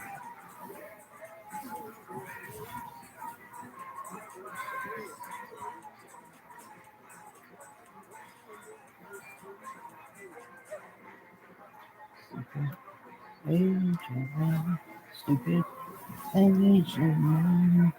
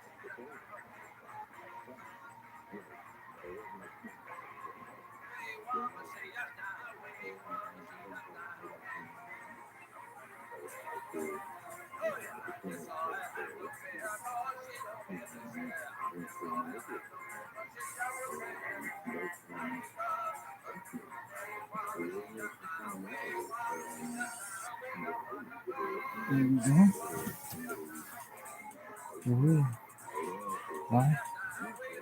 You're gonna get that's no one that's trying to see you. Once you're done with the day, come over and see you. I'm fucking strong with this check the app. I'm just supposed to make them like I know.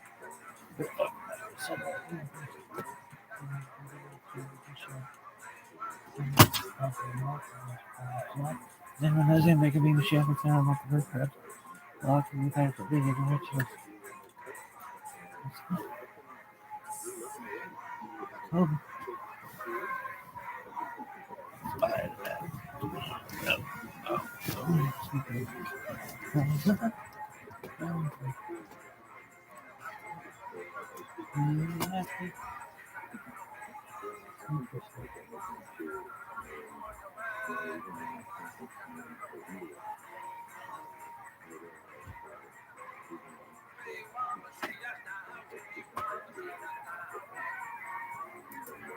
So what part of that came from those digital ads? 10%. 10%. That's all. Why do you think they didn't work better? We were doing some marketing early. A lot of this is showing up organically with Wall Street Journal. We sent 300 minutes in. When did you run those ads? What time of year? That was November 17th. That next Monday, Kim and I flew back to a dance competition and shipped out 300. Dance competition. You were dancing. All the dancers.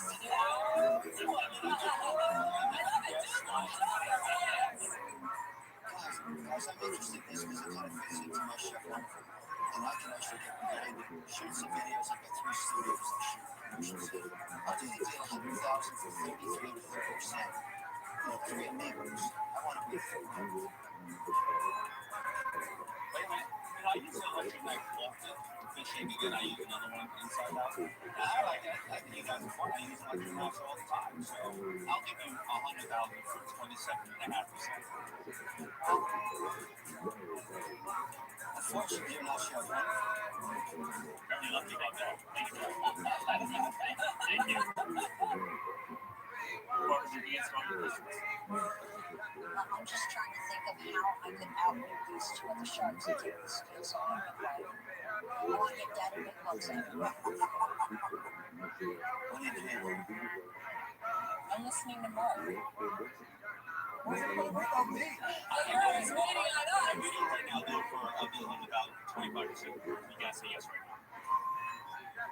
Wait. Don't be so fast. Relax. You know what happens after we keep dancing around? 25% right now. $100,000. About 22. 25. I'm offering you 25% for 100,000. It's 5.7 yes. And he's really into it. Yes or no? Guys, you want to make an offer, but you need to be You know what? We're not necessarily. Look at over here. We have something to He's say. gonna walk, you guys. Go once. I give you the same offer. He loves it. He's a fisherman. You ready? No. Got it. No! You said yes. She's the boss.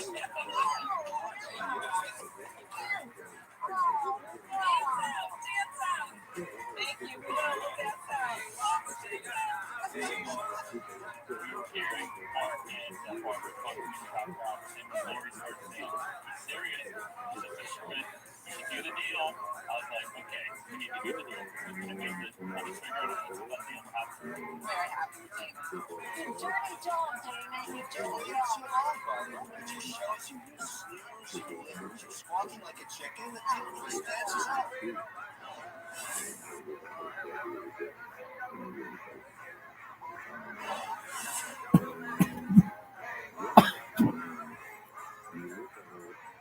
Next up is a simple product using space-age material.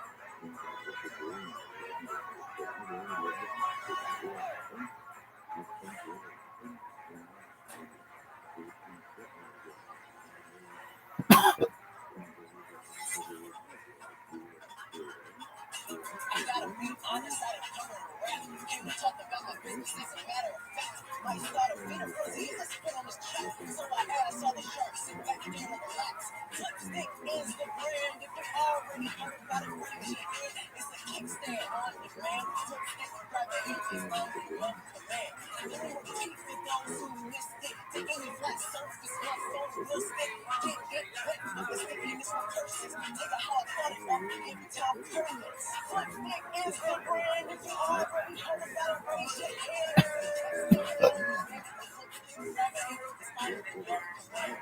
In summary, I came shopping for a fan.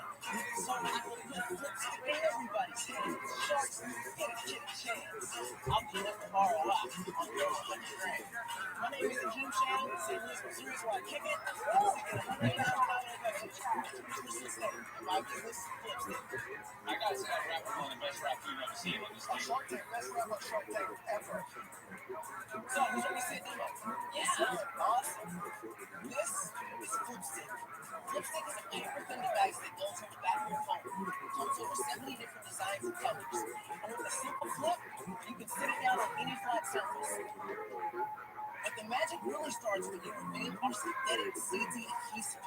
Based off the film get-go, essentially, it lets you stick your phone anywhere. And when I say stick, I mean it really sticks. Like, this is not going anywhere until you give it a little twist and it comes off without damaging the surfaces. But it's not just glass. Check out this textured towel surface here. Lipstick even sticks here just as well.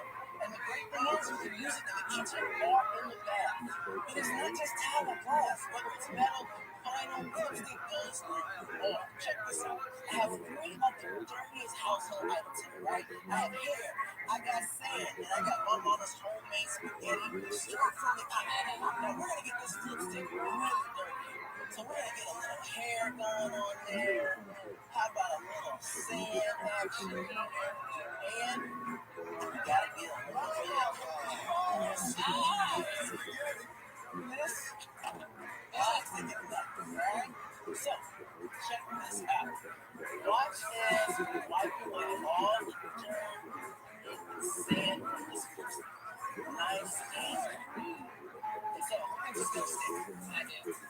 I have a lot of believers here. And that, in a nutshell, is lipstick. Any questions?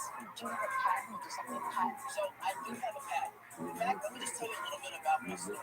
Yeah, it all started when I was going to college and I had a full tuition scholarship. I went to Howard University in Washington, D.C. I went there and I lost my scholarship. It was a little bit of partying, a little bit of depression, to be honest.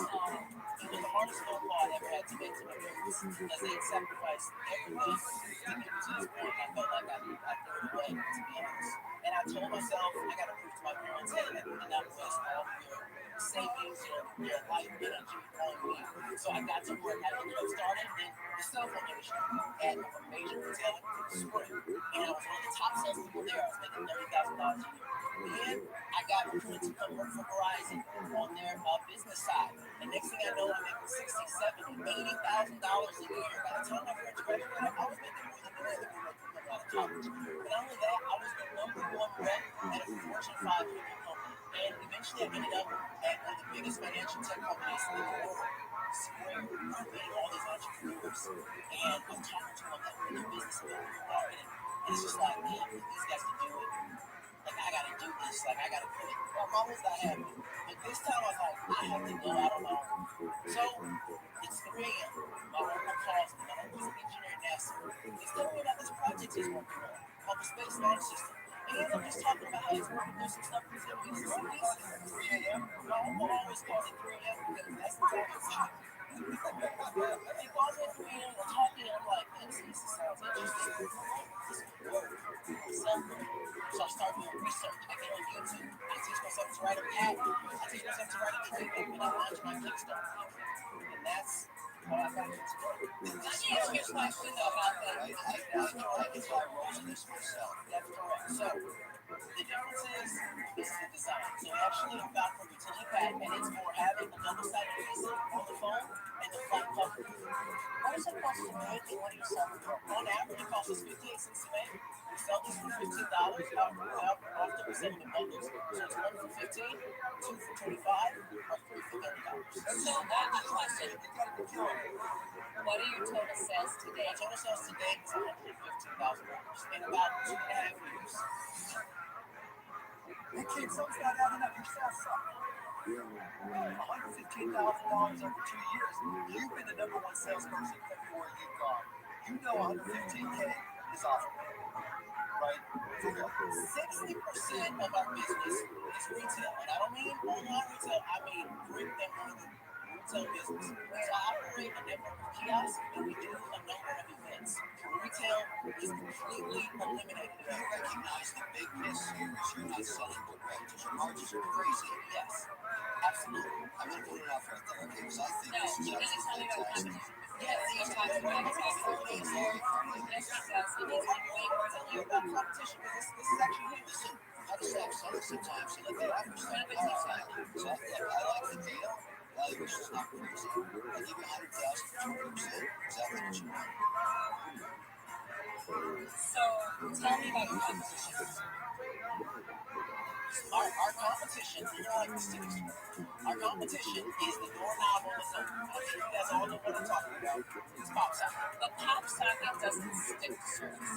Do any others have that material on the back where you can stick it to any surface? And that's what I had. I made you an offer. And I would like to address that a little bit behind Lucky. You know, you've got such a magnetic personality. You're a superstar salesman. But I don't think you're going to succeed unless you get yourself a working partner. I'm surprised you're getting off of it. I don't think you're going to make a thing like this at all, so what I'm saying. So here's where I'm at. I have a suite per week, and it make the same claim you have with it's called locality, and it holds the substance and drop it can stand up as well. I think it would be somewhat of a competitor. Thank you, Dave. How much did you sell last month? So last month was just really low. $1,500. That's it? I tell you something. I know what you need. I think you need me. The name of the game with this product, everything about it is the visual. And I've spent 20 years creating over thousands of videos that tell you within 10 seconds what a product is and why you should buy it. And I actually really like what you did here. So, I made you offer exactly what you wanted. Before you told me that you want to sell $1,500, clearly nothing's working for you. I'm not saying no, I can't do it. You gotta make it easy. When I make an offer with Shark Tank, I am the owner of Mr. Move. And it's exactly what you wanted. So you take it. Now you only have one check. I'm out.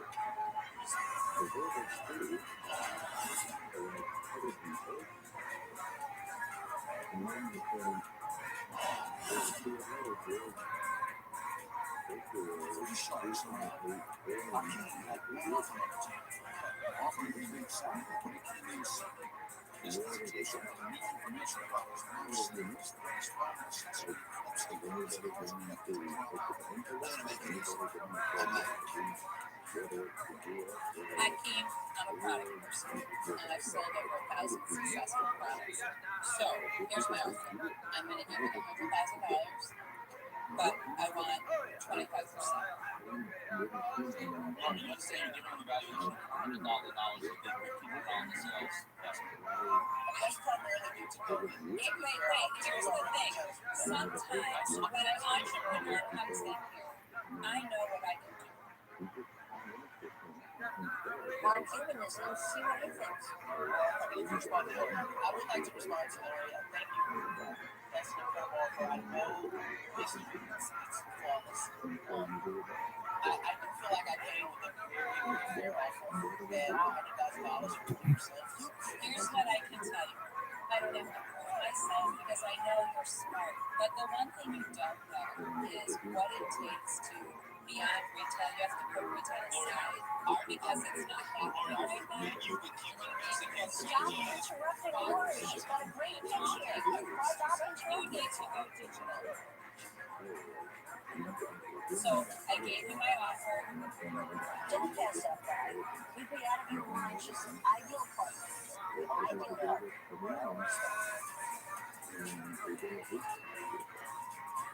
I think you are the ideal partner. Honestly, Mark has been a little quiet here. She's the ideal partner, so I'm taking it going forward.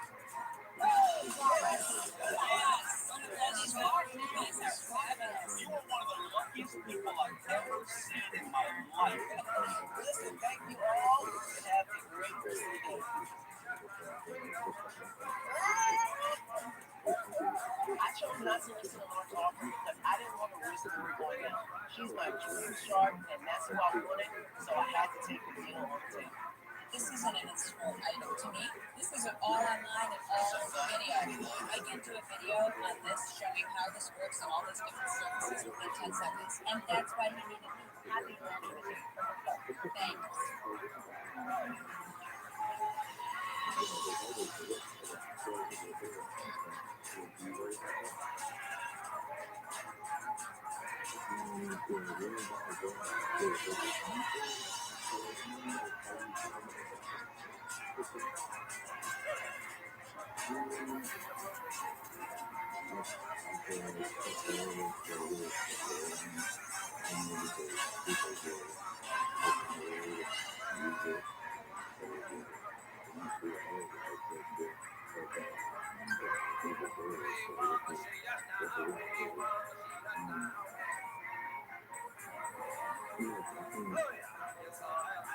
Tonight on Shark Tank, Daniel Levitsky, the founder of the groundbreaking snack company Cottage, returns to the table.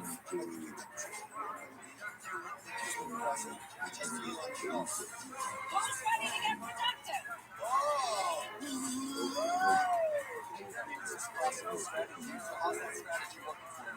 Wow. What are you thinking about? So we're gonna come side to side. Okay?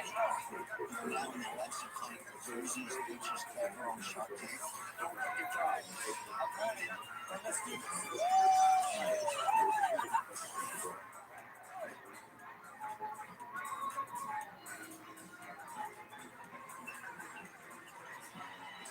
First into the tank is a way to work out like a hero.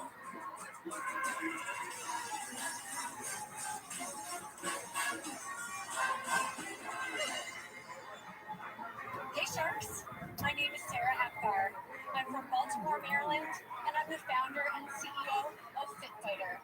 I'm seeking $250,000 for 15% equity in the company.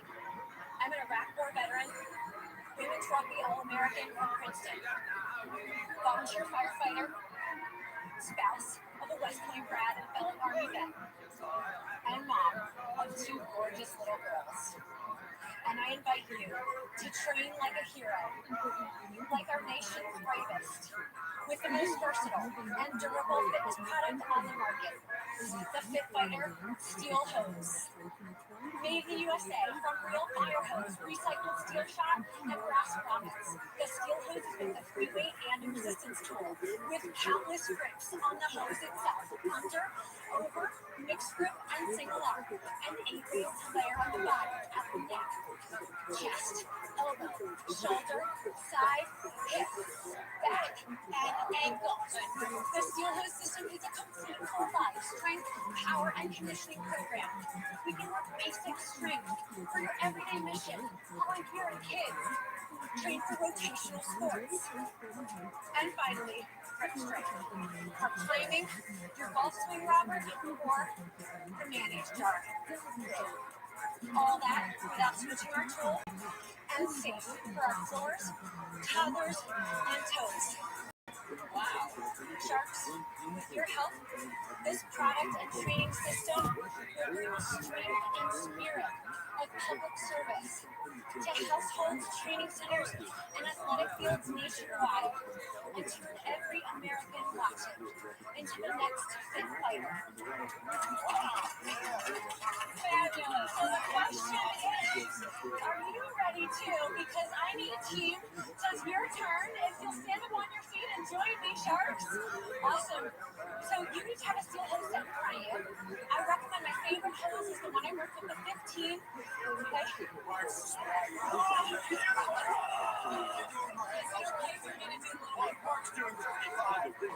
I know that was going to happen. What I want you to do is just stand strong and tall for me. And I want you to lift that above your head. It's going to feel a little different than what you're used to. We'll turn your mouth to the side. Okay? All I want you to do is come down to your shoulder and squat. As you do that, press everything back up. Okay? Optional. You can come down, up, and over your head and get a sense for how soft and malleable that is. Excellent. Let's bring it out front. So you're going to come side to side. Okay? That one's going to be hard with the 35. Okay? And then final move, optional, underhand, and you're going to just give it a flip. There we go. Awesome job, Sharks. Your first steel hose move ever. Thank you so much. Did you really?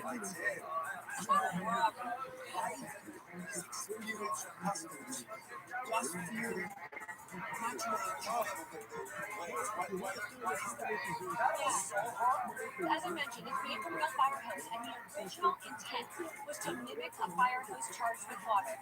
When I joined my volunteer fire department, I noticed there was a gap between the fitness training in the gym and what really happened out there on the fire ground. The obvious place to start was how to mimic charged hose without pulling hose off the trucks, charging it on the hydrant with water.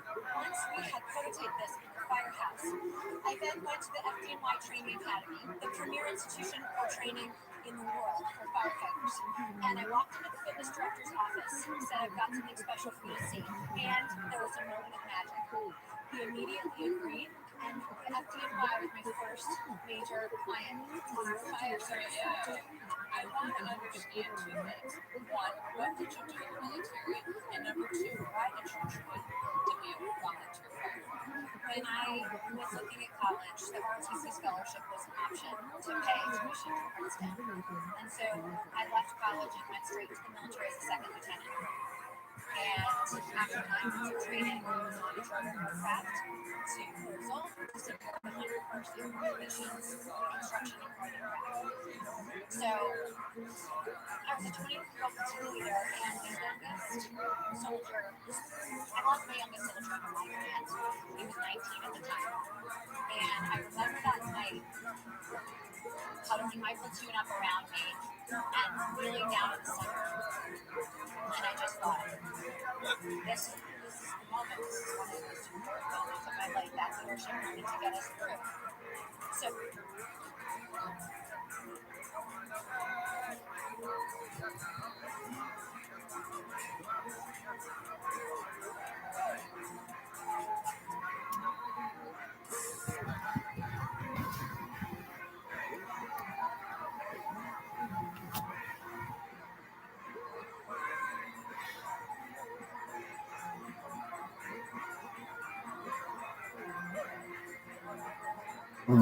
Here's Brad. I have to say something about that. I will check. There's another girl that lives on my house. That's on the thing. Anyway, that girl, she was good. She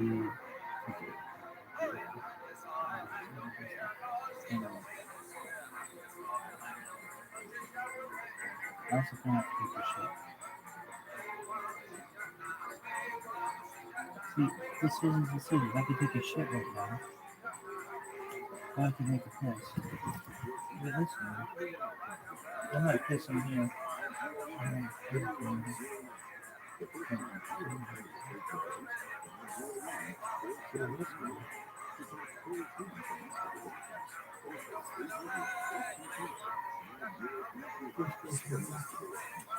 Look down on my shirt. Oh my god.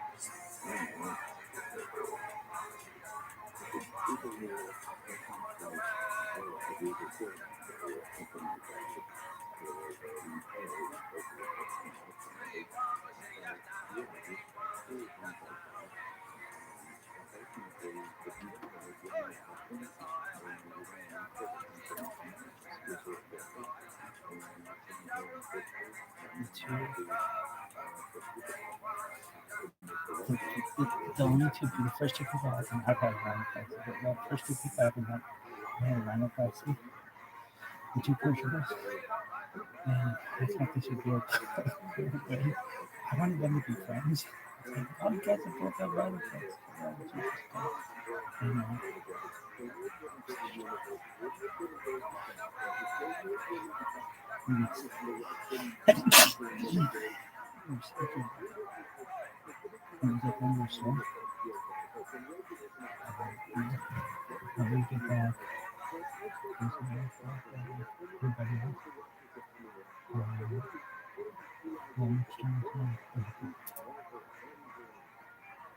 So when I left the service, there was something really powerful about that community and camaraderie that I missed, and I vowed that I would always work to honor the memory of that soldier that I lost.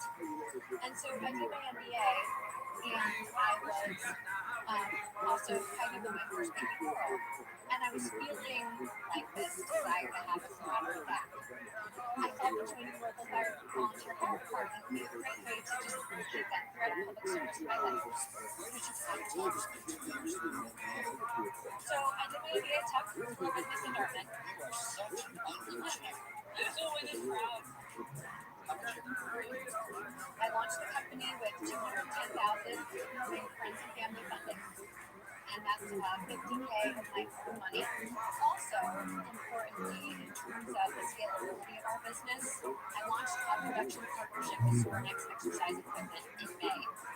Sorinex is one of the largest and most well-respected exercise equipment manufacturers in the country, and is a contract for the United States Army to provide the equipment for the new. We have the perfect tool to train soldiers. So I intend to generate enterprise value in this company by selling institutionally to the military, to the fire service. We have $45,000 in sales, proving the concept in the B2B market. Last year, trainers, coaches, and small boutiques.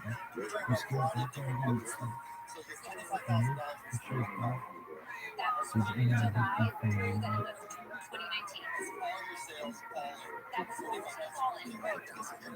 So here's our January 1st, lining up the Sorinex partnership so that we could be ready to scale to the future. And during this pandemic, that B2B market was effectively shut down. We decided, well, what looks to be the way that we can scale the company forward is to pivot and to build a direct-to-consumer brand. We immediately in April and May timeframe had $40,000 in sales. So in just those 10 weeks. We did. And when we did that, we launched an iOS app that has a 150 plus movement library that's developed by my training partners who are the best in the business. We launched also a live online training platform program. I'm following you, but I'm watching you. I'm in my phone, I'm watching my video, and it's you doing it with me. Right. So the app model is that it's a free download. That's just like the app is designed on the and then download it for free so they can. Right. And then we do have a $19 month option where you can also then have a complete workouts. We have 302. So this is a lot of boxing. Yes. I understand that. Pull it together here. COVID, right? Everybody's reacting and trying to be agile. So I get that. Yeah.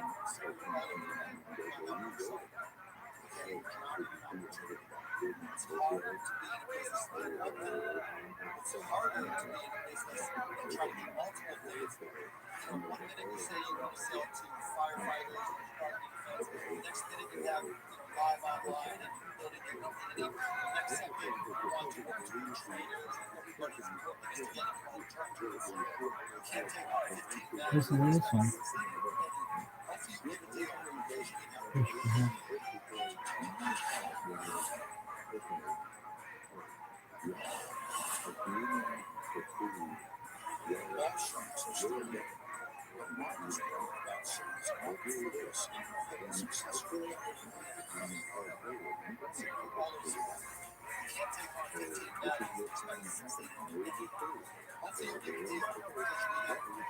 Just going on the path to fail, but that's right. So for those reasons, I think this makes sense. We have to go through certain things that vision works. And the ourselves are 100% something like this. But for me, I'm not the investors. I think I'm paying for myself in this organization. Look, you want the most impressive things we've ever seen, but you want for me, I understand actually we had to go through the same pivot. The vision really works. We had ourselves up 400% and for me, I'm not the investors. I think I'm paying for myself in this acquisition. Look, you want the most impressive things we've ever seen, but the business side of it falls apart a little bit. When you came out, I said, oh my God, she is killing it. She is selling subscription classes online, and this is nothing I'm paying a subscription, and yet $100 seems to me it's a lot of business to pay a subscription to sign up for an event. But I'm learning because you got to do the box. And again, I'm working with that position as well.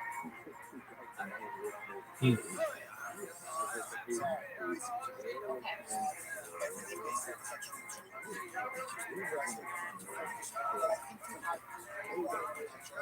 representation. You have the opportunity that inspires people and users.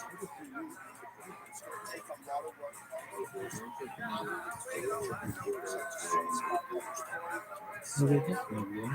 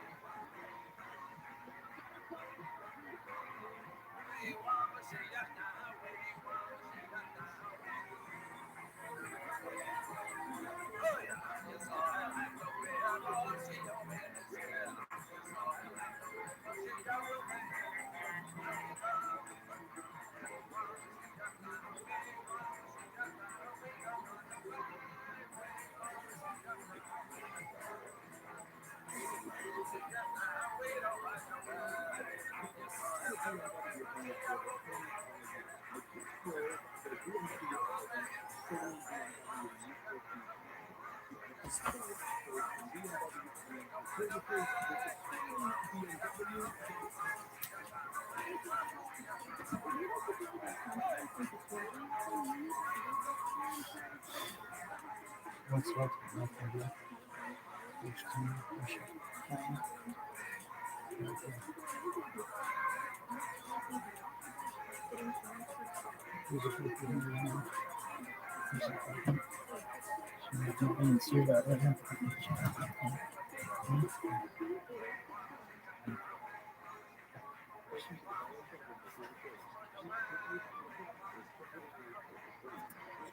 1 to 2 offers.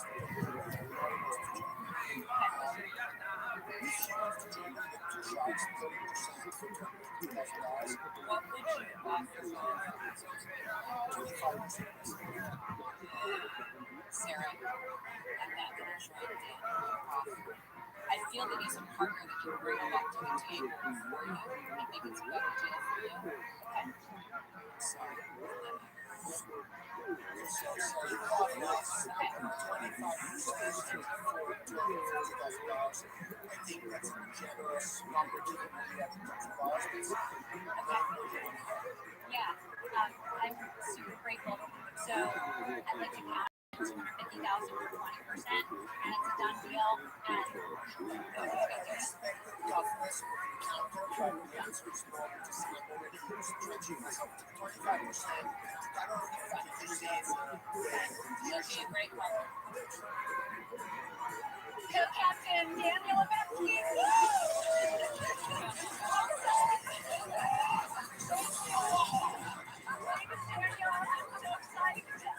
I mean, wow, and great feedback. I can't wait to work with you. You just, with a partner like Daniel, we can build a strategy for the future. As a veteran of the company, young girls and women will look up to us, and they will know what's possible. It's season ahead. Jennifer Farr made a deal with Mark Cuban for her vegan version of jelly bean Unreal Deli. Cuban, you never slept with Let's see how she's doing now. I love this one. I came onto the show with only $10,000 in revenues. In just over half a year, we reached over $300,000 in sales. Unreal Deli became a permanent fixture on the menu in 175 deli and restaurant locations. Includes Grab and Go to Veggie Grill to Mendocino Farm Sandwich Market. But when COVID-19 reached our shores, everything changed. A couple weeks before the whole nation shut down, my dad tested positive for COVID-19 and was taken to intensive care. He spent 28 days on a ventilator. Doctors told the family that we should start planning for a boost. When we had lost nearly all hope, My dad received a plasma donation, which started to turn things around. 2 months later, he finally came home and began his slow road to recovery.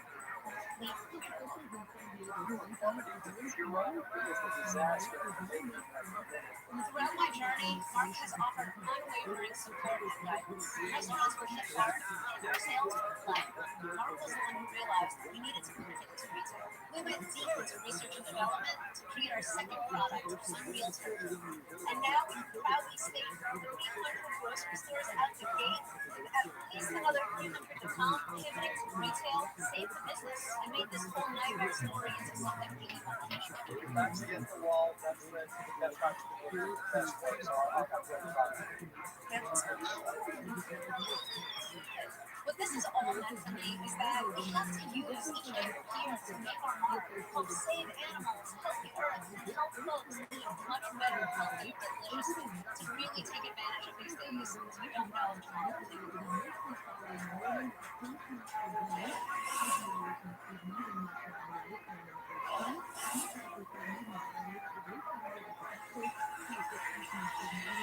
Next up is a technological solution for optimizing brain performance.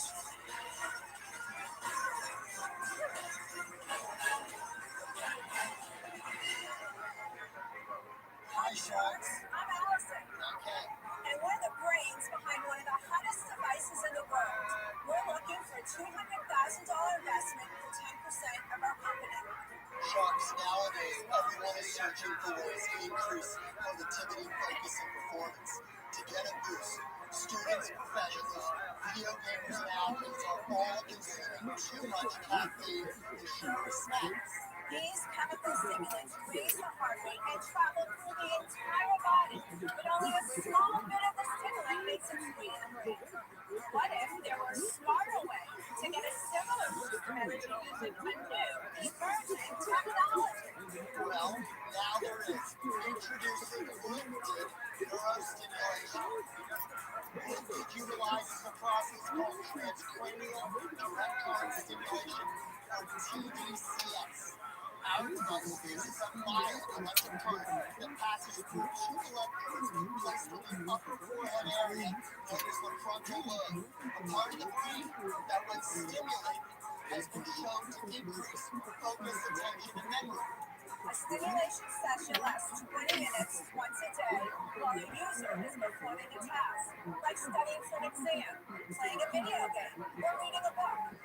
Designed by a world-class neuroscience team, Lifted is easy to use, lightweight, stylish, and well-positioned to become the coffee of the future. Sharks, who's ready to get productive? Get focused and get lifted. Sharks, we would love to do a lifted stimulation session with you. And it's safe. It is so safe. Okay, so what you have in front of you is a kit that has everything that you will need to do a lifted stimulation session. So if you open the kit and you'll pull out the device, that's the device, and you turn it over, you'll see there are two black electrodes. And what we're going to do is there are sponges right inside of the Put them inside, your electrodes in, ready to go. I'm going to put this on Allison's head. Okay? And then what do we do? Okay, so then you're going to put it on your forehead. This is freaking me out. Everybody reach for the button. Press that down for 2 seconds. And you'll hear a beep. Does everybody hear a beep? It's ramping up.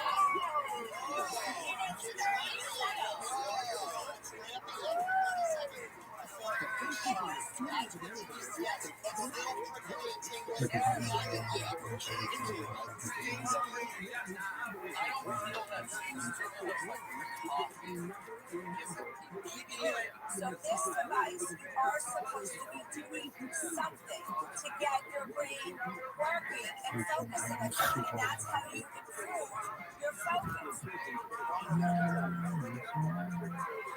How do you know something won't go right? Well, first of all, TDCS is backed by 5,000 published studies. They're using it for all Alzheimer's, Parkinson's, or epilepsy. What is it doing for those things The specifically? brain has billions of neurons, and when those billions of neurons burst or dormant, so when you're doing a stimulation session, when you're doing like, for example, a spreadsheet, what's happening is called neuroplasticity. That means the more you do that, the more those neurons are likely to fire the next time. When all sharks, this is notice to all sharks, warnings for lifted neurostimulation. Read along, sharks. Do not use if you have any electronic implanted medical device that will play with the brain or an pacemaker or defibrillator. Do not use if you have epilepsy sensation with brain lesions or severe heart disease. Do not use if you have sensitive skin or a rash, broken skin, or open wounds such as sores, cuts, or do not use while driving, drinking, operating, or shooting or any situation where you may be impaired. Has no medical benefit. It is not intended to prevent or treat any medical condition. Any medical You're making claims. Right. Whatever it is, Mark, this is for cognitive benefit. Mark, you know neuroscience. This is for cognitive benefit. It's for focus, attention, and memory. You're very, very passionate about this. It's clear. Why are you so passionate about this? And why did you decide to do this product? I've always had an eye for products. I was National Salesman of the Year for Hasbro at 23 years old. Also, when I was in college, I sold solar hats in the streets of D.C. I introduced General Mills to the two-piece spoon in the lid that was on Colombo yogurt. Remember that? I get it. You got a lot of energy, but I'm not going to actually tell you. I just want to ask you a question. You got the best product. I am best. And you want to into the Shark Tank for investment. You want to let the investors talk. They're traveling every trip. Dude, shut the fuck up.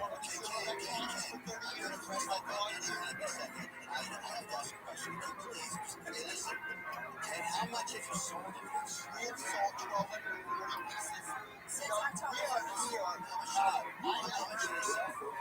They're landed for $22 with duty all in, and they sell for $149. So how many dollars is that? $126,000. Here's the problem for me. I have never created, been a part of, or invested in any products that make claims.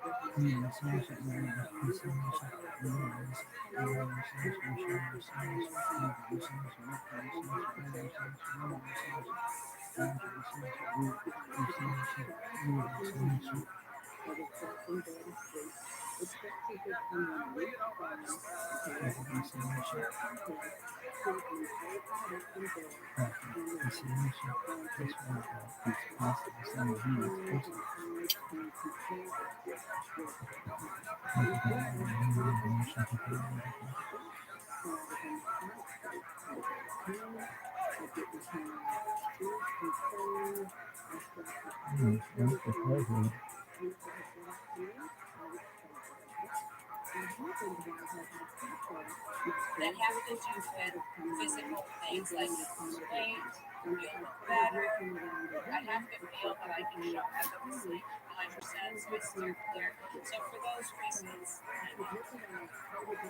I accept the fact that you're a great salesman, you told me that, but you can't justify great salesman with the absolutely negative message. And Robin, nothing but come out here and talk. Come out like you're like a machine gun.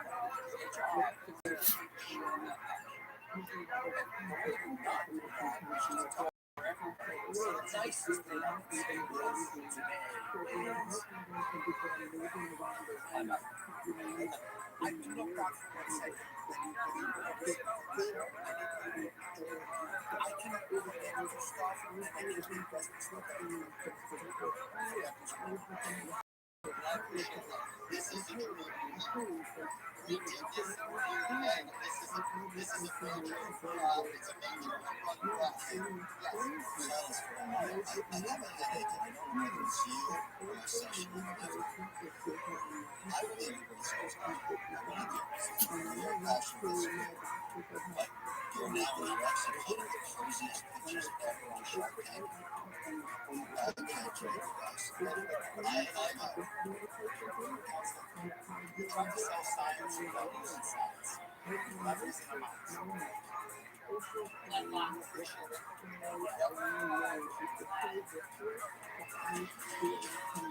The sharks are going to do what they did not yesterday. It's a multi-billion-dollar network. They contacted us. We can't wait to grow this particular latest emergency.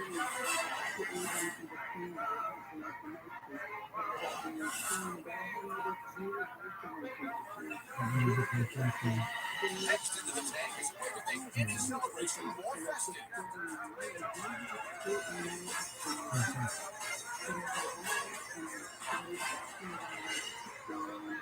Hi, Sharks. My name is Manuel Rojas.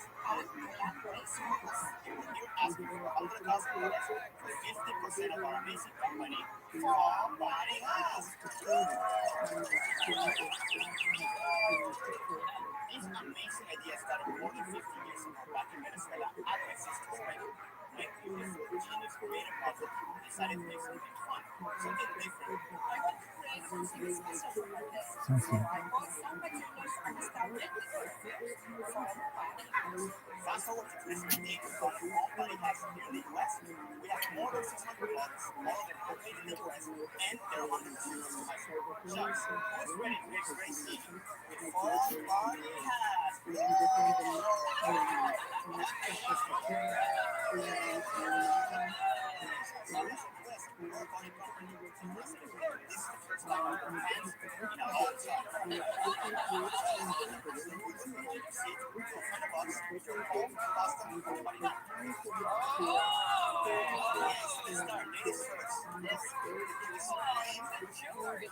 Yes, I guess so. We know you made your first videos.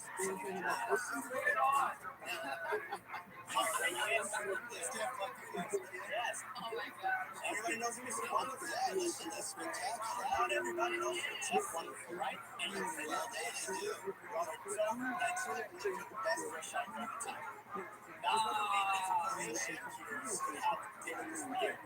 We're going to make you crazy about God's video. I like that last video. Two months to change the world. Yeah, I know that. Guys, please tip the hat. Reach out inside for the fun illustration. So there you go.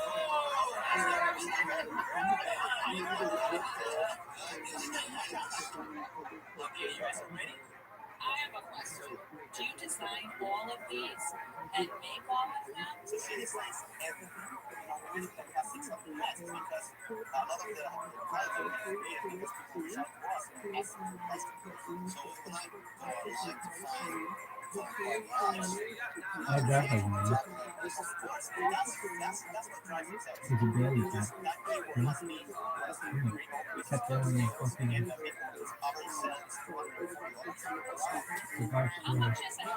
business. This one is 40. How much is this one? That one is 35. Yours is 50. What does it cost you to make this one? The cost of the product will be around $50 and $7 will be the fees. It's really this time somebody wanted $10. Then you can find out it's like the business model. For people, weddings is our biggest money. 80% of the sales are weddings. Yeah, wedding industry is not very times. That business is going to hold 6%. So yes, change our business model from the limited. Basically, our sales decreased like 80%. 1 week I was sleeping 2-3 hours because I was freaking out. But one day I woke up and I was like, I hate when people just stay without doing nothing and crying about especially people dying and people have no excuse to do nothing. So I went to Amazon, started investigating how to be really proficient on Amazon. So first on in March, we did like $800 was what they spent. many hours at night figuring out how to keyword, SEO, all that kind of stuff. Yourself or Amazon buys. That's all 6,000. For you, like the landing page was supposed to be, what were your sales on the month? Oh, okay, so let me just tell you what overall sales. So when we started 2017, we did $25,000 in sales. 2018, we had $75,000 in sales. And then last year, we did $145,000 in sales. This year, right now, we have sold $8,000 more than last year. Which for me, I think is amazing. It's great. Because anything that's not creative, not right now. That's what we do. We need the money to scale up big time. What do you think you would get people to something? I mean, what do you do during the pandemic? Oh, the pandemic. So I have a, let me show you something. I was ready for this.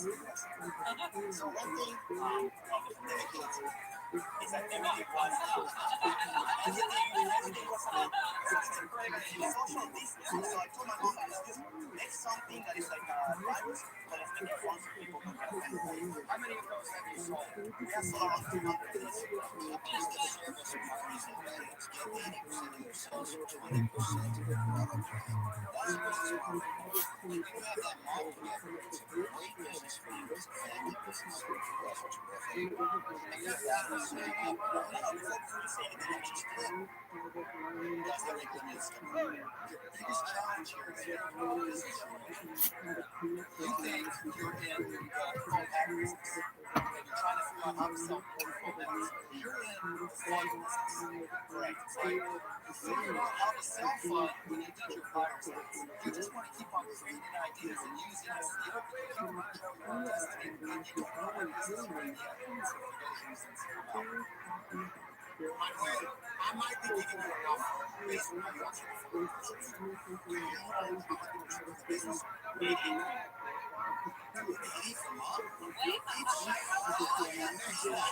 Is your full-time job? No, I have a full-time job. I'm a chemical engineer. Are you willing to make this your full-time job? Of course, that's what are you sure? So the only thing I'll give your mom is if you yes, of course, I mean, I don't know about that.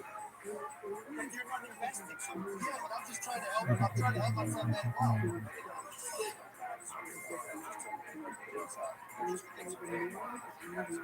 One is the hustle, and the other one is your ability to just make good excuses. So it's great business for you, but as an investment, it's not paying.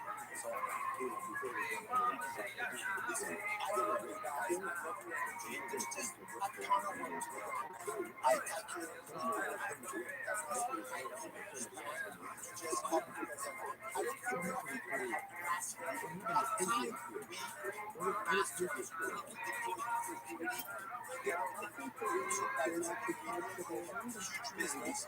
The offer is $100,000 for 30%. It is not negotiable. It's going to be a couple $100,000. A ridiculous amount of business. And that offer, good job. Huge mistake. Huge mistake.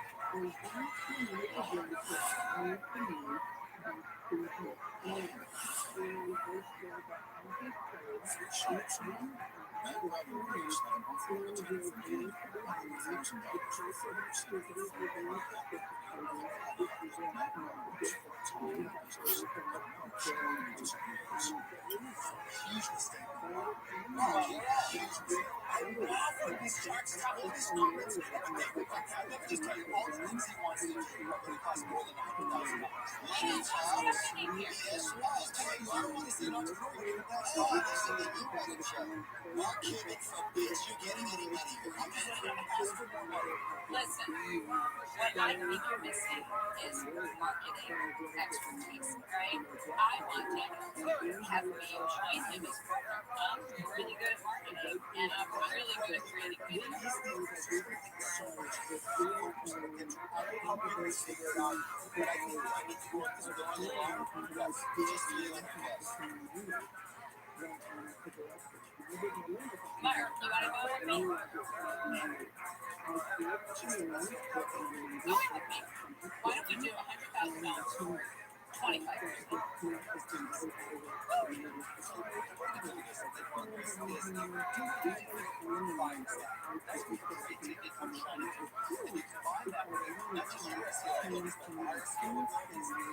Then you keep your job.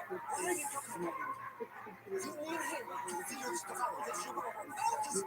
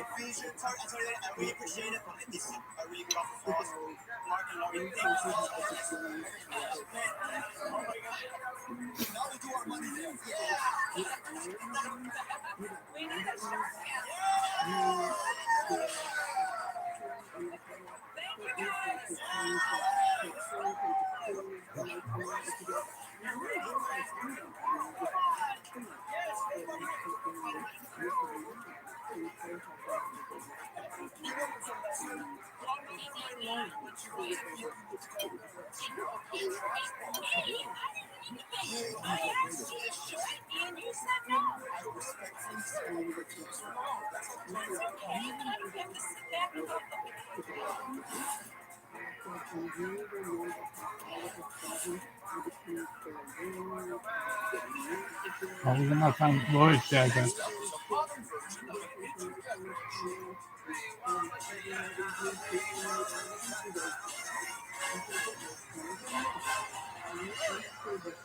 Hi, Sharks. My name is Ayala Solomon. I'm from Sonoma, California. My company is the Money Wine Company, producers of Picoftheday. I'm seeking $750,000 for 20% bonuses. For centuries, people from all over have been enjoying the world's oldest alcoholic beverage.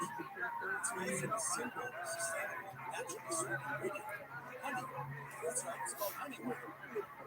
Ethiopia, where I was born, is the largest honey winemaking country in the world. Commonly referred to as England, I have perfected the formula. Every sip of peak wine helps save our endangered bees or promotes permanent change for thousands of beekeeping households and forests around the world.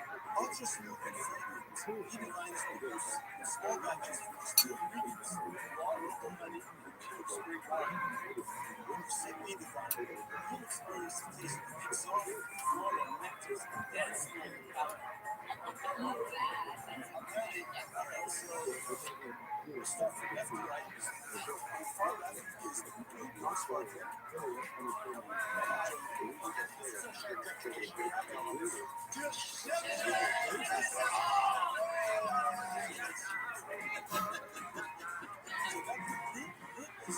Remarkably brown complex.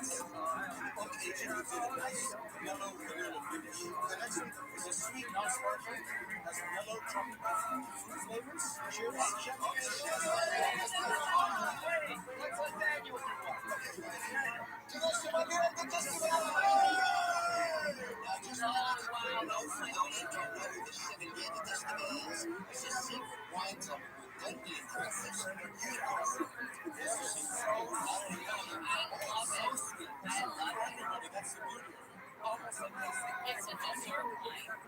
Finish it off with a sparkling sweet.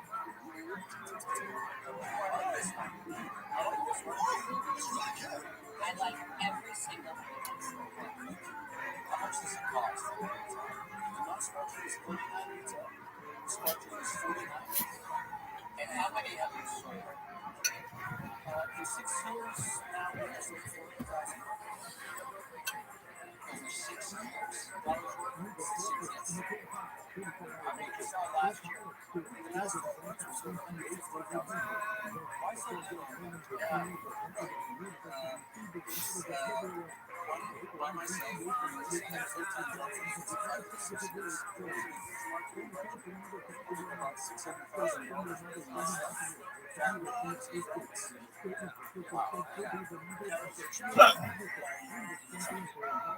I was born in Ethiopia. Grew up in Kenya. My father was in agriculture. outdoors, going on safari, came to the U.S., went to study economics, finance, so I was able to put all these things together, promote the product, promote my interests, and also address environmental and social concerns. It came out as a underground kind of shtick, and then I tried it, and I loved it. Now, I'm going to guess the problem here with product is people aren't going to buy it until they try it. Exactly. That's what I think is a bigger problem is price. Just $39.95 is not the price you would sample in line. Here's a fact. 97% wine sold for under $14 a bottle. 97%. What's your cost for this bottle? That's $5.93. So why are you selling it so expensive? Wait, you don't get $14.95 because I mean it's just a classic strategy. Either you're small volume, high margin, or so how's that strategy working for you? It's a long-term thing because Well, it's something you could change. time. But you've got to have an introduction. You've got to have a price point. A mark. I think you're going down the wrong road. I don't think it matters what the price is. Yes, 97%. I think it matters a lot. $35. The problem here is people need to try. That's my problem. Mark is right on point. It's that sweet spot of being under 50, right? And it's not what you like. You haven't really lost that. Exactly. I like all wines, but I appreciate the master of what you make here. But two big issues here. One is the trial and Robert brought that up. Reaching the $14 price point. I mean, lowering the price is not going to provide for experiments. It's not sustainable. That's 97% of the market. It's not 97% of the issue of valuation. That's just one check 50,000 cases. How many cases you shoot? Well, I was doing about 400 or 500 cases over a year. 500? Yeah. You know what? I'm a product person. I've done wine tests. I'm not competitive, but I'm not snobby about it, frankly.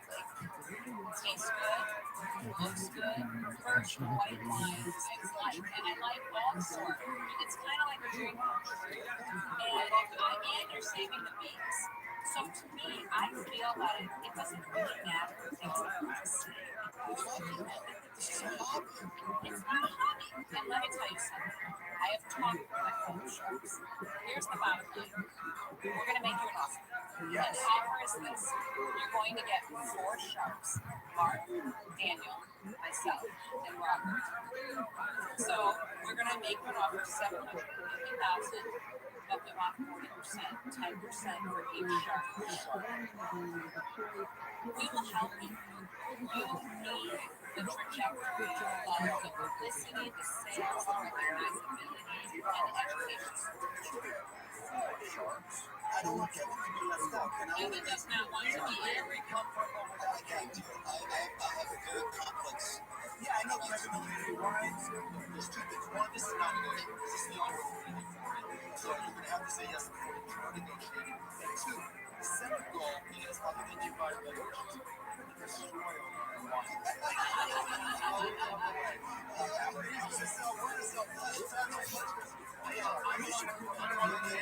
I just want you to do great. Here's my point.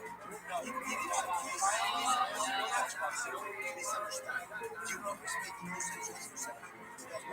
We're doing things where they're leading in the long-term evolution that grows as the value of the business. This is non-negotiable. This is a yes.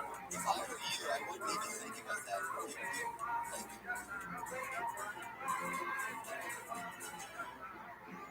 Then let's do this. Yes, sir!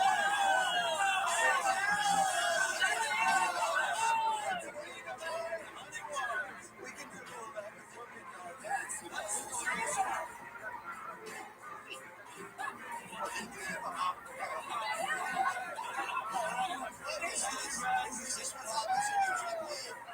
you guys can do this better.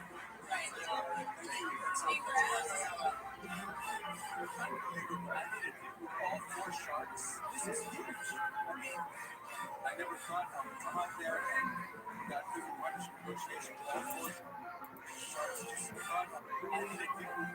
Sharks. This is huge. I mean, I never thought I'd come out there and without even much negotiation with all the sharks just jumped in the water.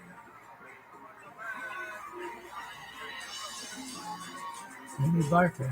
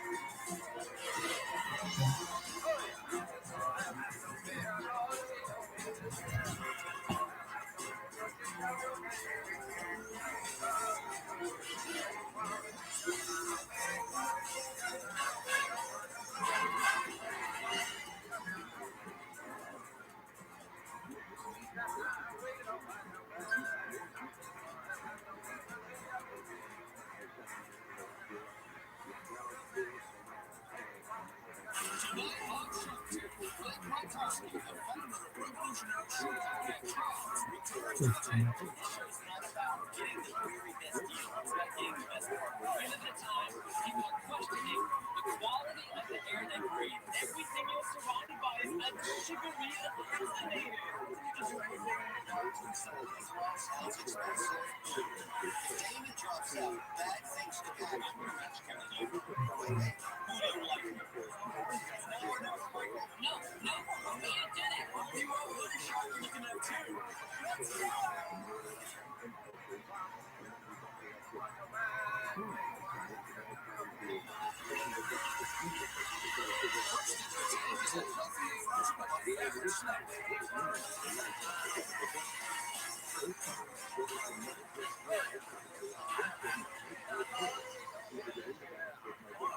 My name is Mike Van.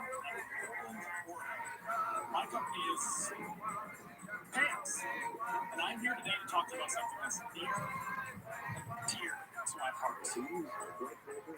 Turkey sharks. You're all busy and notice like they feel on the way. Turkey is convenient, tasty, nutritious snack people have enjoyed for centuries. Let's take a moment to appreciate our turkey and all its comfort. I can't think of anything more satisfying. Ripping, meaty, chewy, delicious piece of jerky. Almost brings a tear to my eye. Hands is high fiber, vitamin D. It's paleo, soy-free, gluten-free. And there are just 6 simple ingredients in our original recipe. And all flavors have their own unique umami. Taste. Well, I didn't mean to go on and on about turkey without you can taste it. I'd love for you each to take a bite. So please, go ahead. Now, I can't wait to hear your thoughts, but before we share them, I have to admit something. That orange meaty texture that you're experiencing, really good, thank you, is actually mushrooms. That's right, Pan's mushroom jerky. Even more. And 4 delicious flavors. Oh my God. Original, zesty thyme, salt, pepper, and chocolate barbecue. All of them have a delicious flavor and satisfying texture that fans of jerky love. Sharks, I'm saving $300,000 in exchange for 10% equity. Who's ready to take another bite? Wow, that was a great review. Thank you. These are mushroom tacos, by the way.